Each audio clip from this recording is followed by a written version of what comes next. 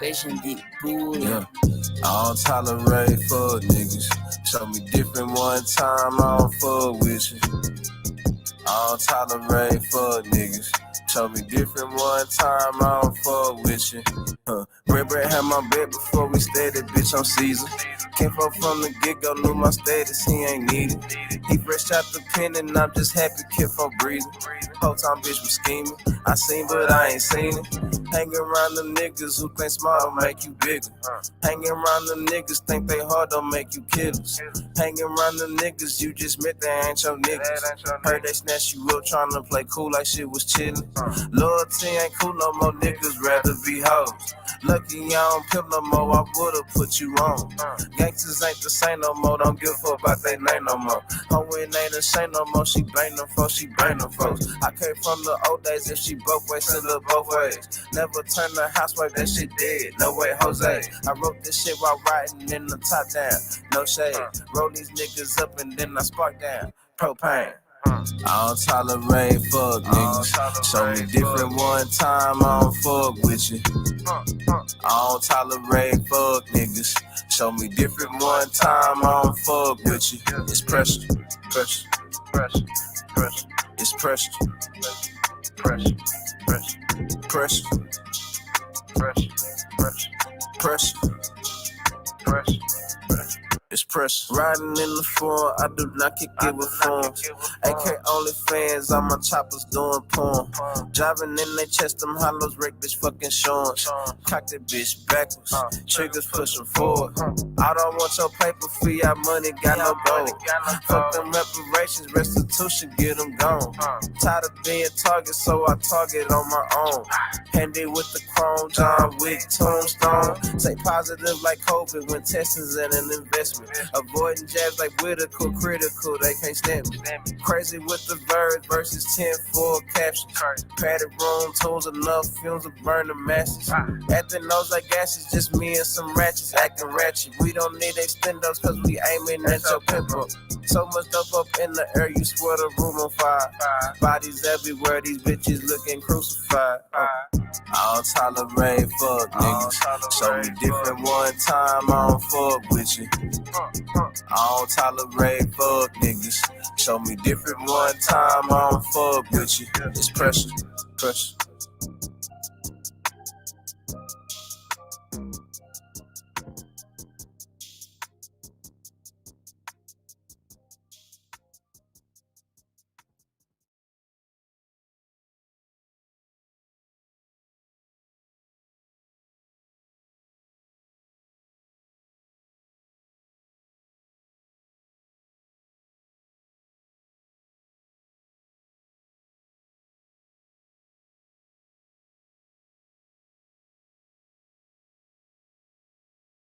That bitch up, Mike. Yeah, truth can't be told, it gotta be realized. The truth can't be told, it gotta be realized. Freedom ain't free, it ain't legalized. Can't be told, it gotta be realized. Freedom ain't free, it ain't realized. Freedom ain't free, it ain't realized. Freedom ain't legalized. Realize, realize. Freedom ain't free, it ain't legalized. Real eyes, realize. Freedom ain't free, it ain't legalized. Real eyes, realize. Real life. Yeah, slavery was a long time ago. How? Same motherfuckers still here right now. Colonized on our land, they ahead of us. Changed our name so much they scared of us. Children of the sun, y'all don't compare to us. Pale-faced people, this ain't y'all area. Talking about America, pale-faced people, this ain't y'all area. Even up the playing field, bitch, I'm darn. How you a victim, bitch, you a Karen. Cognitive dissonance, you don't need sperm. You got white privilege, so you don't need sperm. Looking at my homeland, man, I can't believe her. Colonized came here, they ain't never leave her. Indians ain't die off cause we here. You ain't gotta lie, just say you won't be here. How you American but not indigenous? 400 years still ain't get rid of us. All Europeans, naturalized citizens. Made all the Indians niggas on the census. 1492, we was on the fences. Civil rights movement, we was so defensive. Black Wall Street, whites got so offended. Common law rights, gave us amendments. Thank God don't speak truth, that's alright. First slave 1619 was all white. 1200 wasn't no continent, all white. Europe named after a black woman, alright. Grafted, it come from us, do your research. Go within, quit listening to the teacher. feature. And the Nuki got boys coming out the speaker. Cut off trees down and made us weaker. Really they foreign or the shit gets deeper. Whites don't know where whites come from either. I'm Aborigine, we come from the ether. Ruling over us in our land, that's evil. Being colonized right now, black people. Prisoner of the war, that's why it ain't equal. Wake up everybody, don't be no sheeple. Freedom ain't free, really freedom is illegal.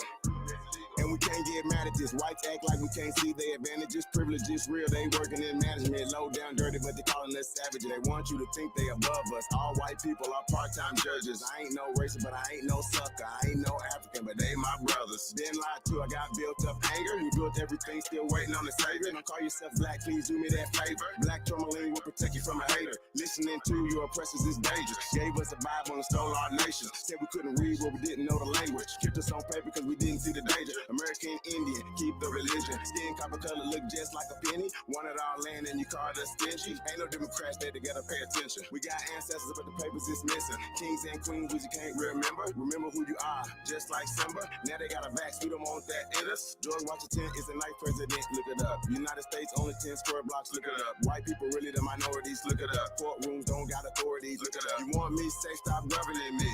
Gave me a straw man, it's really not me. Why you don't keep it 100 with me? Why Trayvon killers still walk around free?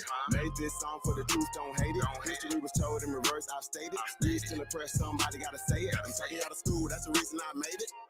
History, it's his story. History, it's his story. History, it's his story. History, it's his story. That ain't my story. History, it's his story. It's his story. Probably ain't your story. History, it's his story. It's his story.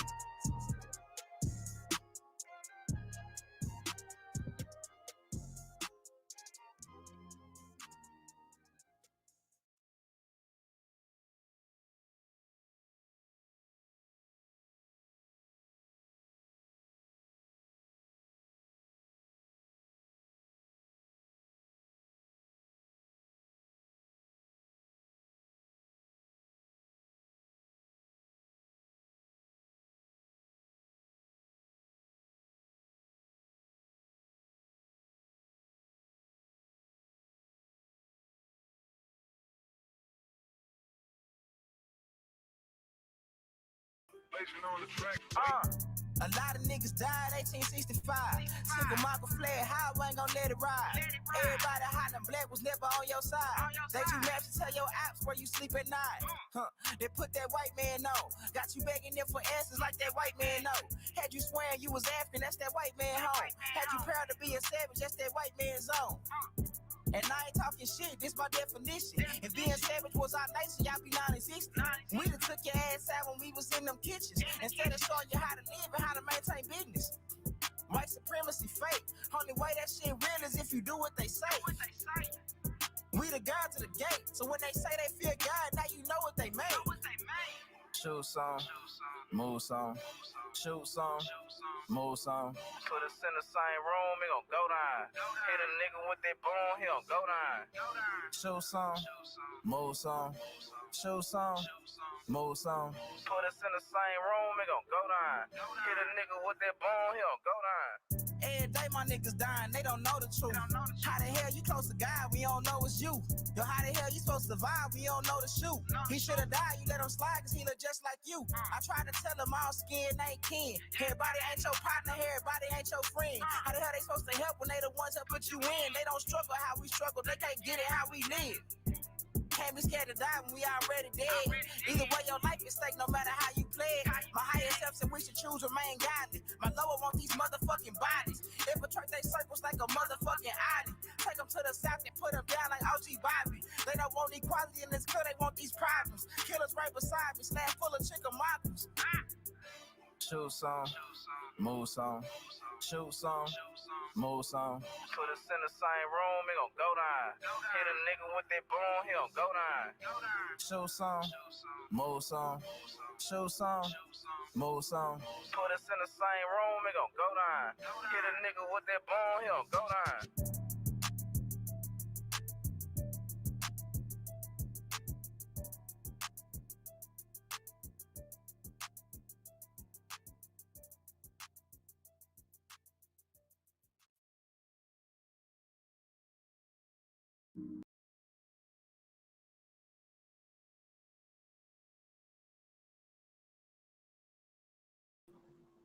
Peace and paradise to all American Aborigines. Supreme Chief Holidays in the building. I'll say shout out to my partner crime in the building. And our CEO. One and only CEOs in the building. I'll say shout out to all the American Aborigines tapped in, man. It's gonna be tapped into this later. Appreciate you guys, man. Tuning in. Really do. Let's see what we got in the chat room fast, y'all. That was the infamous Trey Ali with Pressure. Then we had Threads 3000, History, and we came back with 1865 with Trey Ali. That's a piece of guys, man. So shout out to everybody, man. Tapped in, man. That's what you got in the building. M Stores, first Aborigine in the building. Peace, Empress. Blue Era, Grassroots. Peace, Guy. Peace, Dirty. St. Louis is in the building. Raina Leona is in the building. Peace, Empress. Truth of Everything. Peace, King. Snake Guy is in the building. Reginald Jones. Big Dog Philly OG. Elizabeth Young. Copper Tone, Following Our Heritage. Apple Apparel. Hey, that's what's up, Copper Tone. Check out your apparel. Peace to you, though. Shout out to Copper Tone, y'all. Peace to the guys, man. Tapped in. Appreciate you guys, man. Bubba Lee is in the building. Peace to the guy, man. What's up, bro? Funky Town in the building. What's we got over here, man? Shannon Lorette. Bronze Flat Power God is in the building. DJ ZPE. Khalil Finch. Mound City Mellow. Zoe Hustle. Wolf Guys in the building. Brandon Rogers. Say peace to the guys, man. We got Lord Determined is in the building. Peace to the guy, man. Appreciate you guys being in the building. Hey, y'all, this is Culture Vulture 3.5 because we did half the part 3. This is gonna be the second half, part 3. Yeah, you know. So that's where 3.5 come from. And you know, you see the big brother Kwame Brown is you know how they say, you know, it's right and exact and on code with the vibrational pitches. And you would thought, you know, that we were all having the conversations about the same thing, but no, it's just about being men and about some of the things. So I heard the conversation that he had yesterday about Vlad and some other things. I want to say shout out to Self-Talk and other brothers because, you know, they'll show clips, you know what I'm saying, certain things, you know, that they take out of brothers' bills, you know. And so, you know, a lot of times, you know, I catch those things, you know, because those are the things that are catching the, you know, some of the talking points, right? Headlines that people catch, you know what I'm saying, are catching people's attention. You know what I mean? So, and so I look at Kwame as a brother that speaks for the people who don't have a voice. You know what I mean? You know, a lot of us that don't get the attention, you know, don't have a celebrity, don't want to kiss nobody's ass, don't want to get on television and talk down on their brothers and sisters. Y'all know what we're talking about. But I don't want to, you know, be the one to always be that guy. You know what I mean? So I've been in radio and entertainment business coming up on 30 years now. You know what I'm saying? And didn't get to opportunities, never even got the opportunities because I would not capitulate to any of those things that will put us in this situation, you know, that we see ourselves in right now. That's not manly, that's not respectful to our people. You know what I mean? And a lot of times, you know, once again, you know, the balance that you have to have between art, life imitating art, or art imitating life. Y'all dig what I'm saying?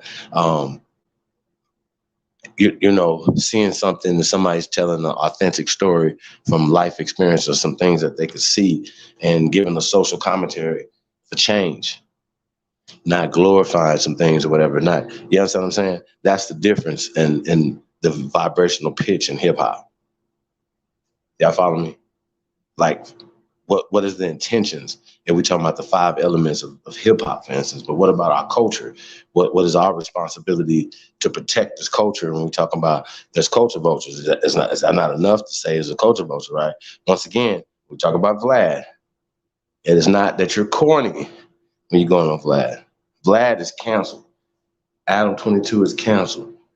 Mikey T is canceled. Any outlet that's not for our people should be canceled. Period. I'm gonna fuck if it's the Breakfast Club, whoever the fuck, yeah, we got to start turning up, but we got to start somewhere. And I know you guys are like, but these outlets are so big. Well, okay, what about creating your own outlets? What about helping other outlets that look like you, that support you through thick and thin? Y'all see how this work?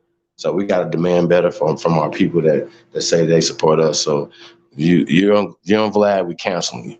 So it's not enough. We got to start turning up. It's not that you're corny, because there's a lot of corny niggas, but they like going right to the bank though. You know what I mean? And niggas support corny niggas every day. Y'all see that? The cornier they get, corn hub. Shout out to AP. Corn hub ass niggas. Rick Ross, why 50 Cent came to me like Ja Rule. Piece of the guy, man. Indian Brown is in the building. See us at turn right now. Yeah, it's canceled. It's canceled. It's canceled. If y'all subscribe to Vlad, unsubscribe. How about that? We're gonna start turning up. Boozy, you can come over here and have all your conversations you want to have over here with your sahab. How about that? Real spit. We gotta have these conversations, man. So we gotta have, and it's not about just the disrespect of the Minister Louis Farrakhan, a piece of that guy. Not just about that. It's about just disrespect of the whole culture, and we're gonna get into a little bit tonight. And once again, we're gonna show the second half. Shout out to Irritated Genie of that. But I want to get into this. I think we want to get right into the Kwame Brown commentary on Vlad's situation, because I think it's very pertinent to what we're saying. And I give my commentary throughout this. If you guys haven't seen it, I think it was on yesterday. So I want to say salute to Big Brother Kwame Brown living this blessed life. You know what I mean? And like one day I want to make a comment too, that he has a goddamn point. You know what I'm saying? I talk about this all the time. I'm going to do a whole decoding the color purple, right? I call it the color purple effect. You know what I'm saying? It was like, okay, it's the destruction of the grandfather, the destruction of the father image, right? With this James Evans, whatever, destruction of the father image, destruction of, right? And once again, is it life imitating art imitating life? Y'all follow me? So once again, what about Black Boy Magic? Now I understand you guys, if we want to go back to black and white or whatever, and we want to have that conversation with the big brother Kwame Brown when we talk about these social constructs. Who's white and what's this, and why put ourselves in that social construct? So I think that's something that we have to talk about. But once again, you understand what he's saying when he's saying Black Boy Magic. I like Geechee Boy Magic, Kwame, but we'll get back to that. Anyway, shout out to Geechee Boy, Kwame Brown. Yeah, I'm gonna pull this video up, man. I just want to get right into this. There's a lot to talk about in this. He broke down a lot, very important information, that we need to talk about. And like I said, I want to salute the brother for having the balls to say some of these things, and then also being successful at it. Once again, the people have to support the real. So you already know what it is, man. Thank you guys for supporting the only building supporting the Dollar Challenge, and definitely appreciate the people that believe in altruism. I salute you guys on that, because I'm the same way. So salute you guys. Definitely appreciate it from the bottom of my heart, even if you don't want anybody else to know. So it's all love over here, and can't wait to see you guys and love on you guys physically. So I want to say salute to you guys, and it's all love from your sahab. And like I said, I come in peace, but this is war. So let's get this up. Let's pull this up, y'all. Let's get right to it. Man, it's really interesting, yo. We got a lot to talk about tonight, man. Yeah, So I want to say shout out to Big Brother Kwame Brown. And you already know, man, wake up, wake up, wake up. We are 2 a.m. We are 2am.com. Come check us out at 2 a.m. You already know, man. Support the real, man. And we'll get back to that, man, a little later when we talk about some of the things that we should be doing is supporting each other and supporting each other's businesses. So salute to you guys. Peace, you guys. Let's go. All right, I'm gonna have to see how I'm gonna do this.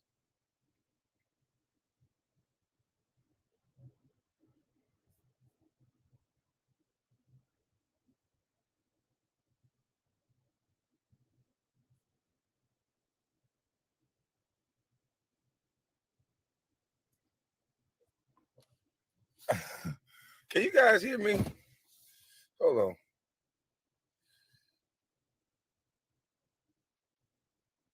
Nah, I'm trying to learn something new. Shout out to Miss Queen Regina. I was trying to do the remote access thing. As you know, it's not gonna be. I don't think it's gonna be a lot of crazy people in the chat right now. But for whatever reason, I thought I was gonna be able to access it on my phone. So I drove and left, and when I was trying to access it, it wouldn't let me do it. So I had to come back and get my laptop. So now I'm stuck in the car with my laptop. I got to figure out how to make this work. I tell you what, I'm going to go over on the passenger side so I can get some room. We'll go over here to this passenger side. And I'll put this thing up on the dash and we're going to figure out how to make it work.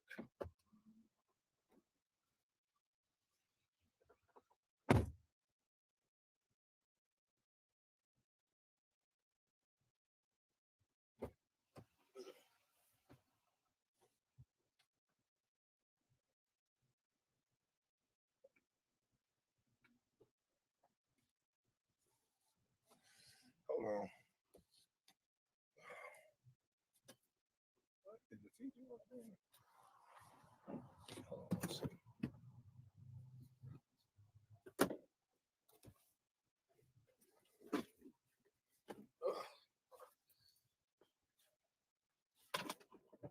Yeah, I can't be in the passenger side looking crazy.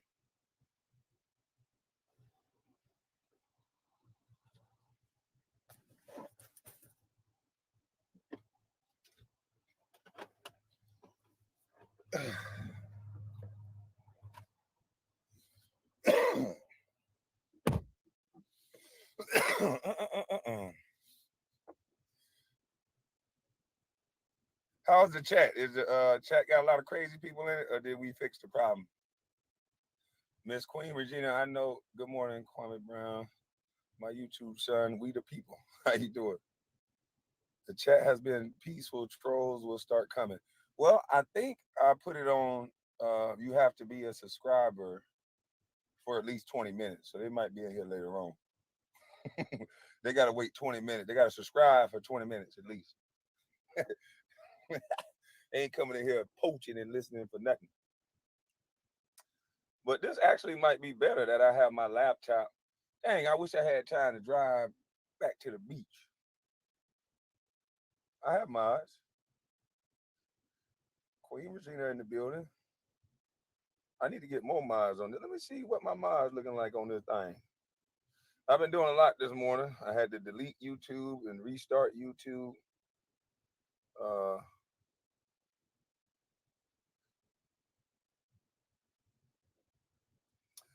Somebody shut up and react TV. Over 200 comments saying I flopped on Kwame Brown. 97 people unsubscribed. I don't think he flopped on me.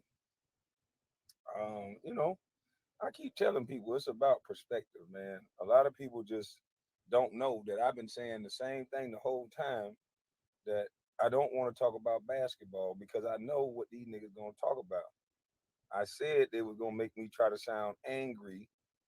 I said all these things before they even tried to do it.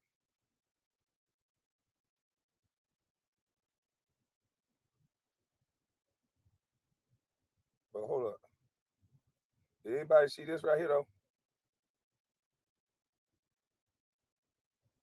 Did anybody see this right here? Look at that comment right there. This is allegedly a police officer in Houston, a sheriff, that said that criminal still got the death penalty. Speaking on Ahmaud Arbery because these men, these creeps, these slime balls got life sentences. How Charlemagne say these cracker ass crackers, they got life sentences. So somebody took it upon themselves to say in the comment section that criminal Arbery still got the death penalty though. This is what they think about you. Sorry, I gotta be the one to tell you. Oh, he just mad. He just angry because of basketball. That wasn't talking about basketball. That wasn't talking about no basketball. Now,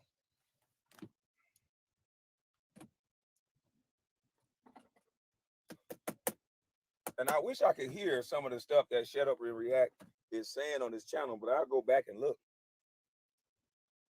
I don't think he was disrespectful to me at all. I think that he's following what the narrative that's being put out. That's why I didn't want to ever waste my time talking to a guy like Gilbert. Gilbert sound like them little clowns that's on the internet that sound real proper and nice. And you know, a lot of people say, Kwame, you curse too much. Before you judge me, go up in your son room, go up in your daughter room, see what type of music they listening to. See if your son play Brawlhalla or Fortnite. See if your son play Call of Duty. And go listen to the stuff that your kids are saying before you judge the busty bust. Because you might got bigger fish to fry than me, because I'm grown. And I know damn well when I went up in my son's room, here I am whispering, trying to cuss low. And then I sneak in his room, and this nigga cuss better than me. I said, oh, hell no. You ain't gonna cuss better than me in my goddamn house. Give me 25 push-ups, nigga. Give me 200 push-ups, matter of fact. The hell you doing cussing up in here? Boy, you ain't 18 yet. You ain't grown. So I'm in here whispering, respecting you, and you up there playing a game, cussing everybody out. No, so you ain't gonna trick me like that. Stop paying for music with cursing in it, then I'll stop cursing. I said I do everything for a reason. Ain't nobody finna listen to no motherfucker that's up here talking so nice and prim and proper. You listening because I sound like your granddaddy. Every responsible man I know sound like me. So you want to go off sound, right? Okay. Facts. Let's judge my character compared to these weak weasels that everybody like now. So everybody's upset about this Gilbert Arenas so-called interview because they said I came in aggressive. Shame on y'all, because ain't nowhere in the hell I'm gonna come in talking nice to a nigga that I heard say you a beta male and you know I ran you. You gonna be a man? I'll let him go if he say that I'm something or some bullshit he said. Y'all got me fucked up. Y'all got me fucked up. You think I ever, especially when I saved that nigga in the club, I put my life, my career on the line. Anything could have happened. And that's why I said, and then he tried to diminish that. You were my bodyguard. See, if he was in the same room, I probably would have slapped the shit out of him. I'm my mama's son. I wasn't hired as no motherfucking bodyguard. What they say? Bro, when Beehive dropping, it's already dropped. Why is this thing so small? Why can't I get this thing bigger? Put this thing on full screen or something. Yeah, y'all need to. No, I don't need it that full. I can't see the comments. I don't need it that damn big. Yeah, I need to see y'all. How do I make it bigger? Oh, no. Oh, that's all good. But anywho, so everybody's upset now. So this is the interview. This is the one that proves to us why we shouldn't like him. He was yelling. He was calling the man a bitch. He is a bitch. I told that boy before we went to that club, do not wear this stupid gaudy jewelry. Then you get there, get in a situation, you do nothing. That to me is a bitch, especially when you talking like you talking. But you want to use that interview to prove that I'm not the guy you like. Okay, why nobody, when I was talking to a man, Anytime Thomas, a man who wanted to have a conversation and not a debate, I told everyone I am not a debater, because most of you niggas don't even know what debating means. You think it's the motherfucker who win do all the shouting and the yelling and the talking. I wanted to have a real man conversation with Gilbert. If you begging me to come, because I've been saying I'm not talking about basketball unless you want to come on my sports channel. But Kwame Brown don't play basketball no more. So it don't help or hurt me in any way. So why is everybody bringing up basketball to me? My game. Bring up the current players. And we can have all kind of basketball conversations. But why do you keep need to bring up history from 20 years ago so that my voice don't need to be heard? I don't want to hear shit about no basketball from my standpoint. I'm not talking about me. We talking about these male images.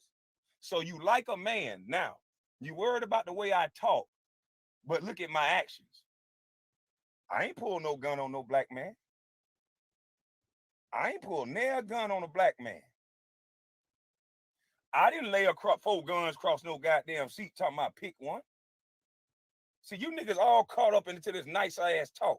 What is the behavior of the man? You don't have to like the way I said it to Gilbert, because you don't know Gilbert. But what is Gilbert's behavior? They've been trying to paint this narrative that I'm angry so long, that I'm violent. Now I'm a violent, angry drunk that's jealous of basketball when I wasn't speaking about goddamn basketball. I'm talking about the image of these black men. I'm talking about the go along, get along gang. I'm talking about these niggas that got an apple in their mouth and got to say certain things to get a paycheck. And it's always about black. So if you saying I'm attacking black men, I ain't attacking shit. I'm attacking the image that they put out there. Somebody attack my image other than basketball then. Because I don't play basketball.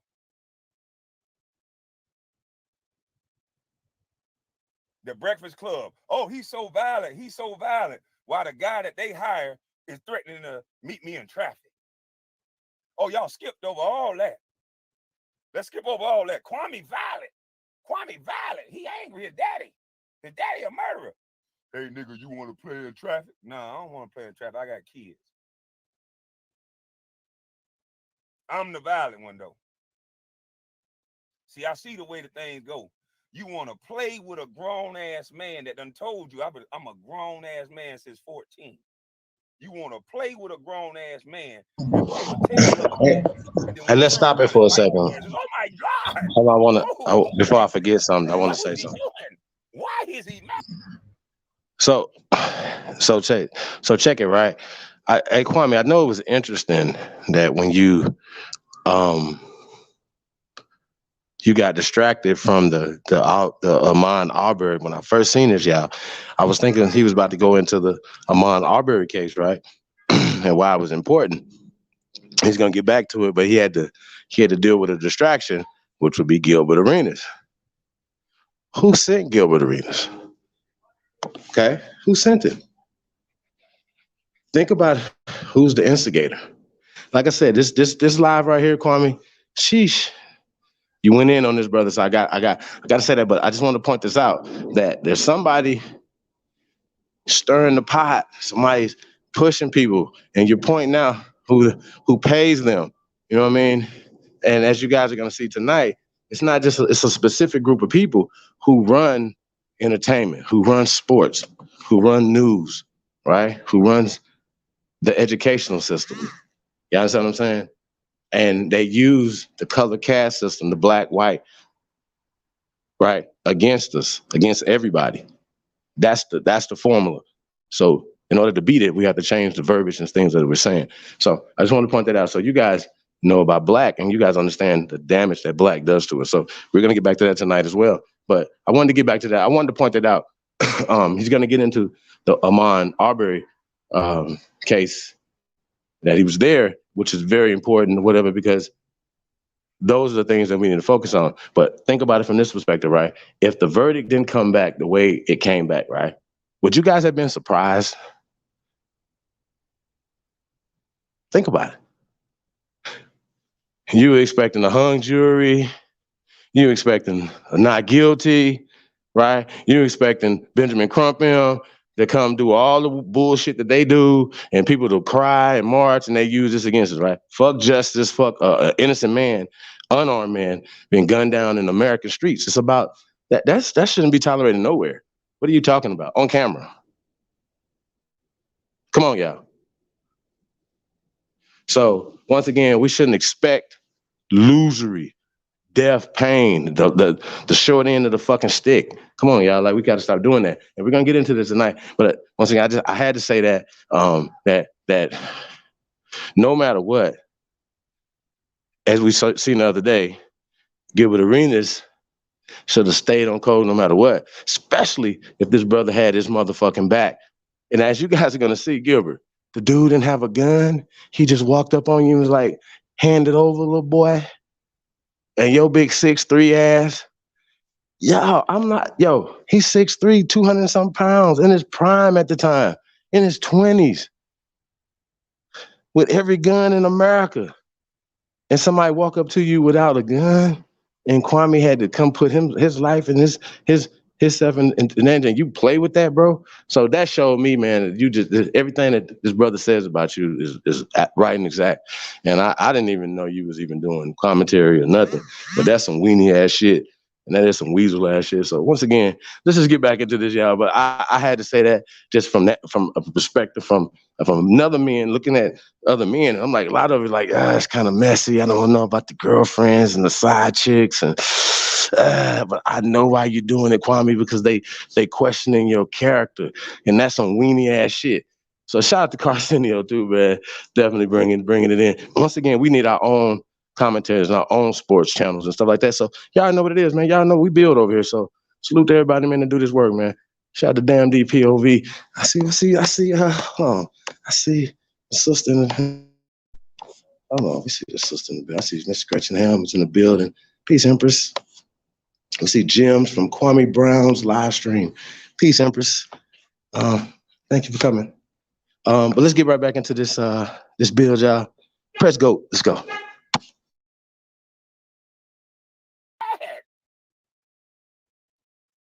You niggas are slap crazy. You niggas are slap damn crazy. We're not gonna pull from any conversation that I had with a man, that I had with a grown-ass man that's not trying to debate. Because like I said, I used to go watch the debate team, and nobody was yelling and shouting and talking over each other and talk about you ain't no man and you a beta and all that before the conversation even started. I have never watched a debate that started like that. And motherfucker, if you gonna talk beta talk, when I saw you have noodle knees, then goddamn it, you gonna get the energy from me that you put out.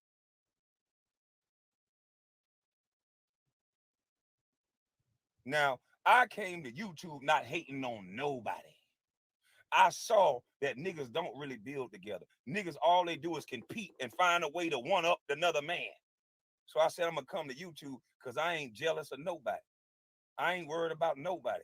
I believe that what I put out there will be good enough for somebody to watch. Hey, So Gil, there's no way for you to say that Kwame's a beta when he was protecting you from a man without a gun. Are you fucking serious? You niggas gotta stop. Hey, Gil, you about to be canceled, narratives buddy. that people put out. Fuck you mean? Actually helping to prove my point. Kwame Brown came to YouTube at first. He was only known as a bust. Kwame Brown started speaking, and he started speaking like a man that sounded like your granddaddy. And oh shit, now Kwame Brown don't like his kids. Now Kwame Brown, he not just a bust no more. He angry. He don't like his kids. He violent. He's a drunk. Gilbert, have any one of you guys asked yourself why all these people say the same thing though? I kept saying the news cycle say the same shit about a person when they don't like them. Every cycle said I was violent and angry. Now, did y'all hear anybody say in DC that I beat him up? With no proof, no evidence, he keeps saying, oh, you violent. You violent. You like to fight. I know you. I see you beat people up. I pick up a beer. Here come another white boy attack. Put the beer down. If we was in the same room, y'all would have thought I was violent for real. Cause no grown man don't tell me what to do. I've never been around a nigga like that's gonna tell a grown ass man what to have in his goddamn hand. And now, guess what's happening now? Because the media trained guy told you I don't like talking to weak weasels. He wasn't trying to have a conversation. The motherfucker, now everybody on Twitter and everybody on the internet now talking about, yeah, Kwame just an angry drunk. Well, call the cops on me and tell them to pull me over and give me a breathalyzer. Be good citizens. Stop just repeating shit that you hear. And Javars, I'm gonna pray for you, boy, cause I know your cell gonna get shook down every second. Your cell gonna get shook down every second. I've had several conversations with men that wasn't trying to debate. They was trying to have a conversation. And that's what I like to do, nigga. You talk and speak in your entirety, and then I'm gonna talk. And let's see where we go from there. It ain't them white boy tactics over talking to nigga, yelling loud, my mic low, and then now it's, oh, Kwame was angry. You never seen me angry. I can guarantee you that. When I'm angry, I'm not yelling at a phone. But if you gonna yell, then I'm gonna yell. That's just common sense. But look at these men' behavior. Everybody now that, and it's not my fault, the Vlad TV's interviews are coming up on my feed now, because that's what all this is about, is money. Now, after the whole little Gilbert interview thing, any one of my detractors put up a video, I don't like Kwame, it comes to my phone. It gets the most views. Kwame lost, it gets 70, 80,000 views. Kwame ain't lose shit. Kwame woke up this morning. Guess what? Kwame win every time he do this. Let me win one more time. Hold on. Let me win one more time again. Hold on. Pay attention this time.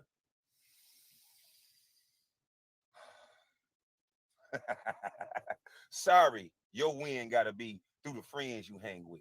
Sorry, your win gotta be through the job that you have. Sorry, your win gotta be through the money that you have or the good-looking girl that you sleeping with. My win is when I wake up and I can do this. Hot damn, that's a win. You niggas so jealous. It's so funny, man. It is hilarious that I said what was gonna happen, and you niggas still doing it. You still proving me right. You niggas still hide in groups, and you niggas still switch narratives. I ain't mad at no motherfucking Gilbert. I've been saying this same thing from the get-go. Nigga after nigga after nigga is on Vlad TV talking about a bunch of dumb shit. Nobody don't want to talk about the topic. They want to talk about, I'm hating. I'm jealous. I'm hating on the man. Let's go to Vlad TV real quick. Let's go to Vlad. Let's go see. Let's go see what's over here. Hold up. Peep this shit out. Let's go see what these interviews look like.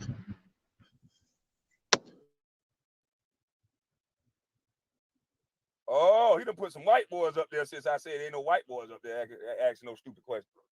Now, let's look at all these titles. Now, it ain't my fault these niggas keep running up on these goddamn shows and saying all this dumbass shit in the camera. Look at this. I was reckless like Kodak Black before I went to jail. That's an interview with Boosie. Lil Flip, 3-6 Mafia Brawl, $22 million arrest.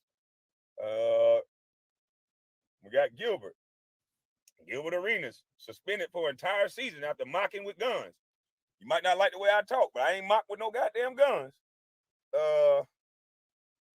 Comparing Alpo to serial killers. Yin Yang Twins halftime beginning. Gilbert Arenas, how Javaris Critteney got caught bringing in guns. Yeah, there's some positive shit here, boy. This some positive shit here, boy. Yeah. I don't like black people, but the motherfucker that sit down and ask black people these dumbass questions, yeah, he love you.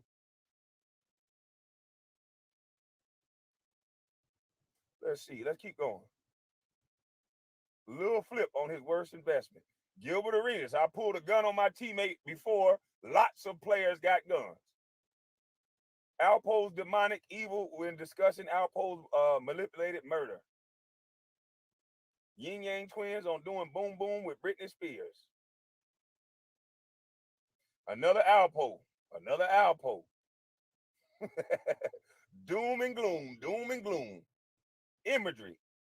Gilbert Arenas has over 500 guns during the NBA incident. During the NBA gun incident.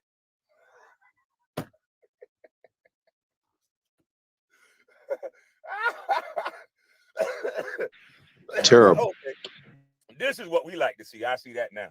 Yeah, it's 144K views on hearing a retired basketball player talking about how many guns he got.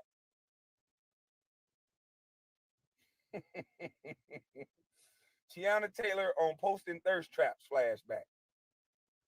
Gilbert Arenas, once again, how many goddamn videos this boy done did? So it's my fault that Vlad TV shit keep coming in my phone. And now I can't speak about what's on the internet because me and Gilbert in a so-called beef. I still don't like these titles. I still don't like this imagery. And that's what I was talking about the entire time. I put 4 guns on Javaris Crittenden's chair and said, pick one, part 1.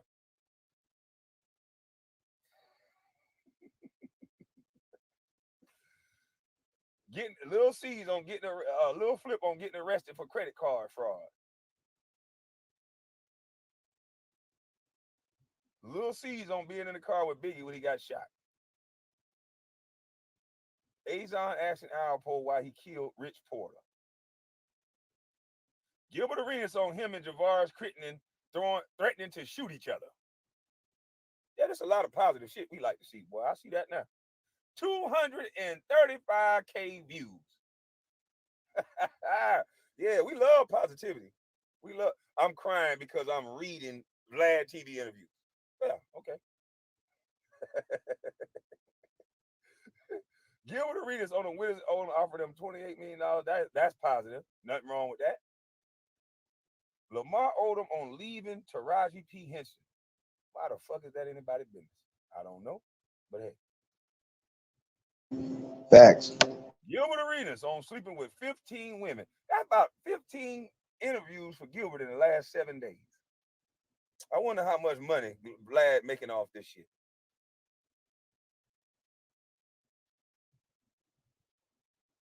So if I point out that you niggas are looking like script reading puppets for these white boys, I'm the bad guy. I'm attacking black. Well, I think you attacking the minds of these young boys that are growing up looking up to a bunch of motherfuckers that only sit down to talk about doom and gloom and negativity. And this is another $1 million question. You got Willie D, who has a big platform, Tasha K, Kevin Samuel. My platform pretty big. You got Say Cheese TV. You got Queen's Flip. Who else we got? Hell, you even got a sign camera. Supreme Cheese Holiday. Why must these people go to Vlad? Why must they go to Adam 22? If you want to tell your murderous, killer, and drug stories, at least tell it to your own people and your own culture. That's who you're talking to, ain't it? That's who you're talking to, ain't it? See, everybody make money off of us except us. Everybody on the screen. Black, black, black, black, black, black, black, black, black, black, black, black, black, black, black, black, black, black, black. One white, black, black, black, black, black, black, black, black, black, black, black, black, black, black, black, black, black, black. And most of the stories are horrible that they talking about. Most of these stories shouldn't even be said on camera. Facts. But I'm so wrong. It ain't no go along, get along game, though, huh? Everybody else can say what they want, but the bus got to talk about trading and coding, huh? Huh? I can only talk about trading and coding when I say you niggas are going up there being puppets for these white boys. You won't even go to a black man. Willie D is a part of our culture. Let's just say you don't like the bus. That's cool. You don't like the bus. Go sit down with Willie D and Say Cheese TV then. Oh, am I right this whole time? The only way a lot of you niggas think you can get on is through a white boy. And they know it. Vlad gonna give me so much exposure. Vlad, your talent gets you the exposure. Oh, Star. I forgot about Star. My bad.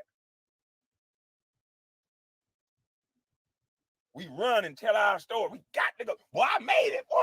I made it on Vlad, boy. I made it, boy. The white boy, the oracle. When I got the Vlad, I made it. And now Vlad speaking on me, telling me I don't like white people. Now you got niggas saying that. Kwame goddamn, he's scared of white people. Which, make up your mind. 1 minute you say Kwame goddamn cutting white people hair, and goddamn, they got the white people down there in the chair getting their hair cut. He playing football with white people. Where the black people at? He defended Kyle Rittenhouse. He white. He don't like black people. Now is I don't like white people. You motherfucker don't know what you want to say. You don't know what you want to say at this point, do you? You don't know what you want to say at this point. I ain't like the way he talked to Gilbert. Fuck Gilbert.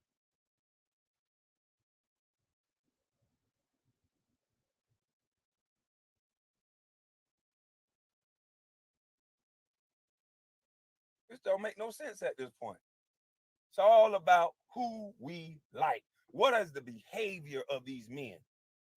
Everybody who talked about Kwame Brown, let's run down their behavior. Since you want to talk this talk, Kwame is gay. Okay, since I'm gay, you get your goddamn straight ass up out of here then. Hold on. I don't even know what that got to do with anything, but if you was mad enough, you should have said it with your face up there, punk. Facts. I need to make it to where I need to go for it. You got to be, you going to have to be, yeah, I know what I'm going to do next. I ain't going to say it. But I love the hate, punk, because you're going to keep watching. But I'm going to find you real quick, though. I don't think you should talk like that, buddy. Queen Regina, can you block the young man that's in the chat that said Kwame is gay? I'm a heterosexual man, and I don't even care that someone is gay, so I don't want to let somebody come in my chat and pick on gay people. This ain't what we do over here, so let me find this joke. Yeah, we don't pick on gay people, and no, I'm not gay, but if someone is gay, that's their goddamn business. So I don't know how that was a diss to me. That's why you didn't show your face. I would have respected you more if you'd have said that shit where them gay people can hear your bitch ass so they can whoop your ass. Yeah, you don't fuck around with them gay people. See, if you, I dare you, I unblock you, make a new chat, make a new person, and put your face on what you just said. I dare you. I triple double dog dare you. Niggas coward. Just say any goddamn thing out your mouth. Oh, and I was wrong. Let me take the time to shout out to Drew Holiday. I played with Drew Holiday. I did not know Drew Holiday had two brothers in the NBA. We all should know that. So let me go look up his brother's name too, because we're going to get some shine. Because, you know, y'all niggas want to be doom and gloom. I said LeVar Ball is the only dude that got his kids, 3 kids in the internet and in the league, and that's not true. That's not true. Because Drew Holiday and his brothers, uh, apparently he got 2 brothers in the league.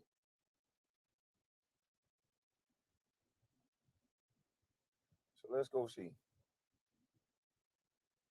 So it's Justin, Drew, and Aaron.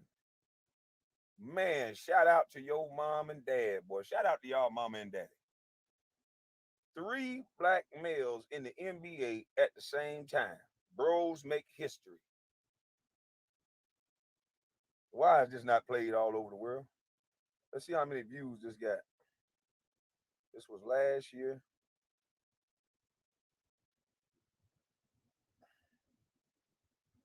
That's crazy. This should be on CNN. This what we should show these black boys. Vlad, you want to do something important? Interview these 3 young men and find out how they got to the league being black, all 3 of them. Yeah, our boys need to see this. Yeah, our boys need to see this. Yeah. We got enough. Y'all, the music industry, the movie industry, they done showed us enough gangster stories. We done seen enough goddamn American gangster. We done seen enough niggas trying to do all this gangster shit. Our culture is going down and down and down. Our black males are losing. If you niggas keep going on these TV shows, look at this. Instead of some white people being able to see this, right?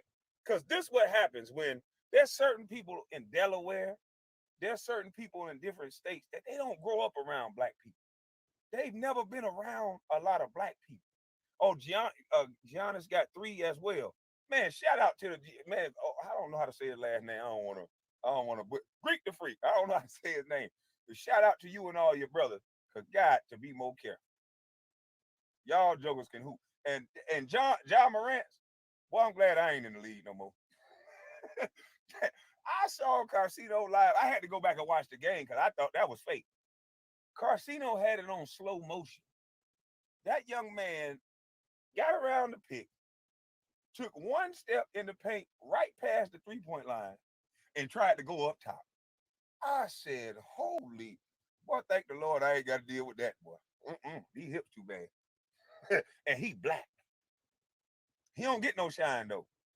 They ain't going to give him no shine. I don't know why, but that little young man there is awesome. There's also a young man from Minnesota. I just saw him got fouled and hung up under the rim, and then I saw a couple of his dunks, Edwards or something like that. I'm gonna have to trust me. My sports channel, we finna go crazy in a minute. I got some things brewing, but man, it's so much young black talent in the league. But the script says talk about 1 or 2 people. The script ain't gonna show you how great John Morant is at the same time as somebody who they like. You gotta wait till you get the old guy out the way first. Yeah. You can't show all these black boys that they great. We can't put this on Vlad TV. No, because that might calm no police encounters down. Yeah, because most white males, a lot of these white men that never been around black people, and all they might not watch hip hop, and some of them don't, but they watch Vlad TV though. They watch Vlad TV. So if they first time hearing about black people is watching black men after black men with tattoos all over here, all over there. That's the only image you're gonna show. You don't want to show this clean ass, handsome ass face with these good ass teeth. You don't want to show this. But you show tattoos everywhere, teardrop tattoos on the nose, earring up the nose, eye, lip up, and then they talking about killing and murdering. And that's the only type of people you show. You bring Gilbert up there to talk about guns and laying out guns in front of a black man. But Josh Childress is building a real estate empire. Why he ain't been on Vlad TV yet? Devin George is building a Vlad empire that's helping his community. He was on my show. Why he ain't been on Vlad TV yet?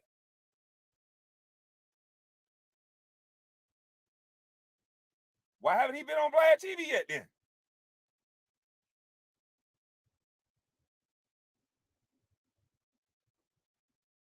Y'all know why. Y'all know why. The black culture, they gotta stop putting these images out for the kids. When I was little and I saw that goddamn Scarface movie, oh shit, I'm like Scarface. I wanted the picture up on the wall. I wanted to be like Don Corleone and pop me somebody. I didn't even know what the hell was going on.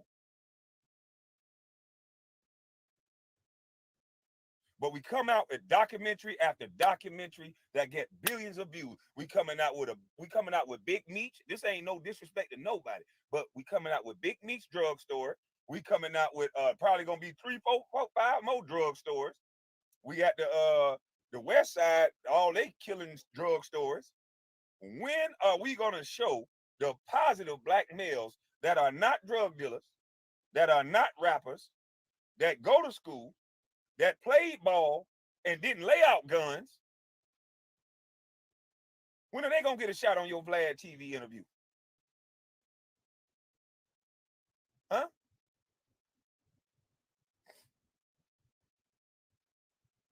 Charlemagne the God, the lesser charge, introduced me as a violent man. Well, your arrest record said you more violent than I am. Yeah, your arrest record that said you a lesser charge ass nigga. Yeah, your arrest record is real violent and foul and nasty. Your actions and your behavior is despicable. Look at the men they have talking about a man that's walking upright and independent. I watched this nigga sniff a seat and he got the nerve to call me angry and violent.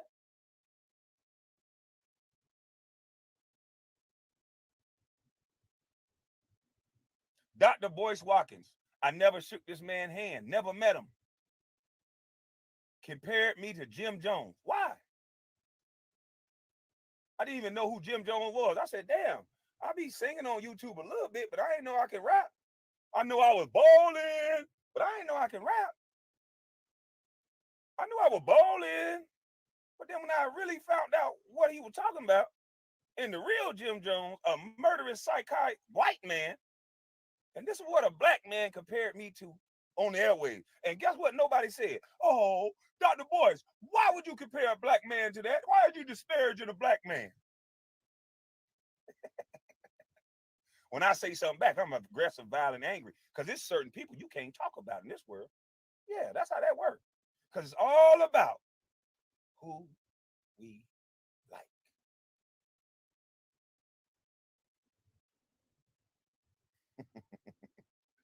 Yeah, let's go on down the list. Who else talked about me? Who else didn't just get their opinion and say, I just don't agree, but you know, he's a man, he could do his thing. Who else made crazy statements like that? Huh? They don't cancel nobody that disrespect black people. When us black people get disrespected, we have to go get our white friend to cancel a white man. Y'all ain't know that? How you gonna cancel a white man when you got every nigga going on his show and making him millions of dollars? You can't cancel no nigga like that. He got a revolving door of niggas. He not worried about your words. He not worried about my words. There's gonna be another nigga sitting in that seat next week. And watch what they talking about. And ain't nobody gonna call Vlad and say, Vlad, you disrespecting black men. You disparaging black men. Why you always asking black men this?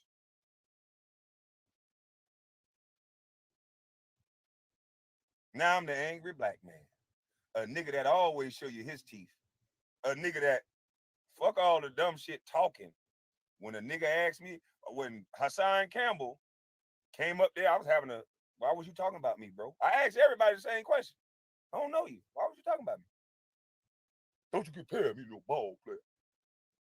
Like I'm insignificant compared to going to jail. Look at the way our culture think.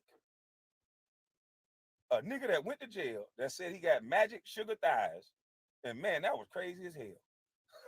I saw that nigga talking about this nigga jealous of my thighs. This nigga said magic sugar thighs. Hey, all I want to know is Kwame. Is that facts? Did he actually say magic sugar thighs? I gotta know, brother. You gotta let me know, brother. Sheesh. Anybody know that's a fact? Jealous of my thighs. Okay. We jealous of your thighs. But even that black man tried to diminish me without even meeting me.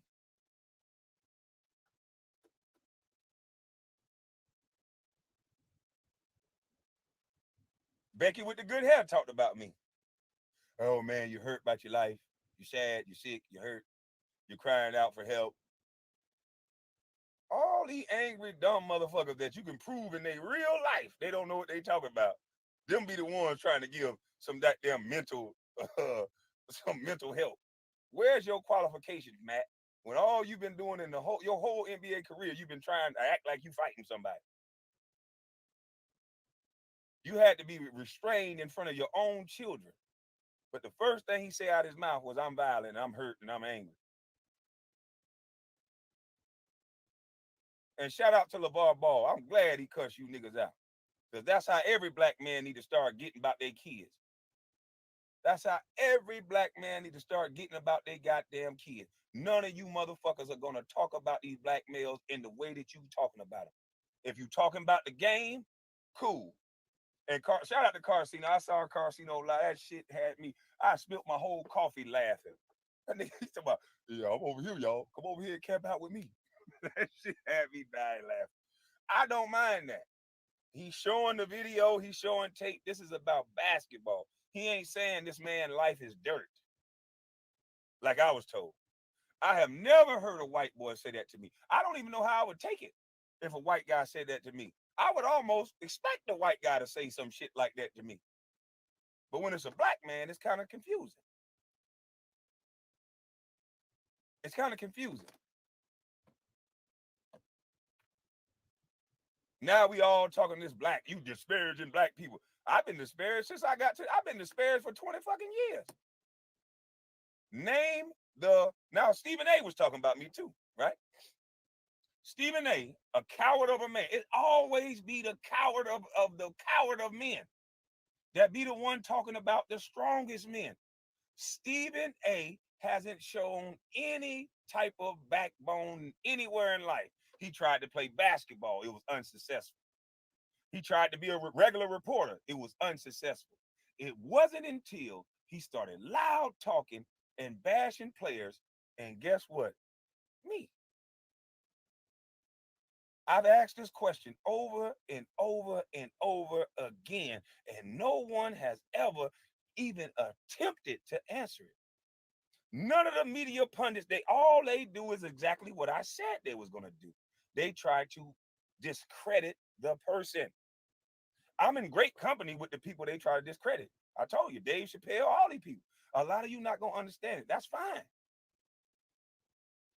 But how come a man that's been talked about for 20 years, now 21, how come he can't get one question asked, answered by anybody? Gilbert didn't want to answer any questions. He want to keep switching the narrative and deflect. How come the first #1 draft pick that was black had a guy going to high schools and colleges talking about it?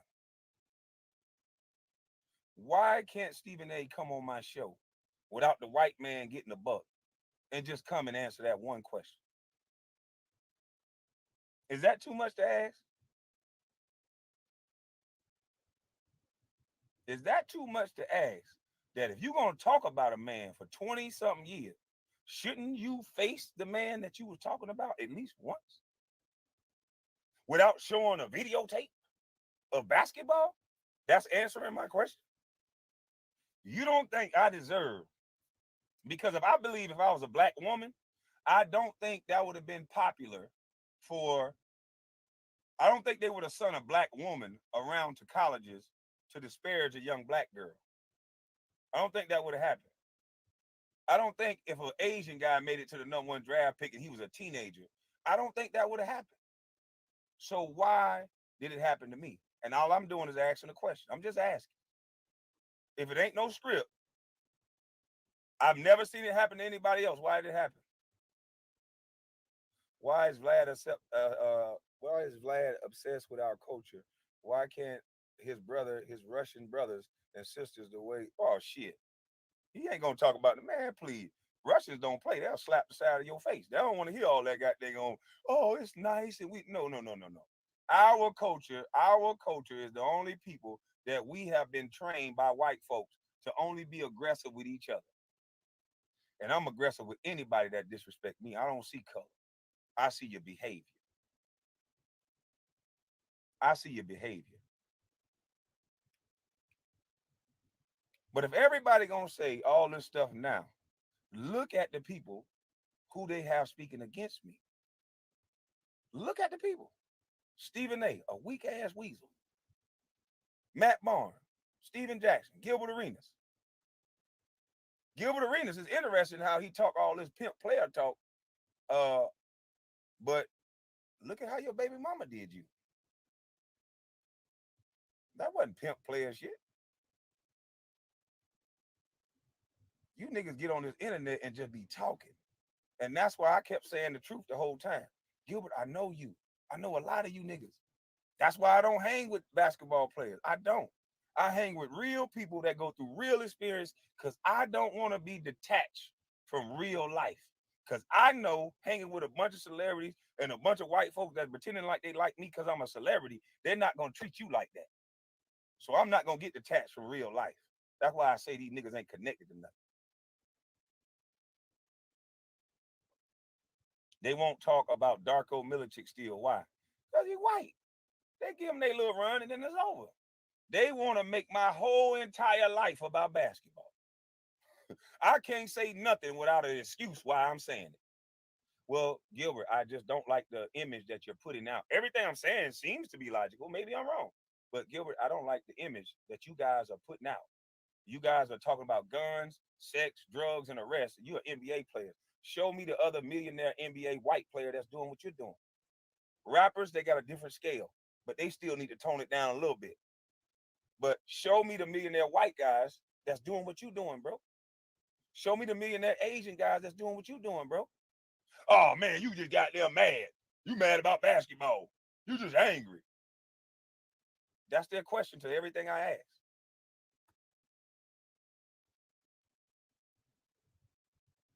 That's their question. That's their response, sorry, to everything I ask. You just mad about basketball. Man, I'm so happy I'm done playing basketball. My hip, my foot, my everything was hurting. My hat go off to the niggas my age or close to my age that can still play. My hat go off to LeBron's offense. But see, the reason why a guy like me, and I think a lot of older players should be mindful of carrying the threat the right way. I'm not gonna play a game that I can't do it all the way out on both ends, because that's a letdown to the team.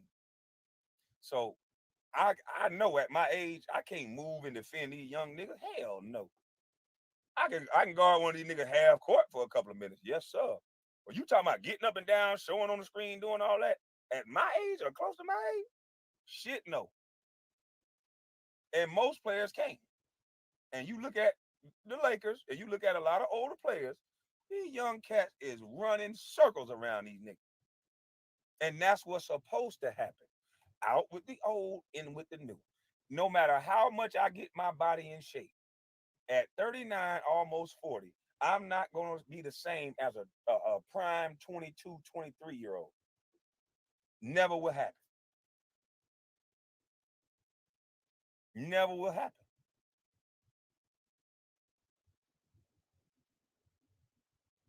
So I don't know why they so scared of a busty, but these people are so intelligent, but they don't know how to have a conversation. All they do is overtalk. All they do is label you something. Answer my question. Why was you at them colleges, Stephen A?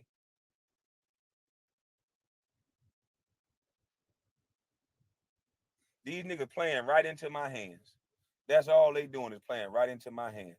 Because they've been running the same script for so long, they don't know how to change the channel. You have a black man now, and in LeVar Ball, that's telling y'all, fuck y'all. We don't want your shoes. We don't want your goddamn trinkets. We want in. And we taking our images back. And any nigga that's getting up on them shows and talking like that, and you an athlete and all that, like I said, rappers have a different scale. They want to hear rappers say a bunch of cool, crazy shit. I don't think they should, but I understand rap is different than a basketball player. I want to see some white NBA players up there talking about they gun toting murderers past, how many white girls they fucking and slutting out. I want to hear it, goddammit. But I don't think it happened. But I know it's happened. I want to hear about it. Why can't we see the image of the white males in a negative light like we see our black males every other damn day? And they doing it to themselves for a damn bag.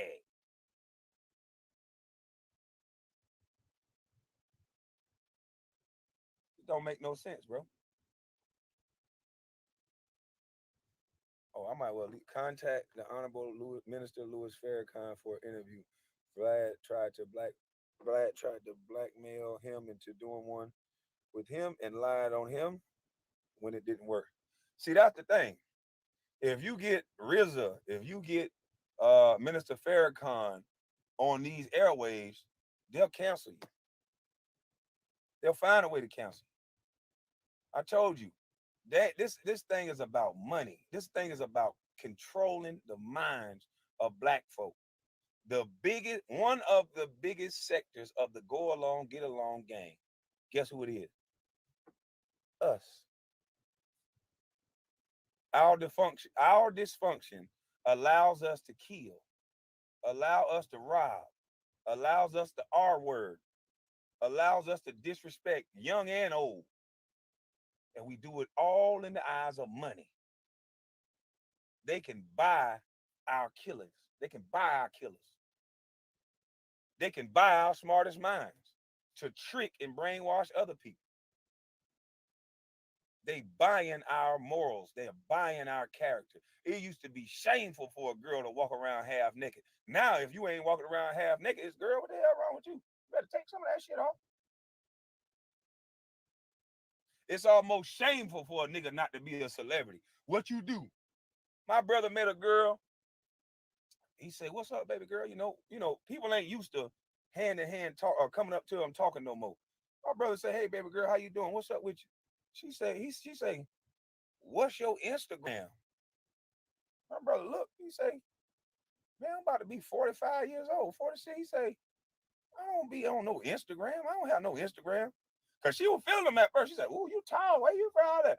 Once she asked what's his Instagram, and he say, "I don't do no motherfucking internet. I don't do Instagram." She said, "Oh, well, I don't know. Uh, I thought you was a rapper, this, and that." You got to be a celebrity to get a girl now. Girl, a lot of these girls don't even like men no more. They want to look you up. They want to Google you. Who this nigga? How much money he make? I don't want no girl that got to Google me. If I come up to you and talk to you and you don't like my smile, you don't like the way I smell, you don't like this man essence, you don't like that I offered you a drink and I want to sit down and have a conversation with you. If all you want to do is Google me and that tells you what you need to know about me, boy, I don't like you. No, you ain't my type. No hell to the no. I don't like you. I want to get a girl that know how to talk. This don't make no sense at this point. The brainwashing that's going on. And when metaverse get here, it's going to be over. You're going to have zombies. Do you like me? I see your pictures. Oh, yeah, I see your LinkedIn profile. Man, you must be nice. You got a job. You make 6 figures. You got a car and a dog. Nigga going to have 4, 5 wives in metaverse and then have a real wife at home. And boy, it's going to be crazy out this motherfucker. All we looking at is stuff. All we looking at is stuff at this point. Man, you don't know what you talking about. That nigga got money. Wait a minute. So because he got money, that make what he say right? That's what's going on now. Those with money is now the right people.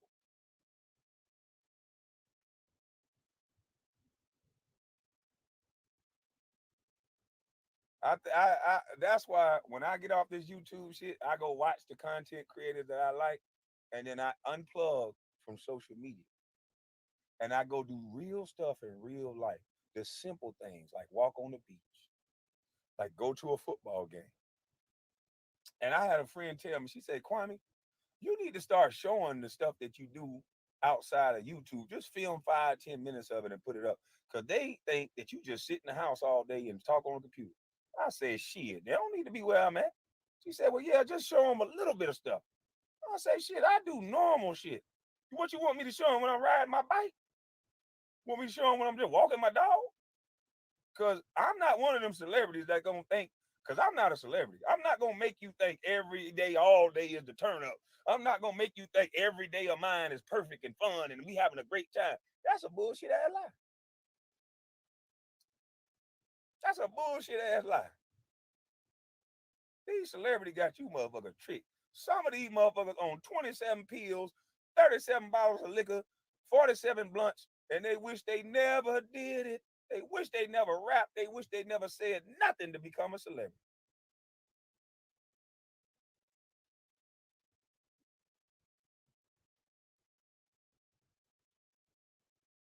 Y'all just don't get it though. And for those of you that's giving your opinions, right? I get it. You guys don't know what I know. I'm not mad.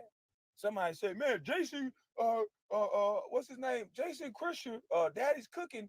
He going off on you, man. He mad at you, this and that." Okay. Like, I'm not about to argue with every man that don't agree with what I say. That's not what I do. I don't ask men to agree with what I say. I say what I say, If you can understand it, you get it. If you don't, you have every right not to. I'm not finna go out. In what world do we live in to think that everything out of a man's mouth you gonna agree with? I don't agree with everything Carcino say, but you know what I would never do? I'm not going over Carcino page. I'm like, hey man, fuck that. You were my dog. I don't agree with you now. Now we got to be fuck that. I always with you, but that one thing you said, look here, Carcino. Don't call me no more. No.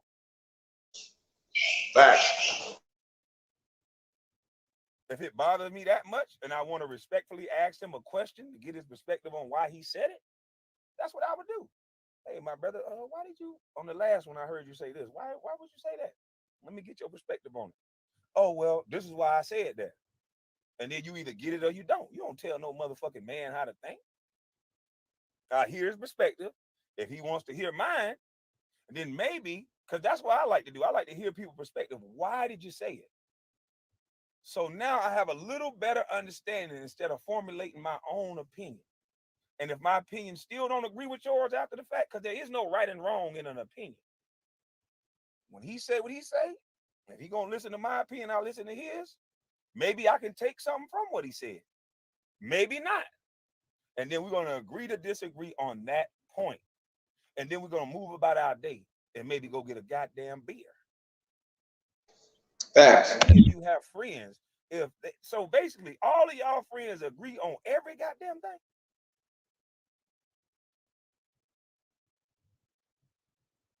I gotta make me a shirt like that. I like you until you say what I don't agree with. No, I like you until you say what I don't like, or something like that. It's all about who we like. So if you don't say what I don't like, or something like that. I'm gonna make me a goddamn shirt say that, because this shit getting out of hand. This shit is like childish at this point. What'd you say? Oh hell no. Fuck you. Hey, come on, man. We don't do that. I'm almost 40. You have your opinion, I have mine. That's what makes Hey, let's stop it right here for a second. That's what makes us women. So it's been a lot of I group think things that's a great going on. conversation piece right there. I figured that.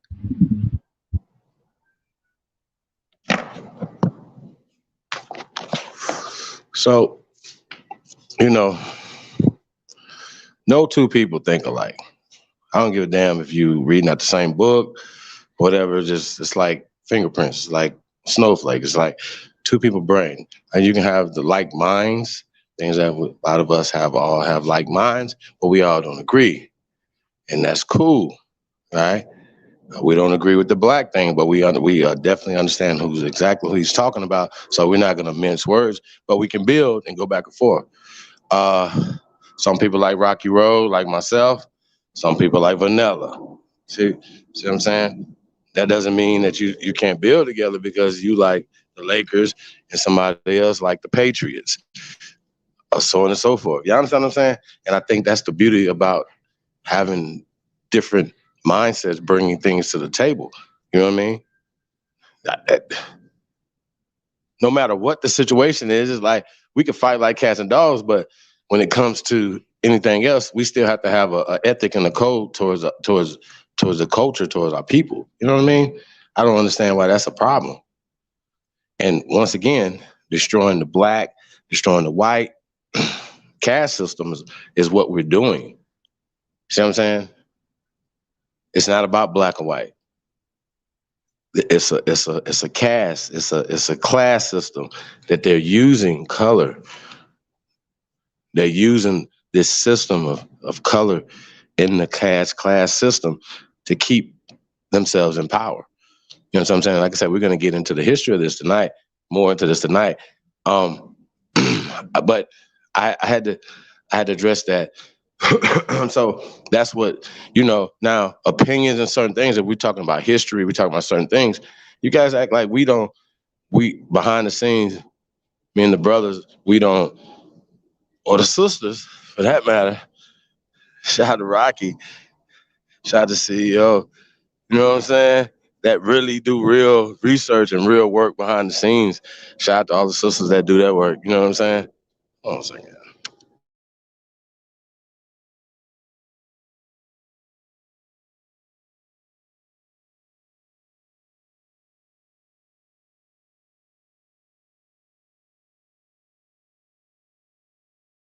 Shout out to our young scholars, Rudy. Y'all don't know nothing about Ali B. You know what I'm saying? So it's all about the great minds and things of the youngsters that's coming up, and be able to lead them in the right direction.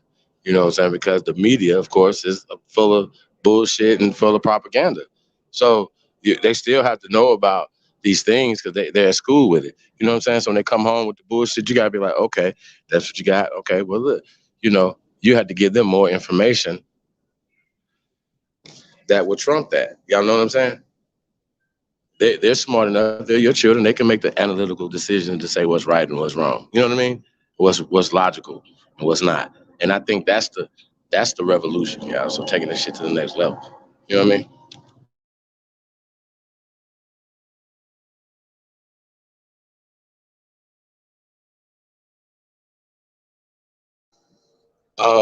Now keep in mind, you still haven't got to the Ahmaud Arbery as you're talking about.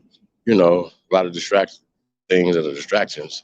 But they're distractions to him. They're distractions to the culture, to getting the message out about the real information, the things, whatever. People don't want to tune into that. They want to tune into the bullshit, which is what is the entertainment aspect of it, the arguments, the beefing. That's what people tune into. They don't tune into the information. So you go watch those videos; those are the least viewed videos. You know what I'm saying? Content. People want bullshit. They don't want content. You know what I mean? So it's kind of good to be able to mix the mix it in. You know what I mean?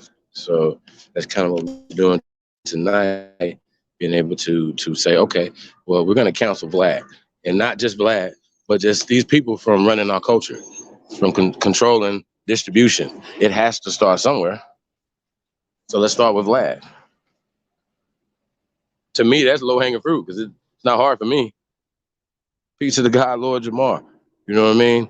Um, it's past being corny for niggas going over there. You guys you guys got to know. You know what I'm saying? If he has some old videos and you guys cool, but all this new content and stuff, we got to shut that down. The people got to do that. It's about the people. And guess what? Now, if brothers like Kwame Brown don't speak up on the Ahmaud Arbery case, for instance, right? We don't speak up on these type of things, and I don't do those type of stories because I don't like doing stories where we have something has happened to us and we have been shown in a certain type of light. You got D.L. Hughley for that. I don't push that type of content. You know what I mean? So you're gonna see the other type of content when you guys remember the sister pulled the dude over the counter in McDonald's and whooped his ass. That's what I'm gonna show you.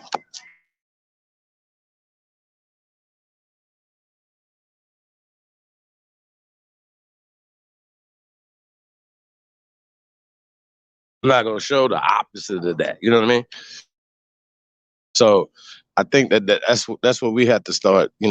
Once again, we turn into the same media. Let's just say, for instance, it's all us, and then we are literally pushing the same type of imagery and content on our people. See what I'm saying? On automatic pilot, and I think that's kind of interesting as well. The stories that people choose to show. You know what I mean? So I want to get back into this, man. We're gonna play a little bit more of this, and then we got some more stuff to get into, man. So I want to say peace to everybody. Appreciate everybody tapped in, man. And shout out to all the Only Builders out there, man.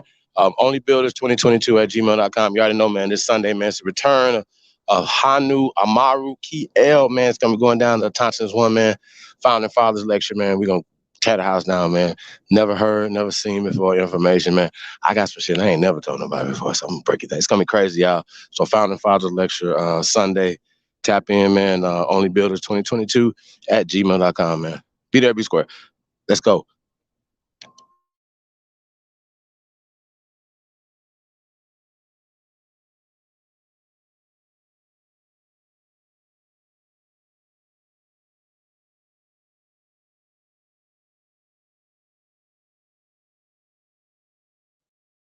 I figured that.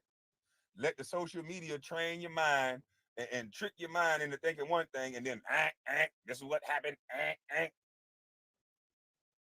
Everything we get mad at now, social media is telling us what to get mad at. I got so many people in my comments, even though I explained it 100 times. man, you supported Kyle Rittenhouse. What? I was at the Ahmaud Arbery case standing out front recording with on YouTube. Did you not see the video? That's support. I don't know what you niggas think support is.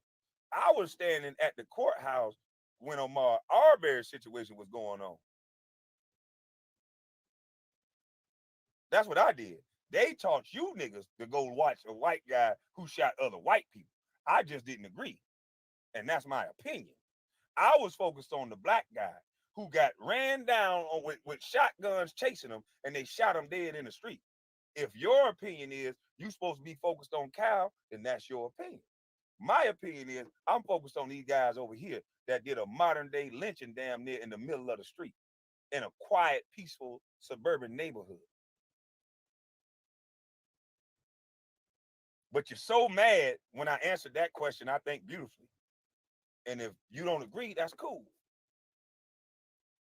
Some may say, well, he only went there with a gun because of George Floyd. And what's the other black guy that got killed? I get so many, I can't remember. But no offense to nobody. But he only was there because the other guys got killed. Okay, that's your opinion. But I was focusing on where an actual black guy got killed right on the spot by 3 white people. Now, you don't have to agree with that, but my support went towards that. So I'm sorry. I'm sorry. And I appreciate Carcino for asking me about it because I'm from Brunswick, Georgia. And I know how corrupt they are down there. And they got it right this time. So I was focused on my hometown, where I'm from, where a black man laid dead in the street. So nobody can take my focus off that. You go focus on Kenosha. I never been to Kenosha. I live in Hold on a Brunswick. second. Let's hear. Hold Where a on, I young gotta black say man got something. killed. So, what is interesting though, what he's saying, right? Which I didn't know this until I seen this today, right? That he's from where this happened at. Now, a lot of people, just like everybody else, know the history of a lot of these towns or small towns with the corruption and the legal system, which is still the Lady Justice is is unbalanced in the motherfucker. You know what I mean? So, and she's not blind, so they know exactly what they talk about. And they can see who they are weighing the scales to. But if you guys remember in the last show, um, Culture Vultures, we were talking about, they said something in the video that irritated Jenny was playing, and it said Jewish courts. And I thought that was really interesting. I don't know, if you guys knew anything about this, but what's a Jewish court? And they'd be like, well, all of them.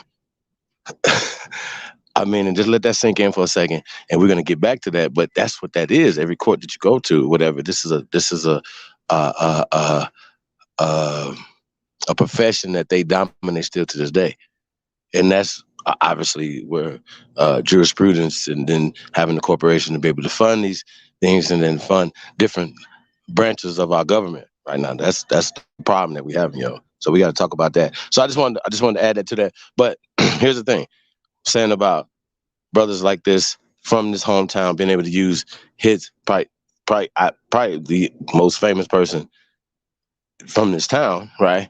Be able to say, hey, you guys are not gonna be corrupt and sweep this under the rug like you have done historically, right? Changes the outcome of this, right? But also saves other people jogging around America. Now imagine if he said, man, I'm gonna sit at home and I'm not gonna, I'm gonna do something else, right? Imagine if he didn't do that. Imagine he said, man, I'm just gonna go have a barbecue somewhere and just talk about it on YouTube and not go down to the courthouse and not use his platform and his celebrity to make a difference, right? So once again, that's what we gotta talk about.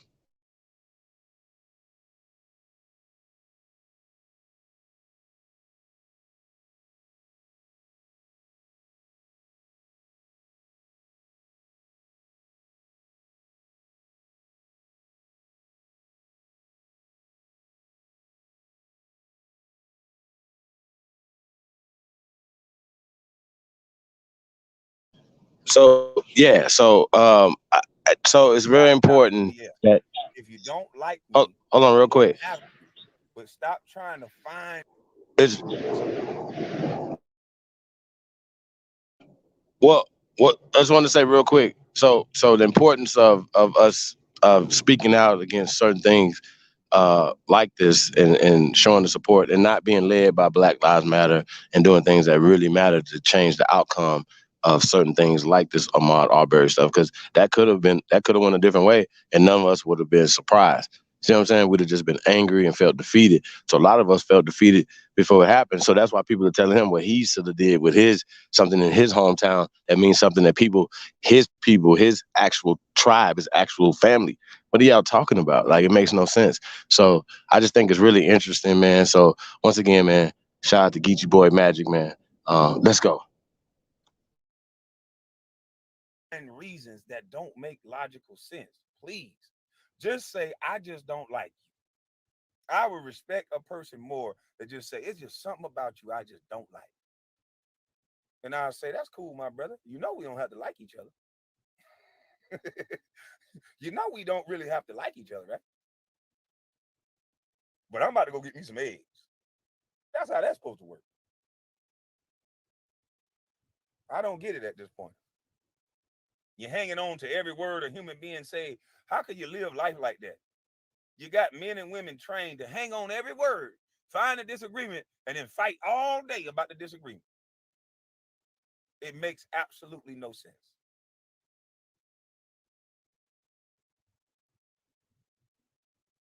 None whatsoever. But I'm really about to go. No, they don't like the truth. They talking about it.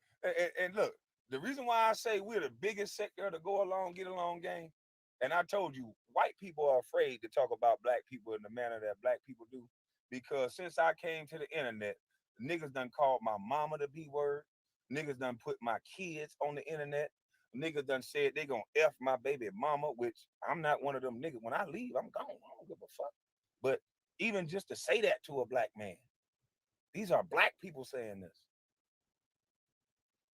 Black man called me Jim Jones. Black man texting me up all night. Never met him. He gonna slap the shit out of me. They don't put my address on the internet. And I'm the one that don't like black people. I'm the one that's violent. We in a script. We in a game. And although you think you put it on vanishing mode, buddy, before I even open it, I screenshot it. Because I know the narrative is gonna be I'm violent and I'm this and I'm that. But I'm gonna have receipts in case one of you come up fucking with me. Because I'm not violent, but I'm not Gilbert either. I am not Noodle Knees. I've been asking people to leave me the fuck alone. And I haven't shown one violent bone towards anybody. I give you the energy that you give me. People have come up and respect me, they get respect back. Shout out to Forgotten Kings. Shout out to Gravity Takeout. Those two brothers disagreed with me like men.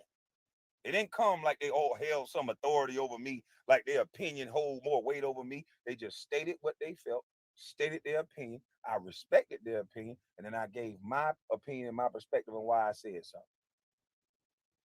That's how men talk. You niggas that are amongst this society that you think your opinion holds some goddamn weight, and now you got to be aggressive because your opinion doesn't align with another man. You motherfuckers are cheering. You guys are cheering. You haven't grown up mentally yet. You don't tell no another motherfucking man what to do, what to think, what to nothing. Men don't listen to other men's opinion. They do it their way. If they ask you a question, then you give it to them.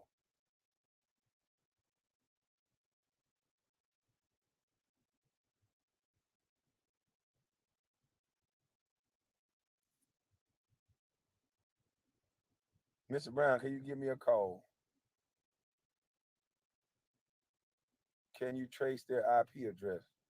What's the point? They just talking. See, a mouth don't care what it say. I don't give a damn what them niggas saying. I said this on YouTube from day one. A motherfucker can say whatever they want. As long as you don't do this, we ain't got no issue. I showed my character behind the scenes. I showed the text message. Like I said, you want to play in traffic? No, I'm almost 40. I got cheering. You want to fight? I really don't, but you can meet me though if that's what you really want to do. Now I got niggas trying to talk shit to me and say, hey, well, shit, we can set up a boxing match. We can go to these white boy platform. They can put the money up, and we're gonna make 100,000.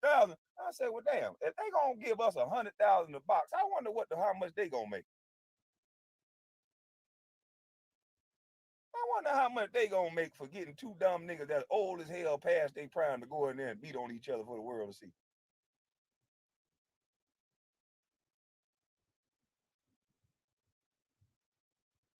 I'd rather not. I'd rather go to the beach and take my shoes off and walk on the sand.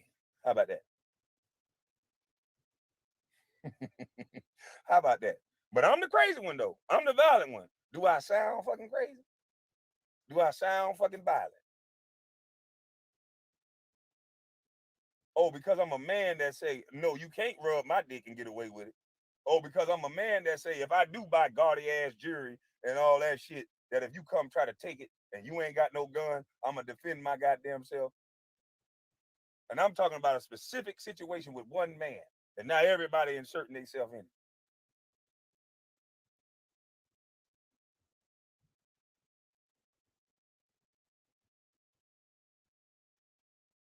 it. No, sir. It won't be no noodle knees over here.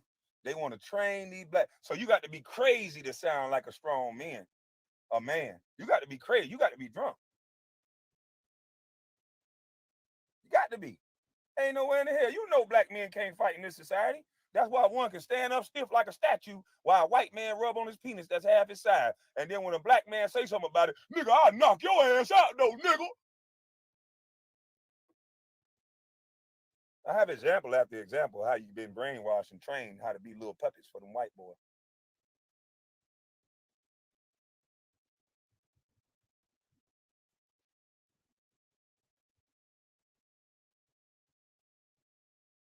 You've been trained. I had a dude I used to hang with. I go buy guns and I hang out. I go to the gun range. We went and bought a gun. First thing, all I talk about is things that happen in real life. First thing this nigga said when he got his brand new gun. Boy, I can't wait for a nigga to try me, boy. I'm gonna pop a nigga like, boy, I wish a nigga would. Boy, look here. This motherfucker here shoot 22 times. I'm gonna pop the first nigga that say something to me. And I looked at him like, nigga, what? Nigga, what? You bought this gun to pop a nigga with? So you looking for drama with a nigga. We don't hang together no more. Needless to say, we don't hang together no more. Because this shit is bigger than basketball. We got niggas killing each other every day. We got white folks helping to stir the pot on the beef. We got black folks helping to stir the pot on the beef. And then soon somebody dies. Oh, shit, Wakanda.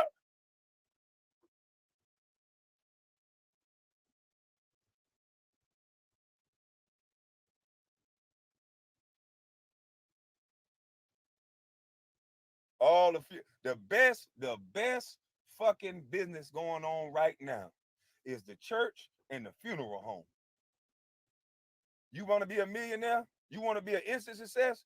Get you a black church in a black neighborhood and put you a funeral home next to it. You will have riches beyond your wildest fucking dreams.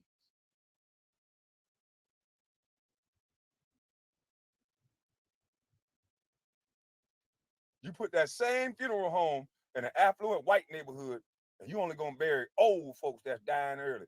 Few young, but not like ours, boy. In our community, you're gonna be burying 6 and 7-year-old children. You're gonna be burying 14, 15-year-old black boys.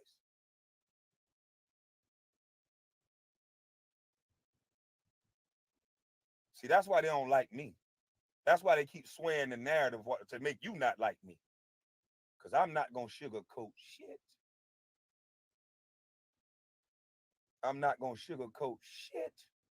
You've been calling me a bust my whole motherfucking life. And I knew I've been a hell of a nigga. So I started to realize, damn, not many niggas got my track record. But they lift up niggas that do nothing but hurt niggas. But a nigga that make his own way and buy his mama a house. All the black men I knew from my neighborhood, it ain't just me. I got a cousin that went to the Navy. He been in the Navy for 23 years. They not about to put no nigga like that on Vlad TV. They not about to put no nigga like that on Vlad TV. It don't fit the narrative. It don't fit the angriest, murderous black people. It don't fit that narrative. So here it is. You got a man that told you he wasn't perfect. That ain't gonna sugarcoat it because you pay for cursing, so you shouldn't worry about my cursing. My same video with all the cursing in it can go get played on somebody else's channel and get the full views. On my channel, everything yellow.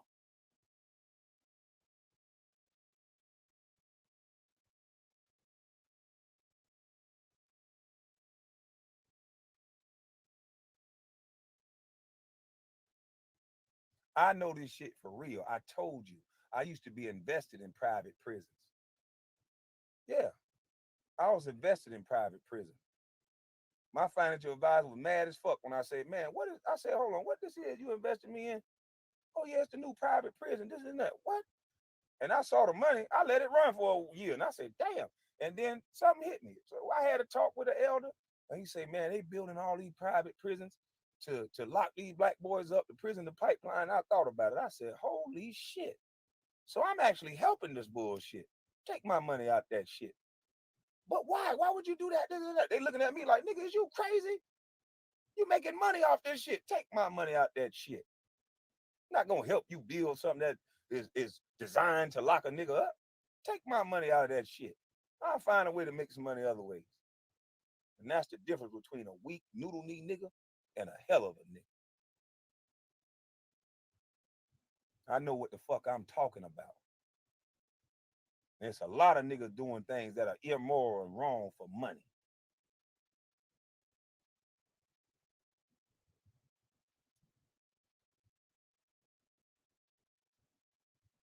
It's a nigga asking me for $350,000 right now to invest in a funeral home. And when I saw the numbers, and that's why I brought it up, I saw the numbers of what this funeral home make. And it's in a small town. And the way he describing it to me, yeah, boy, niggas guaranteed to die, boy. This a black man too. Yeah, that's one thing about it. Niggas guaranteed gonna die. I said, wow.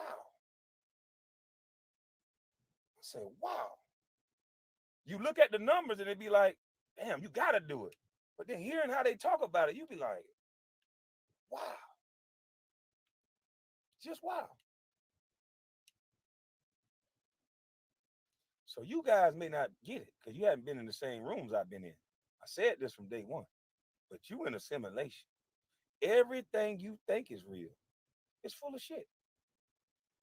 Majority of people who they told you to like, they mean the media.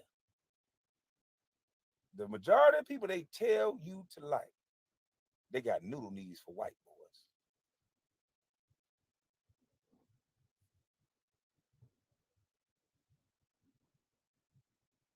That's why they don't like me. That's why every story out about me has been negative for 21 years. And now that I started talking, because see, while I was quiet with Mum is the word, they controlled the narrative. As long as I didn't fight back, it was all good. Yeah, he's just a dirty old dumb little bus. Oh, poor thing. He had the worst career ever. Yeah, he just looking bad. But when I'm walking around this motherfucker, you know, I own my shit, do my own thing, even before the internet. I'm just like, huh? And anybody who ever met me in real life ain't never seen me walk around like no bus. So I was just like, wait a minute. And then when them niggas ran they goddamn mile, boy, it just, let me turn this Pisces switch on for a second. Hold up, nigga. You done played too long. Ever since I turned that goddamn switch on and hit back, boy, you niggas can't take what you throw, can you? You niggas like some boxers with glass jaws. Y'all want to talk about every goddamn body else. But when somebody say something back, you got a monopoly on who can talk and who can't. Nigga, please. It can go one way or it can go the other way with me. It can go calm and peaceful and chill like this, or it can go.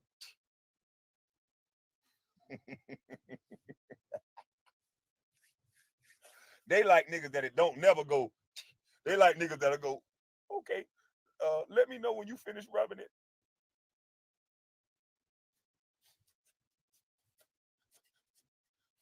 You won't catch me on no motherfucking TV. It just rubbed on my penis. And there's no offense. You shit, you'll put it out there. You rubbed on my penis. Nah, fuck that nigga. I would have never got another job again. I'd have been a trash truck driver. But goddamn it, the next nigga would have known not to rub on my penis. Fuck you talking about, nigga. You niggas are crazy, man. Most of these dudes don't even try any business ventures because they scared of failure. Man, that you all right, Mr. Fair Use. Salute to you, my brother. You gonna fail. You are going to fail. That's how life works. When my mama first set me up to try to walk, when I took my first step, guess what? I got 2 out, maybe 3, and then I failed. But guess what? My mama looked at me and said, get up. I got up again. 2, 3, 4 rounds, and I failed. My mama said, boy, get up. And I got up so many times until I didn't fall no more. And that's how you got to look at life. Life ain't about goddamn if you gonna fail or not. If that's what you thinking, just shit, you might well go jump in a hole. You are going to fail. Failure equals lessons. You learn something in each failure to make yourself a little bit better. Yeah. Failures equal lessons. And we're training these kids to be scared to fail. That's why everybody want to be so goddamn perfect. That's why these young boys walking around with guns scared to fight. Because nowadays, if you lose a fight, oh, it's the end of the world. You a bitch. You a punk. You can't even, nigga, you got knocked out. Boy, thank God the internet wasn't around when I was little. I got beat up so many times, I can't even think. That's how you learn. Nobody had a phone up and picking. If you did that where I was from, you had the phone up picking on a nigga that lost a fight, somebody gonna say, okay, well, put that phone down. It's your turn. Since you want to laugh. And usually the nigga that's laughing at somebody else, you got beat up. Boy, when you get that motherfucker in the ring, they're usually the weakest son bitch you ever want to meet. That's right, Queen Regina. Zaddy took the bite out you niggas. He won't get this bite. Zaddy took that bite out you niggas. You niggas only want to attack niggas. You niggas strong and gangster as fuck when it come to niggas. You niggas ain't never been gangster to a white boy. Ain't never white man look at no nigga toting no gun as no gangster ass nigga. They know you gonna stay in your motherfucking lane. That's just my opinion, though. Don't get mad at my opinion. My opinion don't mean shit. It's like an asshole. Everybody got one, remember?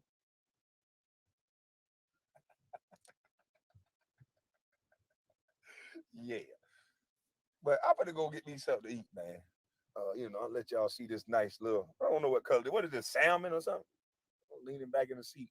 That's why they don't like me. They don't like me and they talk the truth no more. They want to hear some beautiful lies. Don't break my heart. Tell me if you, what's wrong with America right now? We want to hear some shit that make us feel. We want to hear beautiful lies. I wish I could play this. When I get off this motherfucker, I'm gonna play beautiful lies.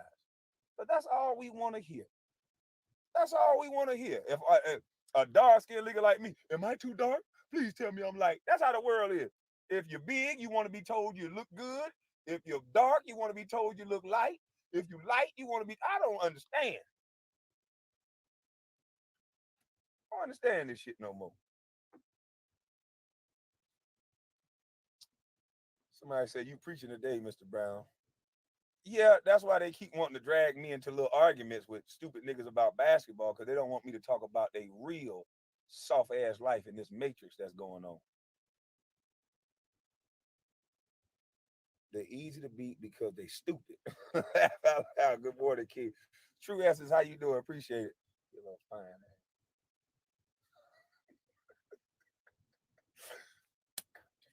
Stop. You've been doing good, boy.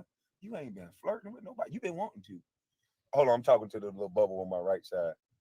I'm gonna talk to this one over here in a minute. You've been wanting to flirt. You've been doing good. Why is you doing that? Yeah. left side talking to me. You know I'm a little crazy. Man, you need to kill her, dog. She fine as a motherfucker. She fine? Hell yeah, she fine as a motherfucker. Just DM her or something, boy. Boy, you know better than that, man. Stay focused, man. I'm a mess. Okay, leave me alone.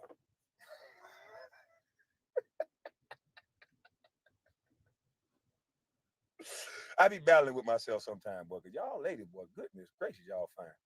Yeah, I ain't trying to get a no do little twist, though. True Essence is a beautiful sister. Yeah, but there's so many on here. Ken Porter got it. Lord have mercy. April, and AK. I'm talking about, man. They already in AKDM. You are not the same. Have a snicker. Down, boy. Yeah, man. You have to talk to yourself sometimes. Do you really want to go over there and do that? Boy, you know you're going to have some fun, boy. You're probably dead. Kwame, stay focused, boy. Don't you do it, boy. People watching you. Every day I got to give myself a prep talk. Shit. I give myself a prep talk, boy. Don't.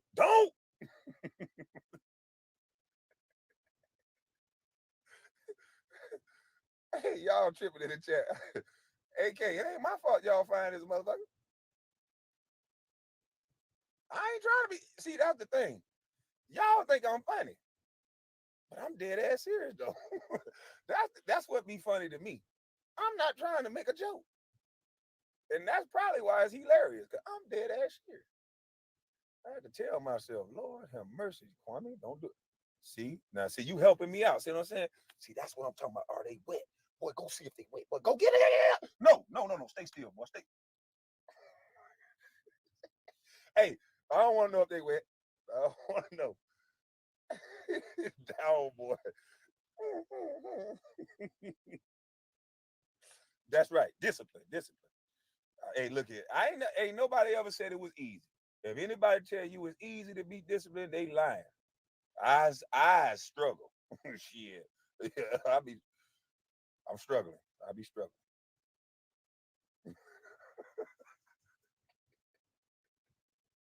I'm just saying. She definitely some pressure in that dress. I'm trying to tell you. Shit. This nigga talking about that ass. See, everybody got eyes. They can see.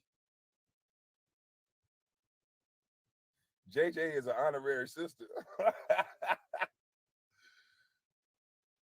Hey, this chat is popping. Yeah, you think I'm a triple for you? No. Watch your mouth.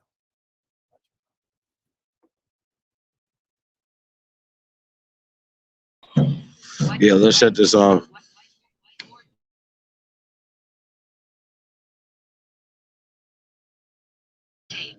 Yeah, man. Links in the chat room, man. Anybody want to come on and talk about this before we get into the next segment of this? I just wanted to say, it's kind of recapping the whole thing when we talk about Vlad, or any other people who have their fingers in the pot, stirring up confusion between whoever groups or whatever. We're going to get into the history of that, a little bit more of that in this irritating Jenny clip. But I wanted to, if anybody wanted to come on and talk about the clip we just seen, you're definitely welcome to do that as well. Let's see, we got King Deezy in the building, Shy Alpha, Realize TV. What else we got in here, man? Peace to everybody, man. Appreciate you guys tapping in. Truth over everything.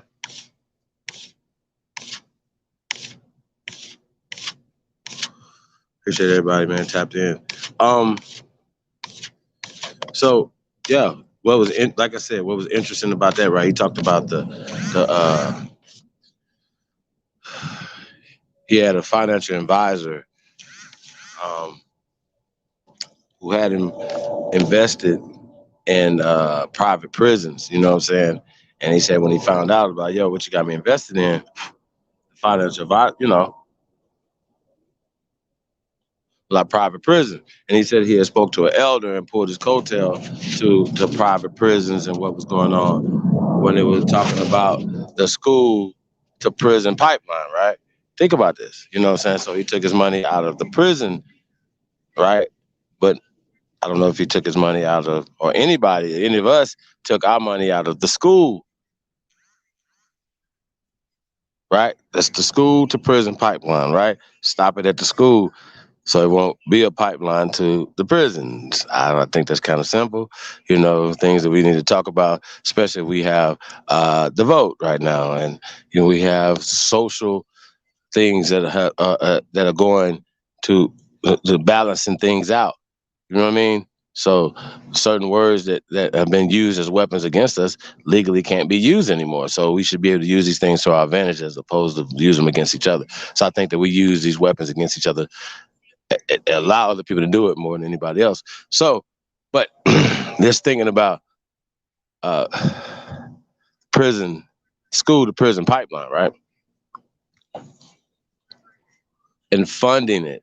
You know what I'm saying? Us in all the things, all the institutions that support the prison, the school to prison pipeline, I think is really interesting, But he said once he found out, he was like, yo, fuck money. Yeah, I know I'm gonna lose money, blah, blah, whatever. But, he went on his moral and his principles as opposed to, even if he did something that he wasn't aware of, once he found out about it, then he changed his mindset about it, yeah. And that's what's important. So I want to say once again, shout out to the brother Kwame Brown for doing that. And then once again, they're not going to tell that story on Vlad. They don't want to hear that story.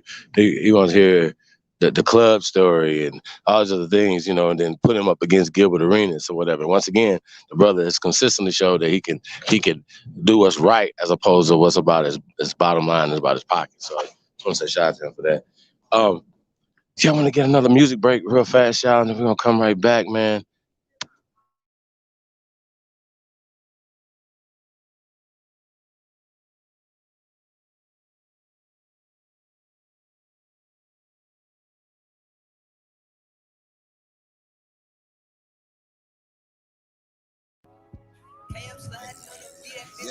Let's get it.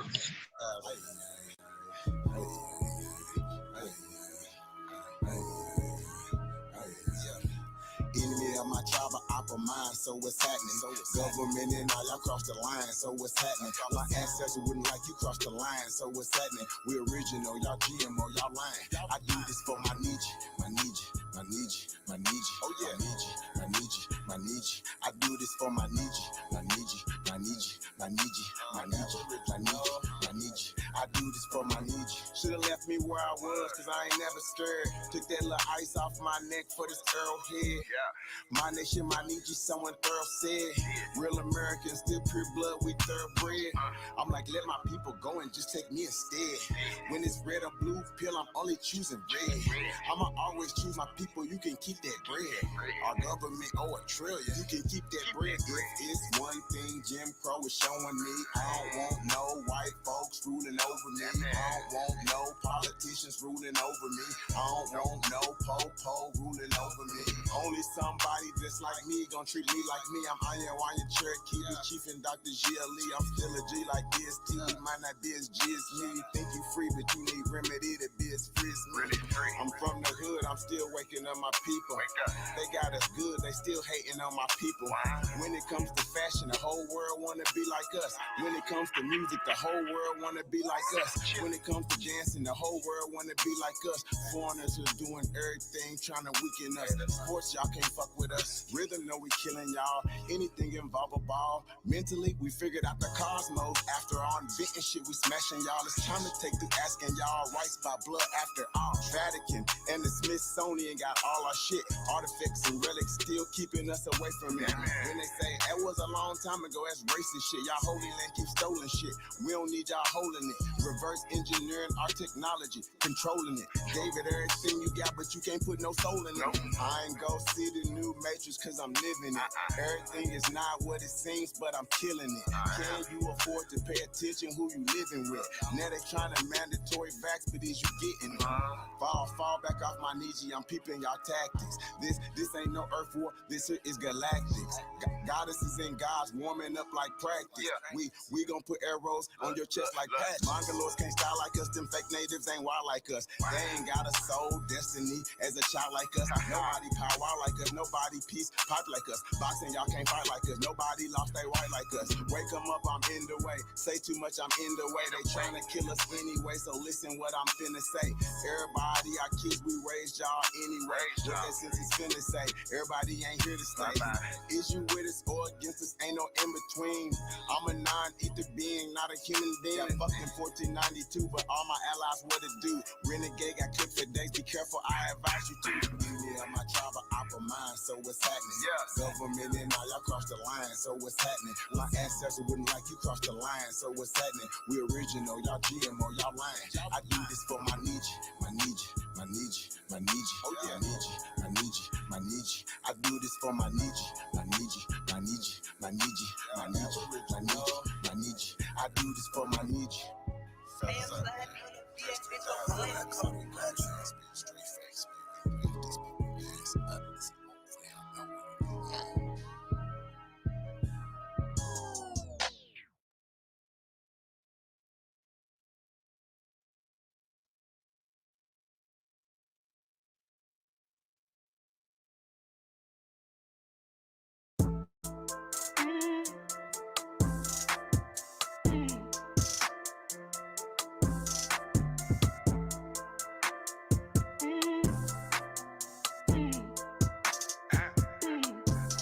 Look, I got word for sex. I might overwork the scale. They calling my phone right now. Guess that I treat them well. Really about that life. I'm talking shootouts and out. Swear that they loving it, but they rather see you fall. It's all right with no cut, you might OD. Find out shit's out, trying to play sweet. Riding one deep, listening in a wrong tray.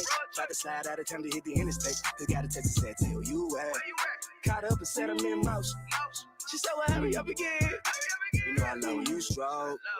Pulled up about an hour later. Now the neighbors know my name. No go nowhere without the strap. Guess I'm stuck in my way. Get it how I live, babe. Only fuck with what pay. I get it how I live, babe.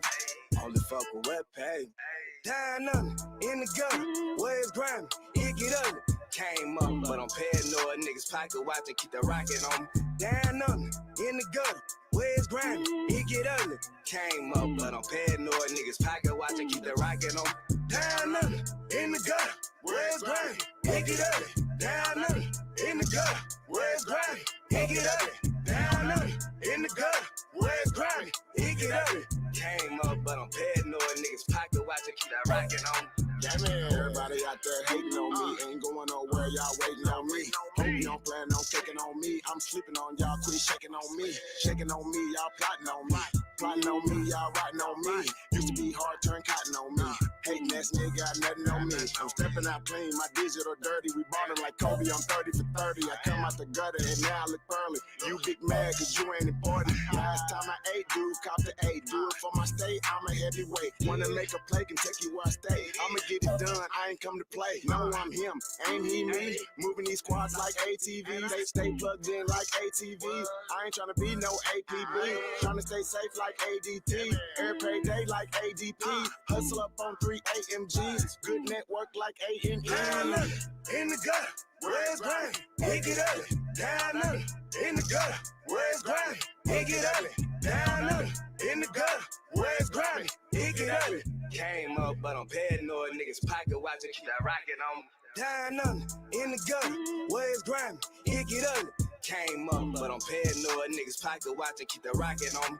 Down under, in the gutter, where's grimy? It get ugly. Came up, but I'm paranoid. Niggas pocket watch and keep that rocket on me.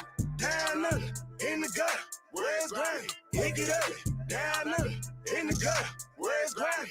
It get ugly. Down under, in the gutter, where's grimy? It get ugly. Came up, but I'm paranoid. Niggas pocket watch and keep that rocket on me.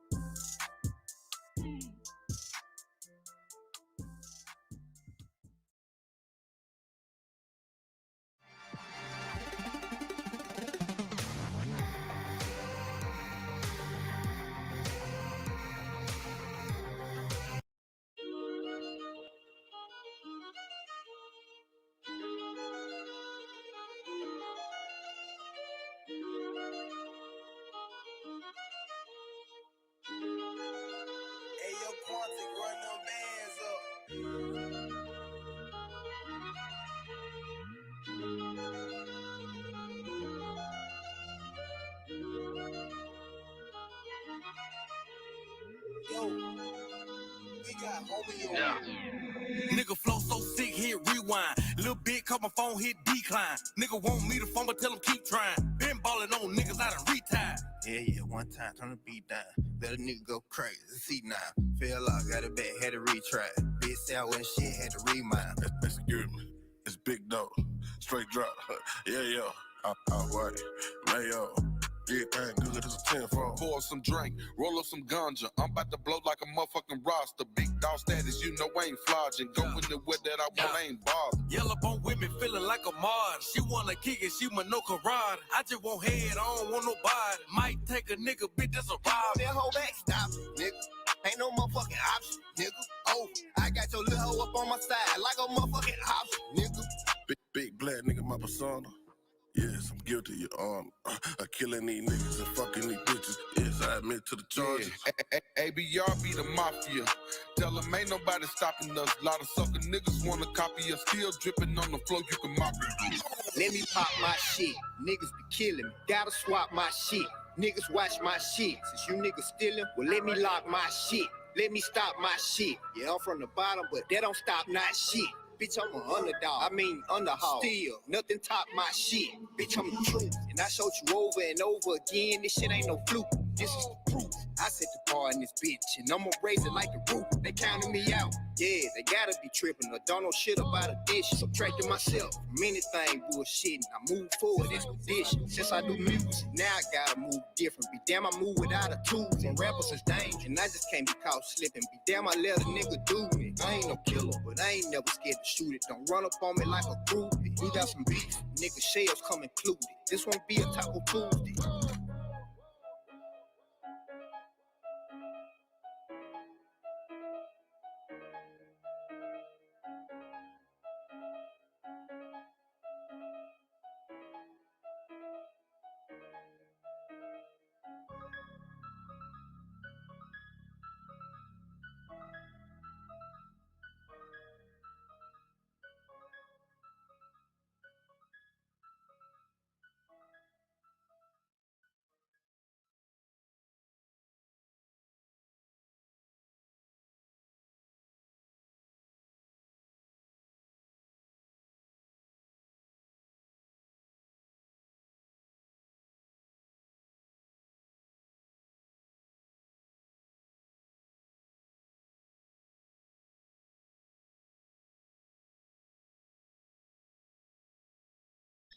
Shout out to the DJ, CEO, in the building. It's A-State Band Runners, featuring Mr. LV, 421, Zay.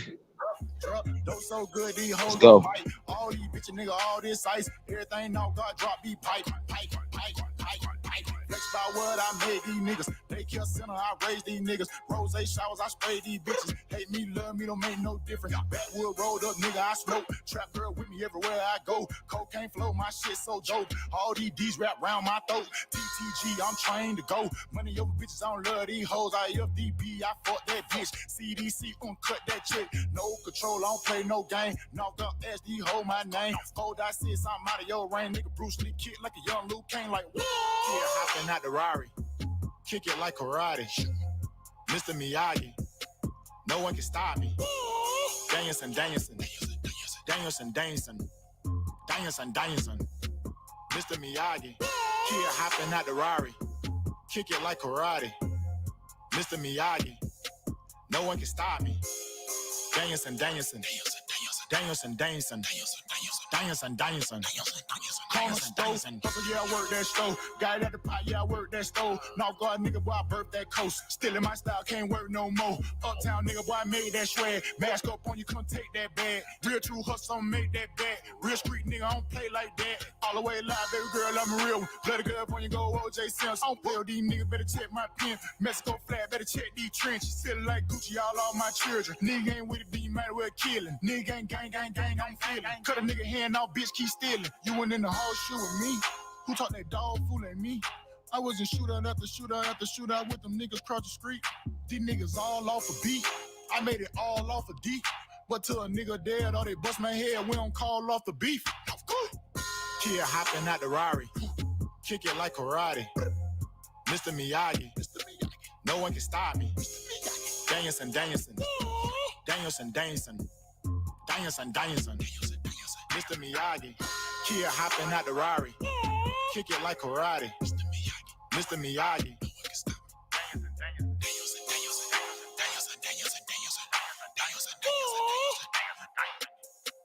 Mr. Miyagi. Yeah, Cheeto Gambine, North Guy, Gwinnett County. Stand up. You already know what it is, man. Hey, man, y'all tuned in to the greatest of all motherfucking time. It's your Sahab. Hey, and I come in peace. Like I say, there's a lot of straightening that need to go on out here. Once again, we got to cancel Vlad and take back our culture, period. Take back control of our culture and cancel any other cowards that are not on code with that. That's just what we're doing. Y'all gonna have to get with it. And we have to start speaking on it and supporting the brothers and sisters who stand up, you know what I mean? Whistleblowers, people who dare to say, okay, you know what? We know the rest of the salmon are swimming upstream to go be eaten by the bears, right? And then here's these few salmon that say, hey, you know what? Let's just go ahead and swim with the stream away from the hungry bears, and let's go over here and procreate over here and build some shit over here, right? See what I'm saying? So it's really interesting to me how we have examples of the near future, the near past, right? To show us the examples of how to be today and not how not to be today, right? We have examples, boom, right? And it's interesting to me how we continue to keep falling for the banana in the tailpipe. Now, I understand the word spells. I do. I understand that, and they have push word spells on us, and it can make you think something that's not reality be reality, right? Based off of those words. Black, for instance, white, for instance, right? No matter what you say, if you think something's black, you know there's something white. That's the contrast to it. So black, white, it's racist, it's un-American, it's not legal, and it's socially unacceptable. You know what I'm saying? So that's how we got to play that. And anything that's associated with that system, we have to destroy. It has to be abolished. You guys like to be abolishers and abolishing shit. So abolish that. See how that work? I think it's interesting, you know what I mean? Especially when a lot of these people who are very educated come from these predominantly pale universities and have these predominantly pale degrees, and then turn around and be like black to you, and then look down on your black ass degrees. You know what I mean? It's really interesting. I really think it's really interesting. You know, when it's a real interesting thing that the people accept that. But once again, you know, we talk about the color purple effect. You know, Kwame said something about speaking like grandpa, and we need grandpa, but you know, grandpa was murdered in the color purple. The image of grandpa murdered in Madiam, you know what I mean? Like just murdered the whole image of grandpa, of manhood, of fatherhood, or whatever. They murdered it with James Evans. You know what I'm saying? And this is how this shit go. But once again, do we expect for these people to produce these things for us? This is what once again, I don't want to get ahead of myself. Because if you guys seen part one, hey, you know, this series right here of this Culture Vulture 3, we're gonna get back to Vlad's people. I want to put up the second half of this Irritated Genie. I definitely want to get to that. So we can finish that up, and then we can get back to this. I didn't see nobody want to come up and speak on the Kwame video. I'll put the link back in the chat room for you guys. And we can come back and talk about that later, especially after what you guys are about to see. If you've seen this, hey, great. I don't know if it's been recently, but if it hasn't, you know, it might be something that a lot of us forget, you know what I'm saying, when we're trying to solve any of these issues that are that's plaguing our community, and most of it is not knowing who to address and how to address them, and in the words and things that we need to be saying to protect ourselves. You know what I mean? Because once again, this is a social, political, economic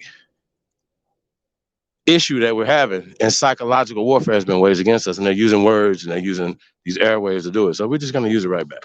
So I definitely want to pull that irritated genie join up from the other night. Whenever you get a chance, pull this thing up. And yeah, man. So once again, shout out to the irritated genie, man. Let's go.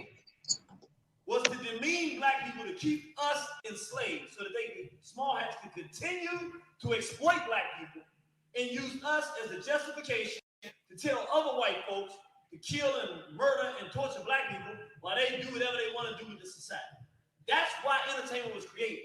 So it was not created to make people smile, not created to make people feel good. It was created to exploit and demean and enslave and keep black people enslaved. That was the purpose of the creation of entertainment. So now that we understand that, now we got to move it and understand it. The major form of what we call today entertainment from 1830 to 1930, over 100 really to 1950, 120 years, was what? Blackface. White small hats, they just said they was white. They were small hats. You saw they changed their name so they can blend into the white side. They were small hats. Putting Eddie Cantor, put blackface, color their faces black and go around and exaggerating, just like Thomas Dartmouth Rice painted himself black, imitating black people, demeaning the value of black life, making it justifiable to steal from black people, kill from black people, lynch black people, hurt black people, and everything. Sophie Tucker, it wasn't just the males. Small hats, males and females. We saw Ted Danson do this in 1990. We remember Whoopi Goldberg, he went up in blackface. Understand, we just don't understand the history of it. They know exactly what they're doing. It's not by accident. When you demean the value of people, it gives you the right to do whatever you want to do to them. So as a brother, you mad at him. If you say, man, that brother said something I don't like, it's hard to do something. You say, brother, once I say, nah, that N, you call him a B-A-N, you start letting, now you can go do something to him. So they give justification and license to the world to attack black people by demeaning our images. Now, one of the most popular ones was named Al Joseph. And I'm just going to show you real quickly a quick clip of him. So when I say Thomas Dartmouth Rice in 1828 painted his face black and took black and started demeaning black people, acting like it was us, I want you to see what these white folks look like when they did it, so you have an actual visual. When Al Jolson made his film debut in The Jazz Singer, Hollywood had emerged as the dominant force in popular entertainment. By 1927, more than 26 million Americans were going to the movies each week. What they saw reaffirmed the tradition of blackface entertainment that had prevailed since slavery. Baby, I'm coming. Oh, God, I hope I'm not late. Baby, don't you know it? It's a little crazy. I walk a million miles for one of your smiles. But my need. From the 20s through World War II, blackface permeated motion pictures. You see there's Shirley Temple. Even their children got involved in this. Understand, from the time they're small, you wonder what they teach in those synagogues and back in those rooms where they wearing them big hats and they walking down the street, walking past each other, going different directions. Some of them had the real big small hats, some of them had the little small hats. You got to see them in different parts of town. Wherever you got the biggest, most expensive buildings and nice architecture, you see them funny looking. These are real serious individuals. Not like us. They don't go around playing around. They start from a little age, getting themselves involved in the exploitation of African people and the constant enslavement of our people. So I want you to understand, because it's critical. This is a very critical point. When you're talking to somebody that's saying you're making too big a deal out of entertainment and what we're watching, you know that you're dealing with someone who is ignorant. That doesn't mean they're bad. It means they don't know. Because it's fundamentally not true. By definition of its creation, it was created to have an impact. Meaning when somebody said a movie don't have no impact, you lying. Why was the movies created? Let's go to one of the earliest. This is the earliest blockbuster film. It was called Birth of a Nation. How many people here have heard of Birth of a Nation? All right. Let me tell you what Birth of a Nation was. After Reconstruction, black people had owned, we had mayorships. After slavery, we had our own towns, hundreds of them. We had built them from scratch. We were manufacturing the type of transportation people had then was not cars. They hadn't been invented yet, but they were carriages, with horses. We were manufacturing carriages. People from all over the country would come to us to buy them from us. We were building communities all over this country. And after Reconstruction, the whites got upset and came to start murdering black people, killing us. And it went into the early 1900s. And there was a book written by a white male called the Klansman. And basically the book was saying that by letting black people out of slavery, that we were going to turn this country upside down and start raping white females, all this foolishness. Anyway, a small hat took the book. His name was D.W. Griffith, David Llewellyn Wart Griffith. He read this book and he said, I'm going to make this into a motion picture. Now understand, this is before movies had any sound. Movies had just come out. So this is something brand new. Imagine for the first time going to see a huge screen with something being acted out. And what was this thing, Birth of a Nation, about? In this Birth of a Nation, matter of fact, this film was so powerful and so important to the history of this country. D.W. Griffith sat down with Woodrow Wilson in the White House, showed him this film. Woodrow Wilson said something to the effect that this is like history written in life. And unfortunately, it's so true. What was the Jury about? Had white males painted in black face. They had taken over after slavery. We were free. We were running around, jiving off in the House of Congress, acting like a bunch of buffoons and clowns and rock fighting and balled up people fighting each other in the Senate. And then you had black men running around the streets trying to rape white females. Sounds like January the 6th to me. During that time, you have a black male who's chasing the rape down, and it's a white boy in blackface, a small hat, chasing a white female, get her to the end of the cliff, and to avoid being raped by a black man, she dives off the cliff and kills herself. Do you know that the Klan's numbers went from hundreds to the millions? This single film was the rebirth of the Klan, put in 1920 and put in some of the early 1900s Klan march on Washington. You will see millions of Klansmen marching on Washington. Why? Because of a small hat. Now I want to tell you how insidious they are. Because you got to understand, while we jiving and joking and playing games, we have master planners who think things through. They are always on both sides of the equation. In the early 1900s, D.W. Griffith creates a film that sparks the white masses to start burning down black communities and lynching black people all throughout the South. All right? At the same time, they create an organization called the NAACP. All right. I want you to hear me now. It was not created by black people.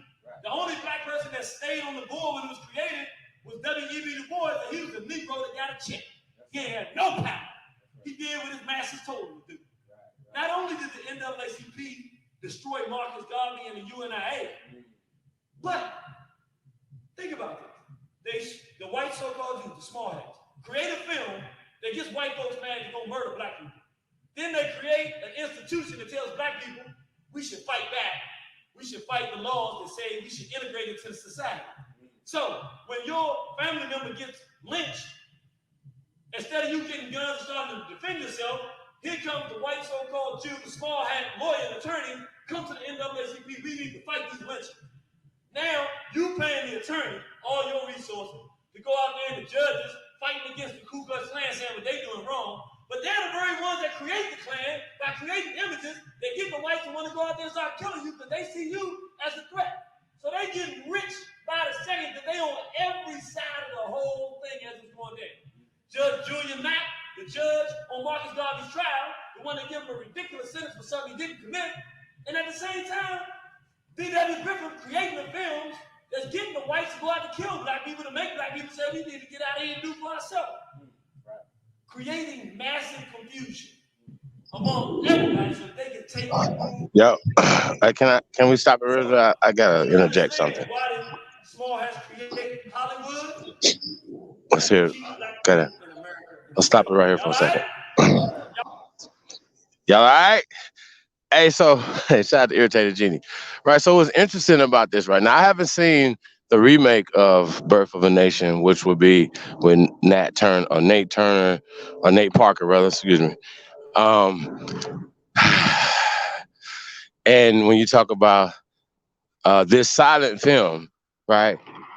Birth of a Nation, right? That was done. The film that he's speaking of right there, right? It's a silent film, and I thought it was interesting when I seen it, right, with my Aboriginal mind, right? Aboriginal eyes and ears, right? I heard it. Well, I said I seen it differently, right? Now, you guys remember when we talked about Nat Turner, and you can pull up different newspaper articles and different things on Nat Turner that's left over that they're talking about Nat Turner, and you talk about how they used how they used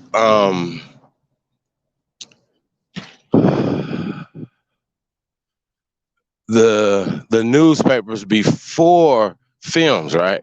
Before films, the newspaper, right, was like the theater. It still is. It's still fake news, right? You know what I'm saying? It's theater. Like we caught the lady, two different mothers who shot the same guy in Nebraska.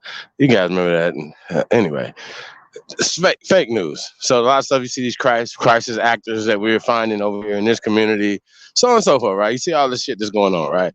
Um, so it makes you very desensitized and leery about anything that you're hearing that comes from the news. So you should always question everything that comes from these people. You know what I mean? So with that being said, right, when we talk about when Garfield had a problem with it, right, I said that rat trap for his rat ass. He ran right on into the Nat Turner. When I said Nat Turner was faking, it's a created story, made up, right, or whatever. Once again, you know, a lot of people that like myself that believe that Nat Turner was a hero, right? And we look and we find some source of pride being turned into grease and shit and oil and motherfucking lampshades and all this other shit, right? Just lost, right? But when they talk about this movie, right, they had a pale guy, right, painted in blackface. Well, that would be historically accurate for D.W. Griffin in 1900, because if he went back to newspapers from the 1800s and certain thing when he did his research on Nat Turner, General Nat was just a pale skin.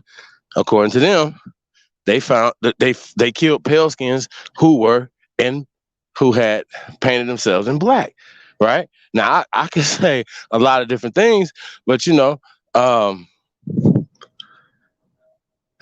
once again, we always raise our hand or allow somebody to create the narrative, right? So when they made this movie, and the narrative was, of course, it's a silent film, right? Now they had some narrative written at the bottom and stuff like that of it, right? But when this was created, keep this in back of your mind.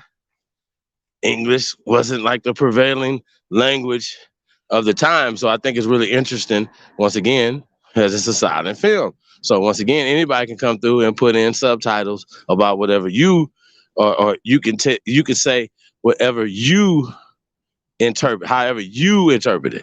See what I'm saying? And if you see yourself as the lesser than, blah, blah, blah, whatever the case may be, then, or allow somebody to tell you that, then you will once again raise your hand and say, okay, just answer the question about this.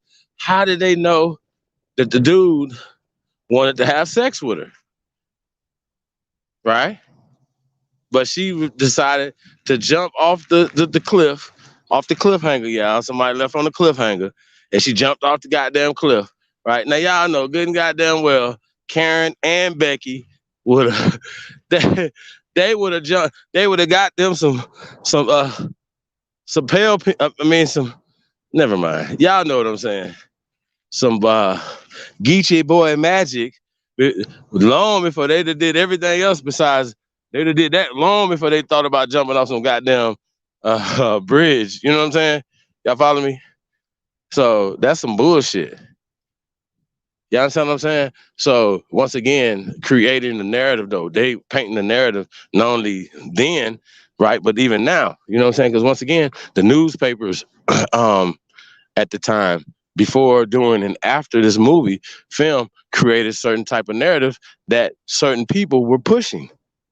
Once again, creating the buffer class, it creating the narratives and things that they wanted to push. You understand what I'm saying? So when we get more into this, as you guys about to see, I had to make that distinction right there because once again, it's pale skin and blackface, right? Well, if the majority of the people here that they were catering to were in so-called dark people, you know, and we've already dominated before the 1900s, entertainment. We already had everything already popping. So you see the demise of it when they're saying right here from the from the 1920s into the going into the Second World War, right? That's 20 years. Well, what happened between that time and that time for us? Where were we at? What happened to our assets between 1920 and 1950? You see what I'm saying? This is a 30-year period. What happened? You see what I'm saying? So this is recent time. We got people that are still alive right now today that can give us a firsthand account of what happened. See what I'm saying? So we gotta tap in. Yeah, we gotta do some shit differently. So yeah, just want to get back to this, man. I had to say that about this Birth of a Nation movie. And once again, you guys understand black and what black means, but black it absolutely meant something different in 1900. Y'all follow me? So let's go.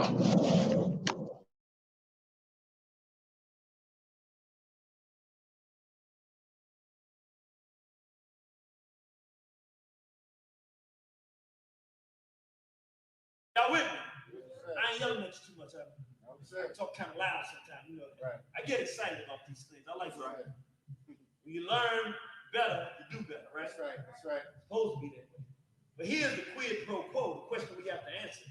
Okay, they created entertainment to keep us enslaved. But how does it work as it relates to whites? Because whites have their shows too. Small hats create shows. What is the impact on whites? How does entertainment in Hollywood affect white America? We want to know the answer? Let's go to the white male who told us. Henry Ford, the car guy. Y'all remember him? Yes, sir. You know them cheap breakdown vehicles that I hope nobody here is driving a Ford.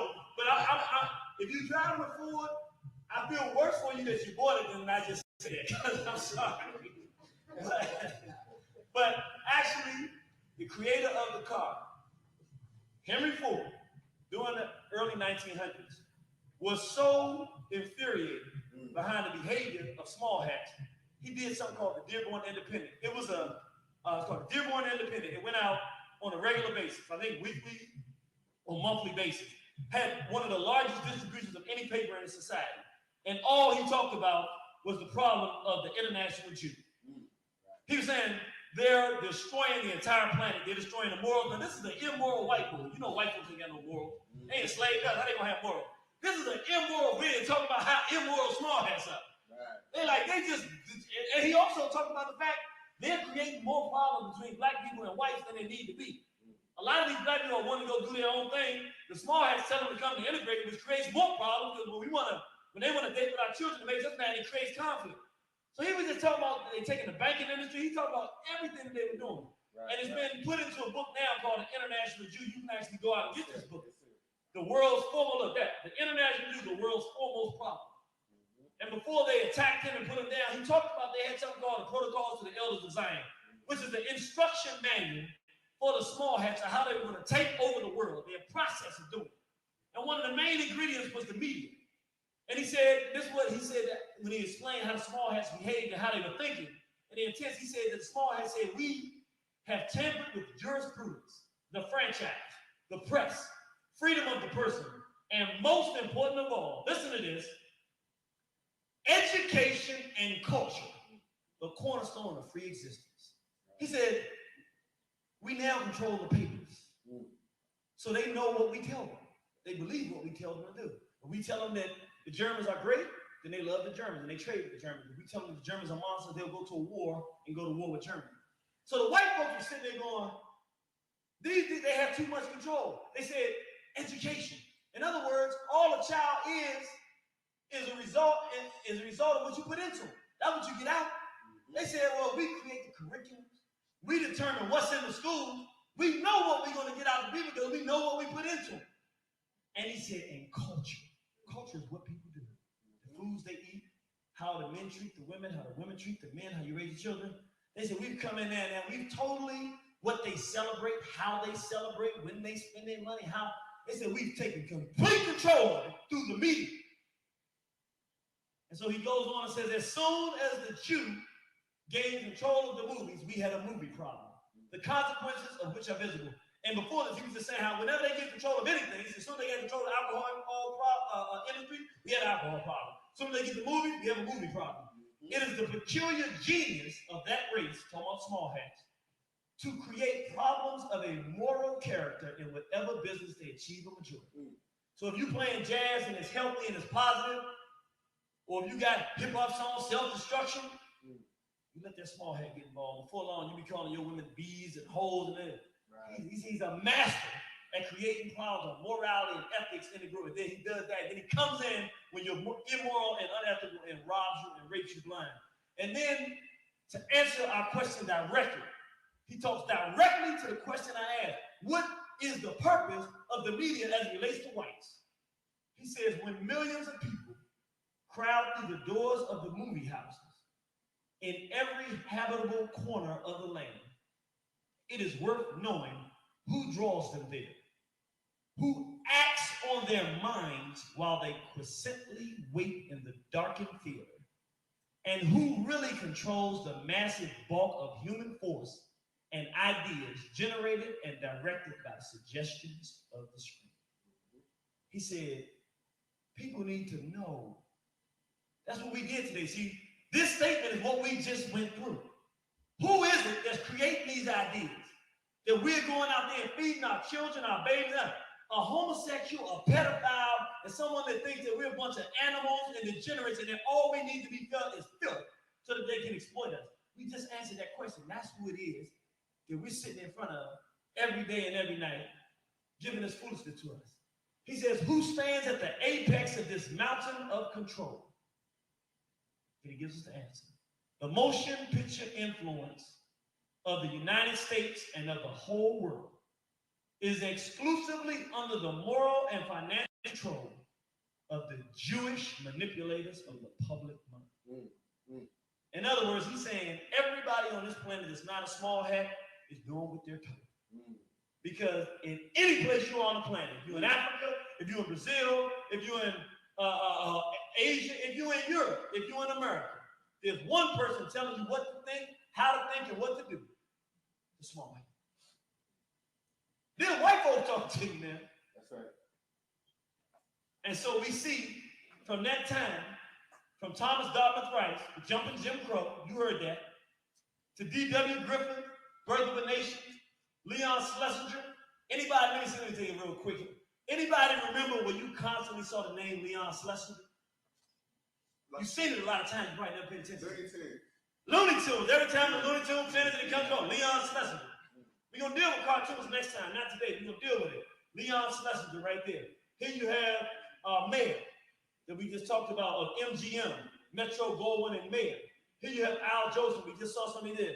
These individuals, put a little hat on them, make it a little easier to understand. That's what you're dealing with, the small hats. These are the individuals and the mentality that's controlling the world. And it was like that yesterday, and it's like that today. From Sumner Redstone to Edgar Brofman to Norman Pearlstein. I know some of these names are individuals you've never heard of, but it's so interesting. The most important individuals as it relates to the image of our people and to the control of the world are individuals we never even heard their names or seen them before. Remember how they showed you Sturman? He put the thing on his face and tried to hide himself. That's what's so interesting about small hats. They out here committing crimes of immeasurable, unimaginable proportion. But you don't even know they exist. When you find out that they're guilty of a crime, usually, you know, like we was in D.C. How many people here from D.C.? A couple people. When they locked the cat named Rayful Evans up, we was like, yeah. You heard of Rayful, right? You might have never seen him, but everybody knew Rayford because he was a big-time guy in this area. The thing about a small hat, they'll be doing 20 times more damage and be a billion times more important than any Rayford Evans in the world. And when you hear about the crime they committed, you're almost not mad at them because you don't have anything to base it on because you ain't never even heard of the person. They operate in secrecy and hide. But what we need to understand, I'm coming for you now, how does this directly impact black people? Now we're going to go into the construct. Okay, we know that this is the small hats. That's clear, right? Check? Yeah. All right, small hats are the one targeting black people's minds. How do they do it? How do they actually take a black person and change them from being someone who would have self-respect and make us not have self-respect? How do they take someone in the world who's never seen a black person, make them look at black people and think bad about us before they even talk to us for the first time? How do they take a black person who would otherwise be a decent, dignified human being and turn us into a complete clown? We run around, don't even take ourselves seriously. How do they do that with just an image? So we're going to go into the construct. You see here the brothers and sisters all sitting down in front of the television. It's a powerful thing, that poltergeist. That thing will pull you in. But we said it's a one-way means of communication. How is it communicated to our people? They communicate through an idea we call characters. Let me give you an example of what a character is. A character is not any one person. A character is a group of ideas associated around one general theme. Meaning, let's give a good example. Let's say I want you to think that Polacks are stupid. You know how I make you think Polacks are stupid? I don't ever have to introduce you to a Polak. When you're a child, I'll tell you jokes. And I'll give the individual that I'm talking about in the joke, I'll call him Joe the Polar. And I'll talk about him eating the polar sausage, and I'll tell funny punchlines about him being an idiot. And you will laugh at him. You will find it funny. You will say, boy, this is funny. And then I'll tell you what about his wife and how dumb she was. And I tell you that from the time you're 5 to the time you're 20. And the first time you meet somebody and they tell you they're Polish, you start laughing before they even say something. They don't even have to be funny. They can be a very serious, intelligent person. But it's going to take a long time for them to convince you that they're not a complete idiot, because before you even knew what a Polish was, or Polak was, you knew Joe the Pole. Joe the Pole is the character that represents a group of ideas whose basic theme is Polacks are stupid. So for black people, they have any number of characters, but we're going to talk about some of the most important characters, because this is how they get black people and mentally and intellectually turn us inside out.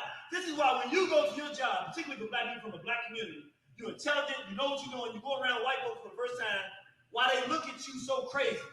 And they shocked that you can possibly do something correctly, because they're like, what's going on with you? Or when you stand up to them and say, oh, you don't talk to me that way, they go, whoa, what's going on here? Why do they expect that they can treat you a certain way? We're going to see how the character goes into the screen, comes into the mind of people, and that's what the people think that they're actually dealing with in real life. Let's go and start with somebody we all know and don't necessarily love. Hit the lights for me, brother. Mr. Sambo.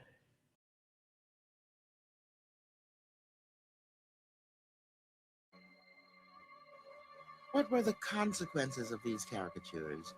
How did they mold and mirror the reality of racial tensions in America for more than 100 years? I got a hat on my head, shoes on my feet. So what need I care? For I'm the luckiest coon in this town.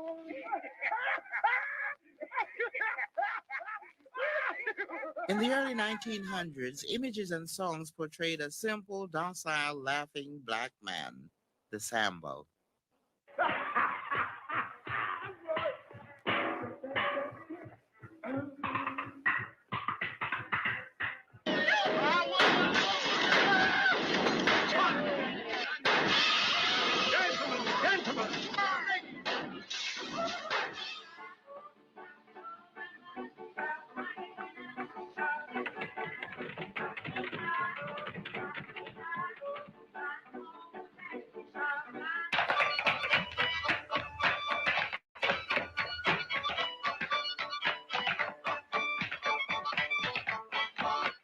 That's your papa talking to you now, guys. Come on.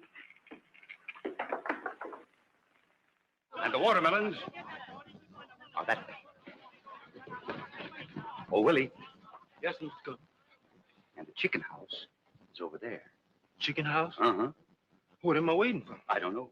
Me either. Tally ho. What'd you say? You ain't getting fresh with me, is you, colored boy?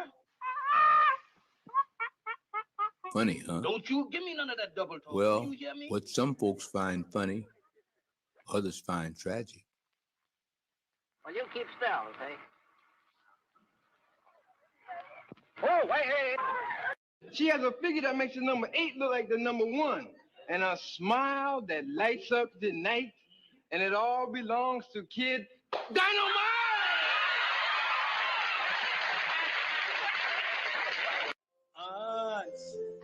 Ties. The times I made it. I'm wearing your underwear.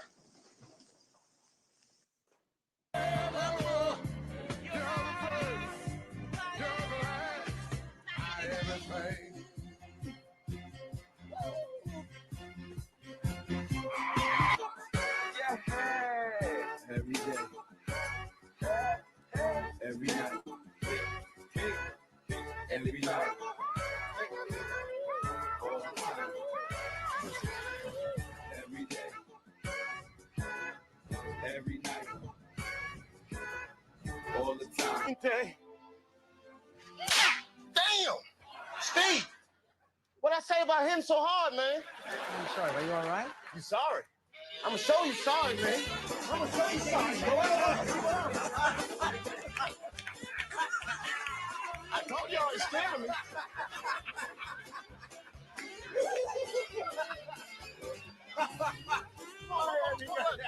Let me get up there. The Roots.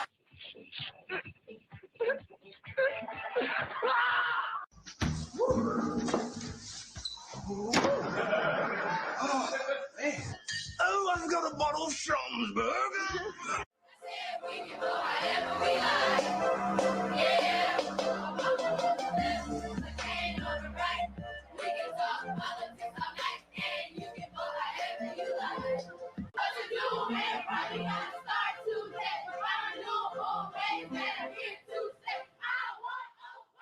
And a new character appeared beside the Southern Sambo, Zip Coon.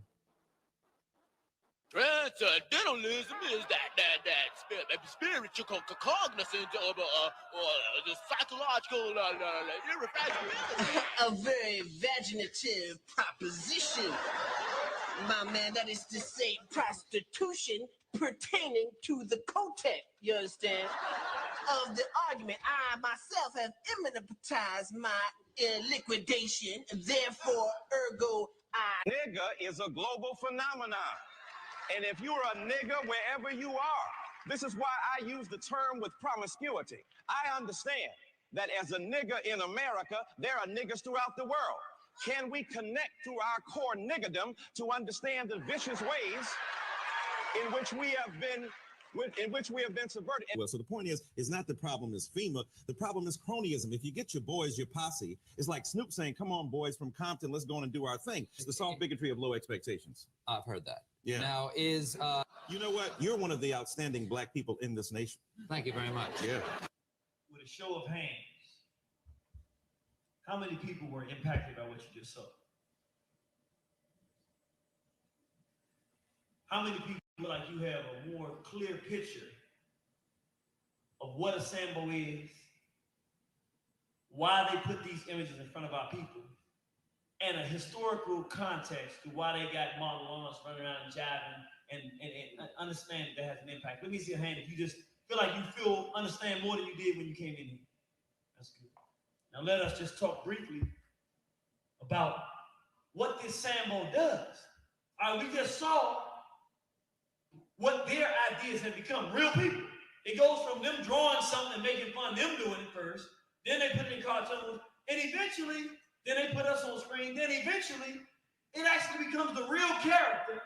I mean, some sick, demented, buffoonish character about a black person in the mind of some small hat somewhere, 100 years later, becomes the actual behavior in one of our sons or daughters. They actually become a living, breathing a walking manifestation of a group of sick, twisted ideas that somebody else came up with about who we are. How did they make it happen? By constantly feeding it in our minds so that it's difficult to escape from. What is the purpose of the Sambo character, this character? To make black men feel inferior. See, when a young black male sees white boys on TV, they're doctors, attorneys, Rambo, they fight, they're all these things that they are. They're serious individuals in the world. The presidents and all this kind of stuff. Then he looks up, and all we doing is clowning and giggling and bucking and shining. Right. It tells him the whites are serious, they're superior. We as black people, big and strong as that brother is up there, can't remember the clown. We're inferior. That's right. And they want us to feel inferior. That's what it does. Make black women believe black men aren't serious and cannot protect or take care of them. So what happens is the black woman is not going to look. See, the black woman not understanding what's happening. It's a real deep thing because she remains a member of the black race because, quite frankly, because she's trapped. Because when you look at males behaving in this way consistently, and that's what you see, and you don't have a father in the home, or not a productive father, then you believe this is what your males are because that is the image that's portrayed. That's right. And then because your males are bombarded with this too, and they emulate this behavior, you see them every day. Right. And you're not going to tell them, y'all just a bunch of low-life nothing, y'all don't have any value. But she quietly says, our men are not real men. Now, it's hard to figure out what to do, so some sisters stay with us, brother, because they got to, they black. They just feel like, well, unfortunately, I was black and I got to stay with these guys. But they don't stay because they want to, because who would want to be with something like that? So it's very cleverly designed to take the women who, if they gave us the right motivation, the black man would kill everybody in the world to give it back to the black woman so that she can be saved. But in an intellectual construct like this, we don't even see black men protecting black women. We don't even know that's part of what we're supposed to do. We leave our women unattended, we assault them. The real world takes over, and then she gets the message that we ain't nothing but clowns anyway. And in the remnants of our heart, we want to be men and go out here and do something, but God forbid, we don't know what to do. Where's the group of brothers we can do it with? They all clowning. So it's like millions of black men walking the earth feeling like we wish we could do something. Ain't nobody to talk to about it because don't nobody understand it. Everybody clowning.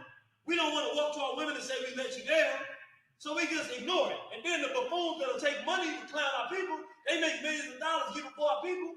We don't do nothing to fools. And so the message pervades to black women that we are worthless, and they actually believe that we have no value and that we're a bunch of damn clowns because that's how we act on this planet.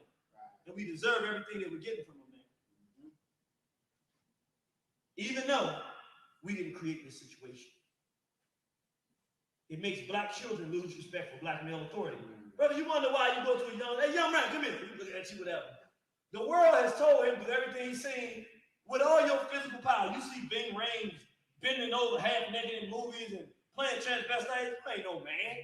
So he don't really believe that the black man is a real male authority. Where's the black male army in the world? China got an army.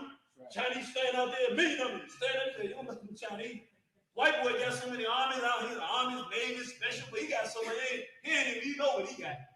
Even the Arab, you go over there raping this woman, raping this man, they start chopping heads off, cutting them off, putting them on the internet. Hey, look what we do when you come over here and mess with us. What do the black man do?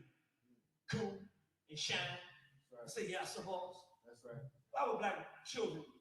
That's because, but now I want you to understand, it's not the black man's natural character. That's right. His mind is so corrupted with ideas that have been put in there, he don't know how to formulate the organization and the power to resist what's going on. That's why we're here today, to understand it. Make black men act irresponsibly and coonish. Right. One thing that is just a basic principle, doesn't matter what it is. The more you see and hear something, the more likely you are to emulate it. That's right. I'm going to say it again. The more you see and hear something, I don't care how much you disagree with it. In other words, if you're around people that drink all the time and you're always around them, the more likely you are to try to drink. That's right, bro. If you're around people that smoke weed all the time, I don't care how much you're against smoking weed, eventually the likelihood increases that you will smoke weed. Right. If you're around people that are strong and courageous all the time, I don't care how much of a coward you are. That's right. You just develop a little bit of heart because you're just around people that's like that. That's right. Everything that comes across that tube is designed to kill black people. That's right, bro. And as a consequence, black males cannot help but to begin to emulate some of these things because we see it all the time. It's all we know through that form of media. So it actually makes us become a reflection of the ideas that they're putting out there. Justify the social abuse of black people, that's very simple. Anybody that acts like that not only deserves to get mistreated, but you're not really mistreating them when you keep them enslaved. I mean, they're a bunch of coons and clowns any damn way. They like it. So it justifies it. There's no reason to feel bad about doing harm to a group of people or males that act like that. They're not protecting women. You will take your women. They're not gonna do it with the children. Don't worry about it. Just take them. Go to Haiti and just drag your children, take them, go buy them and everything. It ain't no big deal. What they gonna do? Look at these guys. They're not serious. What they gonna do? Go tell a joke? Justify the genocide of black people. I want you to understand, when the world looks at this, there's a brother, I think it was Randall Robinson, I'm not certain, but it was a story he told. I was listening to him on the radio, and it was very, very powerful. He said, I think he was in China. Don't quote me, but I think he was in China. And he was talking with the Chinese, and he was doing some business deal. Everything was going well. And the Chinese male said, you know what?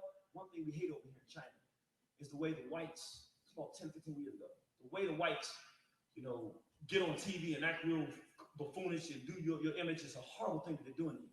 And as he began to talk to the Chinese man, he was talking about like Martin Lawrence and all those kind of things. The Chinese dude, he didn't think those were real black people because he was like, nobody was real good. And so he was saying, man, when these whites are doing it, you thought it was like still like the 20s. He said, Randall Robinson said, he told me, he said, I think it was Randall Robinson. He said, those are black people. He said, the Chinese man looked at him and said, people like that will never get free. And never spoke to him again this whole trip. He said, he wouldn't come around and wouldn't even speak to him. When he realized that we would actually get on and act that way. So I want you to understand, it tells the world, and they got resources in Africa, these clowns, they gonna kill them and take this stuff. Because they're looking at you right there like, man, this man, you know how it is. Somebody talk to you at school, they can be a dude that's a punk. But if everybody talk about like he can fight real good, you tend not to want to fight. Now, if everybody tell you that dude is a punk, go take his money, it might be the day you don't want to take it, but bottom line, if you don't been convinced you're a punk, you gonna go try him. You just gonna try him because that's what everybody told you to do. And that's what the world is looking at now. They told the world that we just want to climb, and they're trying us. And we're not actively doing anything in our best interest. Could you hit the lights for me? We're moving on out of here. We're close to the end here. Y'all all right? Yes. We got to learn about another character. Small hat don't just mess with brothers. Since ain't no brothers around to do nothing about their behavior, they'll come on and deal with our sisters too. I got to take down the judge's clothes. Got to take them in the house. Yes, Lord. Got to get out that old ironing board. Fix them up for the judge to wear. When this film was released in 1934, the Black Mammy had become such a staple figure in portraits of the Old South. It was hard to imagine a Southern home without her. Praise the Lord, Mr. Loom. Is you ahead or is you ain't? Hi, Delcy. How come you here? Like the Happy Sambo, the Mammy emerged as a defense of slavery. Plantation novels and minstrel shows presented her as fat, pitch black, and happily obedient to her master and mistress. You stay here. Us is going to kill the half stepness roost in the yard and a great big bowl of milk gravy and grits and waffles. Don't you worry now, honey. You's home now. Miss Rose home. Miss Rose home. She was always presented as docile, loyal, protective of the White House and the big house, an indication that that she understood the value of the society. She is presented almost as an antithesis of the white lady, the person who does not have the qualities of fragility and beauty which would make her valued in the society. With her hair hidden beneath a bandana, her ample weight, dark skin, and coarse manners, the Mammy was stripped of sexual allure. Faithfully, she served the master's household in popular fiction and theater. But here, her presence never evoked sexual tension. If the Mammy were to be a sexual being, which of course in reality she was, but if she were to be that in myth and in fiction and so on, she would become a threat to the mistress of the house. She would become a threat to the entire system. Because she would then be capable of being desired by the master of the house. We know from reading the diaries and the letters of slave mistresses that this is very often the case and created much disruption, much friction in this supposedly happy plantation system that the planners wanted to project. A brand new red bandana around Mammy's head. You couldn't miss the color, cause it's Julie and red. Come on and shake your feet, oh honey, shake your feet. Mr. Mammy is dead. Just see that. While happy in her subservience to whites, the Mammy was portrayed quite differently in relations with her own family. In your usual setup in American society, the person who controls is the male.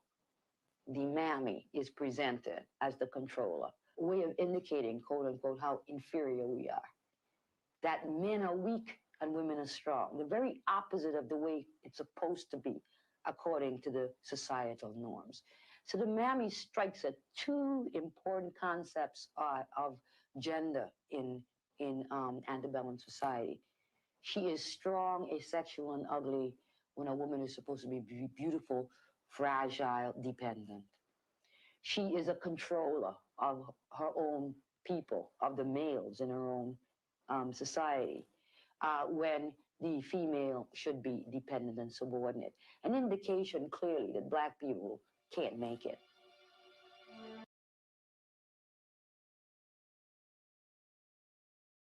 Some people gotta be the man, and the rest are the mammies. The Jeffersons' interracial cast was designed to appeal to viewers both black and white. Great, I sure deserve it. Nell Carter found fame by serving up a heaping helping of stereotype as the nanny in the hit series Give Me a Break. Oh, Master, please don't shoot at My mother and I would refer to as like the magical mammy role. This magical Black woman comes in and saves the otherwise unhappy white family. It was the very walking, living, breathing mammy caricature. She was asexual. I'm not going to ever talk to another man as long as I live. She belonged to the family she worked for. What's for dinner? Meatloaf and squash. You'll love it. She was jovial and good-humored. Hello. No Black person ever had their own national daytime talk show until 1986, when a Black woman from the Windy City blasted onto the scene. Sophia, that's around now. I'm home for you. I declare you it's slow down. Dear God, Harpo be in love with a girl called Sophia. Now she be a big girl. Mister say he want to have a look at her. I see them coming way up the road. They just be marching like going to war. Oprah would go on to become not only one of the most successful, influential people in television, but in all of America. She wasn't your typical TV star, but her charisma connected with the country. Here you've got this not too skinny sister. Now, before I go any further, I have got to say hello to my white brothers and sisters in here this evening. Welcome, welcome, welcome. We're finally getting to a stage where we realize funny is funny. We don't give a fuck what it is. I know y'all get everything that I'm saying, so welcome. Welcome to our show. Welcome to our party. And if you feel like saying nigga, goddamn it, say it. Same question. How many people feel like you have a better concept of what a mammy is and this caricature that they call mammy is on TV than you did before you came? That's good. Does it disturb you? It should. And I'm gonna be very honest. As disturbing as it is, what disturbs me, even in doing this, is that I have to be honest. Have I got impacted by these ideas of this of us? Yeah, in my life I've done it. Have I done some real coonish stuff?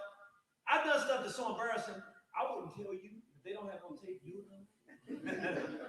But I think back and I go, it wasn't me. That's not who I am. I'm a very serious person. I think deep. I'm a hard to the core. That's the real person. But not having a father there, looking for a male role model, I look up on this thing, and it really did give me some ideas that sent me in some wrong direction. Same thing with our sister.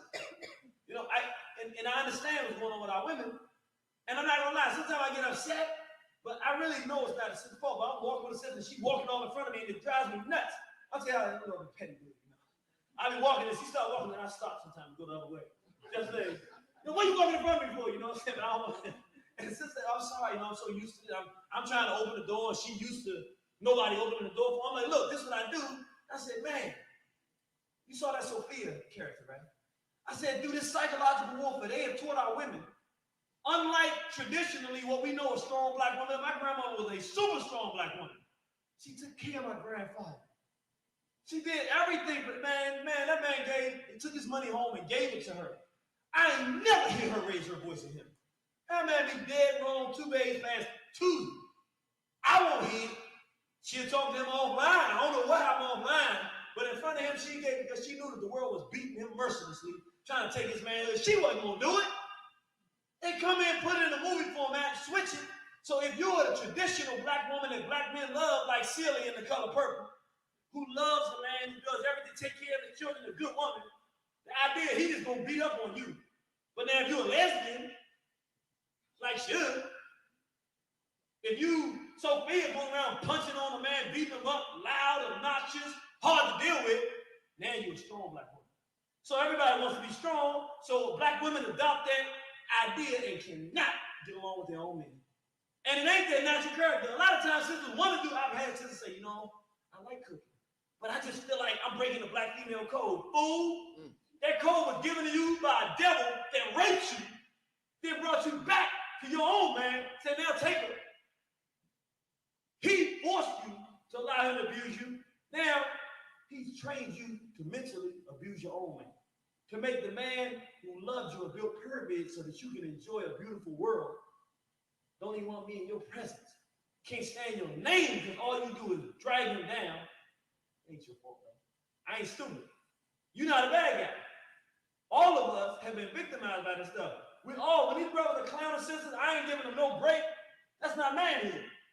But how did they get this? They got this the same way we looked at right now. And we're getting it every single day. Make black women, what's the purpose of the manly character? To make black women feel inferior. In other words, a large, dark-skinned black woman is beautiful. It's not that. But it is not portrayed as beautiful. Because in the context of the movies they play, they put a white female or a light-skinned female. That is no knock on our people about complexion. We talk about what they're doing, not us. We should not judge our people about complexion because we didn't rape ourselves. Okay? But the way they do it is anything that's closer to white is beauty. Anything closer to dark is ugly. And that's how they create it. We'll talk about that in the second class. So when we watch it, the black woman looks at dark skin and blackness, it's portrayed as ugly, and she black, so she believes herself to be ugly. And then her sons have been taught the same thing, so they verify her feeling of being ugly. You black bee, you little ugly nappy head this.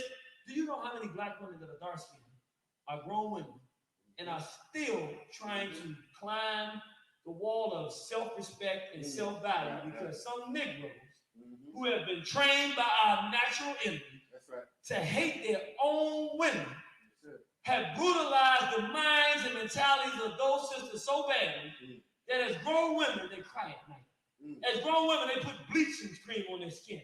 As grown women, they fry their hair so they can't have their natural hair because this thing is the most powerful form of psychological warfare in the history of the world. It makes you do everything that it wants you to do. Hate yourself. And so black women watch the television in the juvies and feel inferior when sisters, if don't nobody else tell you, you are the most superior thing on this planet. That's right. That even barring a black man, there's nothing on this planet that's more valuable and beautiful as the black woman.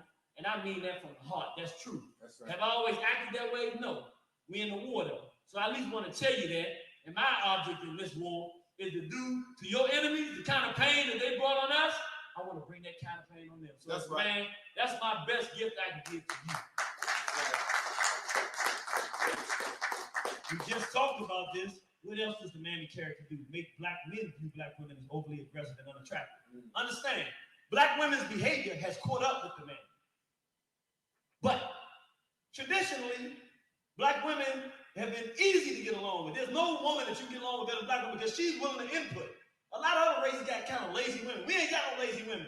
They in there getting in. You doing something, she's right there getting it in. So we've always been able to get along. It's only through slavery and now this media assassination that black women's behavior didn't catch up. But when they were doing this media, even before black women's behavior, actually was what a mammy is, which it is today, they were making black men think that black women were like that.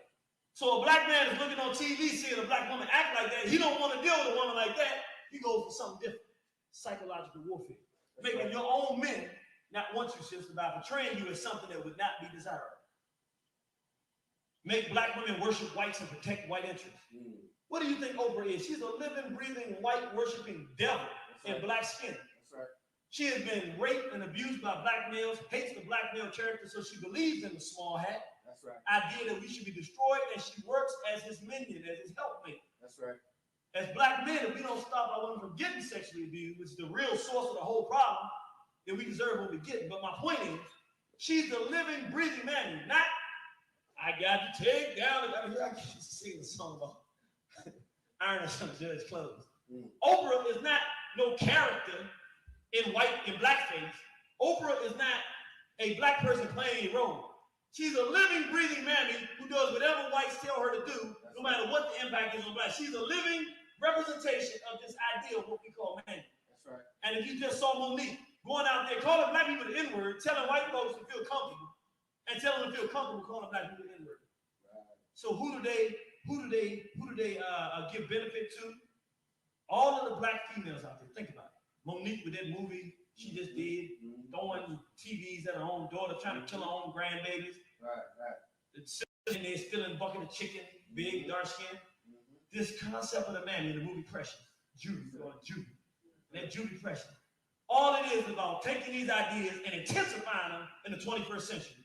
What black man in his right mind will look at that movie and want to be with a black woman? If he's young and impressionable and he's looking at Precious, and that's what a black woman is, do you think he's going to go out and search for a black woman? Do you think he want a dark-skinned black woman? Right. This is psychological warfare. Sister, y'all should be infuriated. That's right. Because your men don't get this way on their own. That's it's right. war. Distract the world from the historical rape and torture of black women by the white males.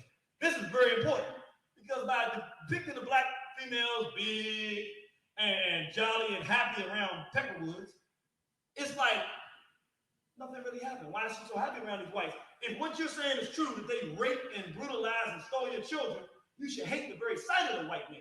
That's right. But with these constant betrayals of black women looking like that, it pretty much says, well, man, you know, they seem like they okay with it, and it pretty much says they didn't really get raped on slavery. It was a relationship that nobody wants to talk about. And if you start paying attention on TV, they don't call it rape when they talk about the slave man. They call them relationships. That was a relationship. You sit around raping somebody else's race with women. And lastly, justify the genocide of black people. If the woman whose womb the race comes out of is smiling in the face of the devil that's killing her own race, why not get rid of all of them goddamn people? Ain't nobody supposed to be more angry and hurt about what's happening to their race than the woman who bears the race. The race is inside of her. Right. Without her, ain't no race. That's right. And then you go and harm her children, her men, her sons, her fathers, and she's supposed to hate you timelessly with an E on it. I learned that in school, where E means just continuous forever. Black woman hate a cracker with an E on it. That's right. That's right. But if they depict you as loving white folks, when you supposed to be hating them based on what they did, then they might as well get rid of you. I mean, the chicken that loves the wolves and to take his baby chickens to the wolves, you might as well go kill them chickens and eat them that night, right? That's right. Cast a small hat, black hair, Uncle Tom, very simple. What is Uncle? You see, I mean, Morgan Freeman, if he's not the poster child for an Uncle Tom, I mean, he just look like Uncle Tom, don't he? Yes, sir. Yes, sir. What is Uncle Tom supposed to do? Make black men emulate happy slave behavior. When you watch Uncle Tom, the object of it is for you to look at that and say, oh, I'm going to do that. So when you get to a job, you say, yes, ball. You emulate that because you think it's going to have some benefit. Why? Because that's what you were trained to do watching the media. Justify white abuse of black people under the guise that we like it. Well, if we acting like that, and that's what they depict, and we like it, why should they treat us like that? We just a bunch of Uncle Toms anyway. We want to be servants, then they can mistreat us and abuse us. And that's how the world sees it. And lastly, justify genocide of black people. Right. Right. The hoochie mama. I want y'all to understand, all the way back to the cartoons in the early 1900s. But the difference was, in the early 1900s, they had to draw it as a cartoon, half naked, standing before the world, dancing and jiggling her body. You know, these are cartoons. We, black women, have become the living embodiment of a half-dressed, non-self-respecting sexual object walking around the world, easy object of the sexual desire of white males. If you turn on the TV today, what was it called? Lincoln Heights? What was the new show everybody watching? Not Lincoln Heights. One of them heights. Some heights. Pacific or one of them some heights, you know. Every show, it don't matter. You know what? Let me tell you. Turn on the TV. It's a black woman chasing after a white boy. Right. All right? Yeah, Lincoln Heights. Everything now. Why? Because the object is to objectify you as some sexual object to come and take and destroy your race and make you think it's legitimate. And that's what the whole hoochie mama thing is. And it's been going on since the early 1900s, and it's still going on today. To justify the sexual exploitation of black women by white men. It means if you going around, look at the white boy, man. I mean, this is right there. Be honest with this thing there. Well, if you act like that and you have negative for the word, you asking for that kind of attention, how can you really say you was raped during slavery? Yeah, right. Look at you. You don't even wear clothes. You don't even wear clothes when you go out with your families. You loud, you a boisterous, you're a sexual object. Look, you present yourself as I mean, is that not a sexual object? And then somebody supposed to really feel bad about something happening to you sexually. Yeah, right. He puts your image out there as if you were a prostitute for the world. Then, black women who don't think that way and believe in that, you have to deal with the rest of the males on the planet. You go around the world, go to Arab countries and all these places, they're looking at you, hey, they're watching TV and saying, oh, this is a sexual toy. Let me have fun with it. And even in your community, your sons, they don't want to treat you like a person with value because you're a sexual toy. That's what the image is designed to do. And it works very well. Mm-hmm. It works so well that we go around calling our women bees and hoes and not queens. And then we call white females white men. Man, you see the white girl? Well, it's a black girl, but you see that black bitch? Right. How does your own woman, the one that bears your mama's a bitch? But the mother of your enemy that kills your race and rapes your women is a woman. Because you watch this too. That's right. And the last one we're going to talk about, King Kong. I just call it King Kong. I made a name for the character. I don't know if they had a name for it, but I want you to understand how, and this, if anything, shows the sophistication in this psychological system of warfare. This shows it. I'm going to tell you why. On the one hand, the mammies are laughing, giggling, the female. The Sambo and the coon is laughing and shining. They're not serious, right? So that justifies mistreating black people. But these small hats are smart. They're like, we got to get everybody. So on the one hand, we Sambos. But then, if the irritated Jenny come to town, Warren Horizon come out here, we got to say something strong. Now they have to legitimize killing us. They got to kill me. They can't fight this. So now they got to create a monster character. So we're a bunch of clowns. But if somebody jumps out of that pot, you can't put me in no Sambo category. How do you justify killing him? He's a Sambo. You can't kill a Sambo. You kill them all. You ain't gonna kill one, point him out, and say he's dangerous. How can he be dangerous? He's a Sambo. No. So now you got another character. This evil black monster, like we talked in Birth of a Nation, that's gonna chase white females and run them off cliffs. He's a murderer. He's violent, and he has to be imprisoned or stopped and taken away because he's so dangerous and violent. So they got two contrary things going. 1 minute you a happy shuffling Sambo on this side. The next minute you're the most dangerous, murderous, physically strong and dangerous killer that the world has ever seen. Why did they create this King Kong character, this violent black male? Again, to justify the indirect and direct murder of black men for imprisonment, incarceration, lynchings, shootings by police in the street. They got to give the idea that it's okay to kill him. If we was all Sambos, it wouldn't be right to kill an unarmed brother in the street. But he's not one of the Sambos. He's the King Kong character, the violent black male. If you don't kill him, you don't tell him what he's going to do. He's going to eat your babies or something. What else? To justify the genocide of the black race, you got to get rid of it, because if they get out of control, then 1 minute they Sambo, but when that don't work, then Dr. Khaled comes and starts yelling on these crackers, and they're like, no, that's the King Kong. If you don't take him, he's going to destroy white civilization. Which is probably true, but they deserve to be destroyed, so it's okay. But I'm just saying, they put that out there so that they can kill us and destroy us on either side. And now, I put a rapper up there as the King Kong, because I want you to understand this whole thing that we call today hip-hop. Well, let's take a wild guess. If you had to guess who was behind steering this industry called hip-hop in the direction of murdering each other, calling our women out of their names, calling each other the N-words, and us killing and being violent and doing drugs and being sexually decadent and backwards, who would you think was behind it? Could you hit that light for me, brother?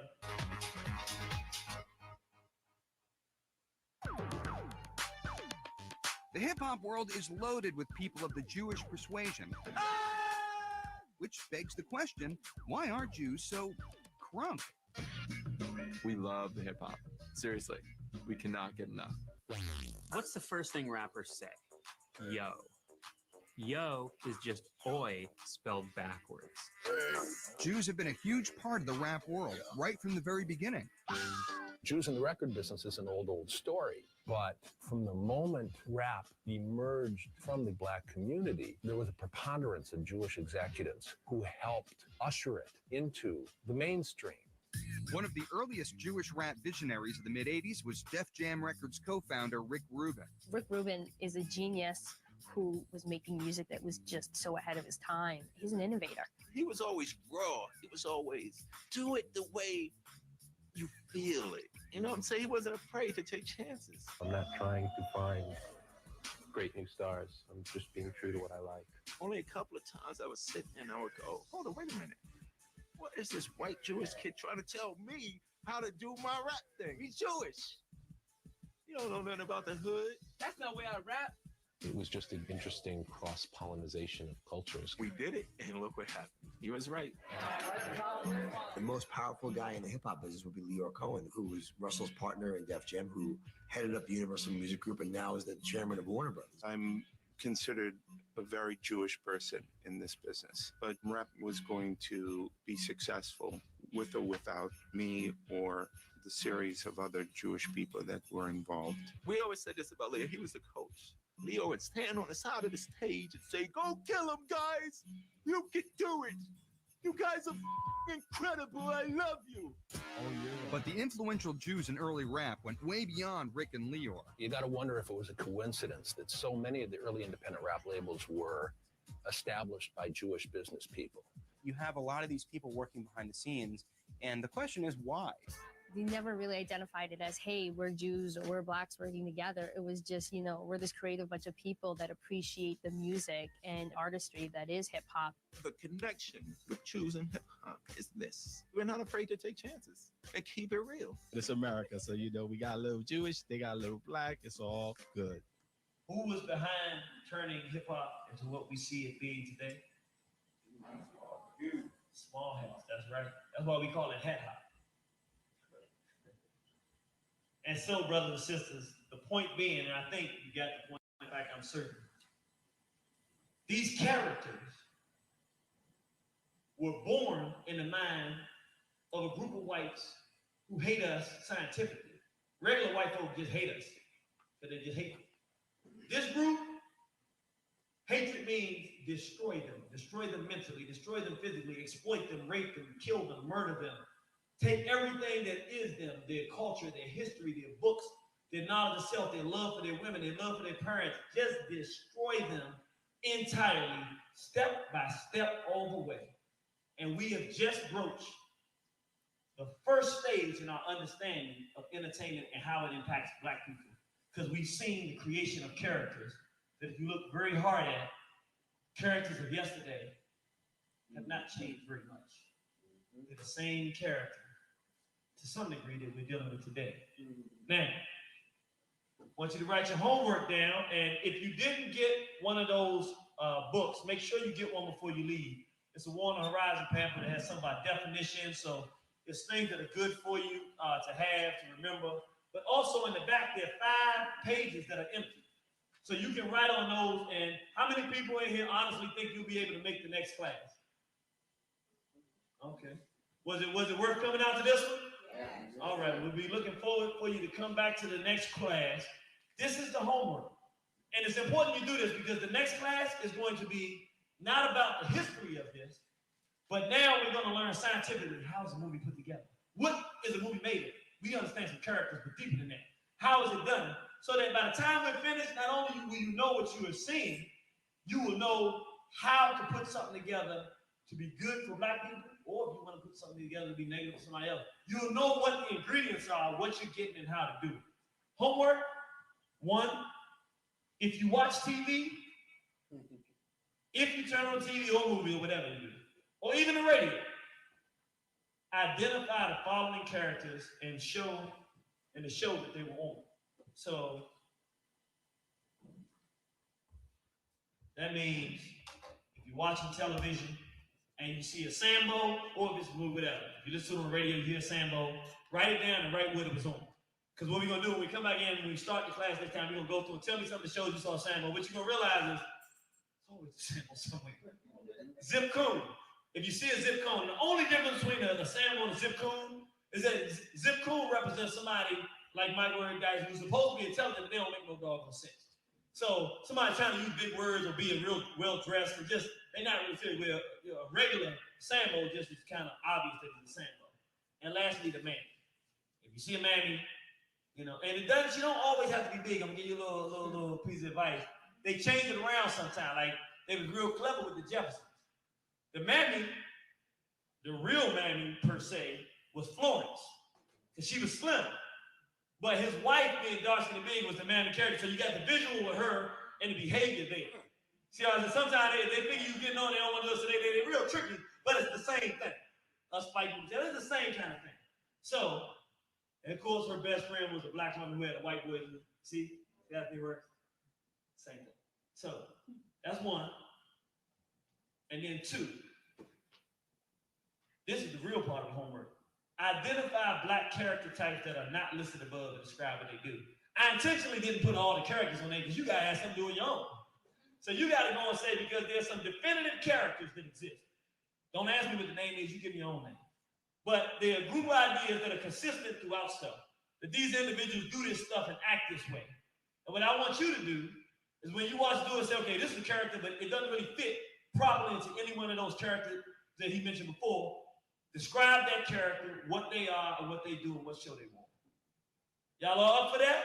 Yes, sir. All right, then. Well, with that said, brothers and sisters, I just want to give a few suggestions. You can hit the light for me, brother, because I want people to see this. Hit the light for me, just so you can see really good.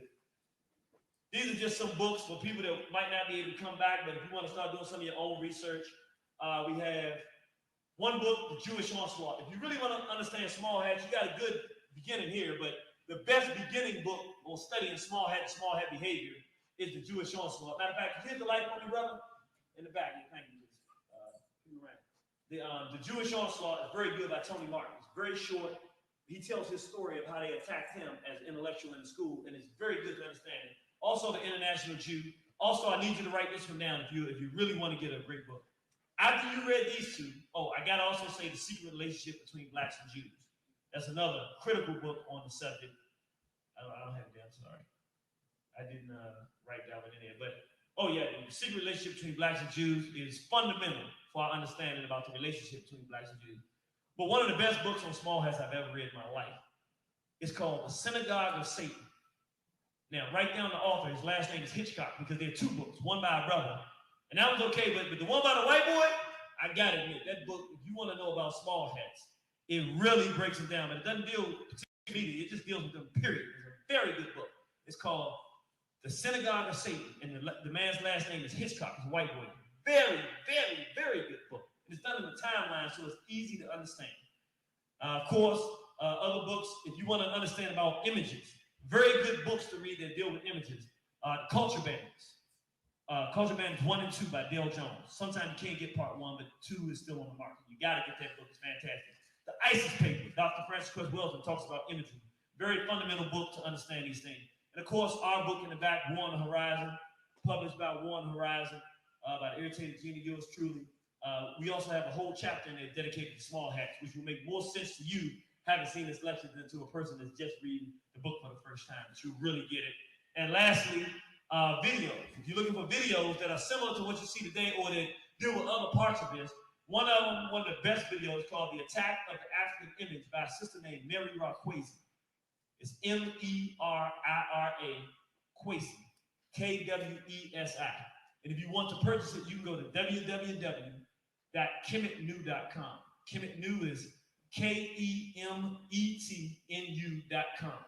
Very, very, very good video showing how whites have used the images to attack African people traditionally and historically.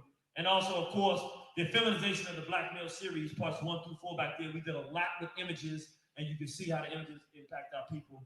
We have that available here as well. And then, hit that like for me. Hit the like for me one more time, bro. I gotta love to see my last little picture there. Hit that like for me. Pull that out for me, brother. This is what we coming out to do. We done with the class here now. But the object is this, brothers and sisters. Right now, they are tearing us apart with the images. Our objective is to properly educate our people to who it is that has the controls of our people's minds. And once we understand it, you get the light from me again. Once we understand it, it ain't about being friends with nobody. It ain't about being nice with anybody. I want you to understand this and then sit. This is why it's so important to understand what's going on.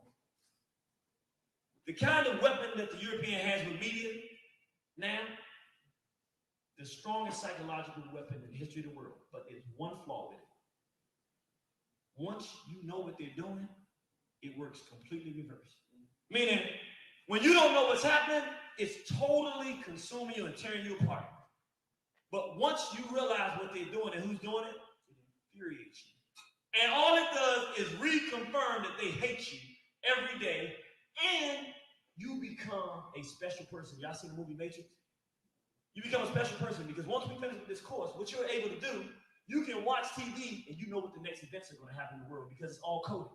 And it's easy to understand. Once you see it, it ain't no mystical, magical kind of thing to understand. You know what to predict because it's predictable. You know the history. You already know what the next characters are coming. You know what this character is designed to do. When they put a new one in front of you, you say, oh, here they go with this, so they must trying to get our people to do this. And you can literally go outside the next day and say they try. And you can tell a person, nah, I know what you did. You watched this, didn't you? And then you out here thinking that's cool. I can tell somebody when it happened. When I first started getting deep into this thing, I saw the movie Independence Day.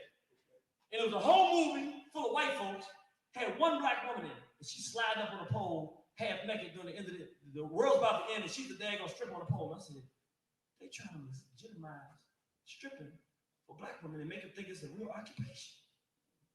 And I'm telling you, because once you know what they do and how they do it, I turn around and a year later, people want to, oh, well, you know, you got to put yourself through school, and I'm not making judgments on people, but I'm saying they actually teach people that.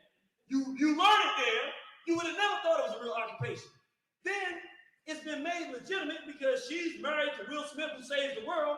Now you got little black girls who otherwise would want to be doctors, attorneys, assistants, own their own business. Now she wants to be a stripper because it's been made legitimate. And then all they got to do is have brothers with strip clubs, waiting for sisters, and brothers that want to see it. And now they actually get a group of people who do not want to do that, to actually group of black women, little girls, actually on the internet, 5 or 6 years old, thinking that, oh, when I grow up, I want to be a stripper. It ain't even that hard. But when you understand it, you become a very powerful person. Last thing, and I promise, the last thing I'm gonna let you go. I gotta give you a word of advice though.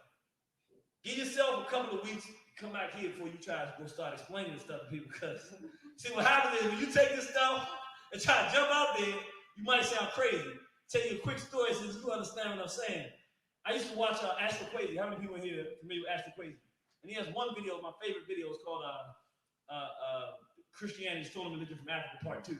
How the enemy became the deity. And in one part, he breaks down the history of Santa Claus and how it came from Cronus, who was from Rome, and how he ate his own babies and the blood came down the candy. That's where the candy cane came from. But he showed it, just like you saw today, right? It made sense. It blew me away. And I was going on a date with his sister, right? She ain't never heard or seen none of this stuff. I think we went to see Titanic or something.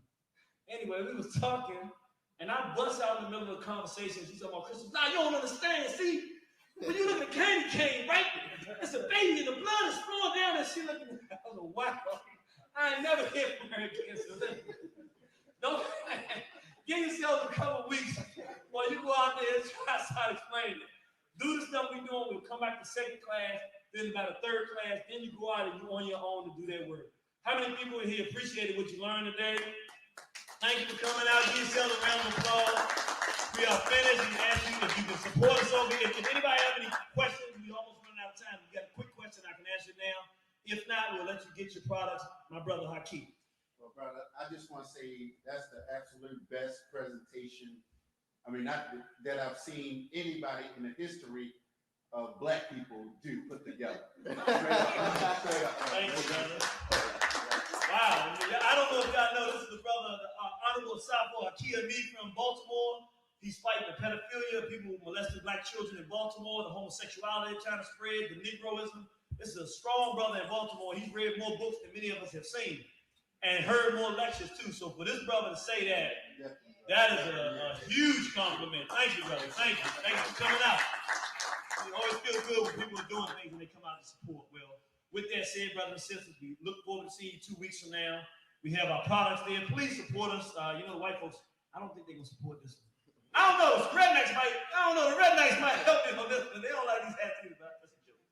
But support us if you can. We appreciate you coming out, and we will see you next time. We'll see you on the battlefield. Thank you, brothers. Check 1 2 1 2.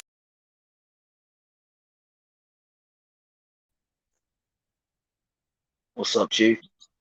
Hey man, peace, bro. Realize. Peace, guys. Oh man. Damn, I just wanted to come up, man, and You got the floor, bro. I listened to everything, right? And I heard everything that brother was saying, right? But the most important thing that I heard, right? I say this a lot, and I know it probably is getting a little repetitive, but I'm gonna say it again, and I'm gonna keep saying this shit.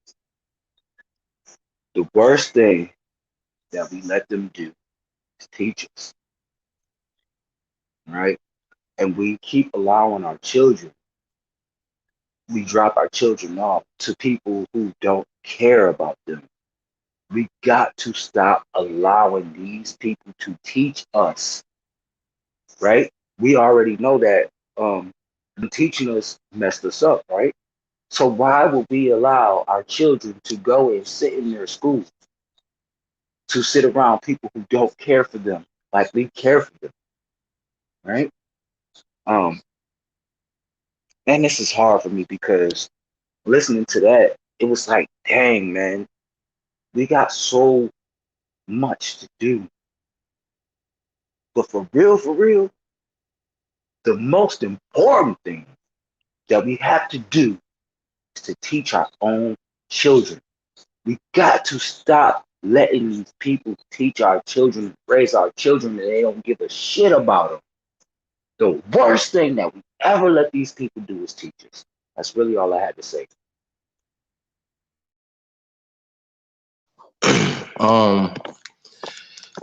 Yo, man, I mean, that's a fact. Hey, we got Hawk School in the building. We got Libra Son. Peace to the guys, man. Once you get you guys' reaction, man. Go ahead, brother. You got the floor, bro. Peace. Can y'all hear me? Everybody doing? Yes, sir. Loud and clear. Peace to the Leave gods and goddesses. Back on the airways.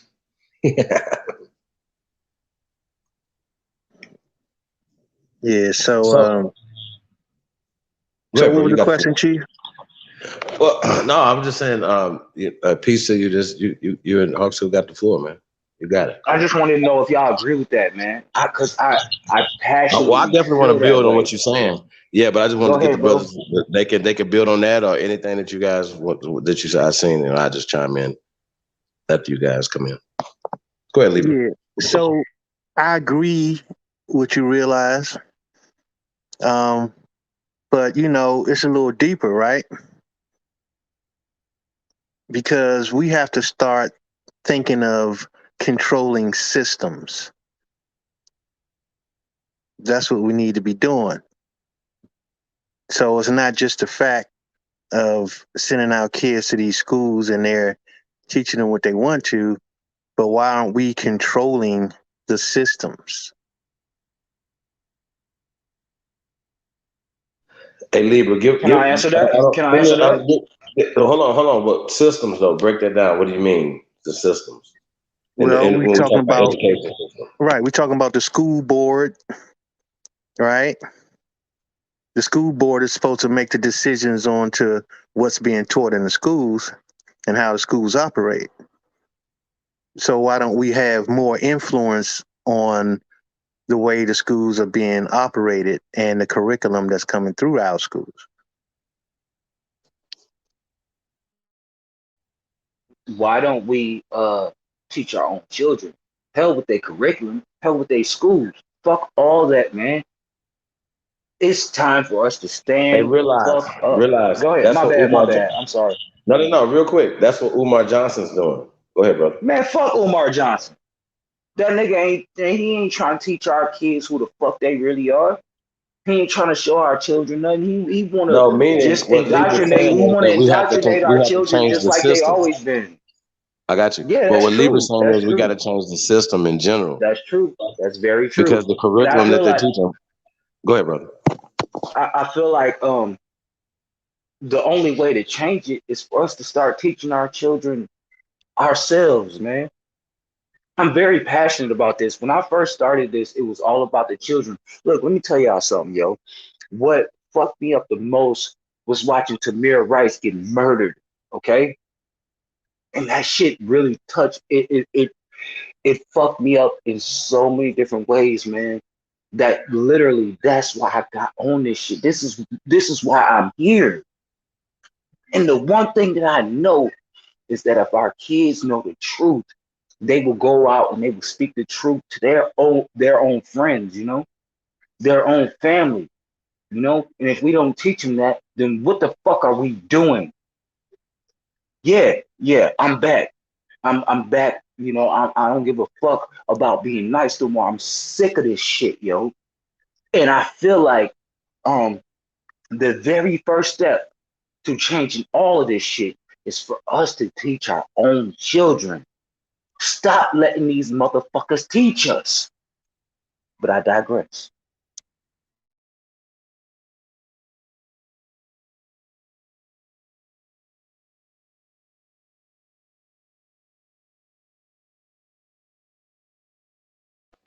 Hawk School, you in the building, brother? Yeah, I'm here. I hear you. Well, I was saying Hawk Schools. I thought he was in the building. Hold on, let me see real fast. Yeah, he's still in the building. Hawk School, you can come in whenever you want. You're on mute, brother. Yeah, it just sounds to me like we're trying to. It's a kind of. Guess the best analogy is standing in front of a fire squad and wanting to pick out which bullets you get shot with.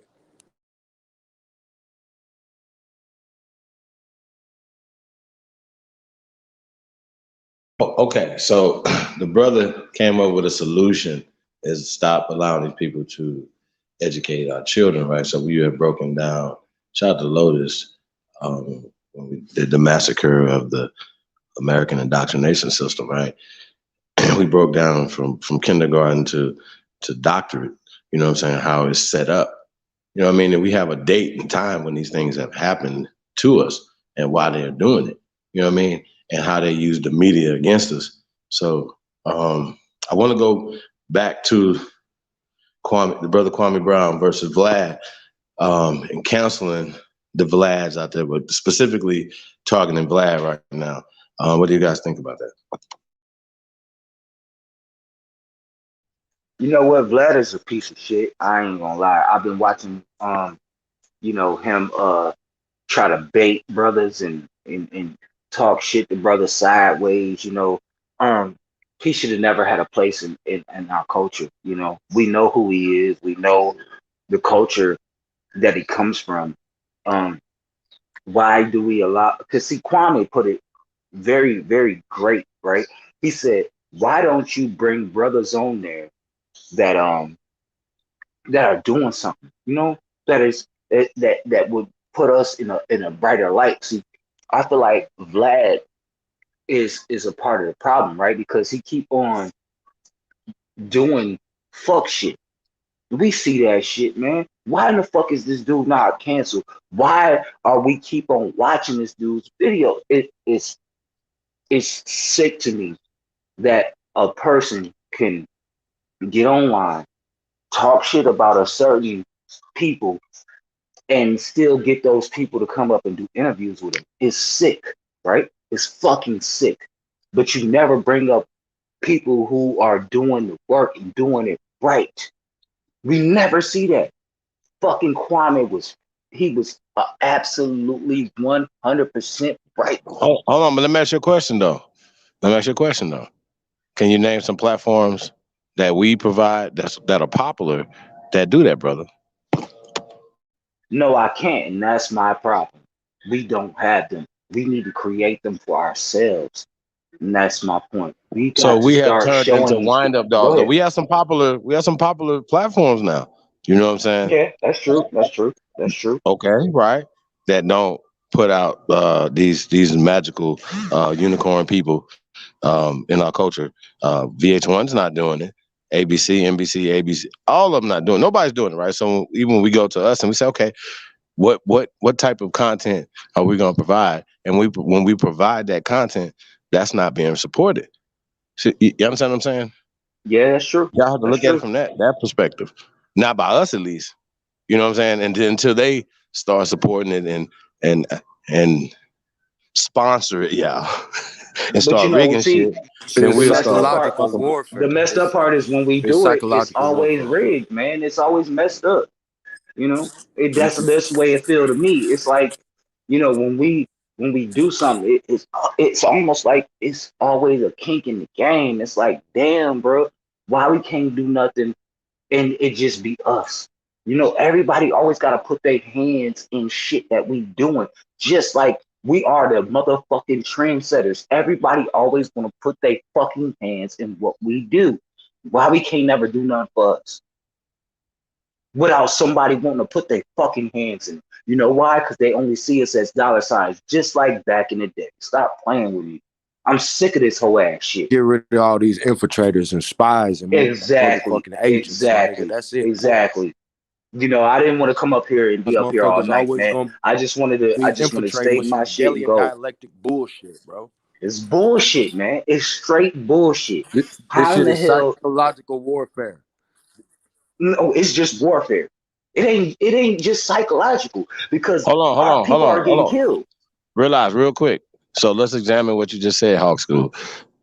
Hawk School is taking us higher tonight, ladies and gentlemen. So we're talking about psychological warfare, right? What are weapons? What are the primary weapons that are used in psychological warfare, Hawk School?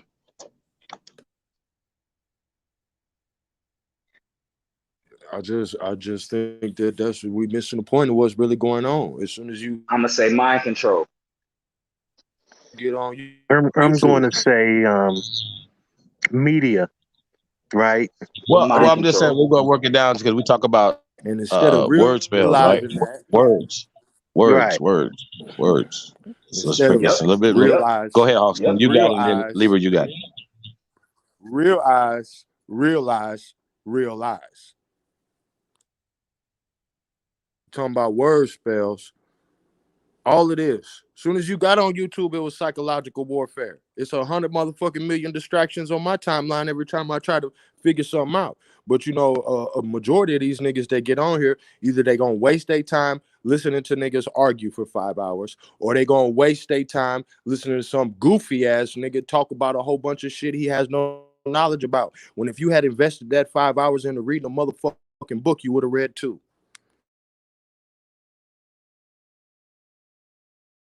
My neighbor just gave me a good analogy. And he said all this trying to learn off of YouTube shit that these niggas do. I know it's the hype now. So, we do what we do and we strive to be a jewel to the people, you know what I'm saying? But at the same time, he said studying on YouTube, we found the analogy that it's kind of like watching porn. Going to the library and reading a book is just good old-fashioned missionary, but it don't fuck up your motherfucking timing. It don't make you all motherfucking perverted and weird and shit, and it's the natural way to learn. But instead of getting some good motherfucking missionary, these motherfucking weirdo ass niggas rather watch goddamn 5 minutes of a weirdo video and pretend that they learned something, pretend that they got some pussy when you ain't fucked nothing, nigga. You jacking off. Tribe. That's a fact, bro. That's a Well, fact. I do know this. YouTube is a hell of a device. It's a hell of a drug. I'm It's a just hell of a device. I know Yeah, you Cadillac. can learn you can learn how to Well, take your oil filter off, Chief, but you already got to know how the engine works. I'm just saying though, Cadillac was trying to charge me $800 to change the light bulb on the headlight, right? Man, I I make ordered the those part fucking from headlights, bro. Amazon. I seen how to do it on YouTube. 10 minutes, But these voila. niggas don't You know know what a what I mean? headlight is, Change nigga. both Bro, of them I and made continue. those You already know headlights, what a bro. headlight is. Well, I'm just saying though, You know like, what a so you Cadillac know, is. These niggas don't know what a Cadillac is. but They they were don't know trying what to a get me. headlight is. You know what I'm saying? That's fine. You hear what I'm saying? You But have Appeals some can't let him go. foundation. Get it You on have a YouTube though. foundation of knowledge. You understand me? You know the Cadillac. You know the headlight. You know what kind of lights you need. You know where the headlights are located. These niggas have never seen a car, so they can't go on YouTube to learn what a car is, my nigga. You feel me? You've been driving cars for decades, so you have a foundation. We take it all the way back. Knowledge is the base of existence, built upon black Let's intelligence. That shit. That let's be still real, bro. lands. Everything was stole from us, right? We're gonna go back to Ford, right? You know what I'm saying? I'm from Michigan, right? Uh, it was stolen, right? We want to talk about Jack Daniels, you know? That shit was stolen from us, man. Like, for real, everything that we do is fucking the most amazing shit, and it gets stolen from us. That's just a fact. Y'all know what's up. That's a fact. Henry Ford stole that idea from a black man.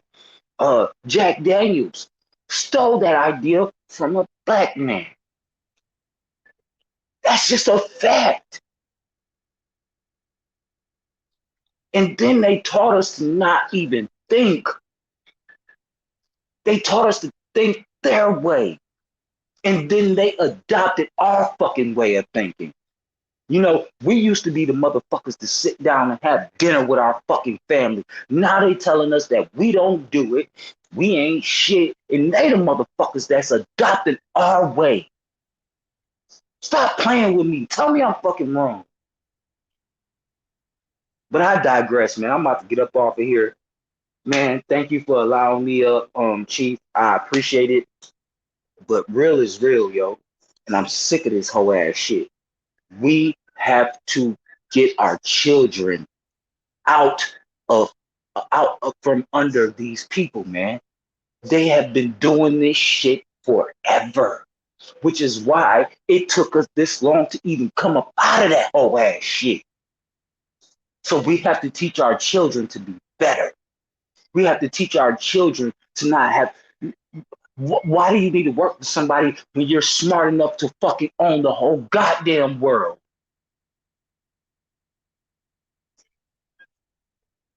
Stop me when I said something wrong. This shit is real to me, man. I'm sick of it. It's getting old. It's getting tired.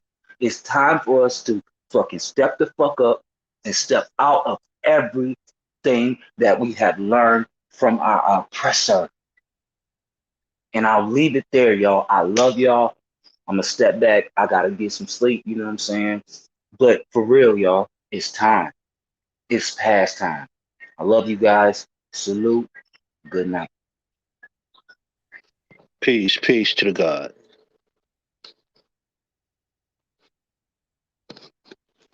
Yeah. So, Chief, Yes, sir.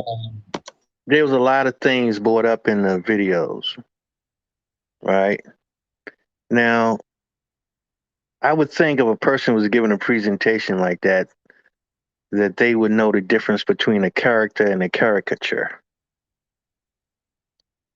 And apparently, he don't know the difference, which means that, you know, if you make a mistake in pronouncing a word, that's one thing, but he actually had it written down.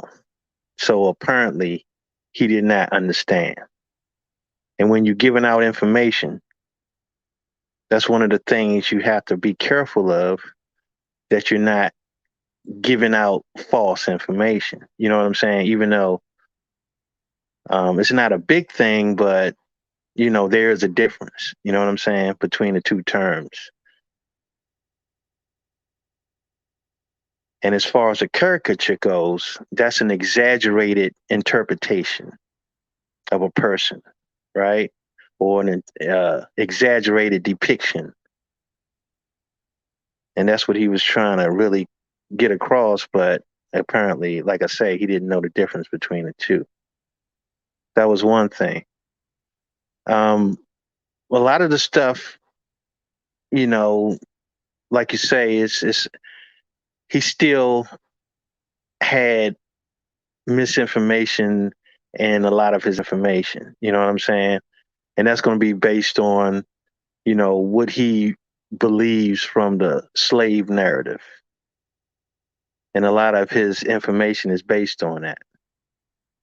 They talk about all these Talk about rapes. it. Yeah, all these rapes taking place. You know what I'm saying? It's like, okay, this slavery taking place and people building towns, whole towns, and creating industry, from slavery. You know what I'm saying? Like, it's crazy, bro. Even to think that was done in a short period of time like that. They have no concept on people being here and have already created these things. So based on that, a lot of the information was just false information, even though you can understand where he's coming from. And I'll just leave it at that.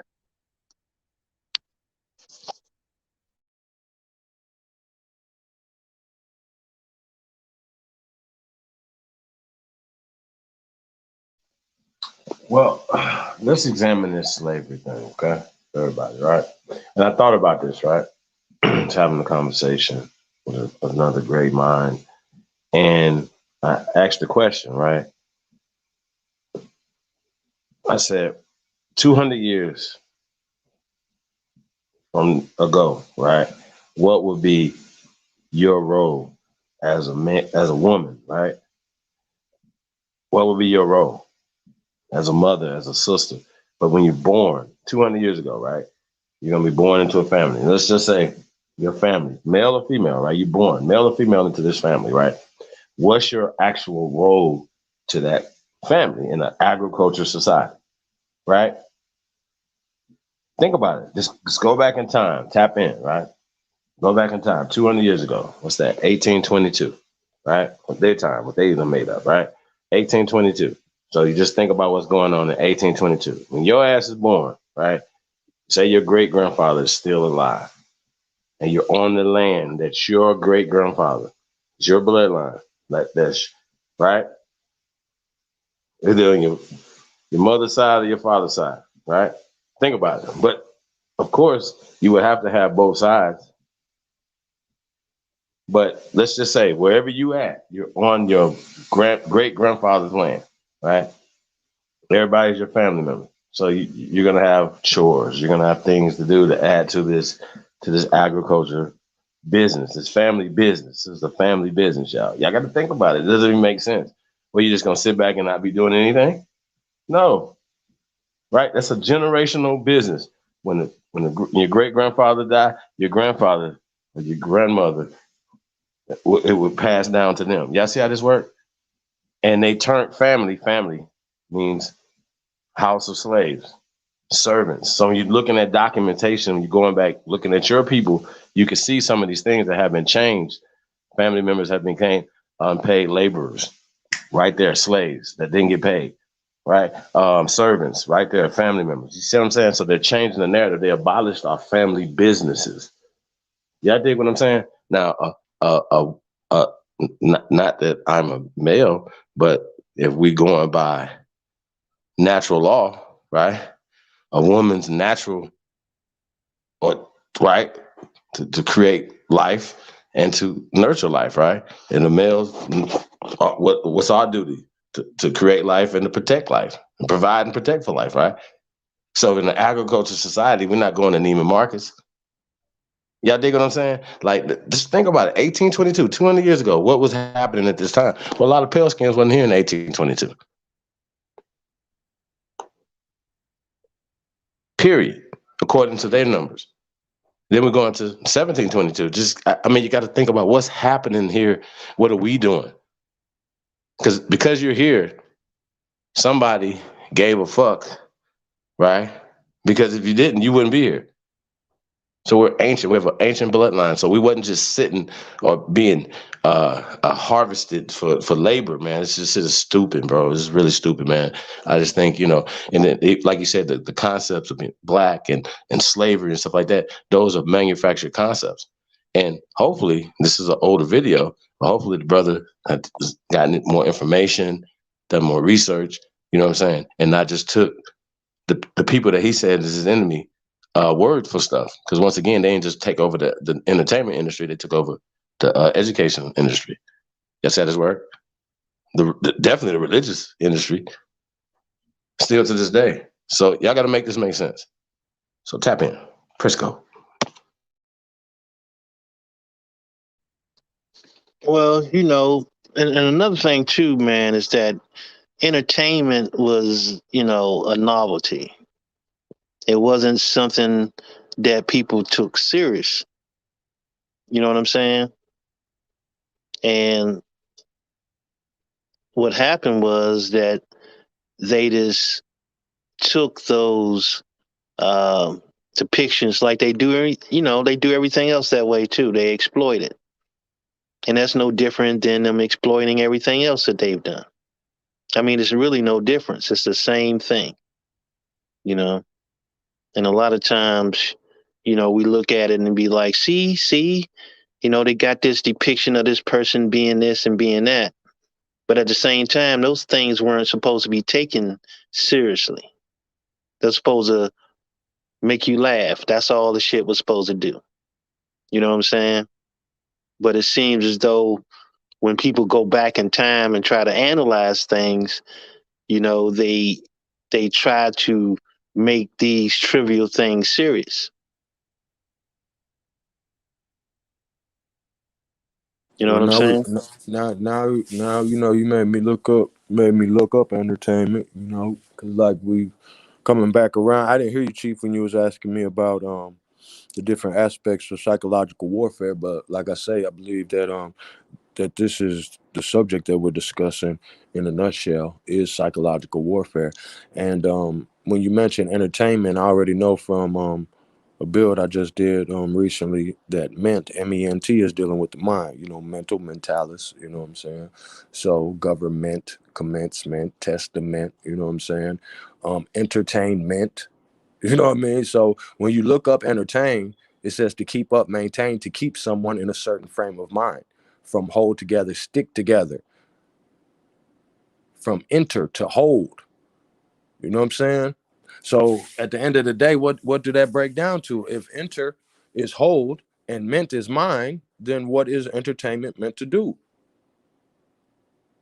I'll let niggas figure it out for themselves, bro. Learn to speak English first. D, motherfucker, D.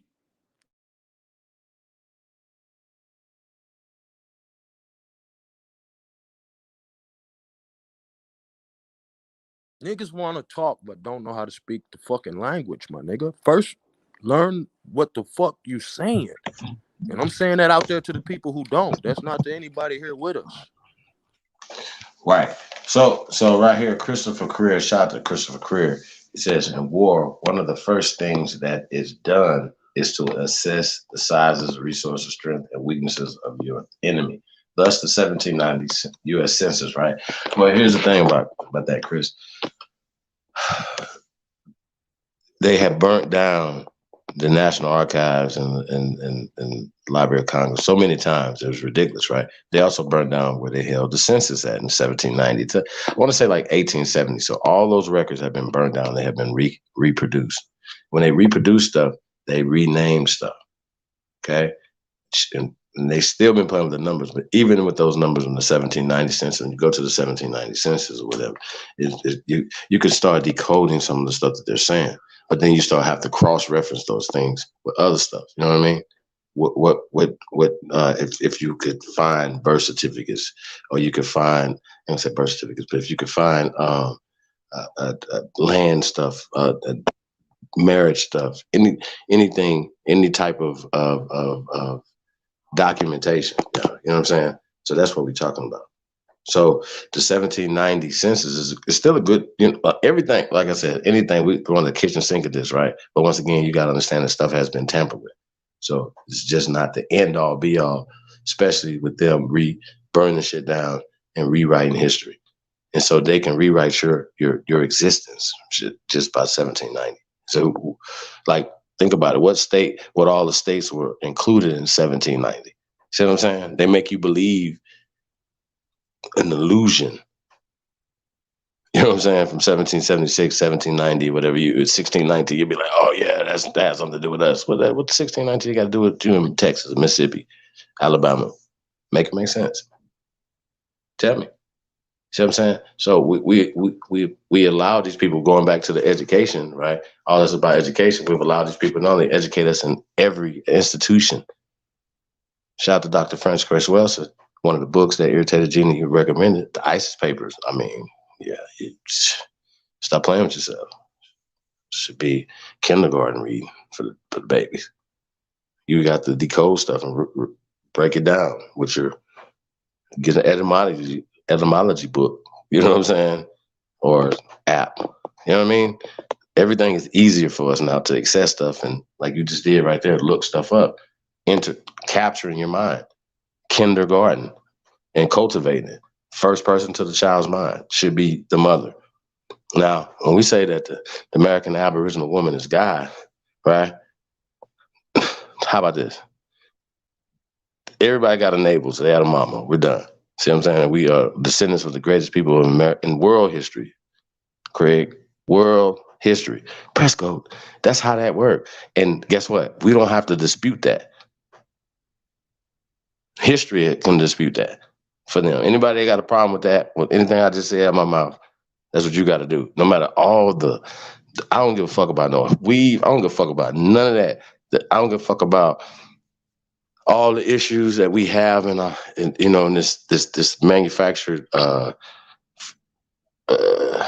beef that they have manufactured for us. You know what I'm saying? The loyalty is always going to be there. You know what I mean? And that's why we have to stand on that. That has to be encoded, period, in our DNA. You know what I mean? So to preserve this culture, preserve your bloodline. People talking about bloodline. Real, for real. So I think it's really interesting, what do you guys think about that?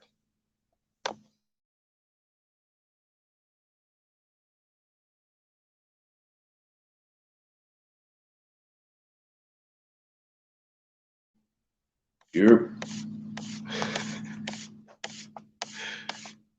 Libra, all school. You guys there? Test, mic check. Hey, realize, yeah, he wasn't talking about you, brother. He was talking about what's it called? Yeah, Chief, I can hear you now. Okay.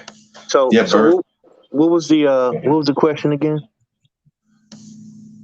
Well, I was actually, what did you think about what I was just saying? Just the whole situation as far as tying it back to the education. He was talking about the entertainment, how the entertainment capturing the mind, but it all ties back into the education as well, because edutainment, being able to capture the attention of a child, right? That first person to do that is Sesame Street now. That's what I'm saying. It's funded by the Ford Foundation, the Carnegies, and all these other people, the same people that he's talking about, the DuPonts, all these other raggedy people that came over and just, yeah, I think we're gonna have to do that tonight. Chief, you coming in real staticky right now, bro. Testing. Mic check. How about now? Yeah, staticky. Let me on my end. Well, the school system is an arm of the military. So that has to be considered. This is why I say niggas talking about what the school should be teaching is like picking which bullets your enemy gonna shoot you with. Like, niggas need to really stop thinking like this is set up to benefit you. It's not here to help you, stupid. If a motherfucker trying to poison you, you gonna pick out which food they gonna put the poison in? That's what we talking about. It's just preposterous, my nigga. Hey, you ever have to drink out the sink though? Like it ain't no water nowhere. You like, man, god damn it, I gotta drink. Thirsty, need some water. You be like, man, I gotta roll the dice. You know what I'm saying, to drink this shit. But you feel me? Or whoever put something in a bottle for you. You dig what I'm saying? Like think about it. All this go to your mind, like something that you need. We need water, bro. Well, that reminds me of what Elijah Muhammad said, and he said that if you don't have a glass to drink out of, you'll drink out of the dirty glass. But if you place a clean glass beside the dirty glass, the people are always going to choose the clean glass, my nigga. All these dishes dirty. Let's start by washing the dishes.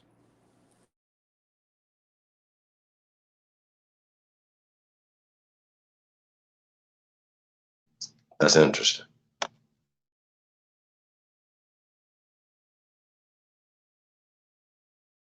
So I agree. So basically, going back to Brother Kwame Brown and us canceling Vlad, which he should have been canceled when Lord Jamar said it. I think once again, the message wasn't quite clear, you know what I'm saying, to the masses of people because I was already unsubscribed. You know what I mean? And this is Culture Vulture 3.5. We've been on Glad Head for years. We've been on, protecting the culture. We've been pushing the line as far as being shadow banned, as far as having to create other channels because creating our own network because we have been censored so much. You know what I'm saying? Not being able to I got shit that it's just ridiculous. Come on, bro. You know what I mean? So I wear that with a badge, with pride though, because once again, it goes to show you, some of the people that have been around for a while have never had this predicament. Because when you go back and look at any of the content, it's never anything that's not a part of the out of Africa junk and all the other things that push the Black program. That's funded. We know this is a thing. Black is a problem. We got to eradicate it. Okay, this is a psychological weapon that they're using against us, just the same way they're using any other thing that goes in this caste system. So we're gonna definitely get into the caste system tonight. We get a chance. We want to play this declaration, Libra, before we get into this into that conversation. I definitely going to get into the caste system tonight. Just have something specific to talk about because this caste system joint was super crazy, yo. I wanted to do this joint. We got to bring that back on these natives, as far as being culture vultures and stuff like that. Because keep asking the question, well, what are you guys mad about? Unless you guys are working for pale skins who try to usurp everything, who have usurped everything, right? Cherokee Nation. Okay, well, shit. Who's there first? How did you guys come in and take over? Okay, let's talk about it. Let's don't close for us. Let's don't turn the blind eye to this. Like we had real respect for Jay Nightwolf. Y'all remember when you started talking crazy? Like, what does it matter who's first? What do you mean? What do you mean? What does it matter who first, bro? Y'all know how many people was gonna be in this movie? Man, come on. It don't even matter. Like, I seen him talk about the medicine wheel. I seen him. He knows, bro. Could you come in here in a church and every nigga you touch in the church is a Indian? Come on, bro. What does Indian mean? What are y'all talking about? The Make first it make chief sense. the first chief I even found out was a motherfucking Freemason was the motherfucking Cherokee nigga. That's why they the 5 civilized tribes. So as soon as you hear that shit, you know it's written with agents. You know what I'm saying? The chiefs are selected by the government. All 5 chiefs of the civilized tribes were motherfucking Freemasons when our land was succeeded. Like this is known, bro. I done already exposed this shit years ago. Like the primary sources are there for any of these goofy ass niggas. You know what I'm saying? But it's time to for motherfuckers to really get into their own motherfucking research and really learn what's going on. All royal, you know what I'm saying, kingly niggas of all throughout history was well versed in all types of shit. You know what I'm saying? Beating niggas ass, reading books. You know what I'm saying? Growing motherfucking fruits and vegetables, like all around. Like it's this shit, this entertainment shit is really holding niggas' minds, bro. And most of these niggas on here talking, acting like they doing something to the benefit of people, are using the Hegelian dialectic, and they're taking shit and they just planting little seeds of bullshit in niggas' minds subtly, because these niggas is specialists. You know what I'm saying? I'm not saying anybody's name in particular or anybody you even speaking of, but I'm just talking about the psychological warfare, because that is what it's a war of the mind, man. Our power that's our power. When you're dealing with psychology, you're dealing with the psyche, you dealing with the spirit. All of this shit is detach us from our source, my nigga. All this old mumbo jumbo bullshit, bro. This theosophical society ass shit. These motherfuckers came over here with this shit in 1832. You talking about wasn't that many pale faces? Shit, they had a plan 1832 coming over here. But you know, I'll talk about that deeper in depth, you know what I'm saying, later on. But bro, it's niggas got to steal their mind back. Jack, tribe.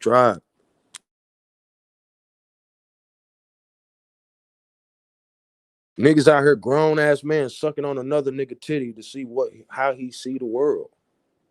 Like, this is whole ass shit, my nigga. Who cut your hair?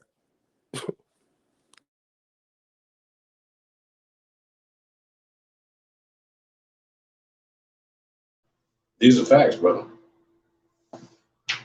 Which one? Man, it's just a Hawks view, man. You know, to each his own.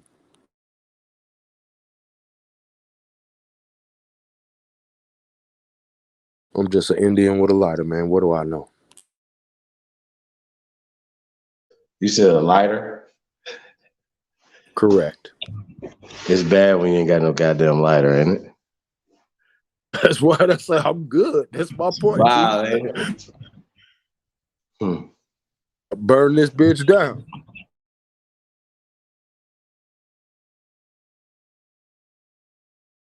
I just think we getting wrapped up in a lot of this mind shit. You know what I'm saying? And a lot of this shit that is designated to fuck with us. You know what I'm saying? I just, you said word spells and you helped me remind myself, because I just realized what a distraction is, because I've been learning diction through the dictionary, so I'm not pronouncing the word right to even understand the language when it says distraction. My nigga. Now, you know what traction is because you're talking about the Cadillac, so I know you know what traction is, because the Cadillac got traction control. So if this shit is a distraction, then what the fuck do that mean? Every time we get on course and get to motherfucking about to burn tires on these motherfuckers, distraction comes. Niggas got to learn the language. Well, I mean, man, our ancestors, had fail safes for us as well. And I think we're not using them. And some of the stuff, like I said, once again, we have to use it against them. Like, when I say them, we're talking about the evil ones. I don't put a color on the evil people. So it's us against evil. So I think we got to stop doing that. This black-white stuff goes both ways. I used to be like, black power, white power, white power, white power, right? And motherfuckers, it was a joke, but the seriousness of it is, when you push black power, you're pushing white power. That's what you're doing. You're pushing hate. What we're doing is bringing people together. And it's interesting. I get trolled every day, especially on Instagram, by people that consider themselves Native Americans or mestizos. They don't consider themselves mestizos. Some of them do, you know what I'm saying, because they go from a Spanish situation. But I'm trying to think. Hawk School, you're Libra, anybody in the chat room, can you please answer this for me? Why are Native Americans or any other mestizos mad at us for waking up and speaking on our heritage here in America? Why are they mad? Why are Pan Boo Boos mad? Why anybody mad? Why anybody step up and we have similar stories, brothers, sisters in the chat room? Can you guys please hit the link too if you want to come on in, join this discussion. Oh, and also anybody that wants to debate whether or not the American Aboriginal woman is God, you can hit that goddamn link too. Get this work. Let's go. Anybody got anything to say about that, brothers? Well, you know, man, it's politics. You know what I'm saying? Politics is a construct. And what they're trying to do is that's no different than emotion, right? Politics are emotions, pretty much. And this is what they're trying to rule over people with.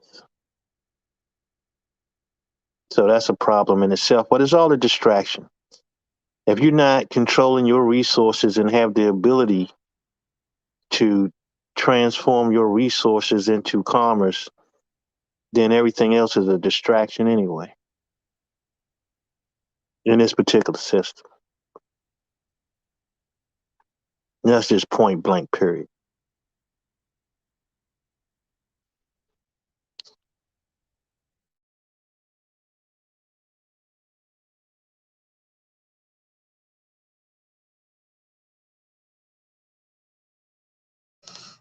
Yeah, I mean, hold on, let me see. What I gotta say in there? I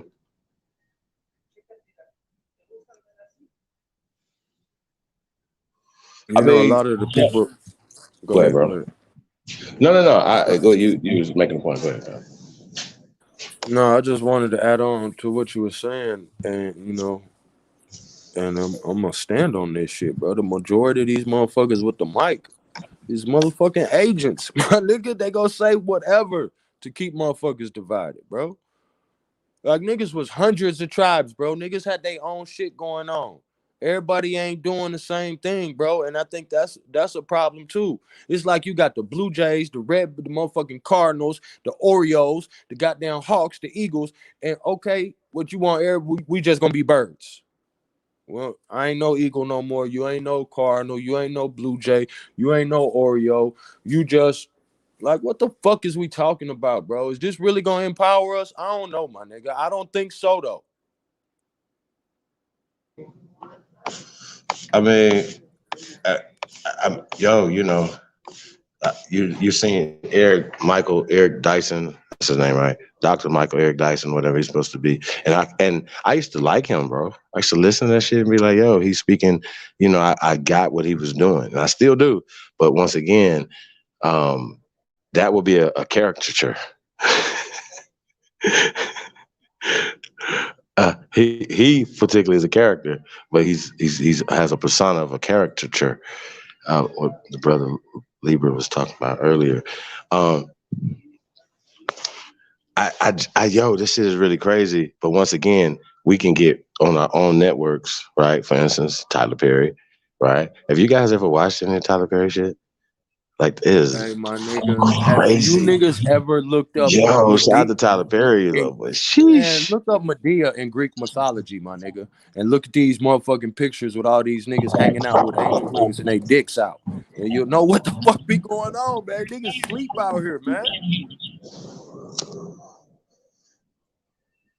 Look, Sheesh. man, if this shit is in front of your face and this shit is being promoted and you see this shit every day, it's from the enemy, my nigga. I mean, you know what's so crazy though, man? Like, niggas is honoring the nigga that literally told you that his people is Al Edwards, Mr. Juneteenth, right? Mr. Boulay himself. And then the Grand Archide himself, John Hope Franklin. Like, yo, bro. And then niggas, this community, like, honoring that nigga. In any type of form. Like, y'all are crazy as hell. And you know they'll say, it's okay. The Boulay is okay. Who says it's not? What? Wait a minute. Somebody dropped the ball. What are we saying? Somebody dropped the ball. Where, when, and how?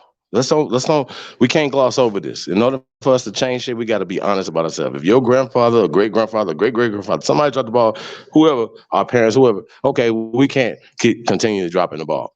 We have the baton now. What are you saying? We have a responsibility to the next generations. Now, this is not acceptable to keep saying, "Oh, this happened in the past." They won't do nothing about it. Are you serious? It's happening today. It's gonna happen tomorrow. Literally, it's happening right now. I seen a sister say, "It's time for sisters to stop being loyal to brothers." You didn't say black men to black women, but y'all get the point. What you guys think about that statement, you guys? I know I'm throwing a lot at you guys, man, but it's a lot that was said tonight. Like we gotta talk about it. Yeah, it's back to that emotional shit again, man. You know what I'm saying? Trying to rule by emotion. Energy and motion. That shit is crazy, bro. That's because niggas talk this God shit, but they really can't hold the power. They really don't hold the power. I hear everybody talk about this spiritual shit and all this power we got, but motherfuckers can't even regulate the power within their own motherfucking vessel, my nigga. Shit, church is entertainment. What you think? Why y'all think? Like you ever listen to some of the pastors? The best pastors one that could tear the house down. How you come out that motherfucker like you feel like Superman or something? You know what I'm saying? Like think about Well, all we the got emotion that you feel. Yeah, we got you to the think root that of you it. done got. Yeah, you don't think that you done got saved for all the dirt you done did all week. Now you can do the dirt again. You know what I'm talking about? Think about it. Think about how you feel. Because I do. That's one thing I do remember Right. about So church. isn't that a It's feeling perpetual like that. cycle though, Chief? Isn't It's that a all perpetual entertainment. cycle? Absolutely. It's to contain your mind. You know what I'm saying? It's So food. Everything works together. It all works together. But you see how That's simple it mental. is? That's slavery. But Isn't that look how slavery, simple brother? it is. Chief, look how simple it is for us to decipher what's going on once we know what that word means. That's the spells I mean. It's if you knew entertainment meant hold your mind, that's all this. Oh, I'm gonna go watch hold my some shit that's keeping my mind in bondage. If you knew that's what this was, oh, it's just entertainment. Instead of them saying that, oh, it's just something to hold your mind in bondage. Would you be interested in going to the movies, nigga? Hey, come on down, get your mind in bondage. The most mind bondaging, you know what I'm saying? Like, bro, it's cursing these words, and niggas say this is our shit, my nigga. Then, maybe instead of doing so much fucking talking, niggas should figure out what the fuck they saying, my nigga. And it would be easy for us to get to the root of what shit is and what role is playing in our reality. But like I say, man, it's just hawk talk. Yeah, but once again though, they could show a picture, right? And then in that picture, they got the narrative. They can say, okay, and make the fancy edited videos, right? Think about it, y'all, with the music behind it, and then you'll be like, oh, and then they'll say, well, that's a slave holding her master baby.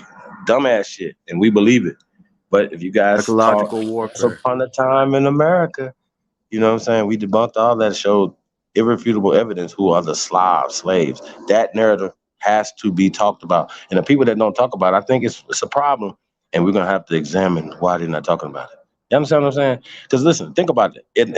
In school, just in school, that should be talked about. Why is that not talked about? That's a reality in history. Why isn't these things talked about? So I would love to have this conversation with someone of European descent or Caucasian descent in the public so everybody can see it. Because I've had a few conversations that I didn't record, but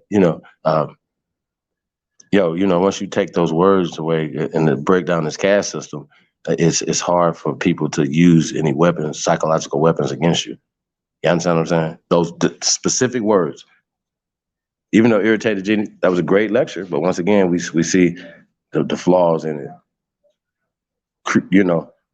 Like when you throwing away the tools and the things that they're using against you, not just media, you got to throw away everything.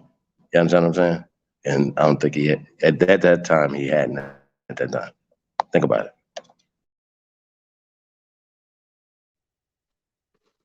yeah. Also, I mean, if you break it down into two parts, right? And this is what I normally do. I break things down into two parts. There's a natural existence and there's an artificial existence. So depending on what you're dealing with, it's going to fall in one of those two categories. So then you have to examine, like, what are you really trying to do? If you're talking about in the artificial world, are you trying to make your difference in the artificial world, or are you trying to separate that world from a natural existence? You know what I'm saying? And you can't, like, it's not interchangeable. So you got to pick one.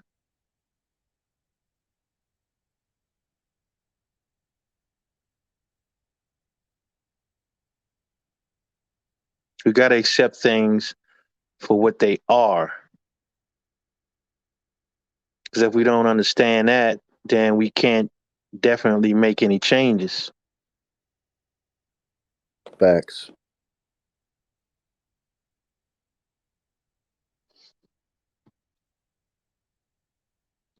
That's why it's funny. We talk about education, we talk about entertainment, we talk about media, and all of these words convey something negative to the mind. So what are we trying? What are you trying to do? Like, this is what it's been. This shit from 1520, a nigga decided what this is. That's what I'm saying. 600 years later, or 500, whatever the fuck, you're gonna argue about what this vibration is, what this spell is. And it's funny because when I dig into they esoteric teachings, they'll flat out say that praying was used to be considered good magic, good spells. All that old affirmation shit they trying to run with some new age shit. Just just praying. But now they're gonna turn you all the way away from church. So that, and that's the Hegelian dialectic. Okay, we know Jesus ain't white, so just by that, now I can just throw the whole fucking bathtub, the baby, the soap, the rubber ducky, throw all that shit out the window. I like that rubber ducky. You know what I'm saying? It's a trick, bro.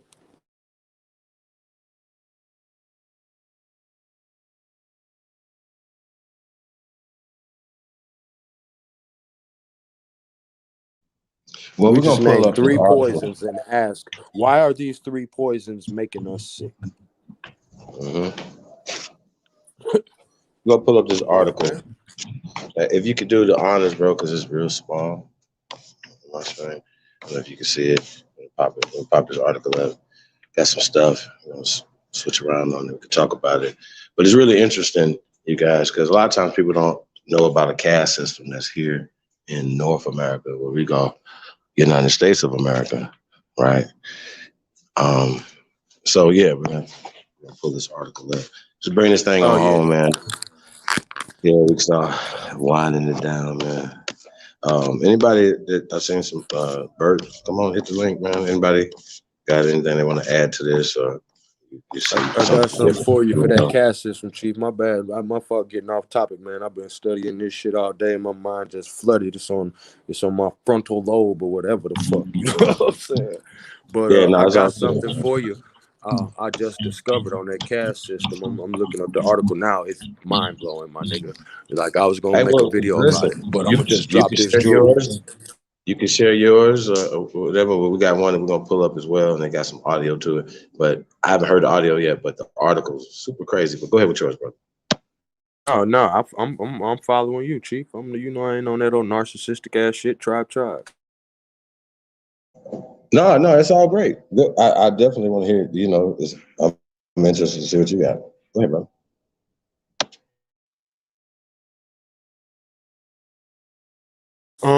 It's about the Brown Fellowship Society of 1790 to 1945. Anybody heard about the Brown Fellowship Society? No, sir.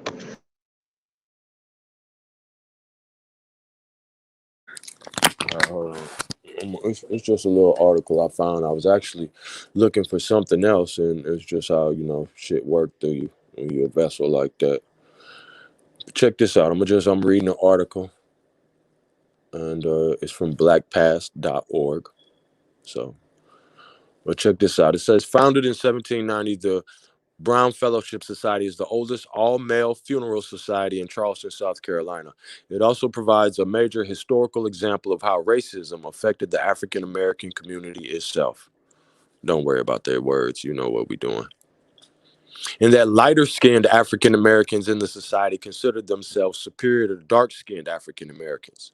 Although still considered inferior by the white population, South Carolina's mulattoes, octoroons, a person with 1/8 black ancestry, we know Indians, Aboriginal, whatever the fuck you niggas want to say, and quadroons, a person with 1/4 black ancestry, were often given their freedom while darker-skinned individuals remained in slavery.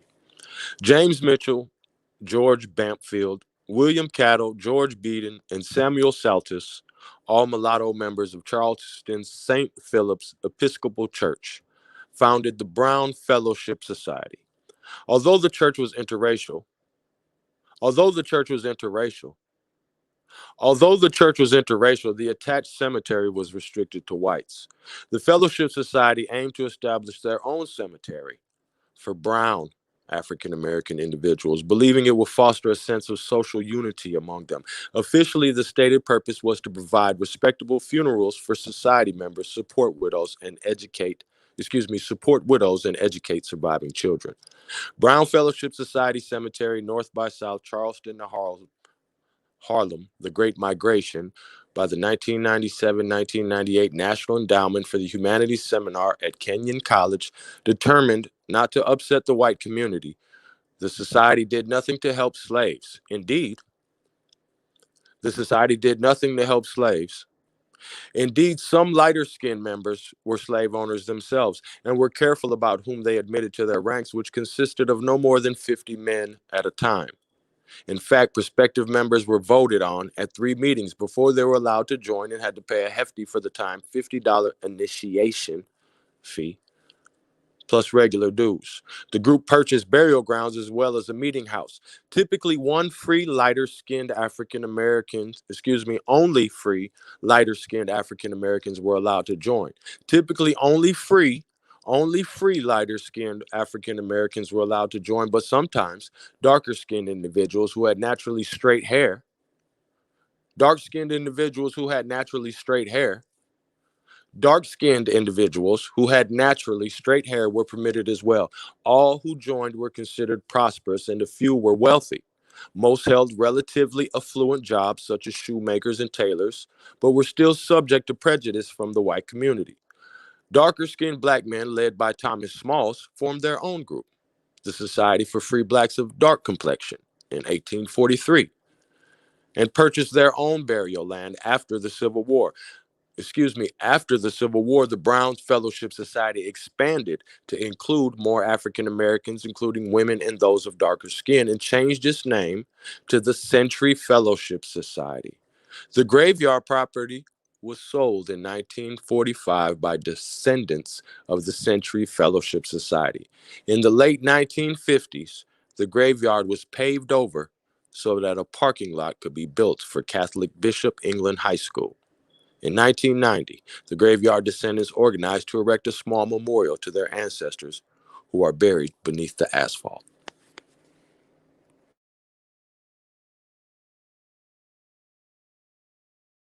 That fucked me up. Terrible.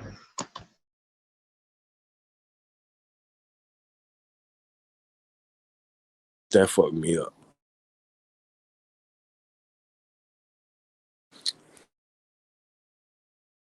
Libra, what you think about that?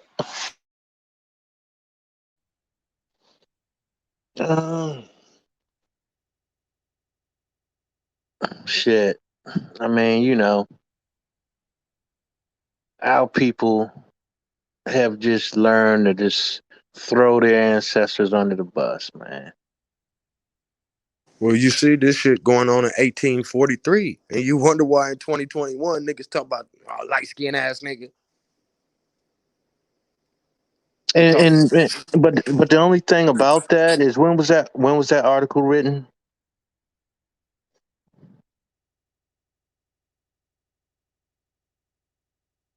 Hold on, let me look.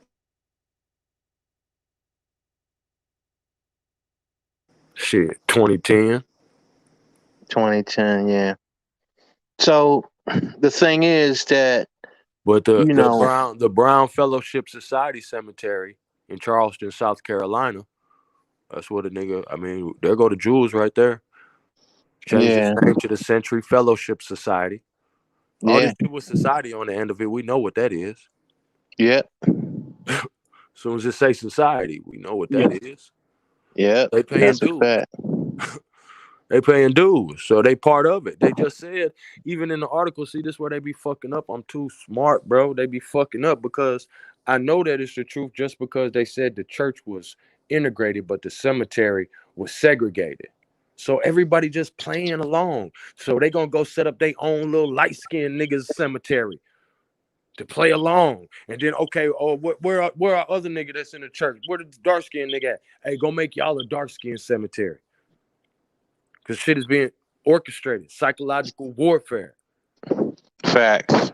And now 150 What if they years lied later, about niggas that talk though? about, come on, bro. What if they just lied about it? What's just their story and their interpretation? I'm I trying to told figure you, out how I did ain't they from even I ain't know. from South Carolina, so I can't say. I'm trying to figure out how did they even know that in 2010. Because one of these Freemason ass niggas wrote the article.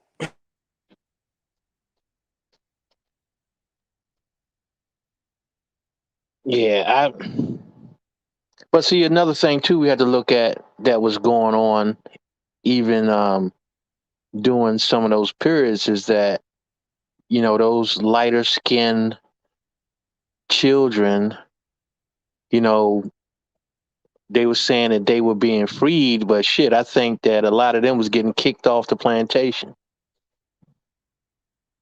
I need somebody to look up and see where that marker is, because they said that they sold the land and they put a memorial there. So it should be a memorial there. If we get us a picture of that memorial, then we can read that if we can't get to South Carolina.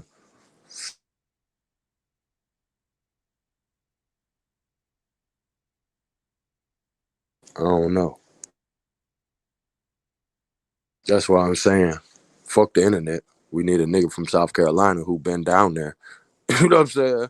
Because that's where all these truths are, right in front of us, and they hiding them by having us plugged into this matrix. We just happen to be goddamn from Zion. You know what I'm saying? Trying to unplug niggas. But every motherfucker, what do you say?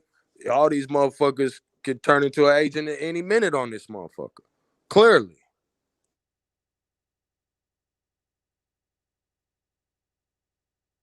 Unplug, my nigga. It's called the Brown Fellowship Society. And they changed that. The cemeteries in South, the cemetery north by south, Charleston to Harlem, the Great Migrations.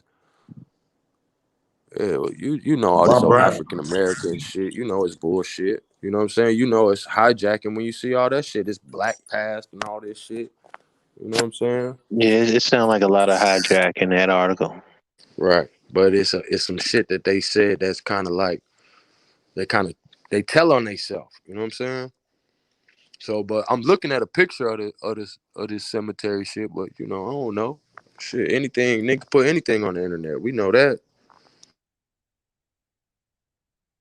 Why Brown Especially though? especially the storyline. You know what I'm saying? Well, the storyline actually goes with some other shit I was studying. Oh well, let's see who contributed this. Let's say founded in 1790, the Brown Fellowship Society, because I mean it is on the subject of the caste system. No doubt. You know what I'm saying? And like you say, that it's just that the story is kind of fitting lockstep into their narrative. You know what I'm saying? It's like it's lockstep.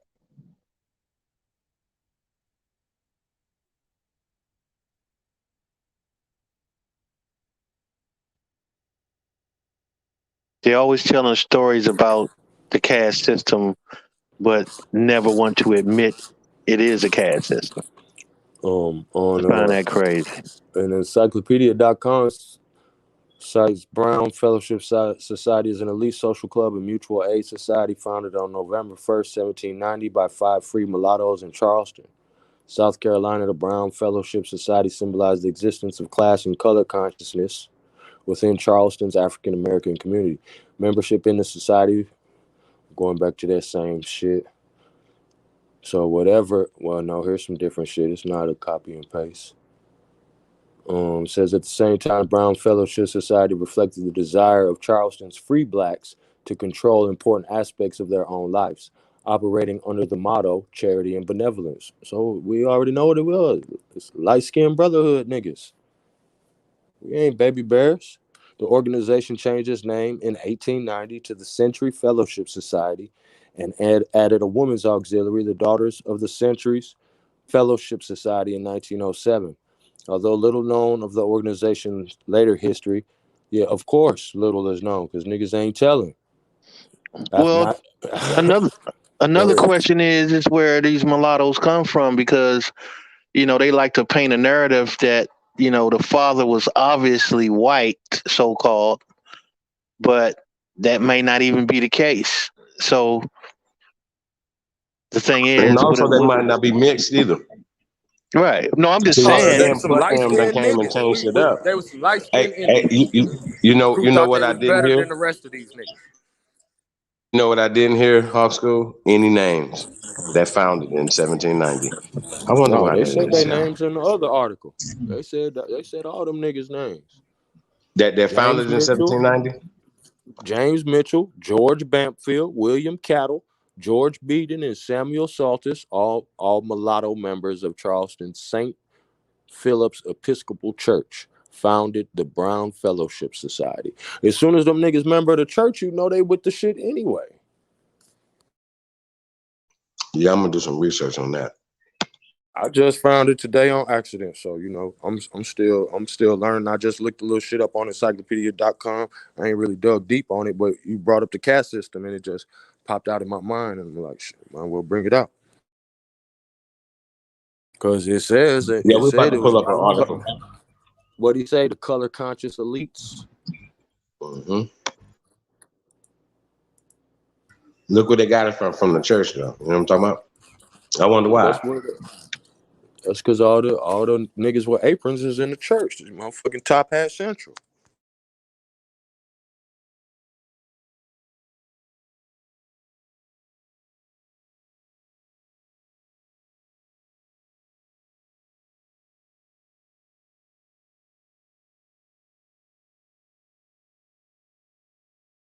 Y'all sending well wishes and good energy to Ivy.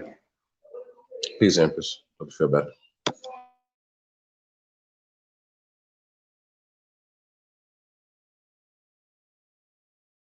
Yeah, it just fucked me up when I read it, and it was like they sold it to the Catholic Church, and they built a motherfucking parking lot over niggas. That sounded Hey, like can you read this right here, brother? Can you read yeah, this? we see it. Yep. Now I was saying if you can do the honors. Oh yeah, it says it's more than racism. Isabel Wilkerson explains America's caste system.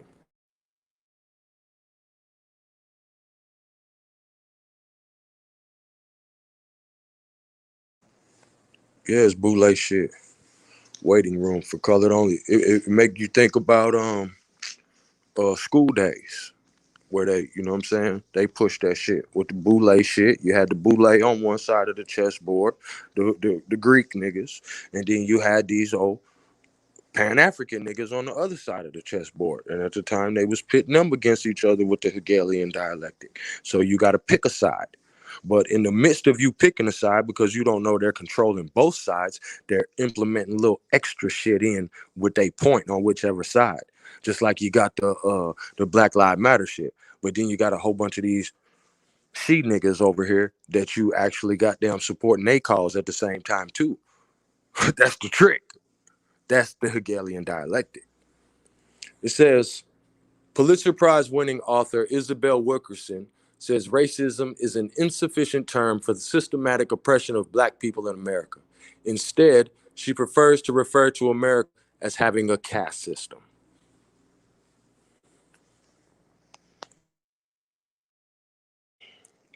Wilkerson describes caste an artificial hierarchy that helps determine standing and respect, assumptions of beauty and competence, and even who gets benefit of the doubt and access to resources. Who gets benefit of the doubt and access to resources. Caste focuses in on the infrastructure of our divisions and the rankings, whereas race is the metric that's used to determine one's place in that, she says.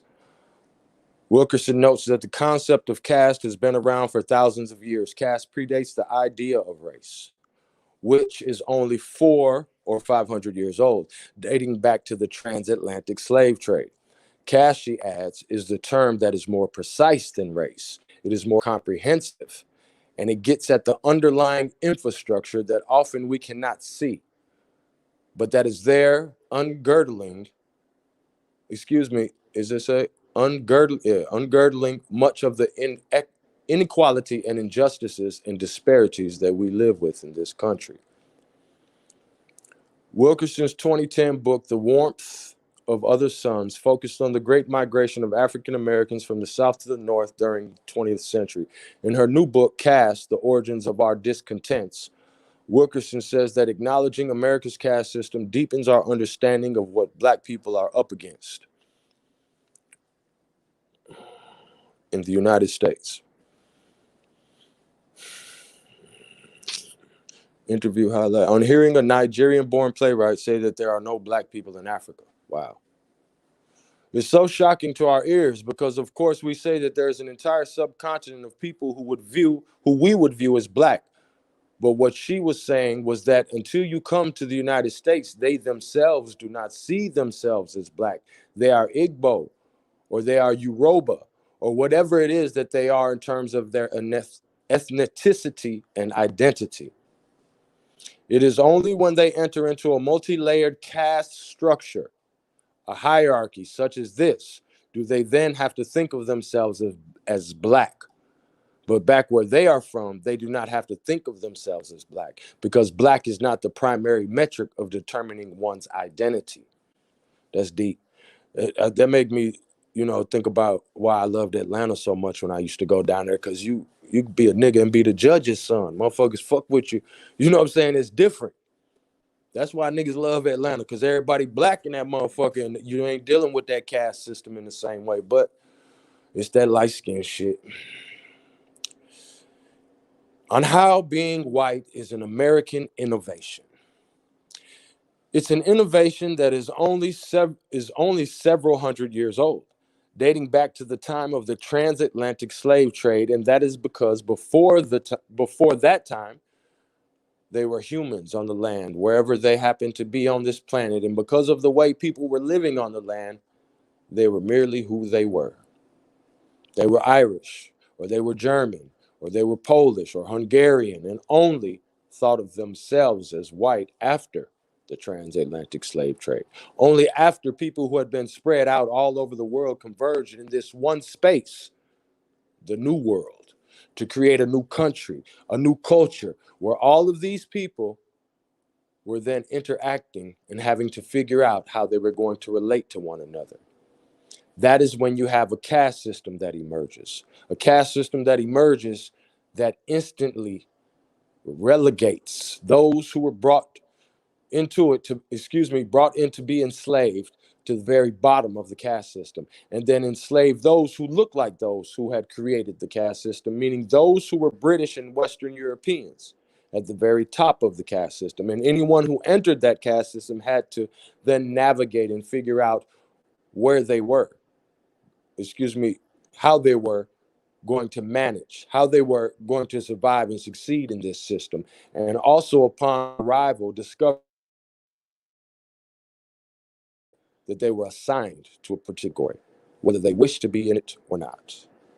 That means until arriving here, people who were Irish, people who were Hungarian, people who were Polish would not have identified themselves back in the 19th century as being white, but only in connection to the gradations and ranking that occurred, the gradations and ranking that occurred and was created in the United States. That is where the designation of white, the designation of black and those in between came to have meaning.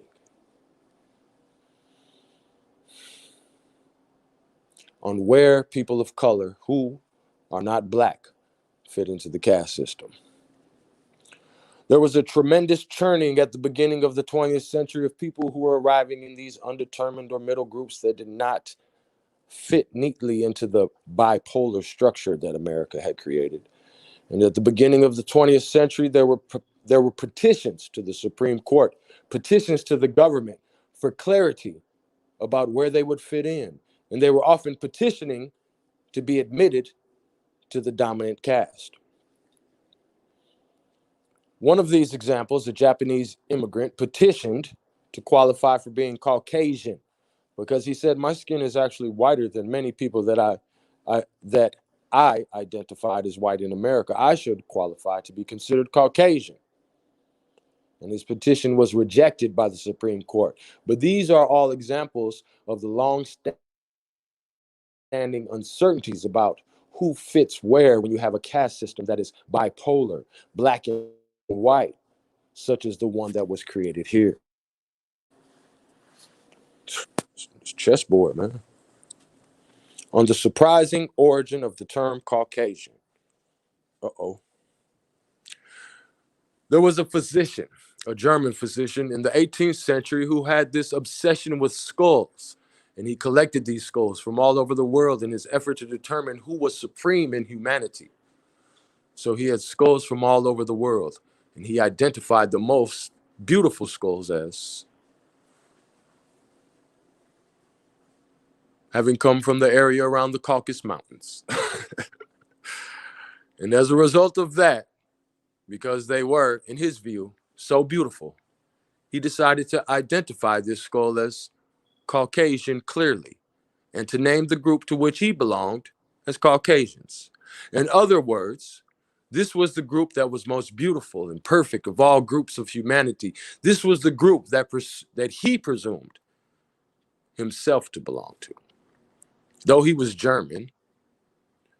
And this was the group, and though he was German.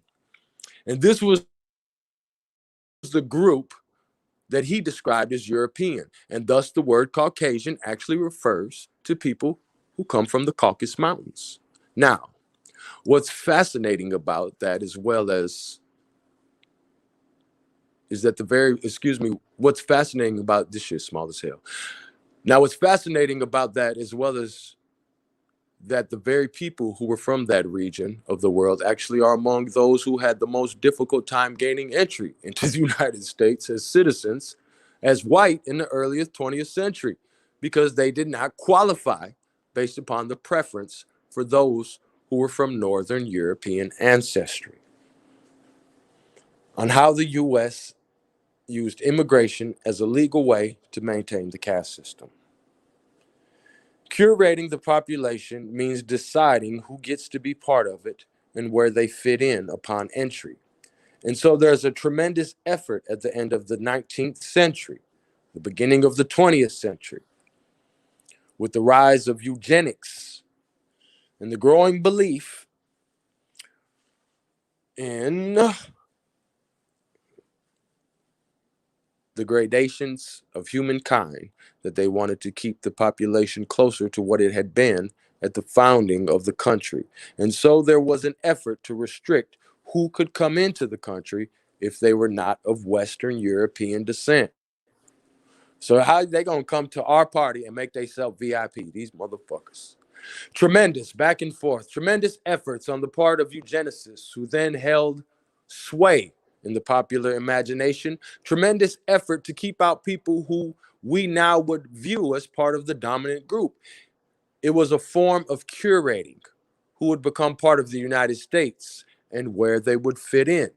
And they used immigration laws to determine who would be able to get access to that dominant group.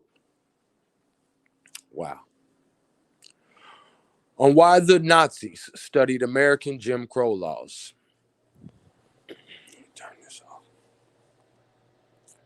I have to say that my focus was not initially on the Nazis themselves, but rather on how Germany has worked in the decades after the war to reconcile its history. But the deeper that I got. And the more that I looked into this, the deeper I searched, I discovered these connections that I would never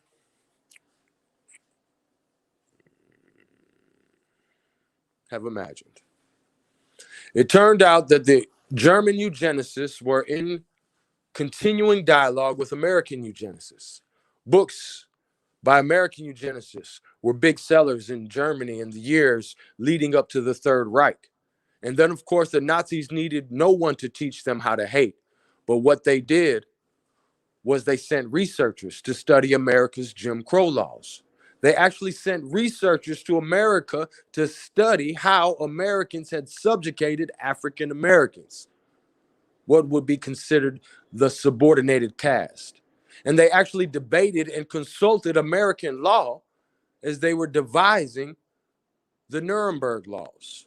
And as they were looking at those laws in the United States, they couldn't understand why, from the perspective, the group that they had identified as the subordinate caste was not recognized in the United States in the same way. So that was the unusual interconnectedness that I never would have imagined. On the Nazis' reaction to America's one-drop rule, which maintained that a person with any amount of black blood would be considered black.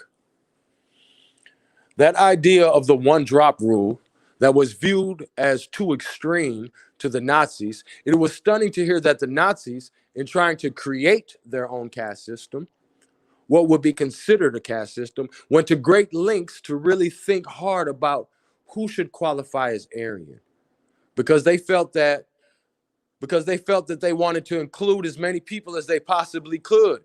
Ironically enough, and as they looked at the United States, it did not make sense to them that a single drop of black blood would make someone black, that they could not and did not accept. It says that they could not and did not accept.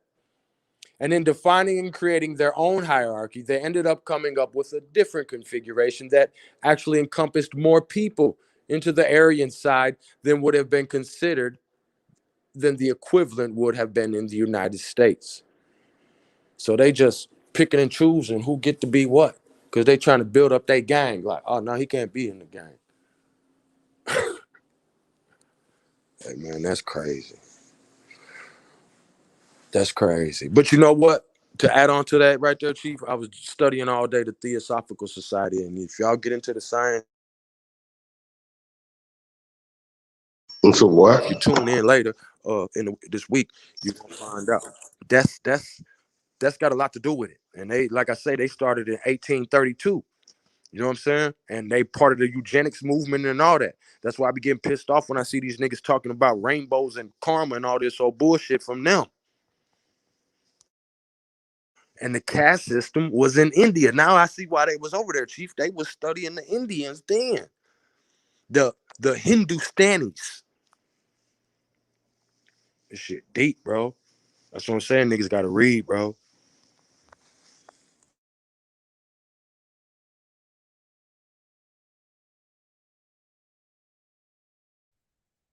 I find that interesting, though. Peace to the tribes. Look at the dates. Was that the end of that? Was that the end of that article, brother? I don't know. You got it on the screen, my brother. I'm just reading them, just narrating. Yeah, I thought that was quite interesting, though.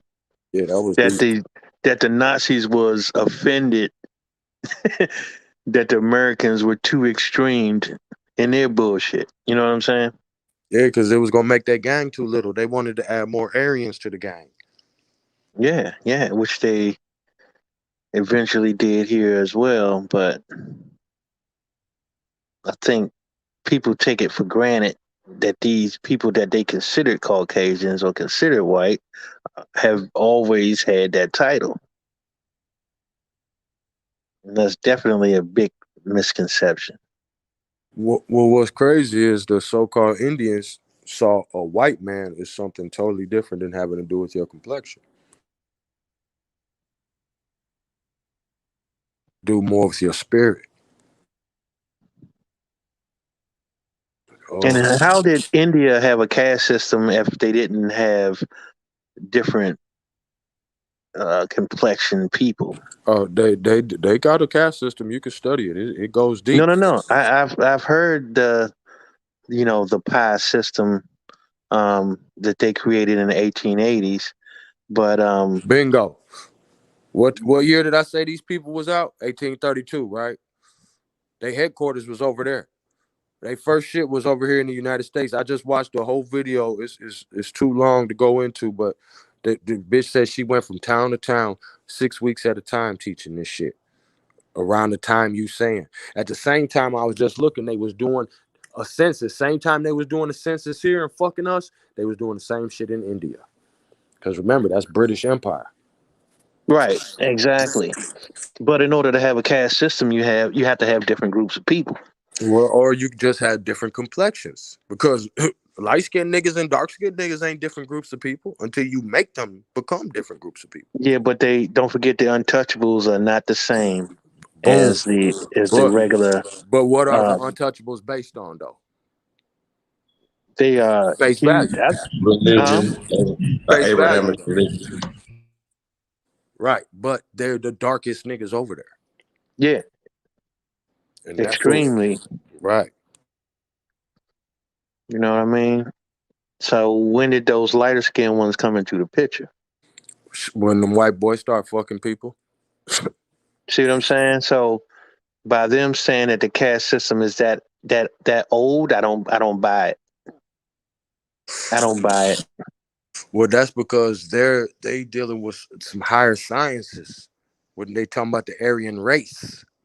Yeah, but They talking about also, something different than what's on face value. They ain't talking about the skinheads. Like yeah, but they stupid ass have skinheads think. they have taken credit for a lot of things that came over here as well. No, as saying that they developed it or created it, a long time ago, or whatever. But I'm not buying the shit. Well, that's why I'm trying to tell you all these people is in cahoots and this shit started around the same time. Yeah, more than likely. And that's why I'm saying niggas really gotta. That's why I be striving. You know what I'm saying, to express to my people to get out the box of just one thing. Because see, when we put all this together, you can see that this is happening simultaneously in different places on the planet Earth. And now with what Chief just showed us, the Nazis is studying America Jim Crow law to see how they gonna dog a motherfucker. Exactly. Because all these people working together. Mm-hmm. Everybody. But it just goes to show you that most of the things that they practice came from here. Yeah, I ain't talking about the people. I'm talking about the oppressors. I ain't dealing with that. I'm talking about the colonizing. You know what I'm saying? They trying to colonize the planet, my nigga. You know what I'm saying? Like this way we having these problems over here with them. Simultaneously, the niggas in Hindustan was having the same kind of problems. The niggas in Germany, you know what I'm saying? Every day they creating a caste system, like we just read. But and when we study it, we see everywhere is a caste system. So that's why, that article I just read said a lot. You know what I mean? But it was going on all over the planet. And that's when they was deciding who gonna be white, who gonna be black. But based it off of Christian values, though. Abrahamic values. Think about it. I don't know what you mean by that. All religions are from an Abrahamic religion, right? Brahma. All that comes from India as well. That's where they get it from, right? The interpretation that comes from the invaders interpreting that dark is cursed. Let's talk about it.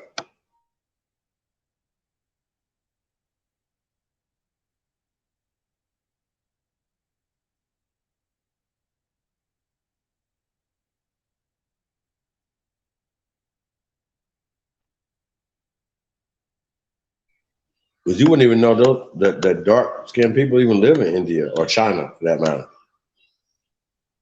That's what I'm saying. That's what I was saying. Like, I'm just not going for their time frames because, they was saying that the caste system in Hindustan was 8,000 years old. You know what I'm saying? And all this old garbage. And we know that Indo-European means India plus Europe and Asia, right?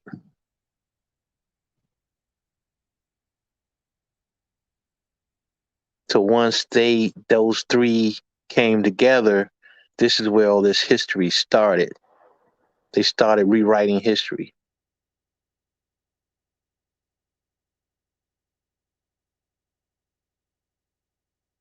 And it mostly started in the 1880s.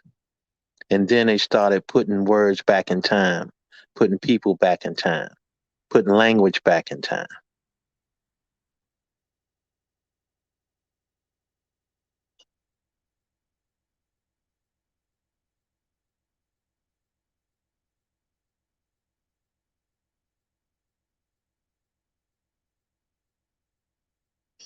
Yeah, that's interesting. And let's pull up the Declaration. Pull that up. Pull the audio. All you had to do is look up Proto-Indo-European, and it will clearly tell you that it is not factual.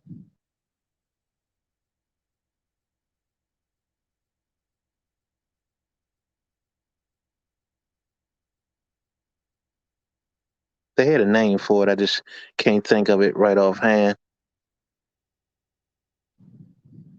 But when they started rewriting history, they said it was a theoretical depiction of language and history.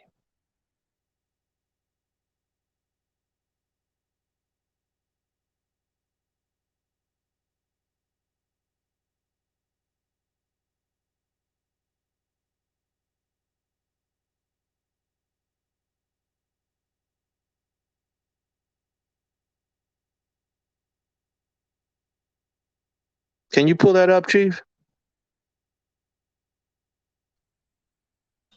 Pull what up? Proto-Indo-European. Pi.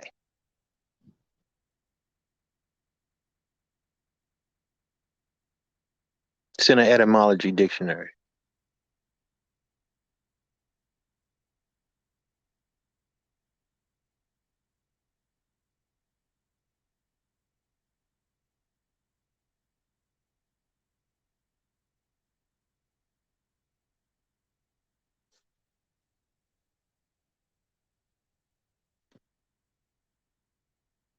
Unless you was going to do something else, you can go ahead and do that. Yeah, we're gonna play this right here. I'll find it for you. All right.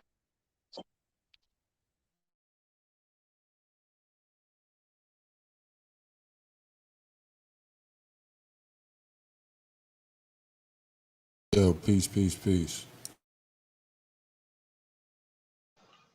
Who's that?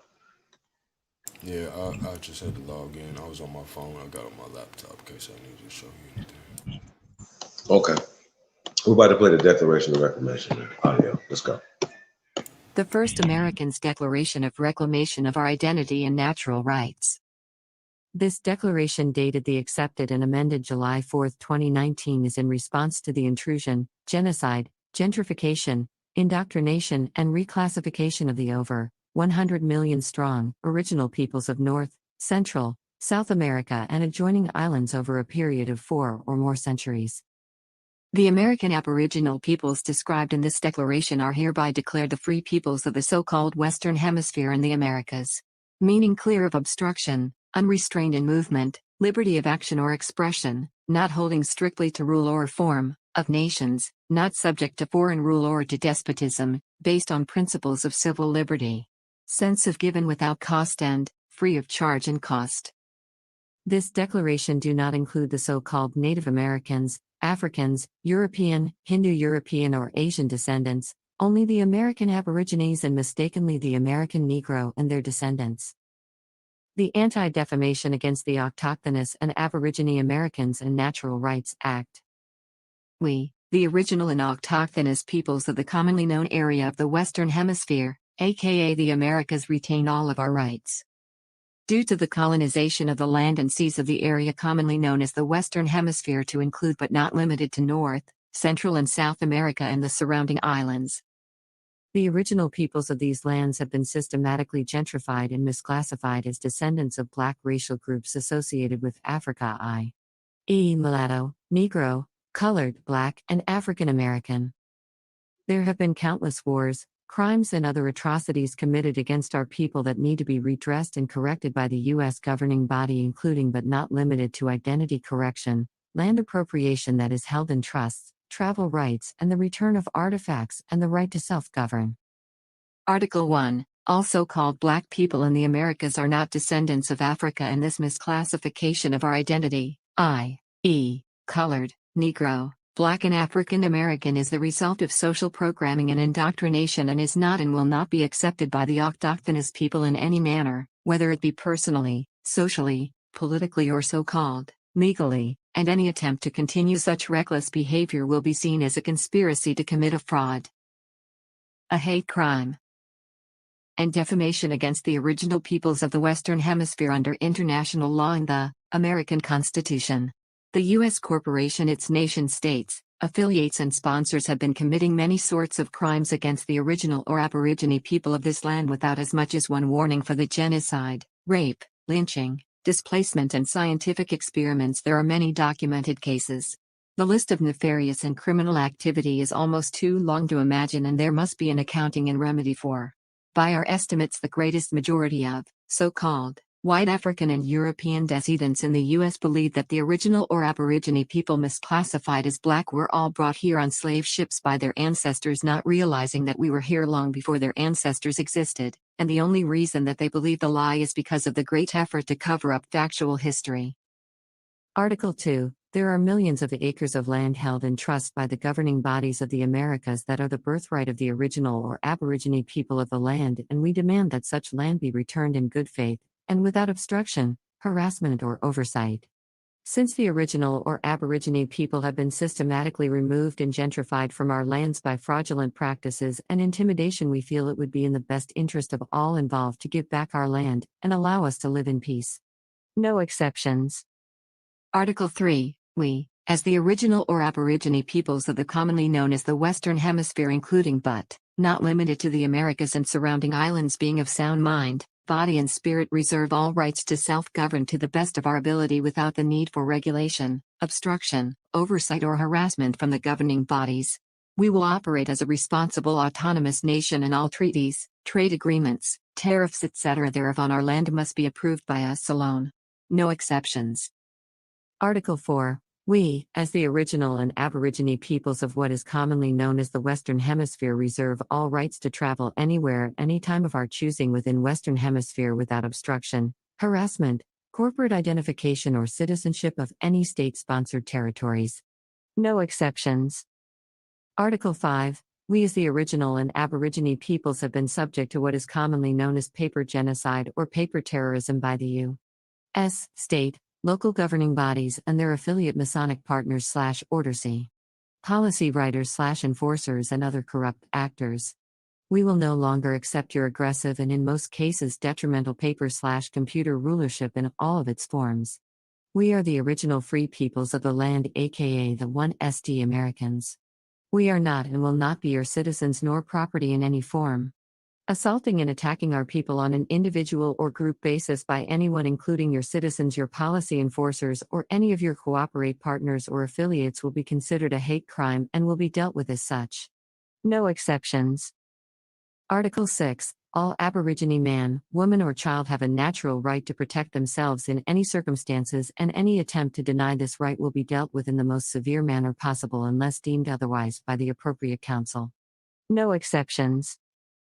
Article 7. No Aborigine man, woman, or child can be enumerated, taxed, or brought into any other judicial or administrative body other than an Aboriginal council. No exceptions. Article 8. No Aborigine man, woman, or child are part of any so-called sovereign citizen or extremist group or movement of any kind, and any attempt by any individual, group, organization, or governmental agency to connect us to any will be considered a hate crime and defamation. No exceptions. Article 9. All Aborigine men, women, and children are free-born living beings and cannot be considered, identified, or treated as property or dead by the U.S. government or any other entities anywhere on any land, air, or body of water. No exceptions. Article 10. No Aborigine men, women, and children can be used as debt or collateral by the U.S. government or any other entities anywhere on any land, air, or body of water. No exceptions.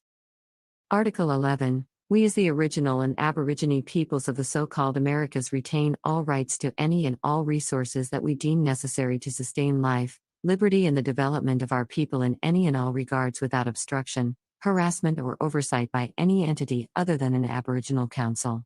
No exceptions.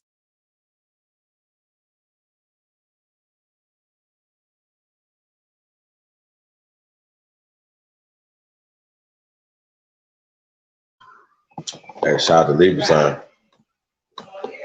Hey, Libra. Yo. Sheesh.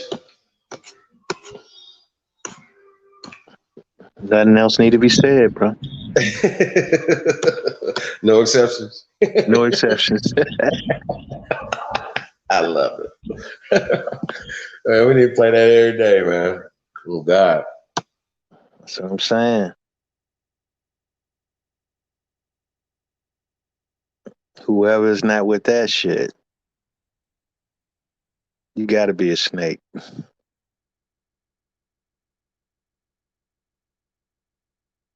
Super facts.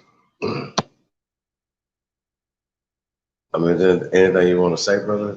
You know, like that was heavy. It's heavy. I don't know, man. I mean, it's up for the people to decide. Is that something that they can stand on? Because we definitely need something to stand on.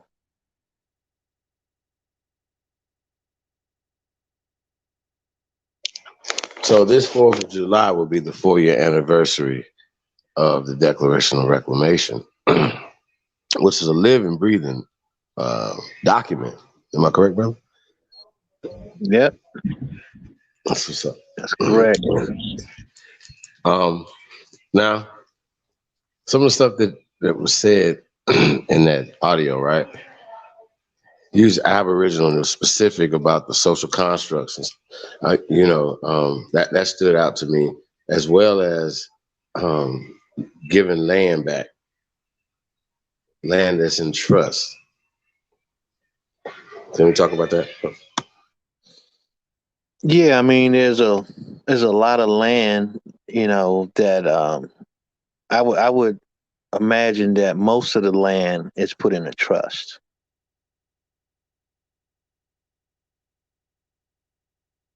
So that's how they are holding it. They're holding it in a trust.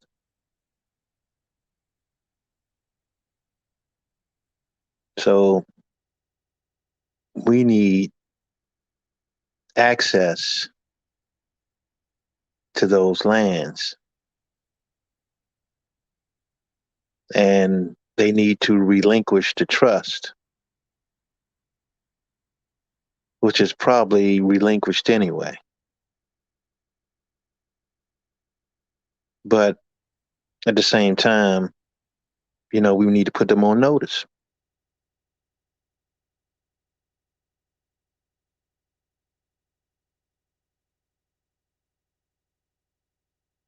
We saw what you did last summer, and we want our shit back.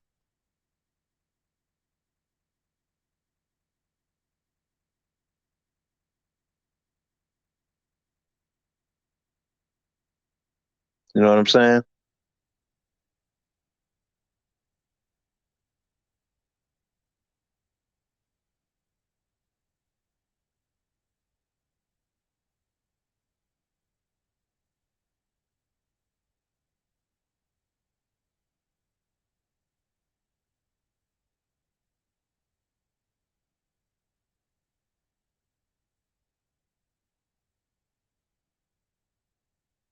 Chief.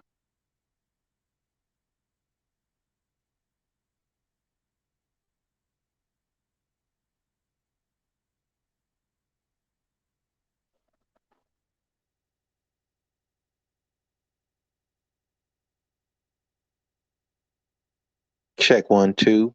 Chief, you hear me? I don't know where you at, man. I hear you though. Hawk School, you still there? Trap.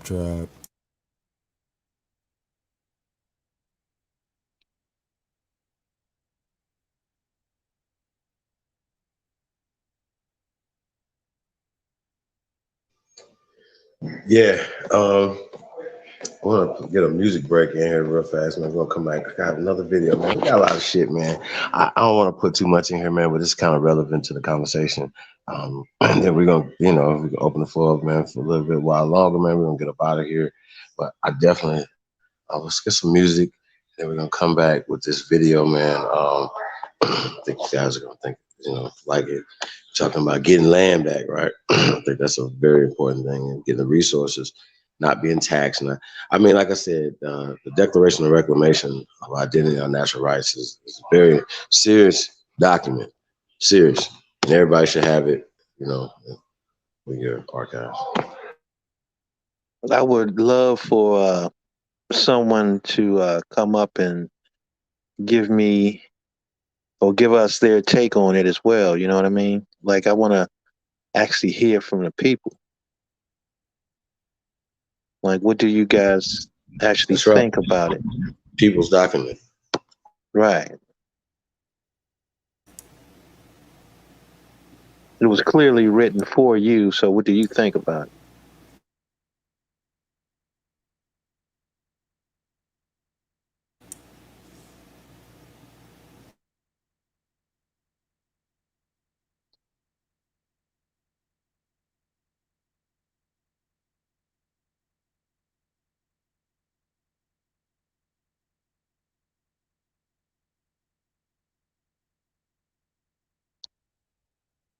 We're actually going to be putting the declaration on a website.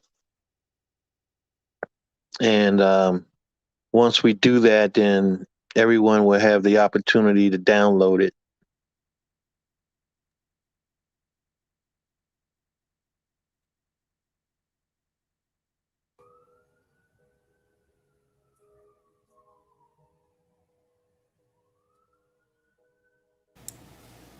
Turn it up, Chief.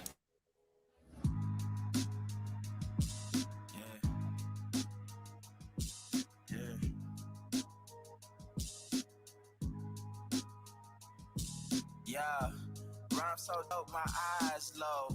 When you move like God, the time slow. I came back for the blacks and John Doe's. Crack open them land patents, let go of them townhomes. What's a native to a native? He $5 dough if he not melanated. Pale faces got you waiting on a savior. Sending prayers up, he texting back on vacation. Yeah, God's children. Give all your praise to Jesus, but how God feeling? He say put no one before him in divine image. It's you with God of Christians. I got a vision, but niggas ain't gotta listen, so they don't. We came from the soil, wasn't fucking with no boats. Bible took our spirit, English potted on our homes. Tribal families turn on us, don't act like y'all don't know. But fuck them and they grudges. We was something turned to nothing. And now we nothing's turned to something. Reincarnation of ancients, fresh up out the oven. This the message to the black man. This the message to the black man. This the message to the black man. This the message to the black man. Shooters on my roof, lawyers in the coop. We can never die, bitch, we bulletproof. This the message to the black man. This the message to the black man. Say you wasn't slaves, you was prisoners of war. You stop wasting your time, these other bitches ain't important. You ain't meditating, you ain't mating with the sauce. Like what the fuck's a noodle if you ain't painted with the sauce?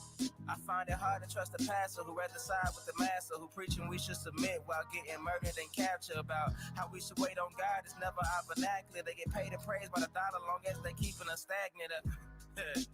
And niggas think they woke, huh? Like you could change a whole world through a vote, huh? Like slave masters willing to let their slaves go, huh? That slave master was probably your kinfolk, huh? History in reverse, a black king strategy. When blacks were your majesty, they always hide your pyramids but point to where the castles be. Aristocracies with your last name patent accurately. Yeah.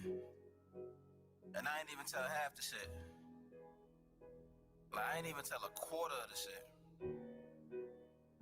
just getting started. Y'all niggas rap about busting guns and all this weird shit.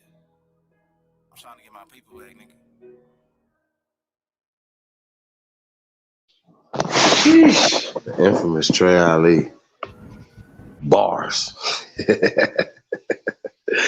Hey man, before we get into this next video, man, hey, like I said, man, we're gonna get ready to get up out of here, man. But we had to, I got to throw this in here, y'all. We're talking about getting the land back. People getting the land back, man. Tomorrow we're gonna get into the native identity extremists and more culture vultures and the tricks and things, infiltrators and things that these people are using to take our land. How they take our land? How can we get it back? Let's go.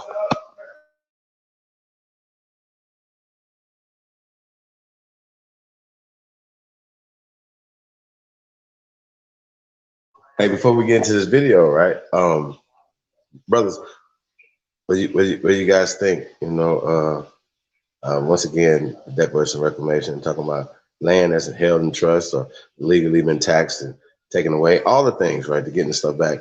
Talk about the work that we do. People are going back and finding land and things that is in their families when you're going and doing your genealogy. That's real work. Yeah. So shout out to everybody that's really doing the real work and not scamming people with the genealogy. So once again, be careful who you send your family tree to, y'all. So be careful out there. Just want to say that to the brothers and sisters out there. We're gonna pull this video up 1 second, y'all. Peace everybody, man. Tapped in. Rain, what it do?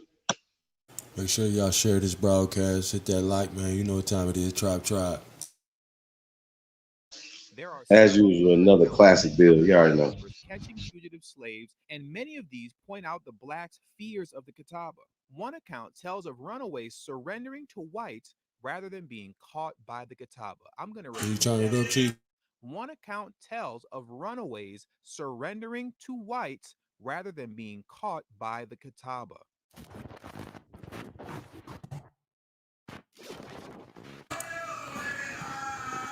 A little over a They week said ago, turn it up a little bit. Jerry Brown posted on Twitter over the legislation that he authored becoming law. And that piece of legislation is H.R. 1619, better known as the Catawba Indian Nation Lands Act. And in that tweet, Clyburn stated, "I'm pleased that my bill, the Catawba Indian Nation Lands Act, was included in the NDAA President Biden signed into law today. This is the first step towards rectifying the wrongs perpetuated against the Catawba Indian Nation and addressing the historical inequities they face." Now, what is the Catawba Indian Nation Lands Act? And what was this NDAA that President Biden signed into law? For clarity on this, I'll be reading an article from the News Observer titled, "Defense Bill Authorizes Catawba Nation to Operate Its Casino Near Charlotte." A federal bill passed in Congress last week could settle a North Carolina land dispute between two Native American tribes and allow North Carolina's newest casino to keep operating. The Eastern Band of Cherokee Indians and the Catawba Nation both claim that 17 acres of land in Kings Mountain originally belonged to their tribe. But last week, Congress gave the force of law to Catawba ownership of the land. Now, here's the important part right here.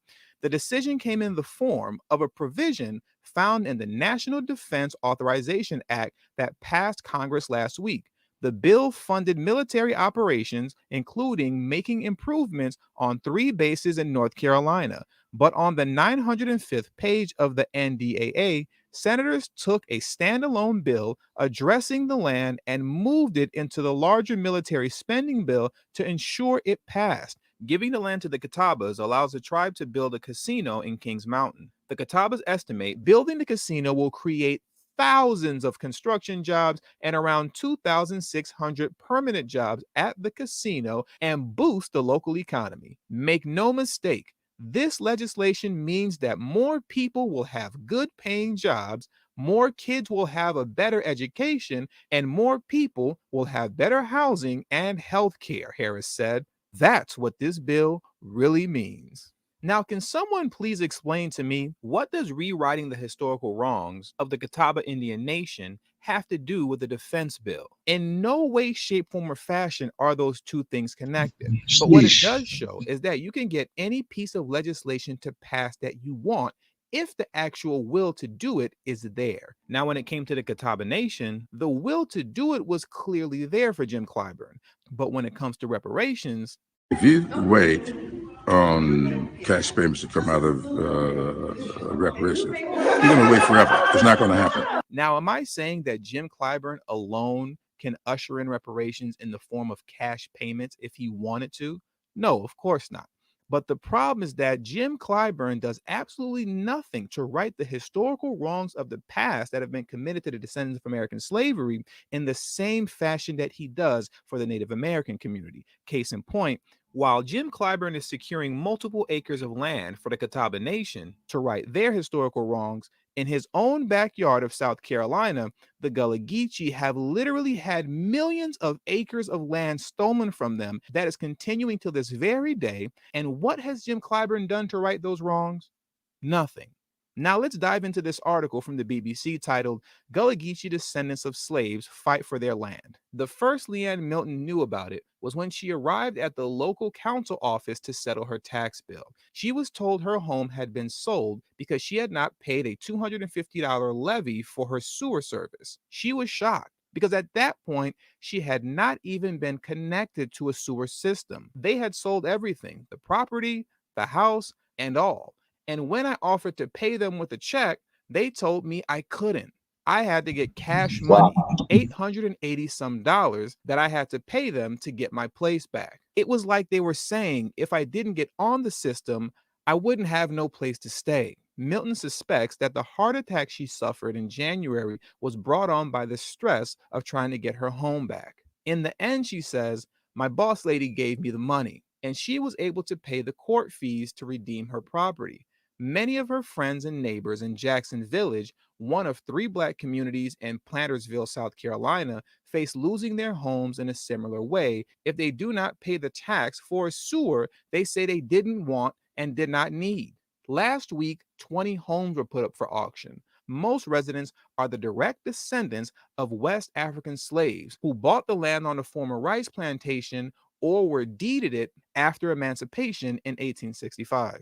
The residents can also have their homes seized and sold off if they do not pay their taxes. Lillian Milton's property, which was valued at $46,700 by the Georgetown County Assessor, was sold at a delinquent tax sale to a real estate developer for $1,236, according to the documents seen by the Georgetown Times. Residents who have their homes taken in this way have a year to redeem them, as Milton did. But like others I spoke to, she does not think that it is fair that they have to pay for a sewer system they were forced to connect to, even if their septic tanks were working well. Some are retired people on fixed incomes who say they simply can't afford to pay $250 a year for the next 20 years. There is also indignation that the tax was not part of the deal when the system was first proposed 10 years ago. At that point, they would only have to pay a one-off $590 connection fee. Now, for the sake of time, I'm going to cut this article short and jump to the next article by the Washington Informer titled, Slave Descendants Fight to Save Land Inherited from Their Ancestors. Wait, I love this. Hey, I just want to say something real fast too. That once again, these articles, paint the narrative slave, blah blah blah, and all this other shit, African American stuff like that. So once again, we gotta be careful with these terminologies. Shout out to Hip Hop Media. I appreciate the build. I subscribe to your channel. Appreciate that.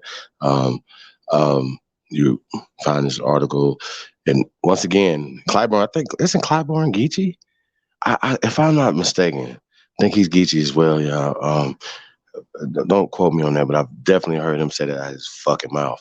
So the fact that once again, you see who was standing up there, the old.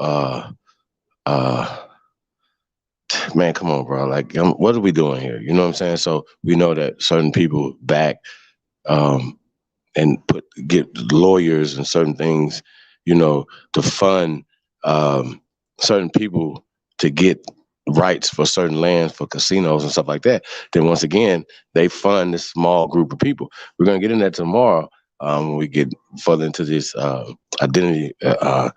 Native identity extremists and all these other culture vultures and all the illegal things that they are continually doing today to take land. Now, what's interesting about this, they're talking about the sewage system, $250, taking people land. I think this is un-American.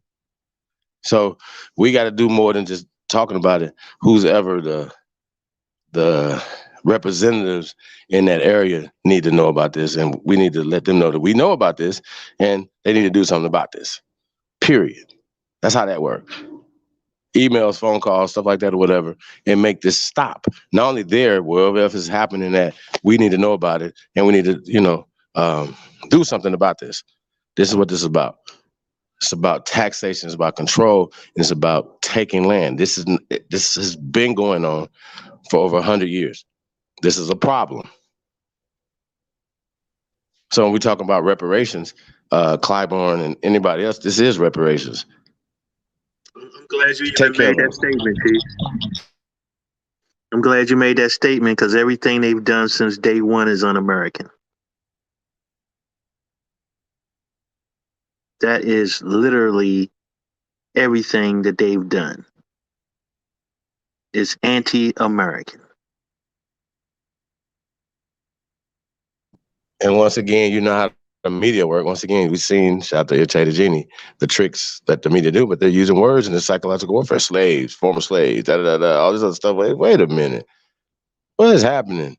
See what I'm saying? So, but like I said, I want to get back into this video, yo. We can talk about it after. So let's go. I want to say shout out to the horsemen, 4 horsemen. Y'all know, shout out to Jag, Big Aboriginal Power, the Thompsons one. Peace to the guys, man. Let's go. Trap. Today, the Gullah Geechee people of St. Helena Island are fighting to protect their lands and the legacy left by their ancestors who toiled for lifetimes under the brutal oppression of slavery. On October 5th, local tax officials held an auction on some of the property that sits on the island belonging to the Gullah Geechee families. Officials cited delinquent tax payments that have accumulated over the years. But while the reasoning might seem simple enough, a deeper dive reveals another aspect of systemic racism and the ongoing refusal of much of America to acknowledge the harm done by the slave trade. The descendants who have lived in the Gullah Geechee community, which extends the coastal areas of North Carolina, South Carolina, Georgia, and Florida, possessed deeds but lacked titles to their properties. Many in the community have discovered that their ancestors left no wills and never possessed a title. That was mostly because of oppressive laws. Now, here's the important part.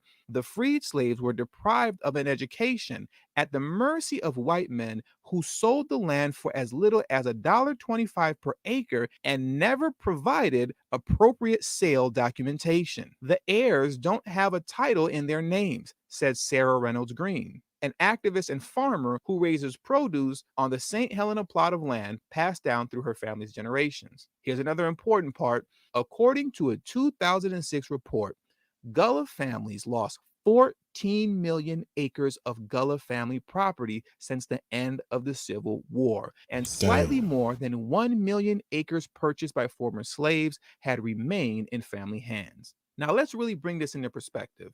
Jim Clyburn apparently can't do anything to secure the land of the Gullah Geechee, but bent over backwards to squeeze his Catawba Nation Lands Act into the 905th page of a defense bill. Okay, well, when you think about it, that does make sense that the federal government would look out for the Catawba because they actually have had a great relationship with one another since the colonial era before America was even officially a country.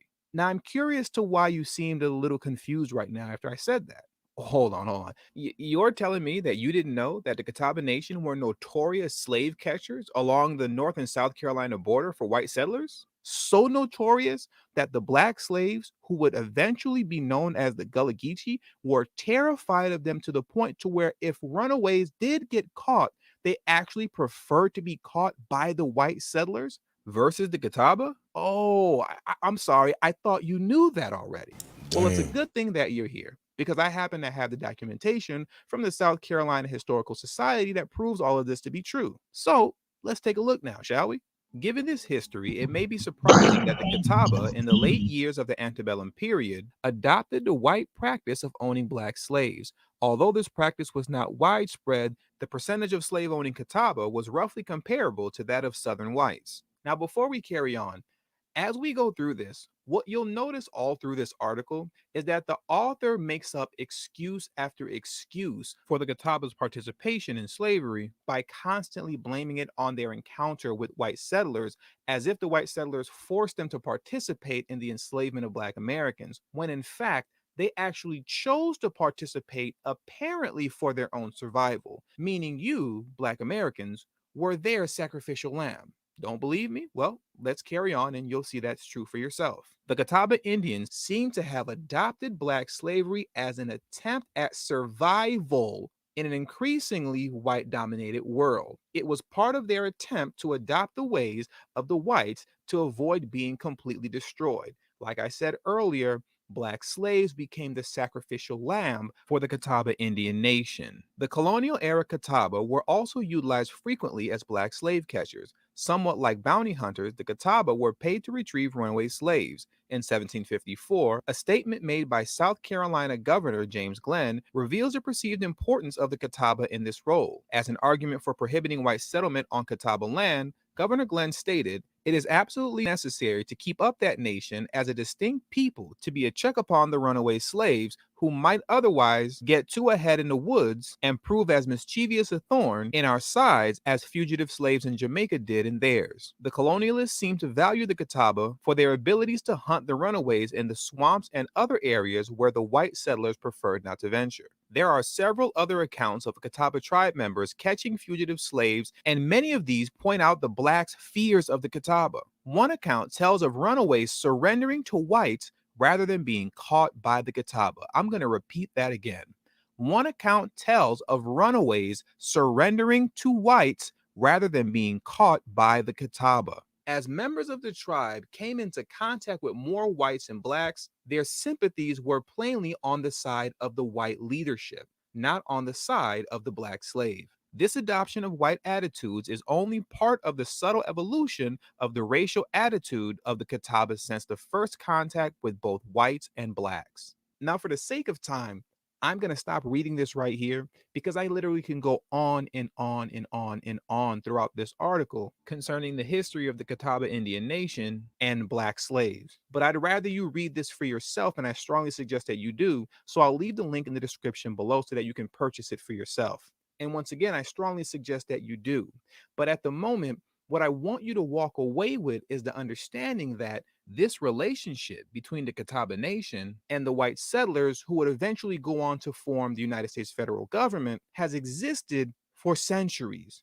So it's no wonder that Clyburn would make it his business to do the bidding of the federal government to continue to look out for the Catawba while completely ignoring the plight of his own people in South Carolina. This is the kind of wickedness that's taking place within your government that people like Jim Clyburn are upholding for their own personal gain. And this is exactly why people like him and the entire Congressional Black Caucus need to be removed, because they are only in office to do the bidding of a system that has always made it its point to sabotage you and ruin you over and over and over again. And with all that being said, that does it for today's video. Please make sure you hit the subscribe button as well as the bell notification next to the subscribe Sound like button so Rico. you'll be notified whenever I release a new video. All social media links will be pinned in the comment section below. Please make sure you text TD Hip Hop to number 33222. That's TD Hip Hop to number 33222. That way you'll get a direct text notification whenever I release a new video, but it also serves as a protection plan for myself in case YouTube ever gives this channel the axe. I'll be able to send you a direct link to where you can find me next. And last but not least, for those of you who have a love and appreciation for the work that I put in on this channel, the number one way you can show your support is through Patreon. For only $3 a month, that will help put me in position to take TD Hip Hop Media off of YouTube. Remember, the goal is not to grow big on YouTube, but to grow independent of YouTube. And for those who have issues with joining Patreon, you could also hit the join button that's next to the subscribe button, and that way you can become an official channel member. Sound like a Rico act to me. Hell no. Hey, we got Nadi Tafar in the building. I am White Jesus. What's up, fellas? How everybody Peace, doing tonight? peace to the gods. Oh, great. Peace to the Black Kings on the panel.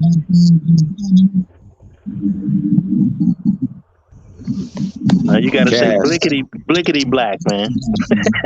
Bliggity black. So hold on. Did I see Native Americans, the Catawba, enslaving African slaves? Did I just see that?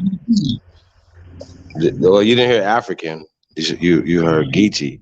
But okay, go ahead. What did you take out of that? Go ahead, brother. Well, we know we familiar with the history of the Gullah Geechee, right? We're familiar with the history of the Gullah Geechee. But it was a distinction between Native Americans and what we call the so-called black man, which they would label us. You know, what we label them, well, we got to mark in that box and check in that box on these applications and shit, right? So, you know, it's for my brothers that say they Native American on the panel or Aboriginal or whatnot, you see the distinction that they made and what this people that we want to be, what they were doing to us and participating in, signed with the white boy, and we want to take on their identity instead of being who we are.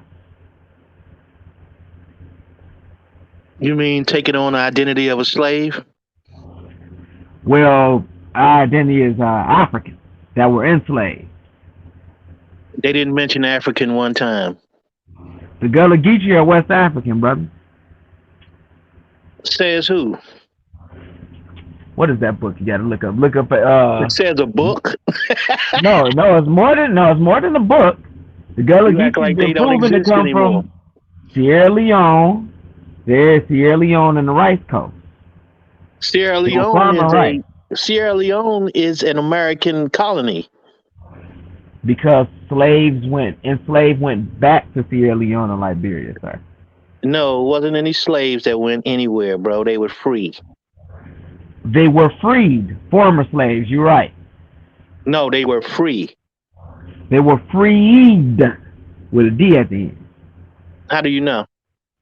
How do you know? Because it's in every history book available. The history is there. You can talk to people in Sierra Leone, the government there, and you can also talk to the people, the Gullah Geechee people that know their history as well. Oh, yo, let me say something very fast, all right? About this history. You have to go and do a study, man, and stop bullshitting. Okay? So in 1988, and I want you to hear me closely now, 1988, Russia canceled all history being studied in it. Took all history tests for that year and threw them away. Stopped teaching history, period, in Russia. You know why? Because all of their history was fake. The Russian government decided to stop teaching them people history because their history was fake. So if Russia, a big old country, teaching basically the same curriculum, but on their benefit, but it's the same life curriculum, Russia, whole country, in 88 of teaching them people things. Doesn't that tell you something right there? Don't that tell everyone in the world something, man? Do some studying. It tells me that I'm glad I'm not in Russia. I don't live in Russia. Oh my goodness, man. So you don't understand, our government systems are the same curriculum, the same way of thought process, the same way. It's all the same. I just might claim a different flag, but it's still a flag I claim it. And we under the same system of flag claiming. So everything under that is represented under one system. You don't understand that? You can't understand that. So if Russia history backward, America history backward. They just ain't telling you and backward. You understand? I don't know why it's so hard to just be who you are. You know what I'm saying? We come from Africa, and it's okay. It's fine with that. We ain't gotta be these super duper niggas. You know what I'm saying? I mean, because if you're gonna, you lucky I'm not on the controls, bro. Because I will boot you out right now. Long as you've been around absorbing information, you're still stuck on the same mindset that you had when you came in. So that Sir, tells me that you don't I have grow. common sense, sir. I have You common don't know. sense. Okay, what is common sense? You know what common sense is? What is when you look at cultures, when you go to Haiti, when you go to Jamaica, when you go to Suriname, and you see that they still have their African cultures and still speak their African languages in these countries. When you go amongst the people that still know Cromanti, the Ghanaian language that's still there, spoken in parts of Jamaica. What and nigga you Suriname. know speaking Ghanaian language in America, bro? Name one. And that's the thing. What you say? Name one, bro. First of all, gumbo and jumbo comes from Congolese language. We can go there. One of the spirits that they talked about in South Carolina hoodoo, the Simbi. The Simbi is it's a Congolese spirit. It comes from the Congo and Angola. The words are still there. Goober, I think. What does the word goober come from? That come out of Senegal, the Senegambia region. We still speak these words to this day. You know what I'm saying? A lot of the slaves that were brought into North America were getting broken down into the Caribbean. First of all, you got more Caribbean cultures, more African culture in the Caribbean than it is in North America. Well, why don't they still eat the same food? They do still eat the same food. No, they do not, bro. They improve beans. They got plenty of books on it, man. Some brother just did a documentary, and it was on Netflix and everything, about a lot of our foods coming from Africa. Including red beans and rice. But that's a lie. Including red beans and rice. And gumbo. It's a and lie, the word okra. bro. Brother, I was amongst the Igbo girl when I showed her okra, and I was showing, she was like, oh yeah, that's our word in Igbo for stew. But that's a lie, Come on, get bro. that out of here. That okra is an Igbo word, bro. It's a lie. It's a lie, bro. What you saying? No, saying you're Aboriginal is a lie. No, bro. None of the pictures you can find, y'all be finding these black and white pictures, bro. Where do you find yourself, bro? Mike, Where can you find yourself? Mike, check. All this African culture over here in the Western Hemisphere. Man, you don't do nothing African, nigga. Nothing. I practice Santeria. I practice Santeria and follow those Africans. Big man. What tribe all this thing you talking about coming from? What tribe that coming from? There you go. What tribe you come from, brother? No, the culture. What tribe you come from? The culture. Oh, you talking about all the practices? Okay, we can start with Santeria. Santeria, that's the Afro-Cuban practice. That comes from the Yoruba. I'm about to tell you. Comes from the Yoruba tribe. Palo Mayombe, Palo Briumba, Palo Kimbisa. Comes out of the Congo, Central Africa, Congo and Angola region. That's in Cuba alone. We go to Brazil. Hold on, big man.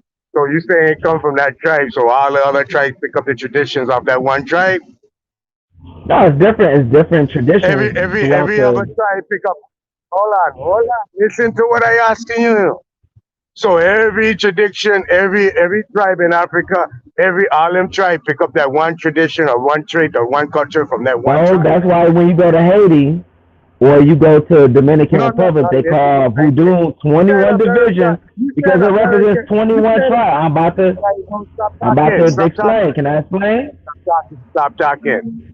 You say America is picking up tradition and culture from one small tribe out of Africa. All of America is picking up one small tribe of Africa tradition and culture. Get the fuck out of here, bro. Where you coming from with that?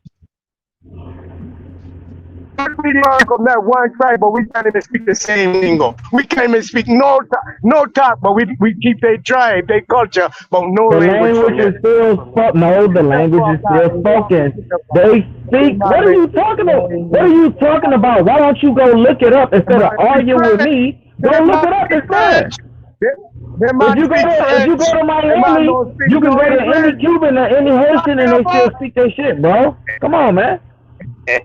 He's a lie, guys. He's a lie. Ain't nobody no liar, bro. Look up Winti out of Suriname. They still speak the Cromanti language, and the Congolese language, and the Fan language, depending on which branch of Winti that you practice. Mic check. Amani. Let me say a couple of words. Greetings to the panel. Peace to the God. Honors to Supreme Chief. Honors to Hawk School. Honors to Libra. Peace, Noble. Naughty. Hope all's well with you and your family. I'll have to say a couple of words before I leave here, family, because this is 2022. We need to stop being the dog chasing our tail in circles. Okay? We've been doing that. Look at yourself honestly in the mirror.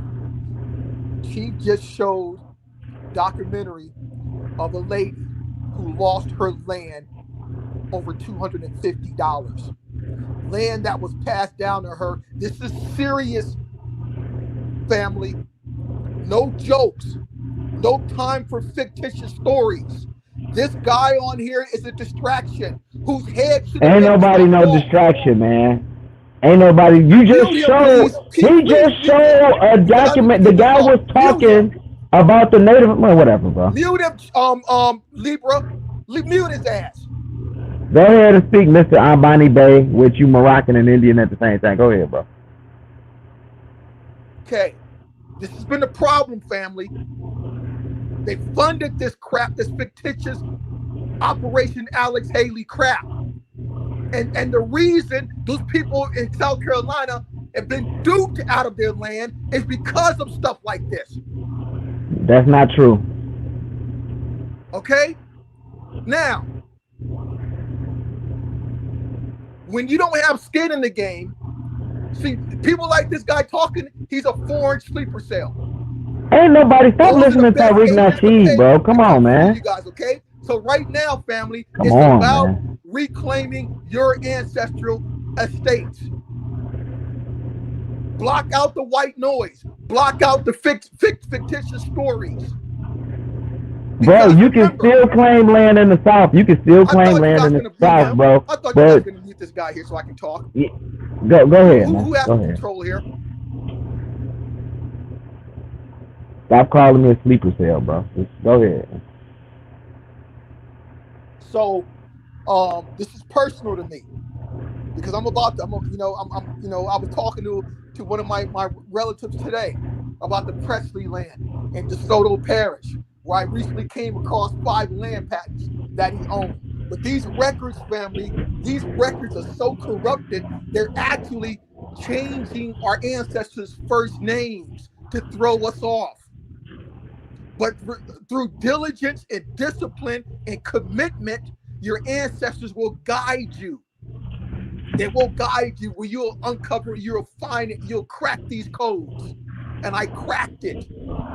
I found the other real name. Okay? And so, but I'm talking to my cousin, and she told me that some of the family members sold off their land. They even sold mineral rights, and it's right there in DeSoto Parish. And one of the areas was in Frierson. And 3 years ago they discovered it was an oil boom in Frierson. And now I talked to my other cousin Phyllis, and do you know right now those energy companies that have been mining and sucking off our ancestral land minerals, they're paying some of my ancestors $12 a month,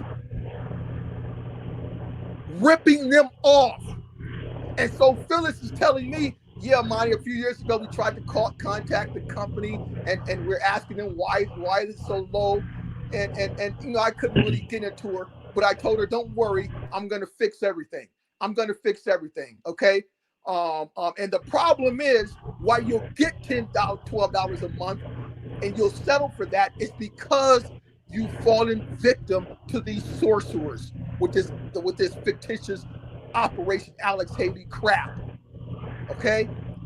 So my point is this: get on your grind, honor your mothers and fathers. You do that by getting in your own family records. But they're corrupted Here we because these go. new Johnny come lately people change the records from 1930 onward so they can hide it and steal your ancestral lands and get these minerals and benefit off of it, family. That's what's going on. That's what's going on right now. But there's always a solution because our ancestors were brilliant. That's why they created the patent system. Once you locate that patent, any other transactions below that you can cancel out and get the land back. Family, family, I'm 55 fucking years old right now. You don't have time to waste if you're in your 30s, if you're in your 40s. You don't have time to waste. Get on your grind now. Honor your family members. And if a person starts talking this weak crap, you chop his or her fucking head off. That's why you block out the white noise. It's not easy, family. It's gonna take hours, but it's worth it because that's how you honor your ancestors. Your ancestors are not my ancestors. Holiday's ancestors aren't Hawk's ancestors. When Hawk finds his national treasure that his ancestors left you, Supreme King doesn't have an interest in that. I don't have an interest in that. It's not about we. That's been the deception. And that lady lost her land for $250. This is affecting people's lives. You know what that feels like? Do any of you know what that feels like? You have a land, you have a home, you have shelter, and the next fucking day, they're kicking you out over $250. Something that's been in your family's name for generations. You know what that's like. And you want to sit up here and waste time with these sorcerers?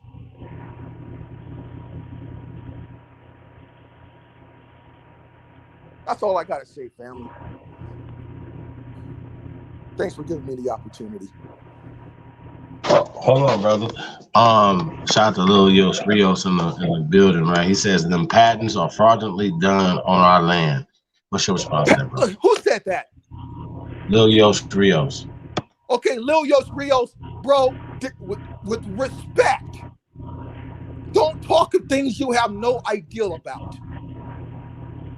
Don't do that, bro. Don't do that. I took a land patent and deeded it to someone a couple of times, and I'm on the verge of deeding another one to a client this week by Friday. Do not talk of things you don't know about. This is high level, cosmic level stuff. Don't play games with that. Don't spit the falsehoods into the ethers because you dishonor your ancestors. Talk of what you know. Talk of what you know. What about all the My niggas that ancestors moved up built the north land back during the then. Great Migration? When you know the rules and you know the laws of each particular state, it goes against these current Johnny-come-latelys. They have no jurisdiction. They have no control to even go back and do anything with a land patent. That's why they fund hundreds of millions of dollars and billions of dollars to get you to believe you're from somewhere else. So to get you away from these land patents. And then they bring in these sleeper cells who look like you. They bring in these sleeper cells who look like you, who are trying to Please, find that's that. Now you get into myth. You can stick on the land patent, but don't get into the mythology of saying, "Oh, they made this," and "Oh, come on, bro, stop that, man." They are taking black people off of their land. They've been doing that for time immemorial, man. Especially during the Great Migration when they got all the black folks move out west mute this guy here. move up north. Bro, you don't know what you're talking about, bro. I'm Money, agreeing. go ahead, Money. Go ahead and finish saying what you were saying. Hey, bro, you can go on with that. Going on with that bro. shit. You gotta chill, Going bro. on with that, bro. We gonna chill with that, man. Money, go and finish what you were saying, bro. Nobody listen to this other cat. I'm agreeing with him. Y'all just agreeing with him. No. You can come back and respond after he talked, though. How all black people migrated to the west. We was forced to migrate to the west, bro. We was already here, bro. The what? No, we talking about the west and the north during the Great Migration, bro. That's what I'm talking about. A lot of people had land down south when they moved up there. You talking about and it's true. I mean, bro, we ain't African, bro. We are not African, bro. You not finna talk to me like that. We ain't African, nigga. I you mean, going on with that shit, bro. If you African, If you African, bro, take your ass to an I'm African I'm panel sitting here and talk that agreeing with the African brother. shit, bro. I'm We agreeing are with the That's brother Africans about that's the over good here. to be in planting. the I back don't give a damn bag. how benevolent That's you good. are That's talking good that bag. shit, In nigga. the That back. shit is not real, my nigga. We No, ain't I'm African. setting up. I'm If you gonna let him African, talk. bro, if you found out that you African, bro, you take that African shit over there to your African ancestors and find people who Can are you let the African. brother talk about But this no, no, land, no, the no. Let land me finish, patents, bro. man? Let me finish, bro, because we Please. tired of you and niggas like you coming over here on these panels talking that African shit, bro. We not from there. We're Americans, bro. You can talk that And if land you shit. if You you can lie all lie, you bro, want, shut bro. the fuck up and listen, bro. I'm sick of You you can lie niggas, all man. you want, bro. Sick of you You a niggas, liar, but now man. you can lie all you want, nigga. You coming over here trying to tell us who the fuck we are. Nigga, you know who you are using African. Take your ass and Bro, spread that shit there. it's plenty of Nah, bro, college you ain't courses finna on this keep shit, coming bro. over here telling us we African, bro. We not no motherfucking Africans. Our ancestors didn't migrate from no motherfucking Africa. So fuck you and what you talking about. Money, go back to what you were saying, bro. Now, Shut bro, up, man. fuck you. Bro, now Shut you up, All man. shut the right. fuck up. Okay. Thanks, You bro. shut Thanks. the fuck up, bro. You know So what the fuck you uh, Love, talking about?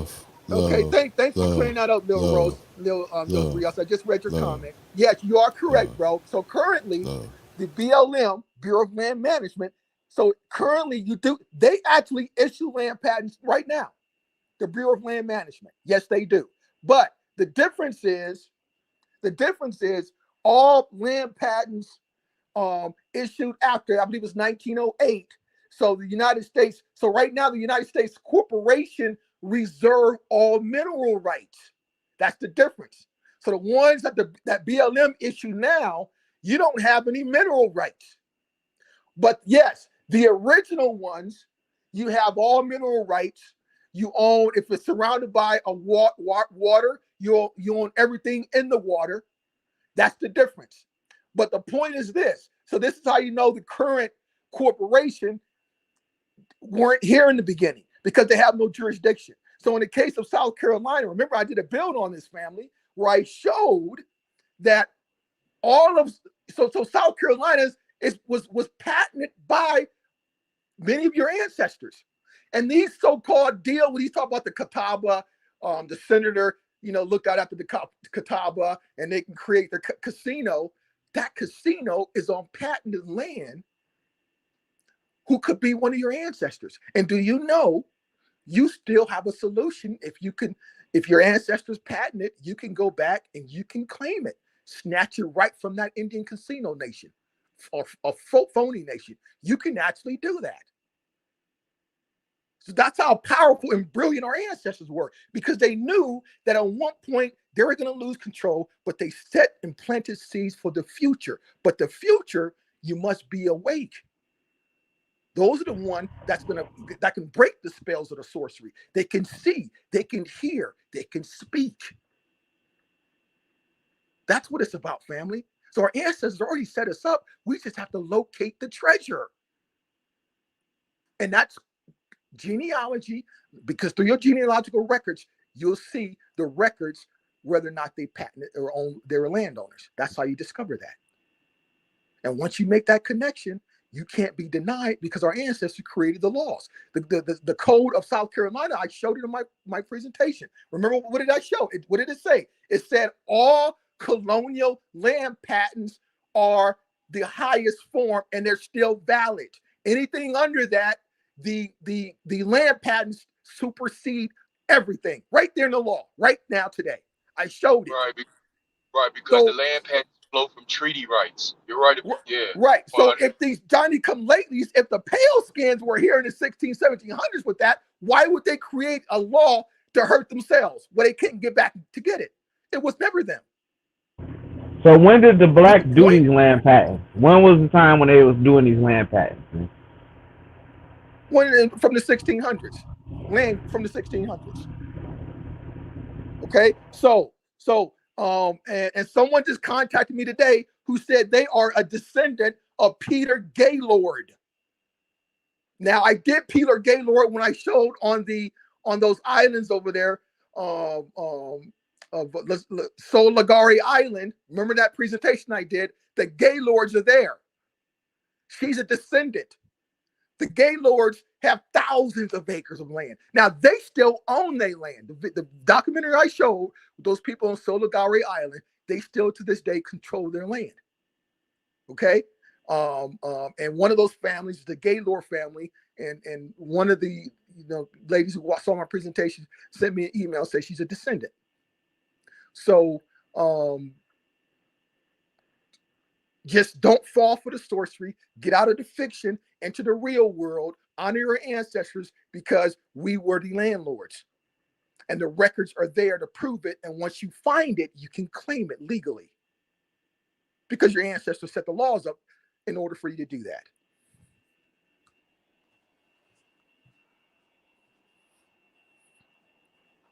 So we got a lot of work to do. Now, I will set the template because I'm claiming mine this year. I'm collecting damages this year. I will set the template. So everyone just follow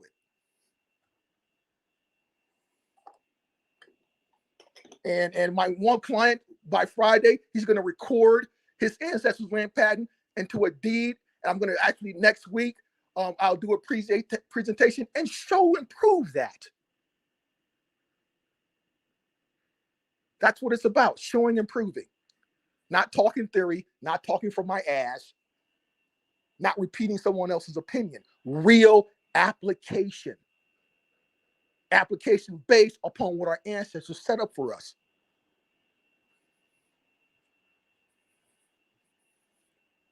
So with that, thanks for giving me the time, and let's just stop wasting time, family. And let's not fall for this fiction and block out all the fiction and the distractions. And let's get busy. Indeed. Great day, brother. Thanks. Peace, Amani.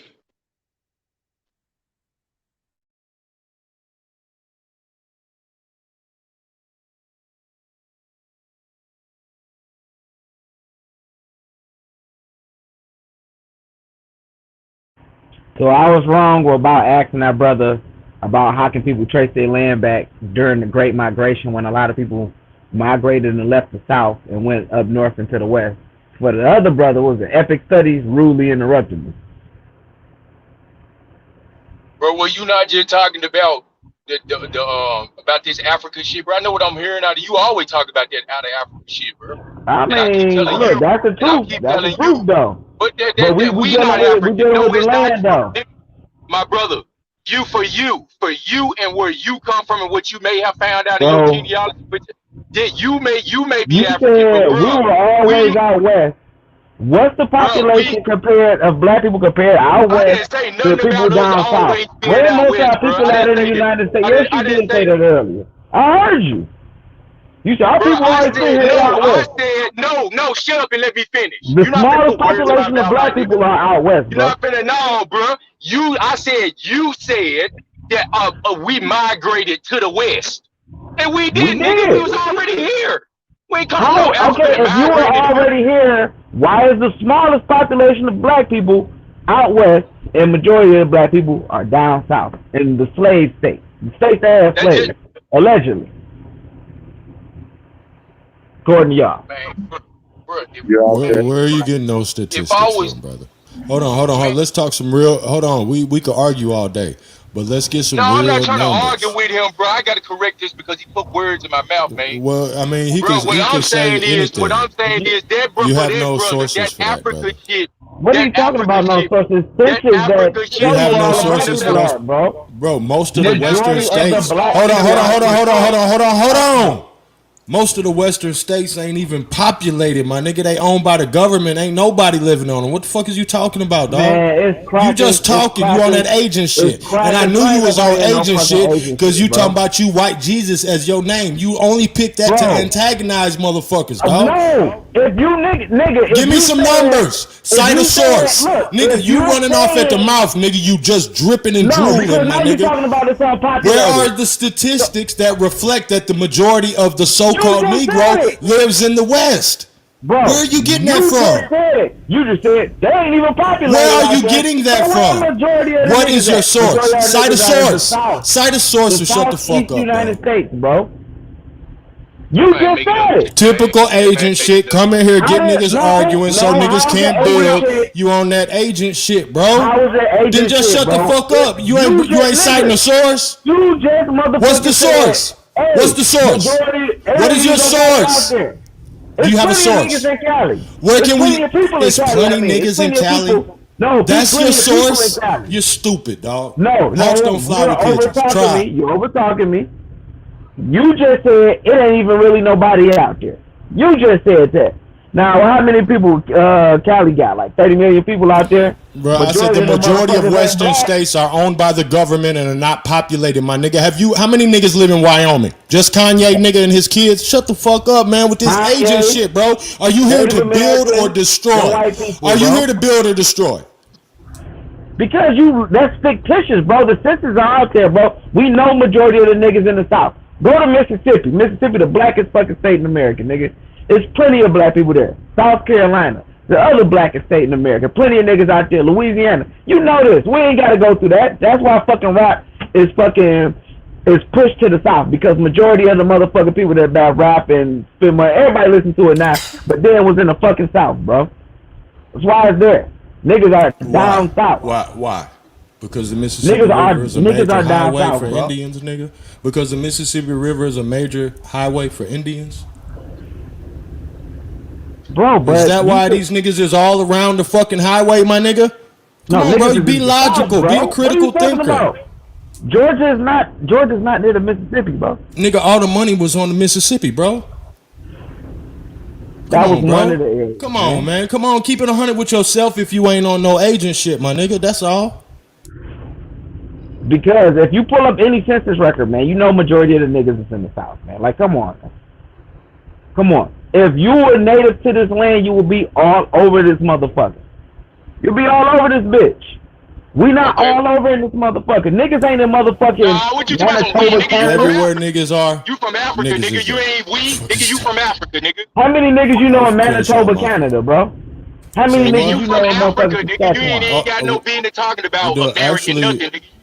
Actually, the motherfucking Underground Railroad took all the niggas over to Canada. That's how the niggas in Canada got there. From the agent ass niggas from the Underground Railroad. And where did they came from here? South? And they came from the South. They came from the South, bro. Yeah, because the money right there, my nigga. The same way it is now.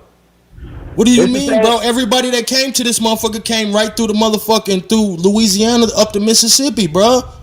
They was at the motherfucking trap, my nigga. What they was called? Trappers, right? They was trading furs and shit, right? And that was the highway, my nigga. All these niggas was around the highway. Come on, bro. You gotta be a critical thinker, bro. Stop being poisoned, bro. We know that story. Don't be against yourself, bro. We know that story. Motherfucking George Bonga, this nigga, a motherfucking Ojibwe nigga, black as Marcus Garvey, nigga. A fur trader, 1700s. It's Ojibwe still over there in Canada right now. The motherfuckers don't look nothing like us, man. The Mississippi was a highway. I know. Wasn't nobody out, niggas ain't out west like that, nigga, because it's a fucking desert, my nigga. Because we're not stupid. Fuck you saying? Come on, bro. Drive out there, my nigga. Go to Vegas, nigga. Come on, bro. Use your brain. Stop poisoning our children, my nigga. How you talking about? Why you keep saying we, bro? Why you keep saying we? And nigga, you African, nigga. Why you keep saying we? Bro, prove you Native American. We and us. Nah, nigga, you ain't no American. You African, remember? And you trying to convince us I'm African American. Hey, bro, look, the Paleface didn't even make it across the Mississippi. They didn't make it west of the Mississippi till 1850. That's why the arch is right here in St. Louis, the gateway arch to the west, my nigga, because nobody even went across the Mississippi because ain't shit popping. Man, and Missouri, that part of Missouri was a damn slave state too, bro. Most of the niggas came up to Mississippi, was brought up to Mississippi, man. Bro, you know what's crazy? All you gotta do is cross the Mississippi, and you in Illinois, which is a free state, nigga. I drive across that bitch in 5 minutes. So what is you saying, bro? French territory. Bro, they had the Freedom School right on the river, nigga. They had motherfucking what is this? The Freedom Crossing, nigga. Look up Freedom Crossing. I did a whole build on that, nigga. They freeing the slaves right here in St. Louis, getting the niggas across the river. So what is you saying, bro? Right, but see, we got niggas denying the slave. We got niggas denying that slavery even happened and shit, bro. Talking about goddamn Slavs and all this other shit. But we admitting in the same thing that slavery was a business. Slavery was a business. Have you done your research on that? We're That not shit is saying not a myth, nigga. Them slaves were white, nigga. You ain't read the book. They were white and slavery they were was a slaves. business, bro. They It was a Bro, we business. know they had white They indentured knows no color service. line, Like, my that's not nigga. a secret. They ain't no secret Okay, that they but had white indentured service over here. what the fuck are you talking about, bro? So like you saying it was a myth. That shit wasn't a myth, nigga. And the real slaves are the Hey, slavs, bro, nigga. you just What the fuck go are you to. talking about? So you rather live in motherfucking out in the middle of goddamn Nevada, nigga, than in Florida or Georgia somewhere beautiful, nigga, I with mean, they lush got lush. motherfucking forests and shit and water and mountains and beautiful motherfucking like, come on, bro. Exactly. I'd Use rather your live down noodle, there my than be up in nigga. this cold motherfucker, my nigga. Shit, I'd rather be in motherfucking There Florida. you go. So why would we go up north? It's cold as fuck. We go to Nevada, nigga, it's goddamn a desert. So the smartest place to be is in the south. Bro, niggas is in the smartest place for niggas to be, bro. Face it.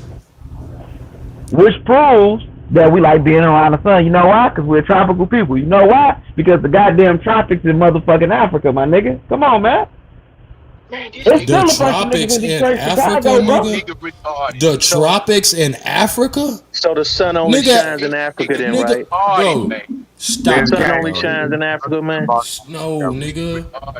I mean, come on, man. That shit is ridiculous, bro. Now you really acting like an agent. I was gonna give you a pass with this white Jesus shit, knowing you just coming to troll, my nigga. Your name is I'm coming to troll, my nigga. Bro, come on now, bro. Look where you at, my You nigga. been This seeing ain't me on these goddamn the shows. Mormon goddamn build, my nigga. You You coming been up here with seeing this me on white these Jesus shows, shit? man, shutting it down, This bro. is a Because Mormon I'm trying to doctrine, save my you niggas, nigga. man. I'm trying to You save can't you niggas. save yourself, nigga. Save yourself. Hold up for a Save second. yourself. Hold up. Save Hold up yourself. for a We let you second. know, nigga. Save yourself. Hold up. I'm trying to figure Won't out need how you to you save us.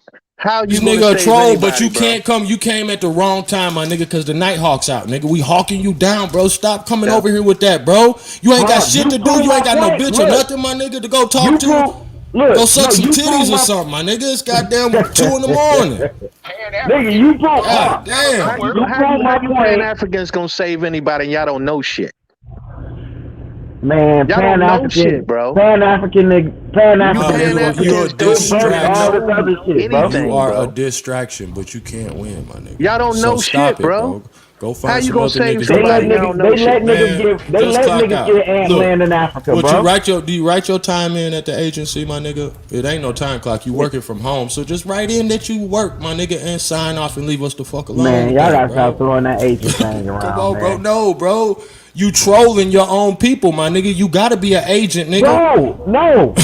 You The trolling your real own agent, people, my the nigga. look, You y'all are talking trolling about your some own whole people, my nigga. You bro, ain't for you us. talking about the FBI agency shit, Bro, nigga. it said I am white. Don't your name say I am white Jesus? Bro. Okay, You say I'm that's white how you Jesus. come to your people? But it's a nigga on the, Ain't no butt, nigga. Butt brings rain, hail, on the snow, and picture, bro. earthquakes, nigga. They continue Come on, daily to man. teach the 85% that all they see and hear, nigga, comes from a mystery god. Ain't no mystery over here, my nigga. We true and living with this shit, bro. Stop playing with us, bro. When you really destroying yourself, my nigga. Bro, y'all creating the mystery. This ain't nothing but a new Christianity, Ain't no mystery, bro. nigga. This ain't nothing but a new Christianity. No, man. It's like one. You that stupid, bro? You that stupid? Bro, You that this whole stupid? aboriginal See, now I know movement, you a man. Freemason because you now you hate Christianity. That's the y'all number No, one enemy. no. So Let me what break it lodge? down. What lodge you belong to, my nigga? Hey, look, I got What tapped to be lodge a you Mason belong to? before, but I'm What not a lodge Mason. what lodge do you belong to? I'm not a Mason, bro. You can't tell I me got what tapped to lodge. be a Mason. I ain't a Mason, bro. You niggas are fairy tale. We don't listen to you fairy tale niggas, man. Y'all Pan Africans are just fairy tale niggas. Y'all don't even know a nothing, fairy bro. tale meaning it's nothing Fairy that tale traces meaning us back to Niggas in the Africa. chat say When you I doing it can for sit free. there and you point a to construct, voodoo, bro. Hey, voodoo is an niggas in the chat African say you word, doing bro. it for free, bro. You a Niggas in the construct, chat bro. say that you a free agent.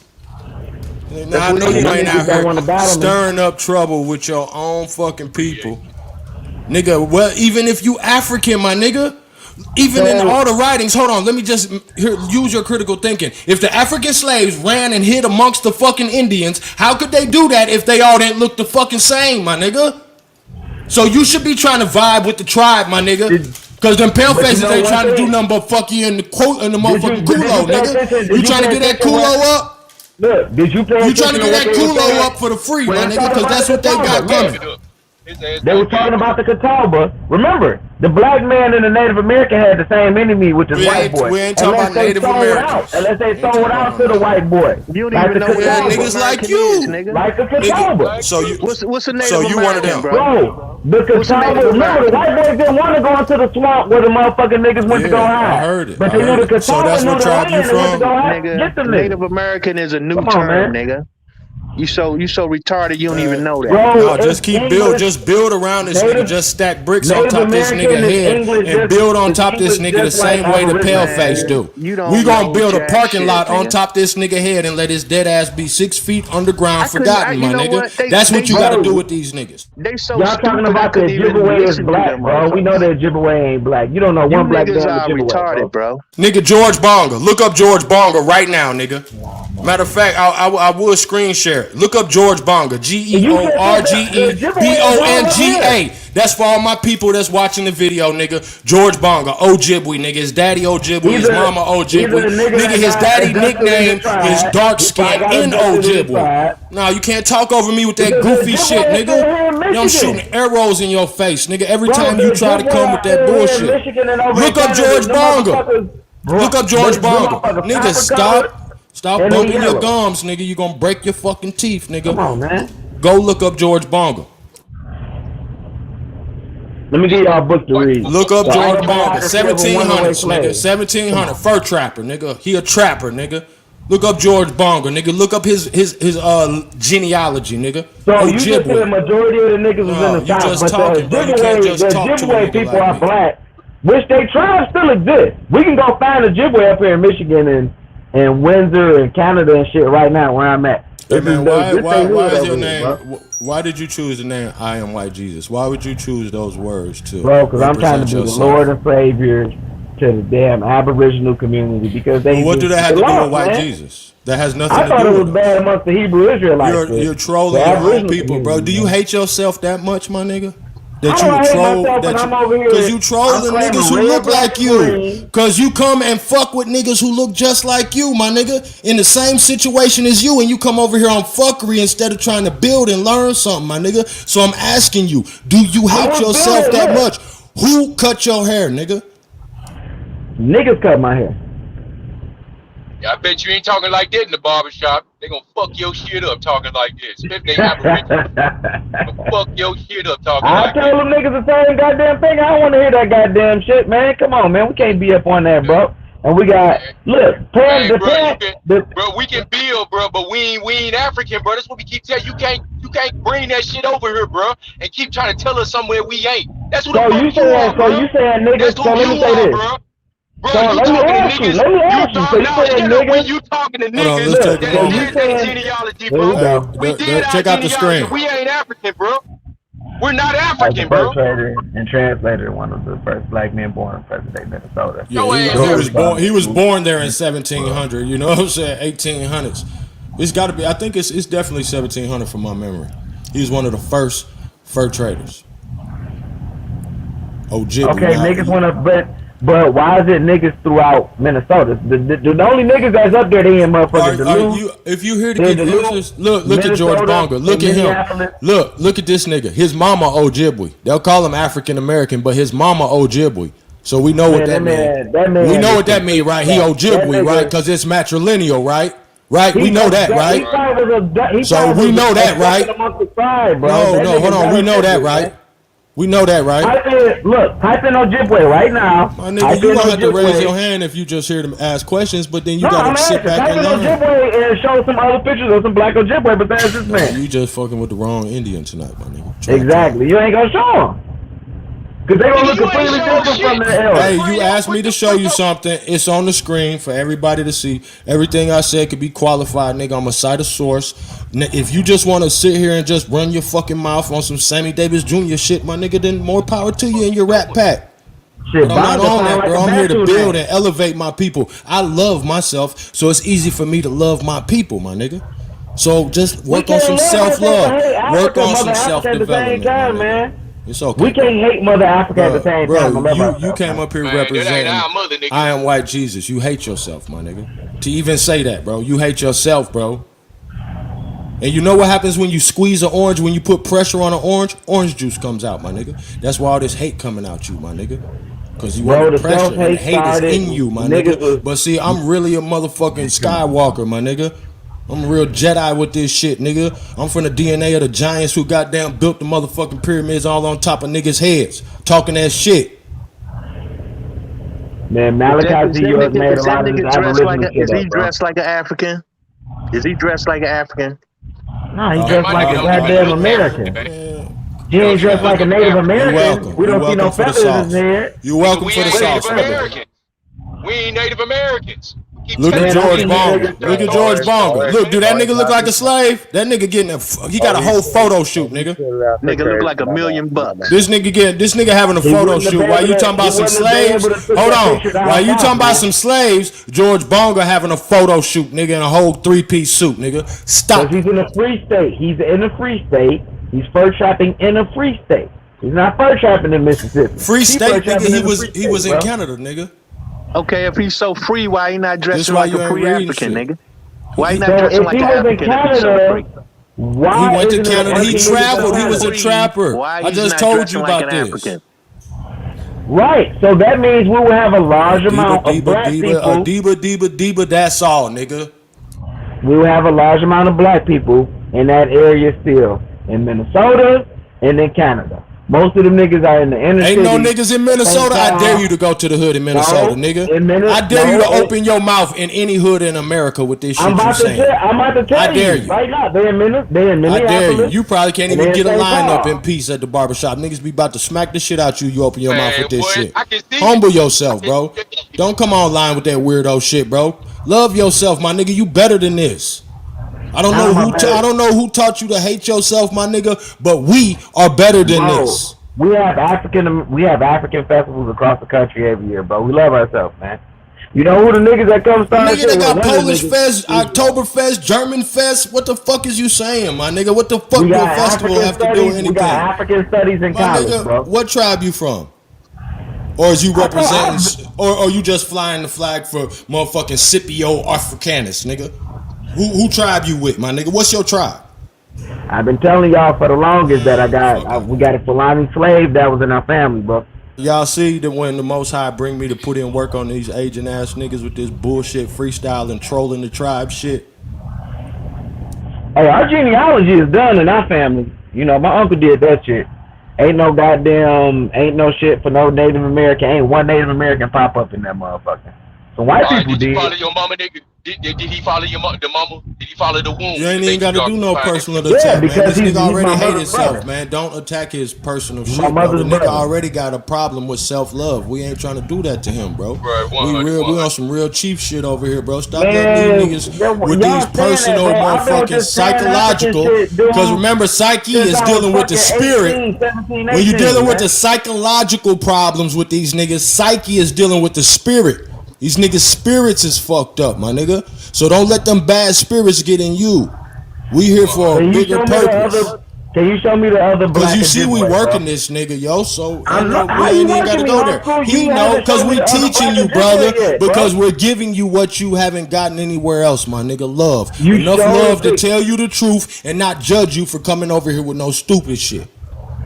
Love, my nigga. That's what we giving you, my nigga. So if we Native Man, you American, feel where that does shit, voodoo- no homo, where does my the word nigga. voodoo You come feel the from, bro? difference, bro, between this and that other shit, bro. So stop. Bro, Native American is fake, nigga. Now you keep on saying you done said it 100 times, but those are fake, nigga. So stop saying it out your mouth. Native is an English word, just like Native Aboriginal is an English Americans are word. fake, nigga. Isn't the word Native American? Is it Native an They are English fake. word The in people, the Webster You talk, Dictionary? yo, my nigga. I'm You telling talking to a They nigga that fake. say I am white Jesus, bro. This nigga is in the retarded class, my nigga. Are you gonna get mad at a blind man for stepping on your shoes, or are you just gonna move your feet the fuck out the way? That's what I'm asking, tribe. I thought the Moors say we use the word, the color white. They say, well, white is they don't say black because it's dead, and use white because that's what we really are. Just you know? let him talk himself in a circle. Watch how dumb he sound. Ain't it a couple Moors on here too? Cause Hawk School, I think you're a Hebrew Israelite. I know you come from the Hebrew. You coming from the Hebrew camp, cause this Most High and everything. How you talking? I know you're a Hebrew Israelite, so we understand that, man. But come on, bro. Y'all gotta cut that shit out, man. We got voodoo, we got Santeria, we got Kimbanda, we got Obeah, we got all these African traditions over here. And y'all niggas skip over all that and talk about a black man is a Ojibwe. And I say, hey, show me the other Ojibwe people that look just like him, and you can't. Nobody practices that bullshit, nigga. Bro, you said show, bro. Stop it. It's a tradition. You see how you pick? You say y'all see the nigga say, is it any Moors on here? Is it any Moors on here? Cause I got y'all written down on my paper to fuck with. The CIA say make sure I fuck with y'all. Any Moors out here? Do we got any? Are you a Hebrew Israelite? Any Hebrew Israelites I can fuck with? Cause I'm just here to create confusion and take away niggas' traction with distraction. Take away niggas' traction. Bro, you're not gonna make me look goofy. Bullshit. Who's the nigga that said that? I want him to speak up again. Bro, you sound crazy when I just sit back. When the people, man, y'all just sit back, just let this nigga talk and watch. He ain't gonna have shit to say if he don't have no way to antagonize a motherfucker. You can't say nothing about anything you just questioned me on because we already addressed all that. We're past that. So don't try to revisit that with no weirdo game theory shit, nigga, because I'm smarter than that, nigga. And I forgot more than you ever learned. So stop playing with us. You didn't show me any other pictures. You didn't show me. You just said I couldn't show you one, my nigga. You said I couldn't show you one. This ain't no fucking motherfucking rap concert, nigga. I'm not no performer, nigga. I'm not here to entertain you, nigga. All you gotta do is I answered and I proved you wrong, and we're done with that, my nigga. Next. Hawk School. All you gotta do is pull up the Ojibwe tribe. Just type in Ojibwe tribe, right? Pull it up. Boom. Show the picture and prove. It'll be other niggas that pop up. We'll see that. All you gotta do is show that. I'm waiting. I'm sitting back. I'm waiting right now. You know, pull it up real quick, just like you pulled up the brother, the elder, the ass sister. Where's CEO at, man? You funny, man. You funny. I did that for the tribe. I really ain't tripping off you, man. I know what you're here to do. I'm just not gonna let you. And it's time that I start exposing motherfuckers like that. So either you can humble yourself and understand the right things I said, or you can continue with this fuckery and just, you know, live in a motherfucking dark ass cesspool of your own motherfucking doing. Peace to the tribe. You cool, man. Look, I respect you. I just want you to pull up the Ojibwe tribe, bro. Like, that's all I want you to do. Ain't nobody pulling up shit, bro. You know what I'm saying? Like, we just wasting time talking to niggas that don't know shit, bro. All that old fairy tale shit you talking, bro. That's why I be saying, bro, don't let these niggas make you argue. Because they hear, see, once you get to arguing, bro, and getting all emotional and looking goofy, then the listeners who are from on the outside who aren't caught up in the confusion, then everybody look like a motherfucking goofy. You know what I'm saying? No, all you gotta do is pull up a picture, bro. That's it. You become man. See, when you what they say, pack your shit, nigga. When you entertain a clown, you become part of the circus, my nigga. And that is the purpose of niggas coming with this shit, because they know how to press your motherfucking psychological buttons to fuck with niggas' emotions and shit, and to keep you arguing in a circle. And they're sent here with that objective. And then they get us off course. Distraction. They take away our traction. Nigga, have you ever tried to drive on ice, nigga? Distraction. So we had to stop letting these distractions take away our motherfucking grip on reality, my nigga. With all this old foolishness and Hegelian dialectic. Up here go ahead. It's your turn. And now back to goofy news. Right. That's what I'm saying. See, that's the whole point. They are outside of reality, bro. That's what I'm saying. It's like listening to you, man. It's like listening to fucking raindrops. You know what I'm saying? Like, so can you pull up the Ojibwe? All you gotta do is pull up the Ojibwe. Bro, ain't nobody gotta do shit, nigga. All you gotta do is look. All you have to do is be in touch with reality, nigga. That's all you gotta do. And get out of this fantasy. Wow, I just learned something. Island shit Edmonia Lewis, prominent black and Ojibwe sculptor, gets her own USPS stamp. Wow, well, what do you know? Black and Ojibwe. It doesn't say it'll say Ojibwe by itself. Bro. Her mama was probably Ojibwe, which technically made her part of the tribe, nigga. So play them semantic games. You know what I'm saying? If you want to, nigga. But critical thinkers will recognize. What is your objective, my nigga? Like, even if you are African, why the fuck do we gotta be, my nigga? Why you can't just be from Africa and just mind your fucking business? I know Africans that I love. Because y'all the same but they niggas say like they're I from am. Ghana. Y'all niggas are African But American but too. listen, the Africans I know is a Ghanaian. You know what I'm saying? They know the tribes they came from. But see, you talking some old weirdo shit, and you're not African, my nigga. That's an Bro, African. all you gotta do is Yo, You know what I'm saying? big man. What That's an tribe? African name. That's an African name right there. That's an African name. That's fine, my nigga. No, This I is what I'm want. saying. Watch the brother. What is the guy. outcome? I want to know from the guy. What is the purpose? Yo, What hold is the on. purpose? They're saying y'all came over here and got a couple Indian bitches pregnant, and now what? Now everybody African, nigga? Y'all think y'all was slanging that much African dick on the continent, nigga? Is you serious? I mean, let's talk nigga deal with talk, the- nigga. Let's talk nigga talk. You think y'all came from Africa and slang that much dick that everybody over here African? Fuck out of here, nigga. Have you seen how these niggas in the club looking? All due respect to my Africans, nigga, but the drip is from America, nigga. You better check the fucking news, nigga. Y'all ain't fucking everybody. We is. Fuck out of here, nigga. You want to get to some reality, nigga? Oh, we slinging all this African dick, boy. Quit lying, nigga. Yeah, for real. Bro, the girl is mixed, man. The sister's mixed. Edamonia Lewis, prominent black and Ojibwe scholar. It doesn't say Ojibwe. It doesn't have that in her name by itself. You won't pull up them somebody in African Ojibwe pimps? What's them tribe. African pimp niggas? What is them African pimp niggas that was on Vice wearing them suits and shit? Oh, the dandies. The Congolese dandies. Pull up the dandies, man. Pull up this nigga's uncles, man. There ain't no African I'm name finna pull right up your there. uncles for you, man. That sound like American to me. Like she from St. Louis, you know. She sound like she from St. Louis. Rasta brothers. the Ghanaians and the Clemente were taken to all the Caribbean, bro. If some African niggas came over here, got some pussy, that's fine, my nigga. No, It's late night, so we gonna talk regular. But you're not gonna pretend they came over here and took everybody bitches, my nigga. With all due respect to the queens, I gotta put it in a context where this nigga understand, cause he wanna come with this goofy arguing shit. I'm gonna argue like an Indian, nigga. Y'all is not coming over here and getting all the pussy, nigga. So stop it. So stop it, nigga. So stop it. Hold on. Guarantee we go to Africa, we take it all they bitches do. Hold on, big man. If an African come to America, you don't know we sisters. That African gotta have some big money, you know. Talk to him. Sisters ain't fucking with no African man later. Talk to him. Fuck you talking to man? Talk to coming him. over as a slave, and you think we sister gonna give a slave man pussy? Get the fuck out of here!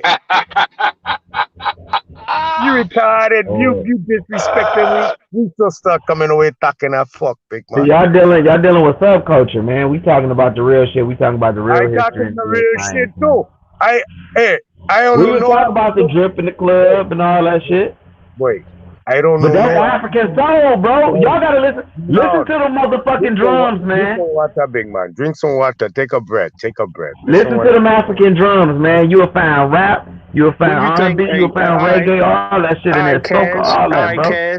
Cash. So when did Africans learn how to take a bath, nigga? How? What? When did Africans learn how to take a bath, nigga? What? Motherfuckers been taking baths forever. What? Man, you lost your goddamn brains, bro. To this day, hey, you think our sisters gonna give a slave man pussy? The fucking Moors were fucking African. They fucking took baths.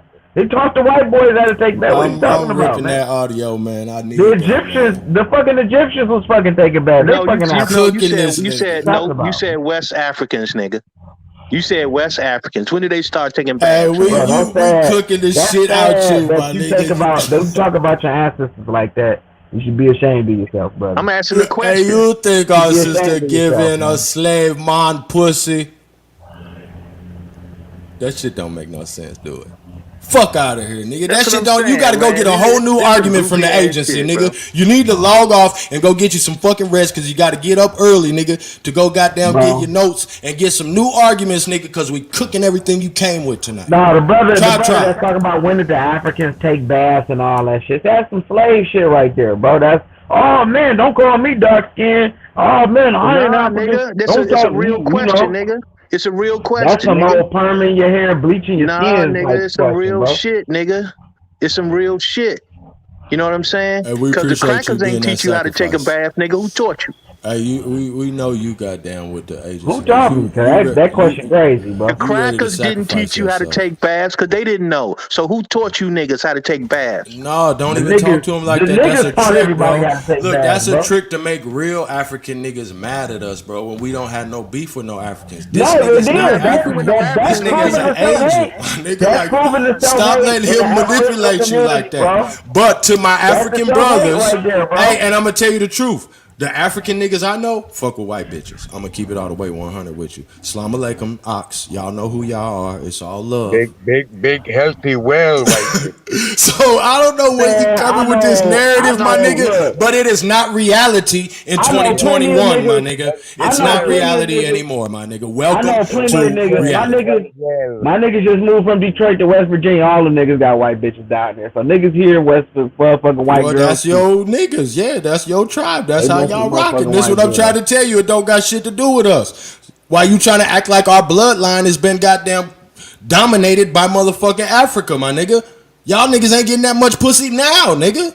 Bro, Fuck is you saying, bro? No disrespect to my African. Hold on, cause I know some African player ass niggas, and I love them. One of my favorite niggas is from Ghana. My favorite niggas on earth, and that's what I'm saying. It's even you even trying to get that motherfucking spirit in me, bro. Cause I love these niggas. Like these niggas is my brothers, so I'm not gonna let you Yeah, but you one of manipulate the only shit like respectful that. ones. No, bro, that's cause why you know gotta you come- coming with that hold on. poison, bro. You trying That's to why you make gotta niggas come to do the that, red, bro. black, and green side, bro. Come You on, belong bro. over here Look, with bro, us, bro. bro. You need to be over there with that shit, man. So shout out to my niggas from Ghana. What tribe my other nigga from? Cause this nigga know Russian, Arabic, and this nigga Tanzania. I forget what tribe this nigga from, but he know, yeah, he ain't like you. That's why I know you ain't from Africa, nigga. You you from motherfucking goddamn.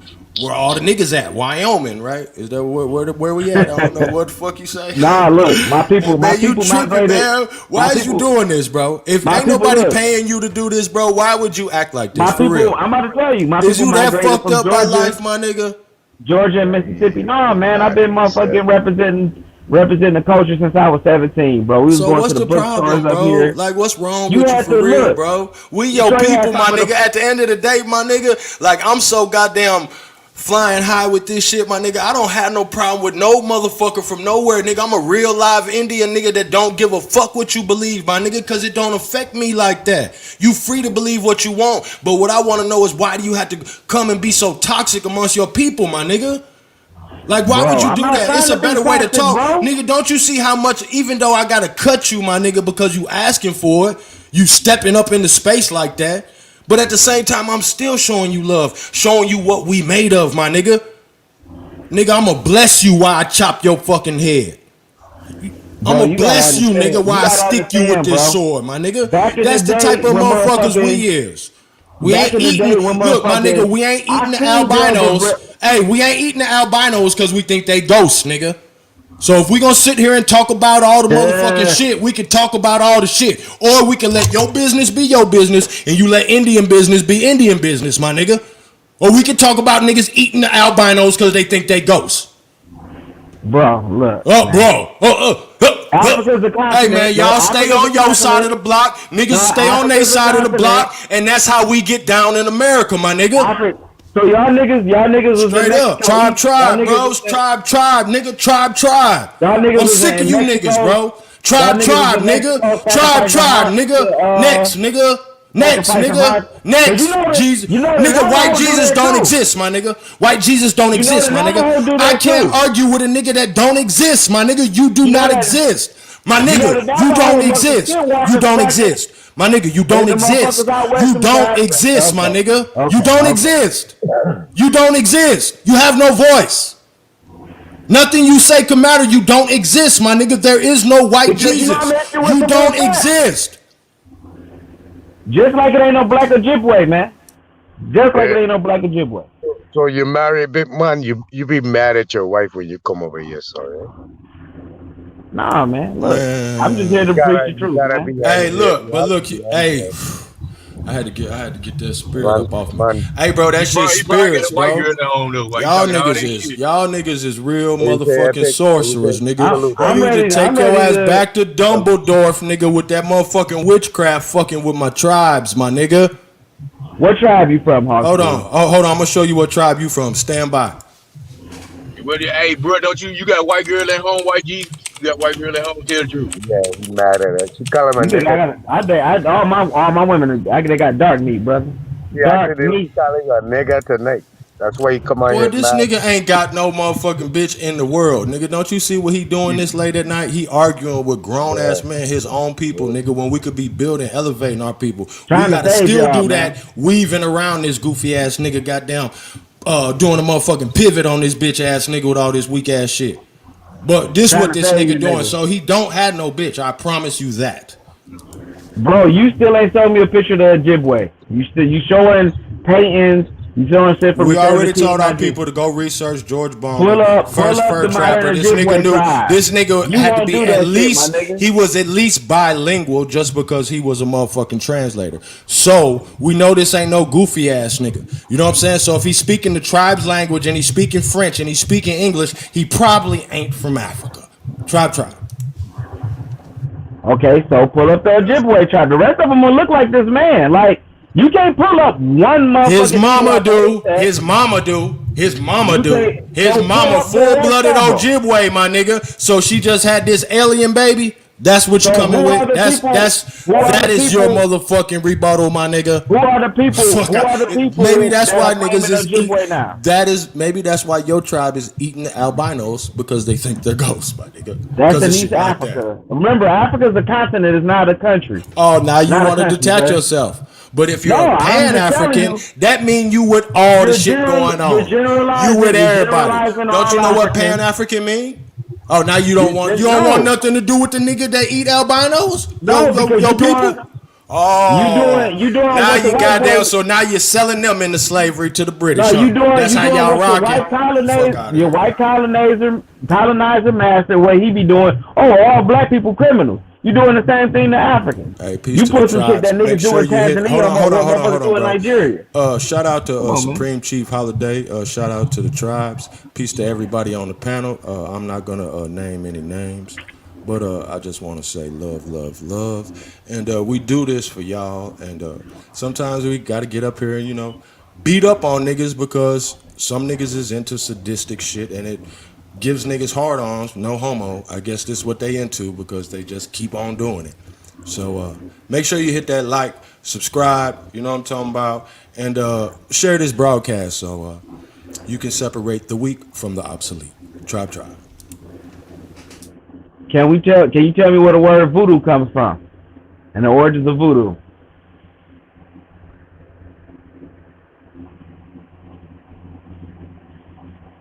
I guess not. You tell us where you think it come from. Alright, the country of the homies, Benin, where they call Benin now, and Togo is where the word comes from. Comes from the Awe tribe. Voodoo, it means spirit. They still use this word in Cuba, Haiti, Brazil, and Louisiana and New Orleans. We know that. So how does this African word to describe spirit reach the Western Hemisphere? Not in the 21st century, the 20th century. Shit was used in the 18th and 19th century. Hey man, we don't want to learn. We don't give a fuck. No. Fuck It's is you there. teaching us, bro? What the fuck is you teaching my kids, man? My sons watch this, bro. No, nigga, get that shit the fuck on. Go start you a voodoo channel, nigga. Eat a dick, nigga. No, nigga, eat a dick, nigga. Nigga, go get you a fucking channel, nigga. Teach that bullshit. Don't nobody give a fuck, nigga. I'm not gonna be on here, nigga. I'm not gonna be on here, nigga. Light and darkness can't occupy the same space and time. I don't give a fuck what you talking about. Tribe. Nigga, this what niggas do when they too lazy to get their own fucking channel, because their agents sent to distract niggas and poison the fucking community with trick knowledge, nigga. Fuck out of here, nigga. Now you got all these good facts and dates, nigga. When you came over here asking questions, you didn't know shit. Now you a motherfucking scholar. Which one is it, agent ass nigga? I see through you, nigga. I'm a hawk, nigga. I'm a hawk, nigga. Now you smart. That's why you screaming. Yeah, You know why you nigga. screaming? Because I Cause you can't, can't nigga. swallow Because what the fuck nigga, I'm, because you I can can't just swallow what the control. fuck I'm Because I saying. can control this light, nigga. I can You turn this are shit welcome up, for nigga. this. I got You a are dimmer welcome for switch on this. you, fuck And niggas. go You to the thought that was as goddamn bright front as I line get? and That won't you say thought that that was as demon bright as I and get, won't and nigga? say that You thought that demonology, was but as you want to bright talk as about I the black. get? You want to talk I'm about what brighter than Haitians that, do. nigga. I'm brighter than I that, thought nigga. I'm Haitians was brighter than that. You Aboriginal, don't bro. know nobody, nigga. You I don't know thought nobody, nigga. You in the house arguing with strangers, nigga. You don't have no friends. Shut the fuck up lying, nigga. You don't know nobody. Fuck is you talking about? Who you know, nigga? We don't give a fuck who you know, nigga. What's your Instagram, nigga? You want us to follow you? Let's go on your Instagram, nigga, and go follow you and go see you and all your people you know, nigga. What's your Instagram? Shout yourself out, nigga. Go ahead, nigga. Go ahead, nigga. Let's hear it. What's your Instagram? I think We he out want to of see there. some of the people you know. He dropped off, bro. He dropped off. Oh, yeah, nigga, because light and darkness cannot occupy the same space and time. And I'm done. Peace to the tribes. I love y'all forever. Tribe. Okay, let's get to some buildings, yeah. Epic. Peace, brother. What's Peace, up, brother. family? How are you? I'm good, brother. Just got finished take care of business with a client on my way back to the house, man. That's what's up, man. Safe travels. Quick question. I don't know how much of this long ass live stream that you've caught, but you know, we started out with the brother Kwame Brown and counseling Vlad, right? I missed that. Well, you know about Vlad, right? And all the Yeah. snake and shit he done, right? Okay. What do you do? What's your vote on counseling Vlad, brother? What's my vote on it? Yeah. Oh, your opinion and what would you be joining the boycott on DJ Vlad, brother? Well, as far as with that, man, I ain't really, to be honest, bro. I know about it, but I ain't really just getting caught up in stuff like that. Like I know a lot of stuff, you know what I'm saying, but I don't really just get caught up in it like that because I mean, Vlad don't mean shit to be 100. I'm just being 100. Whatever Vlad doing is what Vlad doing. You see what I'm saying? So what concerns me is what I got going. And the people that I'm around and, you know what I'm saying, the people that I'm building with, the people that I'm sharing, you know, my time, space, and energy with. You see what I'm saying? So, I mean, if it ain't just a necessity, but if I had to really just had to, yeah, I mean, my vote would be the same way to what it is now. I mean, it don't concern me, so it is what it is. It don't concern me. So you Hey, would but just you have know what? Say that again, brother. Well, I'm just saying, like, it's not an either or because actually you have a neutral stance on it, so you wouldn't vote either way on it. Is what you're saying? No, it's not about me being neutral, because even in my opinion, that would be a vote. You see what I'm saying? That means I still have something to do with it. I ain't got nothing to do with it. You see what I'm saying? I got nothing to do with it at all. So Vlad do whatever he do. I do what I do. You see All what I'm right. saying? So you missed a lot.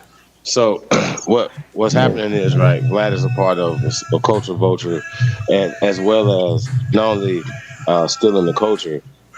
Hey, can we turn that music off in the background? Thank you, brother. Still in the being vultures of the culture, but now being an instigator, stirring the pot, got multi-millionaire team players, right? Brothers that could be building and doing something positive for the community, but then he'll get brothers on the thing and have them going back and forth, right? Now, right.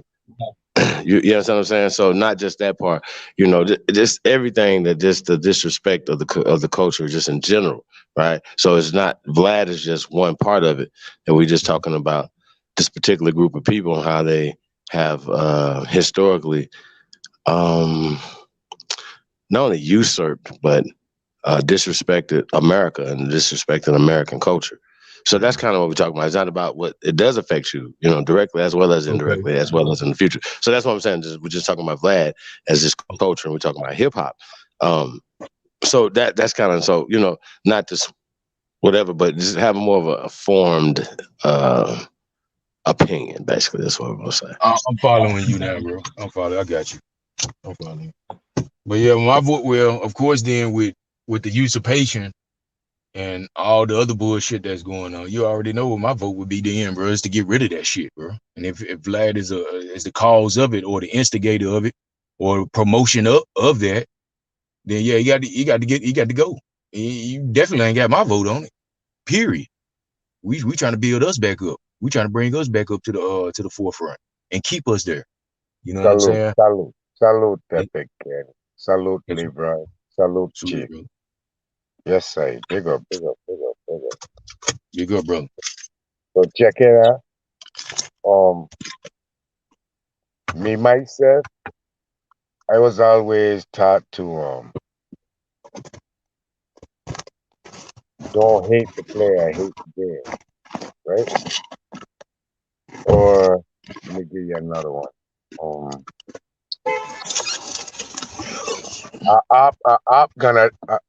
I wouldn't be doing my job if I hated what don't hate. Right? Say makes me feel like I doing something. So just to say that, right? Like Epic said, he ain't really into his business like that. I really never promoted the man, period. But the people that goes on the show to deal with the man is the ones I fought. Cause they ain't belong putting we business out there to them enemy and them up and letting them know what's going on. And look how much people done drop from this man coming on this man's show. So I blame them. I blame them for investing time and energy into the white man to allow the white man to benefit off of them. I blame them.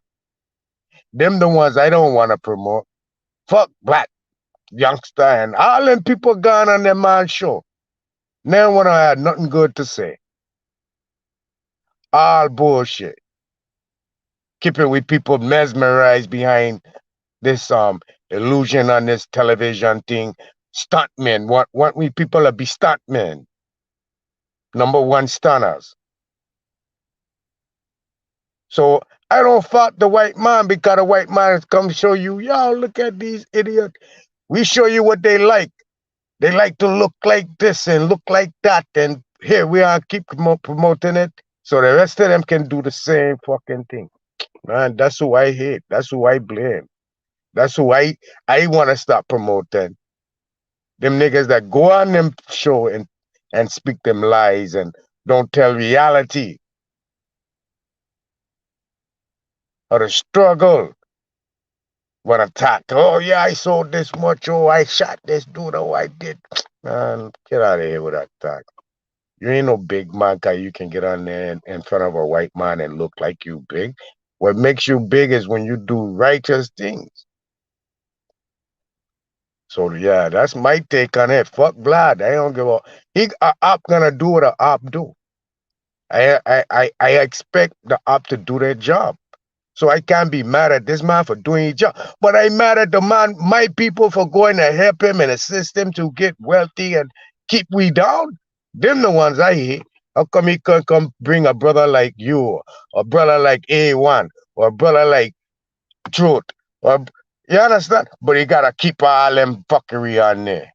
Okay, okay. I know he mission, but why you gotta go and join that fuck? Yeah, that's the most puzzling part about it, you know. That's the puzzling parts about it. Blame the people gone on that fuck. Putting Indian affairs with the foreigners. Fuck, I see it. But yeah, I don't hold back. I digress. Yeah, I agree with the roster though. He's right about that. The ones that promote that and like he said, that go on to his platform and to consistently promote him and whatever it is that he stands for when it's contrary to what is needed for us to rise. You know what I mean? So yeah, he's right. I think you should look at the people that's actually supporting him, not him, so to speak. He's providing a platform, but it's the people that join that platform is what give the platform life. You see what I'm saying? So if he's a problem, then we have to stop supporting. the platform, and that'll get rid of the person behind it. That's just my my opinion about it. Right here, there.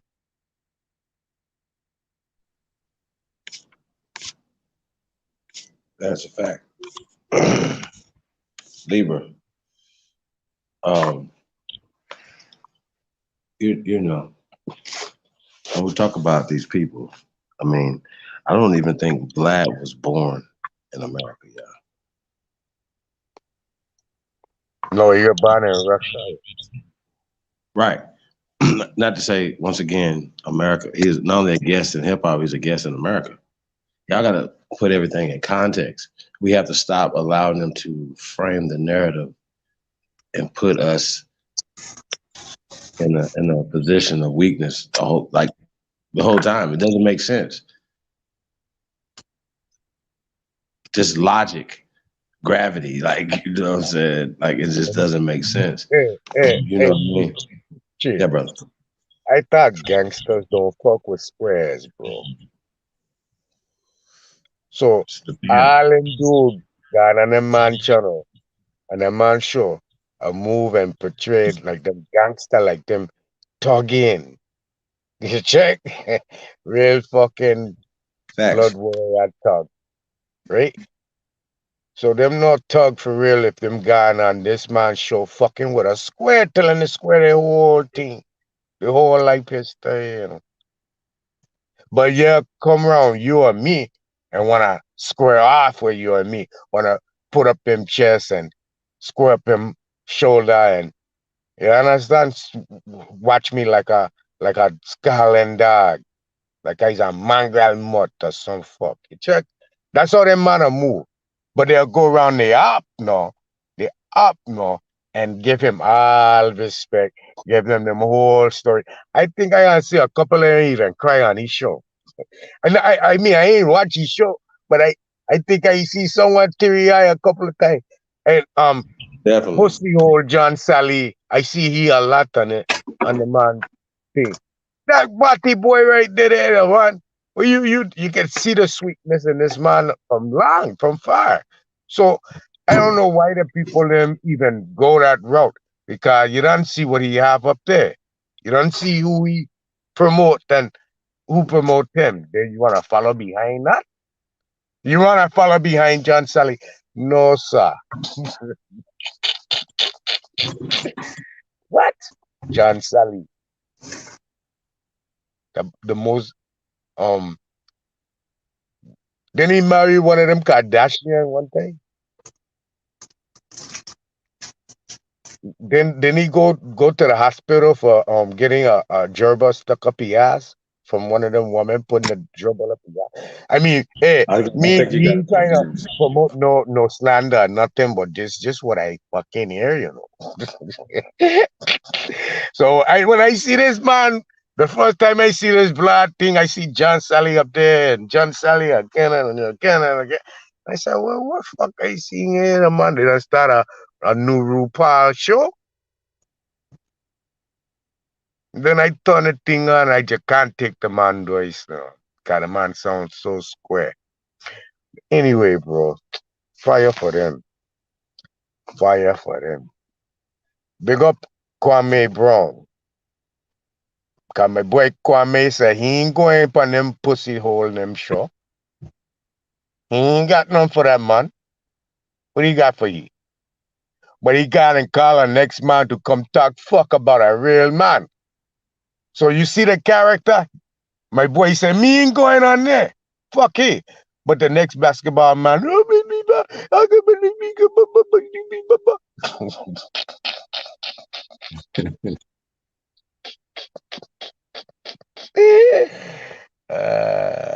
can tell a real Indian from an African, you know, just on a character alone. For real.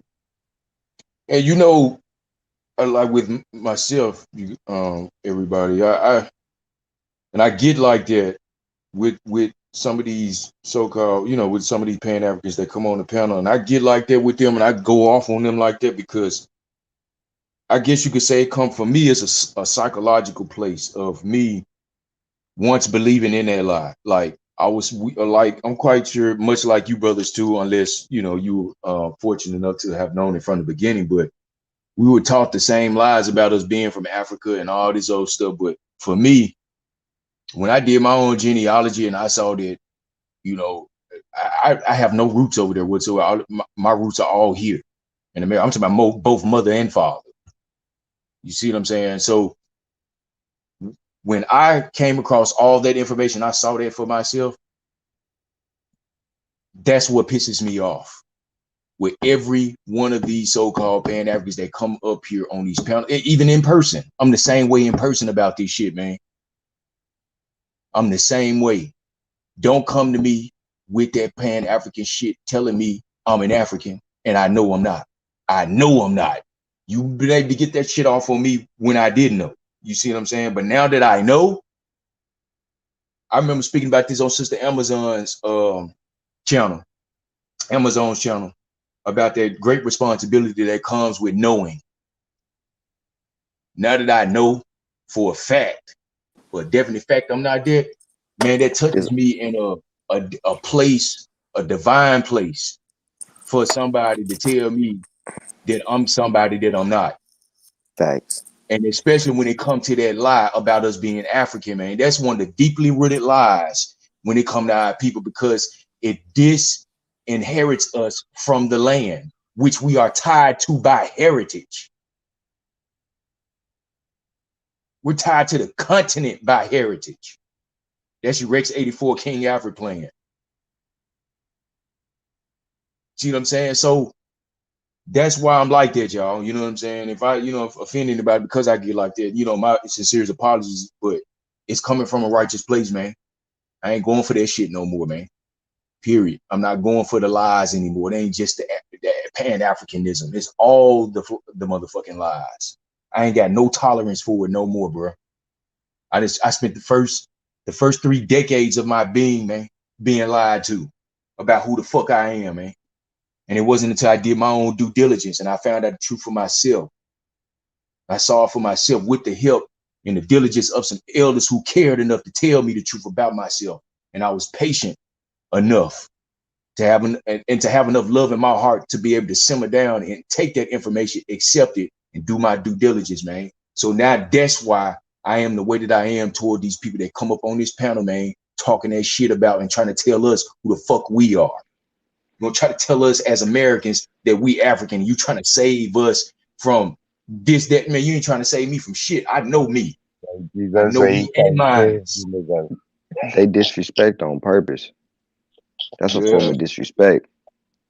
That's why I take it personal like that, bro. That's why I take it personal like that. Cause I know it's deliberate. Oh my Cause you can't be calling me no damn African, bro. Come on now, these bro, they have no type of agricultural land. They don't have no type of agriculture. They don't do none of that. I We want the to know best farmers. I want to know where he get history and what history he gained from them people from anywhere. Where's he getting it from? None. Is Wait, he you said getting what? it from the Africa? Oh yeah, because if you get it from Africa, they're gonna tell you the truth. The truth. If it's some real not even Igbo, from Africa. exactly. The Igbo and the Ghanaians and all of that, the Maasai, they're gonna sit up and tell you So straight how up is this the where their people motherland came and we're from. not even from here? Facts. Eh? They'll tell you their beginning stories and all that. Ain't got shit to do with Africa. That's weird. That's a new land. How the hell we from there? We can't be from that place. Like he said, they ain't even from there. How we from there? And they don't call themselves that fucking term, Man, but you don't do call no us study African here, man. Americans. You should do some study. If you gotta claim something, go and study deeply in it before you come claiming it now. Matter of Cause you look fact, like an idiot. like you said about them claiming shit, the people, these Mexicans and all the people in Mexico claiming to be Maya and Olmec, they don't know shit about the culture. Nothing. Period. Zero. Nothing at all. And they'll tell you, oh, I know this.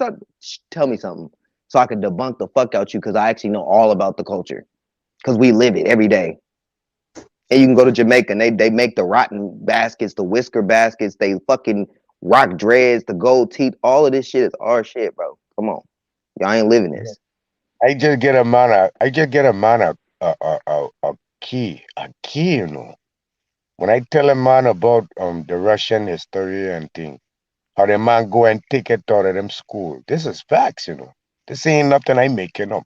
It's something you Mm-hmm. know, go and research and see it for yourself. The man take history out of them fucking whole curriculum of education, you know. Because them say it was fake. Now, I want to know how far is that from we? Eh?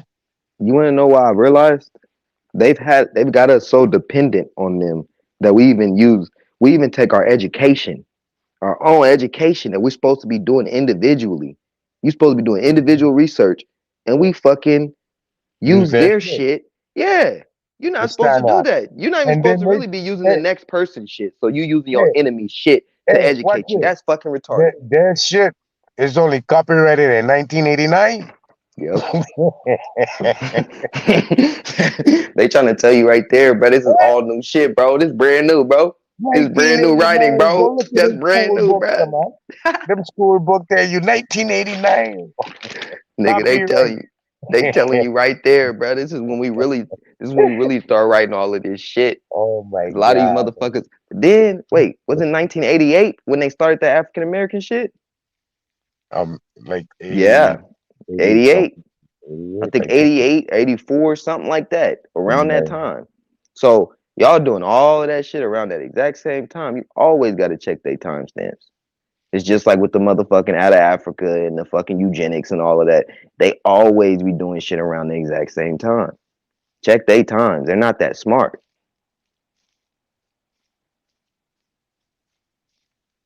Not smart at all. Man. But then we turn around and be just as dumb as them because we take what they have and follow it. Yep.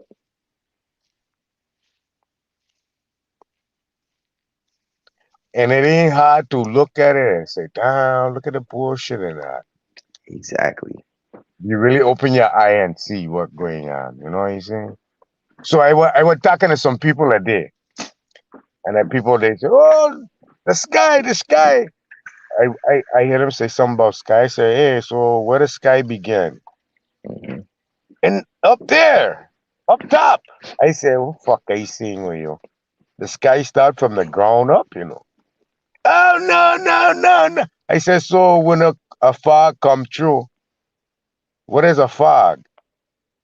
Oh, that's a cloud that's touching ground level. Oh, no. I said, okay, so they said, look it up. So I had to, no, I ain't never What you fucking said is happened. right. Yeah, I happened never look nothing up before. I didn't read this something I observed. You check. So I got Facts. look it up and it says that um something line a liar line goes all the way up to 92 miles and then space. Basically Then like a there's space, reflection. Like a right? reflection. So I sat there and I tell the people, I said, no, see, it's in the air. I said, yo, it tells you from Earth up to 92 mile is the fucking sky. Period. It's got different names: atmosphere, biosphere, geosphere, hedosphere. You check, but far as the sky is from the ground up, bro. So when you're looking for heaven, it's from the ground. I try to give them something to see. You know what I'm saying? And the man was like, oh, well, no, we don't learn it like that. Where That's you why. from? They teach you. Nah, dude, where the fuck I from? They ain't got nothing to do with observation, you know. It's opposite, yep. Their own shit. You Anything have That's a to from the good way to ground look at it. below, the ground below is the ground. Anything from the ground to above is heaven, is the sky. The fuck you telling me? I I can tell walk you in right the now, sky, head the high in most the sky. the Fuck most are you? educated person is always gonna be a self-taught person, not an indoctrinated person that's gonna be stuck and fucking following Nah, that's along right. with what somebody else is trying to Here tell come, you. here come I am Deep it, Jesus. deep it. Let I am Jesus Please. come in. Come in, I am. Come in, Cass. But The matter of fact, the Lord and Cass, Savior. that nigga Cass is literally the direct fucking bruh. That's direct correlation to what I'm talking about right now, right there. It don't even go Indoctrination, together. bruh. It don't even go together. You have no type of thought process, bro. You don't know how to Have think. you read about me You in the don't know how Bible? to. Do you see my name, bro? You don't know how to, bruh. Use deductive reasoning, critical thinking, none of that. You don't have a brain, sir. Sir, with all your petty insults that don't Hey, bother no, me that's because not I am white insults, Jew. though. Observe, It's not insults observe to and I that. am white evaluate. Jew. Observe and evaluate Okay. is what you have to do. You know, you This can't man don't just. know how to I do have that critical shit. thinking skills. You That's don't. why. No, you don't. That's That's why you still why. think we're Africans, That's bro. why I love my African history, bro. Okay, Okay, Okay. okay, that okay, shows right Hold there. on, okay. That's Black some King. Check critical this Yeah, out thinking, there. peace, bro. that's Peace, you. Me man. ask you the, hold Peace, on, hold peace on. to Me the ask you panel. a question. Hold on one Peace, time. brother. Peace, Yeah, I'm out, man. I can't take no more of this Pan Pan African African shit, stupidity, bro. man. This is Jesus yes, sir. like son. I'm white Jesus, can't do man. it. Well, Can't man, do it. hey, all right, First we'll of all, take are that you too. saved? We'll Are take you that too, saved? bro. Am I Hold I what? just on. want, hey, Are you Wait, saved, wait, brother? wait. Let me ask him a Yes, I am. critical. I'm saved. Yes, yes, sir. I'm saved. Let me ask him a critical question. See if how adequate he is. This nigga's a So troll. so so so check it. Guys. So Adam mom has three sons, right? Yeah. Okay. One named Penny, one named Dime. What's the third one name? I don't know. You gotta tell me that, brother. I'm here to learn. No, I'm trying to evaluate your critical thinking. So give me Penny, an answer. dime. Give me an answer. Penny, dime, and nickel. What's up? What's up? Okay, so the critical part you don't have. Your cognitive is gone. It's gone.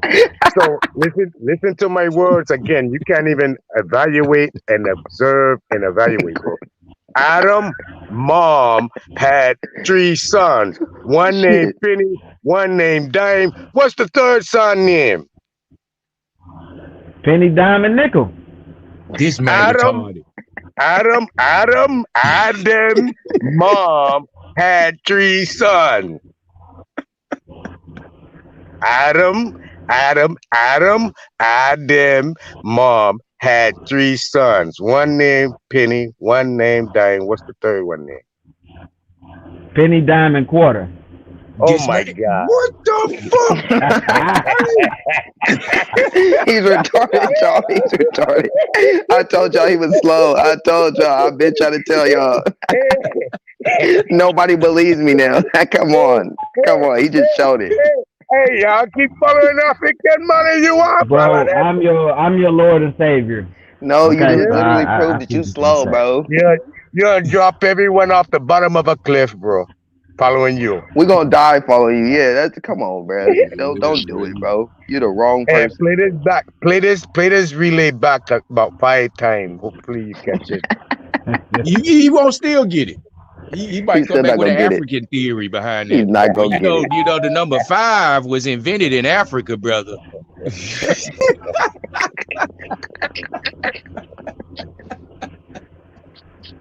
Hey, he's so quiet 'cause he lost.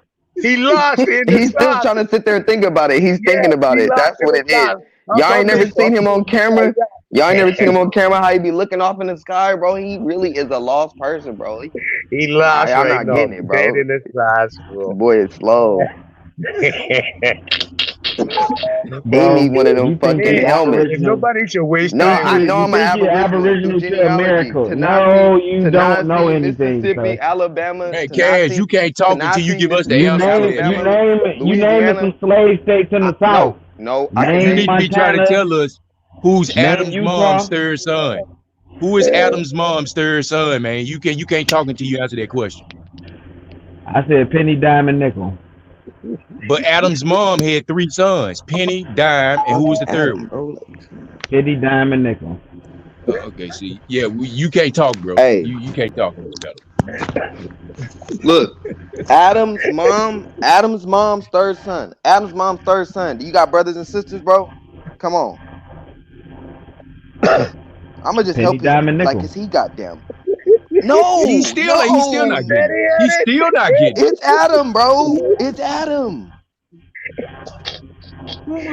What the hell? It said Adam's mom has 3 sons. Penny, dime.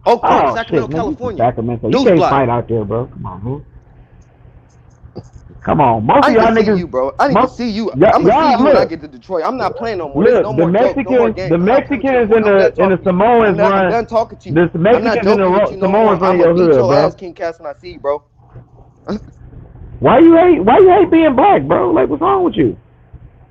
I'm You going probably to only beat date your ass when I Mexican see girls out you. there. You know y'all niggas be dating Like white girls out there you too. take this shit as a joke, Nah, but I cause hope you black know our means ancestors bleached up never and took this pale. shit as a joke, bro.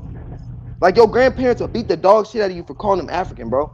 You don't even understand that. It's not a game. Bro, that's some It's not slave a shit. game, Nigga, we bro. not slaves no more, man. Like, that shit that when niggas got caught Africans about to fight, that's some slave shit, man. Come on now. I'm looking for it. No, I'm because in they the knew they book now wasn't reading African, about, bro. Nah. If a nigga know they African, bro, they not gonna care about that. They ain't no fucking slave shit, bro. That has nothing to do with slavery, bro. If you know you got African blood, you're not gonna trip because somebody call you an African. You gonna trip because you're why not don't you do a African, bro. DNA test, sir? Do a I'm not DNA doing no test DNA test to get in and my prove me DNA, bro. That's wrong. retarded as fuck. That's stupid. That don't even make sense. Exactly. I So can there's prove no you. way I to can prove prove you and wrong. I deny can prove you that wrong. I can prove you you don't wrong. have I can show African you. I can DNA, show you sir. my 7-time great grandparents, The bro. booty I can show you scratcher. that. I can show you my 7 times great What's grandparents their in Native Mississippi and American? What's Alabama. their Native In American Mississippi and name? Alabama. What's their Native American name? There is no fucking such thing as What's like the, little hawk eagle. That shit's fake, bro. Hide intent. That's not real, bro. That's not real. Real American look Aboriginal up names Bomba. would be names like Barksdale, Maxwell, the Maxwells, That's Barksdale. English. It's That is fucking. not No, it's Aboriginal, not. sir. No, that's That's not. No, English. that has nothing to do with them. Has nothing to do with them. You slow as fuck if you still believe that. Sir, that's Go look up pseudo. That's Jungblyth, not a Native Jungblyth, American name, Jungblyth. sir. Shut up real quick. Jungblyth and Schmidt are German names. Those are Germanic last names. We don't have those last names over here, sir. We don't have those last names. Jungblyth and We're not Schmidt. from Those are the type of last names they because it have. was English. It's not. No, it's not. It's not the same shit, bro. We have trading languages Oh, that I we just taught these found it. people. Hold on. You don't even understand, bro. You still indoctrinated as fuck. You don't understand a You lot. You said just you need to said read. Louisa. You need You to said the place read. was called Read. Louisa, right? Luisa, Puerto Rico. Yes. Okay. I remained in Maria's care until I was 15. All during these years, she stayed with us. She spoke to me about the Orishas and their legends and the ancient African traditions that were still practiced on the When was that in the made? small town When of was that written? Louisa, When was that written? Albania, on the eastern When was tip that of the written? island. Like Ross said, that was probably This written in like is. Let me 1980s. show you. Let me show you the picture of the book. Let me show you the picture of the They be book. changing that shit, bro. I'm not gonna lie to you. Santeria, the religion, You know what? by a I'm gonna Puerto be Rican real. woman, Majin Gonzalez This Whistler. man might not even be fucking. He might not even be joking. This man might be that slow to where he really believe he's fucking African. There's niggas that really be like this. I just I've seen niggas read like to this. you about your town, sir. Do you Nah, look I bro. just read to you about your town. you look like you from Puerto Rico, big man? Yeah, that nigga look like a Puerto Rican, bro. Like, come on now. Your mama white? You just said you were Puerto Rican, sir. Your mama white, Jesus? Nigga, how the fuck, bro? How the fuck we Africans, bro? I'm still not understanding how you still think this shit, bro. This is some old ass You want me bullshit to that you still believing in. finish reading about this? He look like a Dominican. He look like You a asked my Puerto Rican. question, He white look Jesus. like I a ain't trying to straight throw no up salt on you. I'm just asking for the record. Is your mom white? And then, I mean, if I'm white Jesus, you know, my mom and dad white. Nah, man, and then my what is damn also mom ain't weird? white, man. Hey, if y'all My ever, family black. hey, have y'all ever in y'all life seen an African with curly hair? Africans I'm come talking in about all shades, bro. Nah, I'm talking about loose Yeah. curls. Not Ethiopians. Them the So only motherfuckers I know with loose curls in their hair. Ethiopian, Somalian, Eritrean, niggas that look like what's the old boy that got killed named Nipsey Hussle? But Eritreans are mixed with Arabian blood, though. Let's be real. I'm talking about people that ain't mixed, like Aboriginals. All the Aboriginals have that loose curl, and then some of them have the coarse hair, like you find in America. Some of the Fulani. Like for instance, wait, nah. Oh yeah, the Fulani people. I'm not gonna lie. I don't even think they're originally from Africa. I don't. They're the only people that don't look like the rest of them, and they don't fuck with the rest of them. Go look into their culture and their history. They don't fuck with the Because rest they of were them selling tribes. a lot of them niggas into slavery. They were selling them to the Arabs. No. They were selling them They're over not to the same white boy, people. and then they got sold. Nope. They went from Europe to Africa. Those Fulani people are not originally from Bro, Africa, bro. you ever heard of Look at them. Ibn Ibrahim Suri? You ever heard of Ibn Ibrahim Suri, the slave that was taken to Mississippi that was a Fulani Look, slave? just listen real quick. For instance, how they got Negroes that went to Sierra Leone and Liberia and all these places, and how we go today and we still go over there and stay there. I feel like we got some people that's over there, but all of those people ain't our people, bro. It's not the same people. It might be some tribes that went over there to like from America to over there and just stayed. But all of those people in large scale are not related to us at all whatsoever. They're not aboriginals. We don't know where the fuck they came from. That's how deep it is. They don't look like nobody else, no other aboriginals. But we do. Look like the people in the Moluccan Islands, the Bantu people, the motherfucking Solomon Islands, Papua New Guineans, You said the the Bantu. You said the Bougainville, Bantu the people. Bougain, Yo, the hold Bougainville on. people. Yo, Wait, so they're someone Bantu too? drop the chat, drop the link for Chief Golden Eye. He talking a The lot. Jarawa, wait, Man, the Jarawa people. I Talking can a name lot off of a things, whole man. list. and we look The New nothing. We look Caledonians. nothing like Wait, them damn people in New the Caledonia and the Solomon what the Islands and fuck, all that. nigga? What, They look nigga? close What? to us. You don't know one Nakaroro, nigga the that look like an Nakaroro Australian Islands, Aboriginal, bruh. bro. That's a. Oh yeah. I ain't gonna lie. The Australian Aboriginals look different now. I'm not gonna lie. They're the only ones that I can say that look different. But Fijians look just like us. Papua New Guineans look just like us, bro. Just like us. Same reddish brown skin, same type of hair texture, same nose. The bridge of their nose go the same shit. The way the fucking hair on their fucking arms and shit, it looks the same. Everything looked the same. Yeah, they didn't change Africans don't much. even They didn't Africans change don't much even out of that have Great that. Migration in Wait, Africa, bro. Africans don't even have facial hair. They don't even have like What are you slight talking bits about? Do you know they don't. Africa is a They don't. continent, bro? They It's don't. not a They it's don't, not a bro. small landmass. Like you can't compare Okay, look, I'm the not gonna say. I'm Jawawa gonna with say the it like this. islands Look, at, this bro. is what I mean. This is what I meant by that. Large scale of them do not have facial hair. They don't. Not on a large scale. They don't. They don't. They shave, bro. Like they grow facial hair. I know Africans with beards and shit. Like they grow facial I know hair. Africans that don't grow A lot none of at them all shave. though. At all. I have friends that don't grow no facial hair at all whatsoever, Shit, bro. this nigga None. beard barely. We be having struggle I beards in don't this know none. motherfucking shit. I know niggas that got little mustaches and beards, but not just no hair at all on their face. That's not no. Never in my life seen that. Bro, I know Africans because you know they big on shaving, bro. Like even in a lot of the parts, like in the Spanish part of the Caribbean, before the beard thing got popular, that motherfuckers was shaving. You know what I'm saying? I know a lot of Cubans that shave their motherfucking hair. They shave they shit straight booty face. They shave they I shit tell straight you, booty these face, people, bro. the people ain't us. All right, have Now you even I'll say read this. about? Look, why did the Europeans go get them? Well, shit, the Indians over in this motherfucker kept dying and shit and escaping. They had to get some big So, niggas. I mean, look, you gotta wait, think African no. slavery was Let me. existing Okay, before the wait. white boy You though. finished, but you finished that. So let me ask you another question. Okay, if they were dying out and all of this, how the fuck did these starving white people go and take these Africans who weren't starving, who were farming and doing all this crazy shit that they said they were doing, and held them in captivity? How? Same That's reason not why logical. niggas was selling dope. Same reason why niggas was selling dope for goddamn little trinkets and shit and fucking up their own community. That's what these Africans did. They wanted them goddamn European trinkets. And the Europeans wanted what they fucking got. Got them goddamn furs and Well, zebra no, skins and fucking I copper and kind of shit. just, but no, I just kind of explained a fact to you that automatically debunks their theory.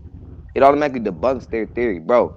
These people, go look up why the fuck Europeans even came to America. Fuck all the African slave trade. Just look up why Europeans, specifically them, why they came to America.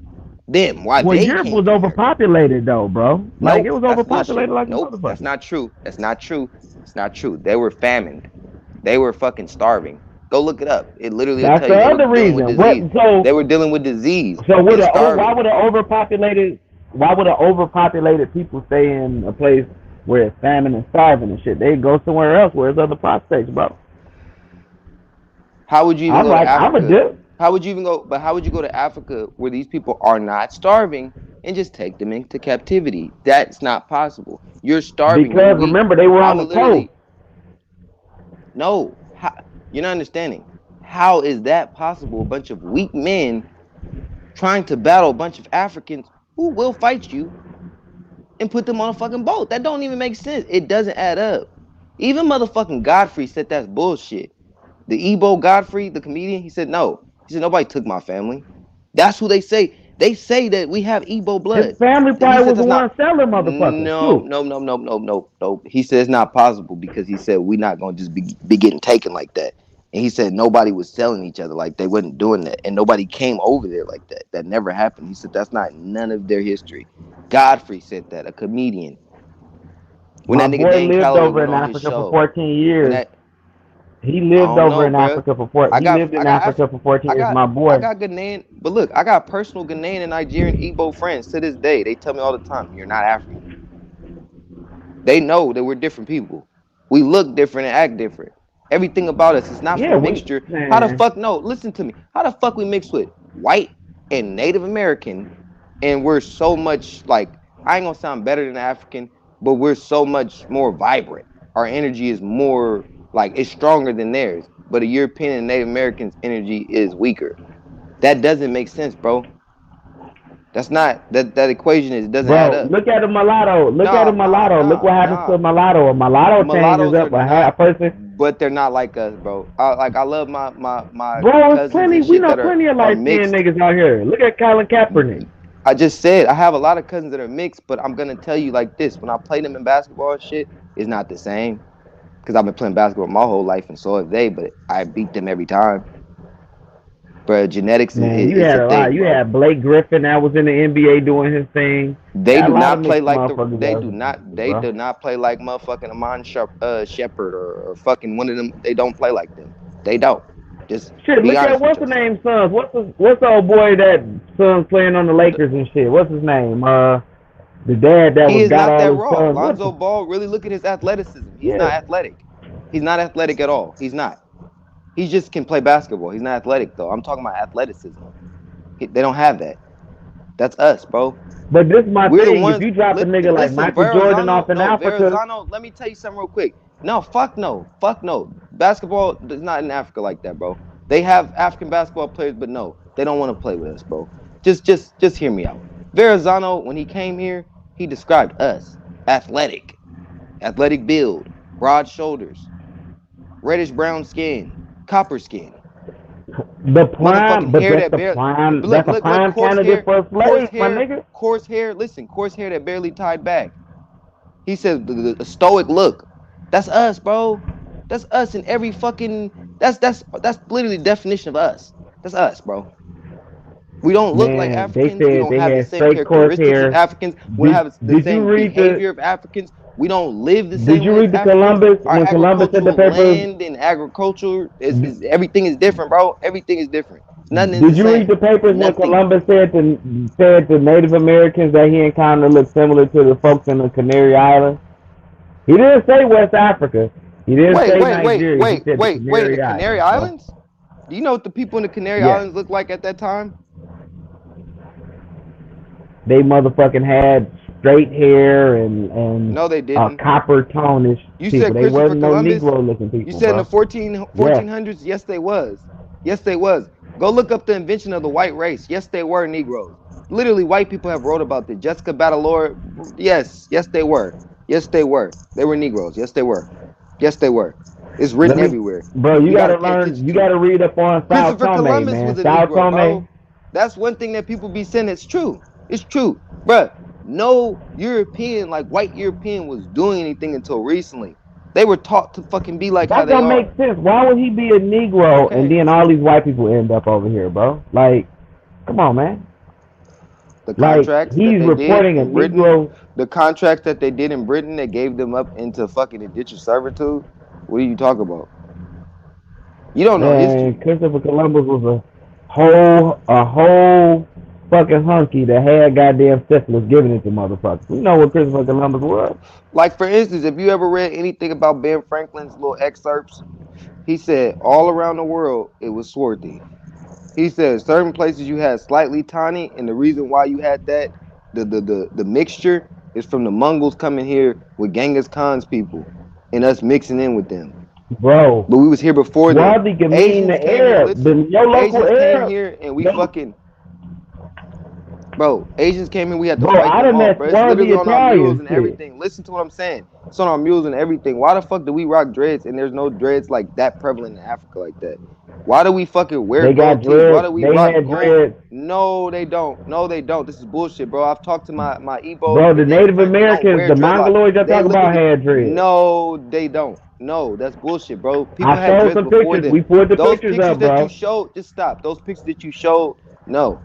People had dreads way before that, bro. That's bullshit. They had dreads way before those Mongols in those pictures. They literally seen that from us and fucking took it. Just like they seen every fucking thing else we were doing and took it. Like how they were dressing up nicely sometimes, they took that from us. That extra fucking bird feather shit that they be rocking all over them, that is not us. We have never wore that shit. I don't know That's what why our niggas be people rocking all the time. All these niggas calling listen themselves to me. Aboriginal be I don't know wearing why that people be same shit, posting all bro. that shit. That is not what we wore. We did wear a feather. We wore feather, but not hella feathers like that. We did not do that. My uncles and shit did have feathers and shit on their fedora, but not all that extra shit that I see. No, we'll dress nice in nice ass clothes with a motherfucking feather on our fedora on our hat. I ain't never seen all that extra shit though. And my family grew up very, very like they know who they are, but they don't just sit up and talk about it. That'd be the problem with a lot of our people. We just not taught the shit. But the older generation know that they're American Aborigines. So I'm Yeah, like, man, because after yeah, generation, yeah, look, yeah. if you No, telling yeah. a kid, let me So what tell I you how just you said, can mix up. no, listen to what I said. Listen to what I said. All of the older generation know that they're American Aborigines. We just don't. So people like you don't know because you've been indoctrinated. And they so busy Bro, how I've that been they indoctrinated listen, and listen to what I'm I'm saying. around Listen to what I'm Cubans saying. and everybody that practice their culture, No, bro. no, no, no, no, no, no. Cubans and shit are indoctrinated too. I know a lot of fucking So Caribbean they people. they Some are picked up and indoctrinated. Listen practiced. to me. Can you please listen? Just let me finish, bro. I do this shit. I do this Okay, shit. I'll let you This land, history shit, bro. I do this shit, bro. I research all day, bro. This is all I do, bro. Listen to me. And I got fucking friends from these different places, so I fucking know. I'm acquainted with these people. I make sure to get acquainted with people so that I can fucking know what's going on. Cause like I said, there are a lot of Caribbean people, South Americans and all that are indoctrinated. They're heavily indoctrinated. I've literally had to teach a lot of them. So I know. I had to show them show them Dominica with the motherfucking statues. With braided motherfucking statues. Like these niggas That's the got statue a braids. white These man ancient made, bro. no, these ancient statues, you can look at their features and it looks just like the motherfucking chief of Kalinago, of the fucking Dominica. You can literally see, bruh, no, you can't even argue this. It looks like their chief. I'm pretty sure they made that nigga the chief because the statues look just like him. That's how So they where did do. all the Like, African slaves go that they brought over here then? If we Native American or that's not Aboriginal, real, bro. where did Okay, these look, let me explain African something to you. slaves go? Who the fuck had a contract with Africans, and which African country did they have the contract with? This is Well, a they got a business, slave bro. castle in It was a Ghana. business. They Nah, have a nah, nah. slave Indentured castles on servitude. Sao Tome. No, but there's no contracts, bro. Bro, I told you I do this history shit. There's no contracts between Africa and America. We have no contracts with them. Zero. It's all through Britain. Britain and America is where those contracts were when it came through slavery or indentured servitude. These all motherfucking whoever was in Britain, those people came here.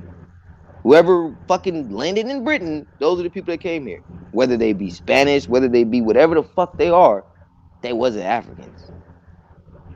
This is why you don't fucking find no records in those ships. None. You got Zero. plenty of records of ships. They found the one, the Where?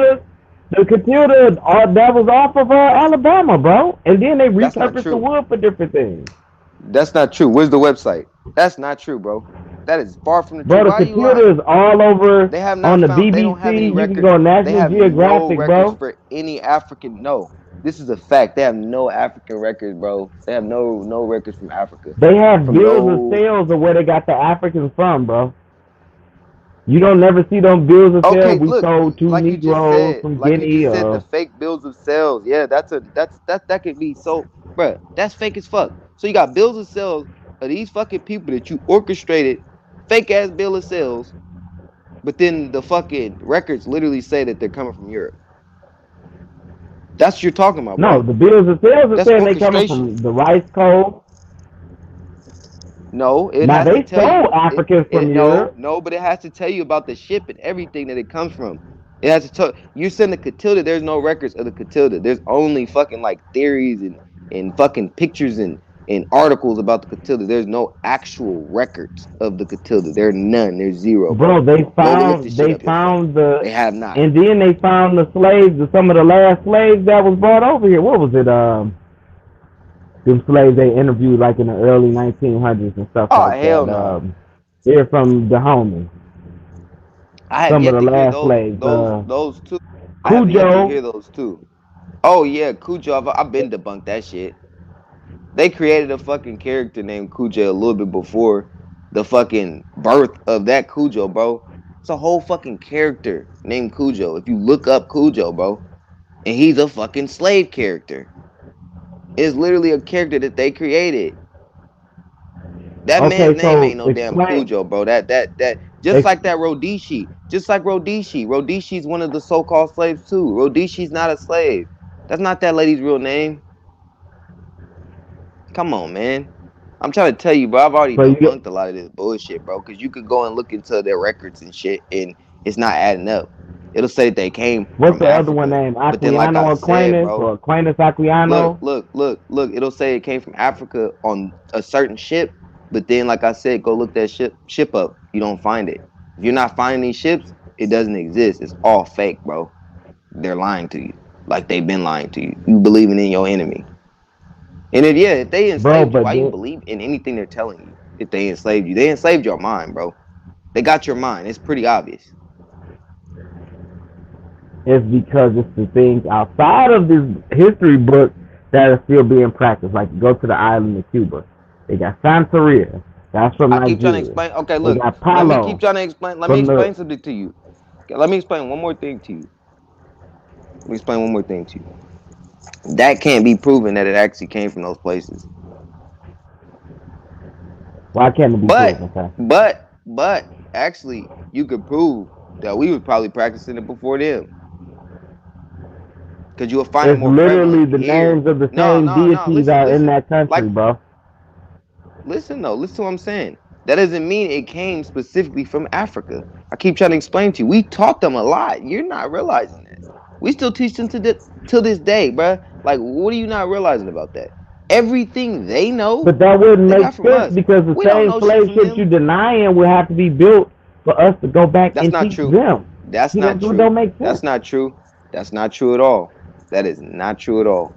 It has nothing to do with them. They don't even have to come over here to know what the fuck is going on over here.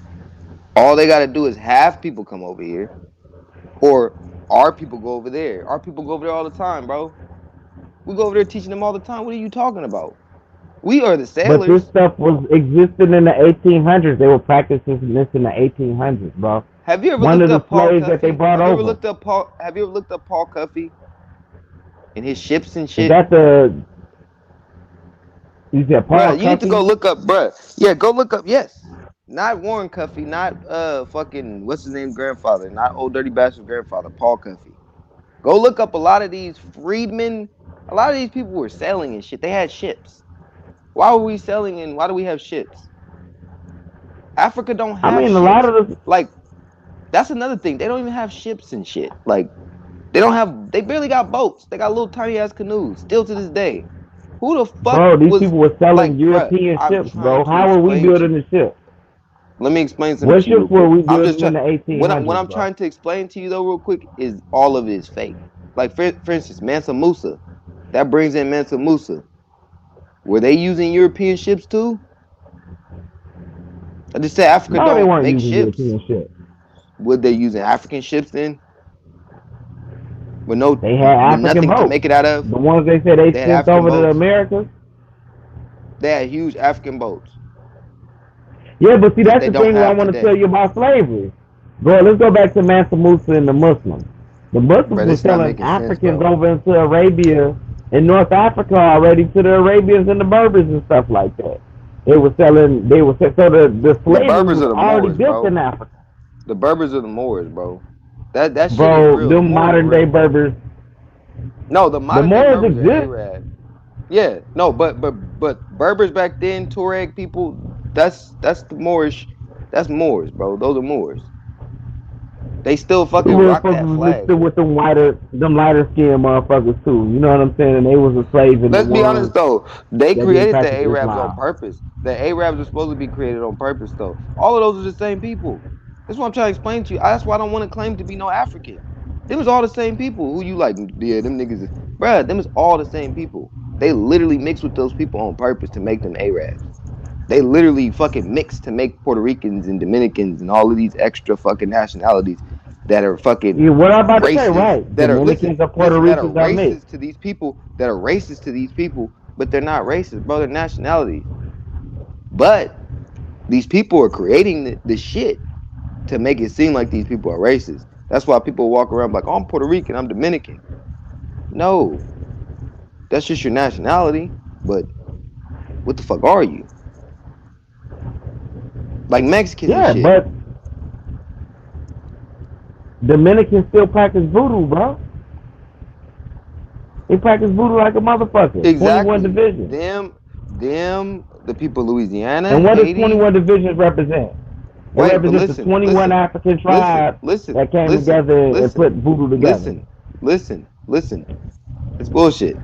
Listen, let me explain something to you. One way that you always can fucking debunk these people, like Egypt and Cairo, for instance, that shit is not in Egypt over there. That's bullshit. Even they'll tell you that those are new names for them. That's why they go with that Kemet shit, and Kemet has nothing to do with them. None of that shit has nothing to do with them. They'll tell you that. So I'm like, bruh, a lot of shit that you know is not real. But my thing is, if Egypt wasn't over there, then why is we could fly to this place and the pyramids and everything is there? Oh no. I'm saying that's not their name for it. They'll tell you that though. They'll tell you that Yeah, it's themselves. They'll Kemet. tell The you original that. name Kemet. Yeah, but Kemet, it really has nothing to do with them either. It means black land, bro. It has to do with the soil. They don't have the fucking black soil, bro. They don't have that fucking deep, rich black soil. That's in Alabama, Mississippi, the Black Belt, where Egypt Man, is. that's all down there in Where Alabama and all that. Egypt That is. shit real, bro. Where Egypt is. Actually, Bro, no, bro. Look up the they Black didn't Belt, have bro. no Egyptian It's statues deep, and shit. rich black And soil. My family from out there, bro. I know, bro. Like you could literally look it up, the Black Belt. Look it up. That they're talking. That's Kemet. That's Egypt. so what is over there? What is over there Ain't in the shit over there desert? but sand and dust in a desert, like And Arizona. buildings, bro. It's buildings. And It's African. no, It's Egyptian nope, statues. nope. I know. Egyptian, so-called Egyptians that say that shit's bullshit. It's an amusement park. It's an amusement park, bro. Bro, it's not It's an amusement literally, park, bro. yes, People it have is, been bro. over It's a there, bro. copy. That shit's a fucking copy of America, bro. We have fucking statues and fucking pyramids and all that shit that you're talking about over here in larger numbers. Just like we have Egypt in larger numbers, we have Cairo in larger numbers, we got Wakanda over here. The fuck else? Like Samaria, Mesopotamia, Bro, the only all thing of we that got shit. in the United States, what the Native Americans made was the dirt mounds that they got here. And you got that one, Oh wait, you got wait, that wait. Did you say one they brick created those? city, Wait, bro. wait. You said they created those? They said they didn't create those. Don't speak for them. They literally said themselves that they didn't create those and they don't know where they came from, just like the pyramids. They feel like aliens created Bro, them and they don't know. it's mounds all over America, over the They eastern said part. they said they didn't create them. Go look that shit up. Native Americans said they didn't create those mounds. They said that themselves. They said they don't know where they came from, just like the pyramids, bro. This is a fact. They're not even Bro, fucking, I've bro. heard There was different never from Native Native Americans. Americans in Chicago and Illinois, bro. There never have been those Asian Mongoloid people there. They're still not there till this day.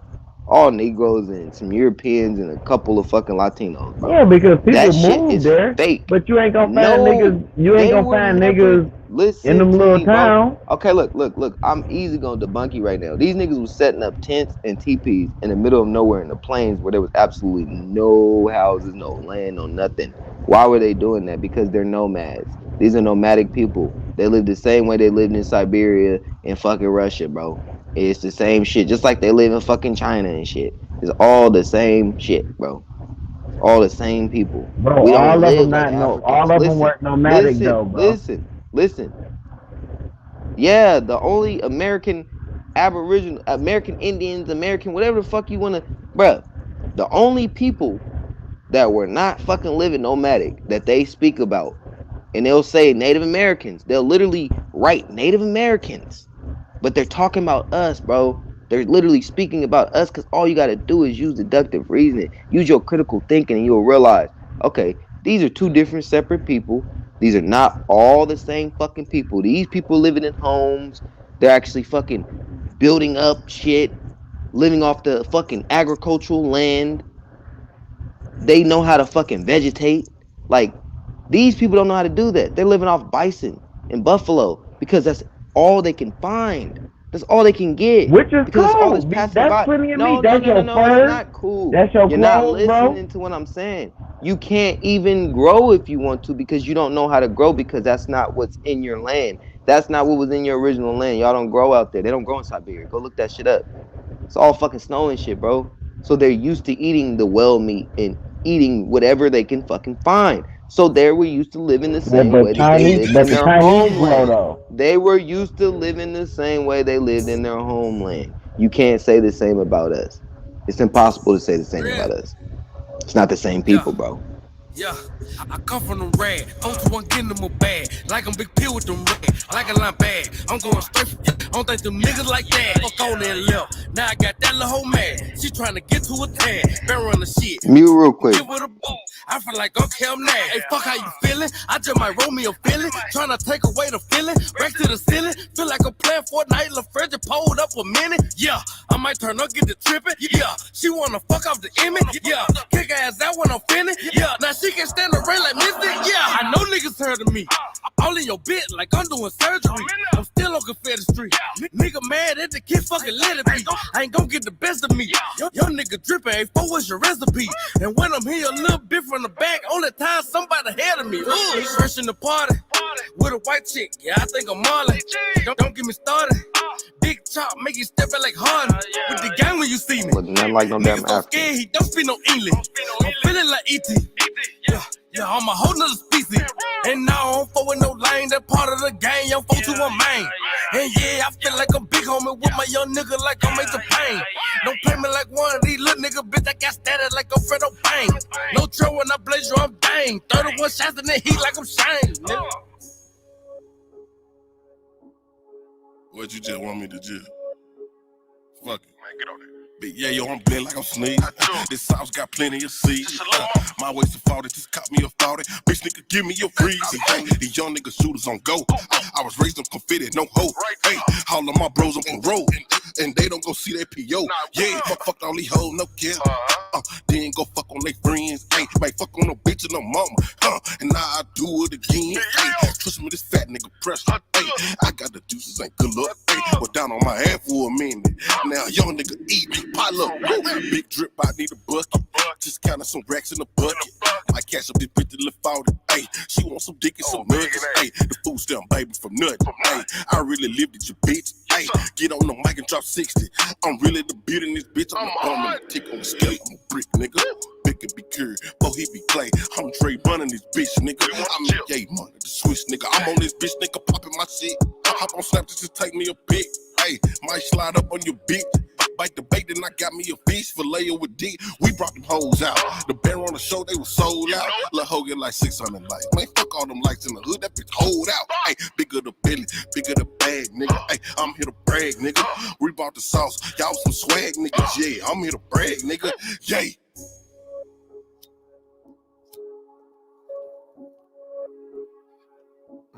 Let's go. I ain't trying to fall in no love. Want what's in your panties? You just a unwanted nut.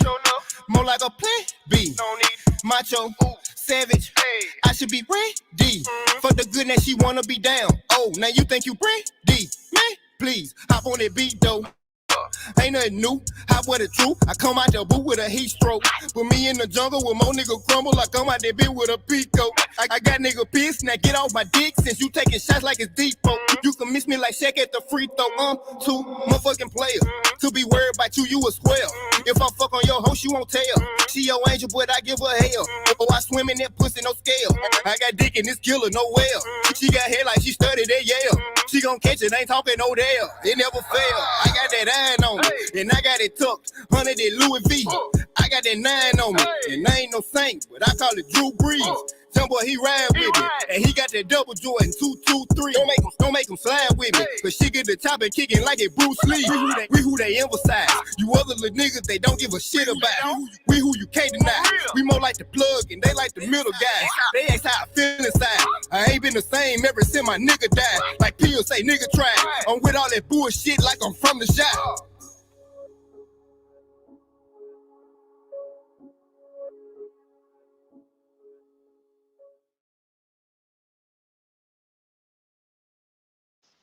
I have yet to see an African doing any of that.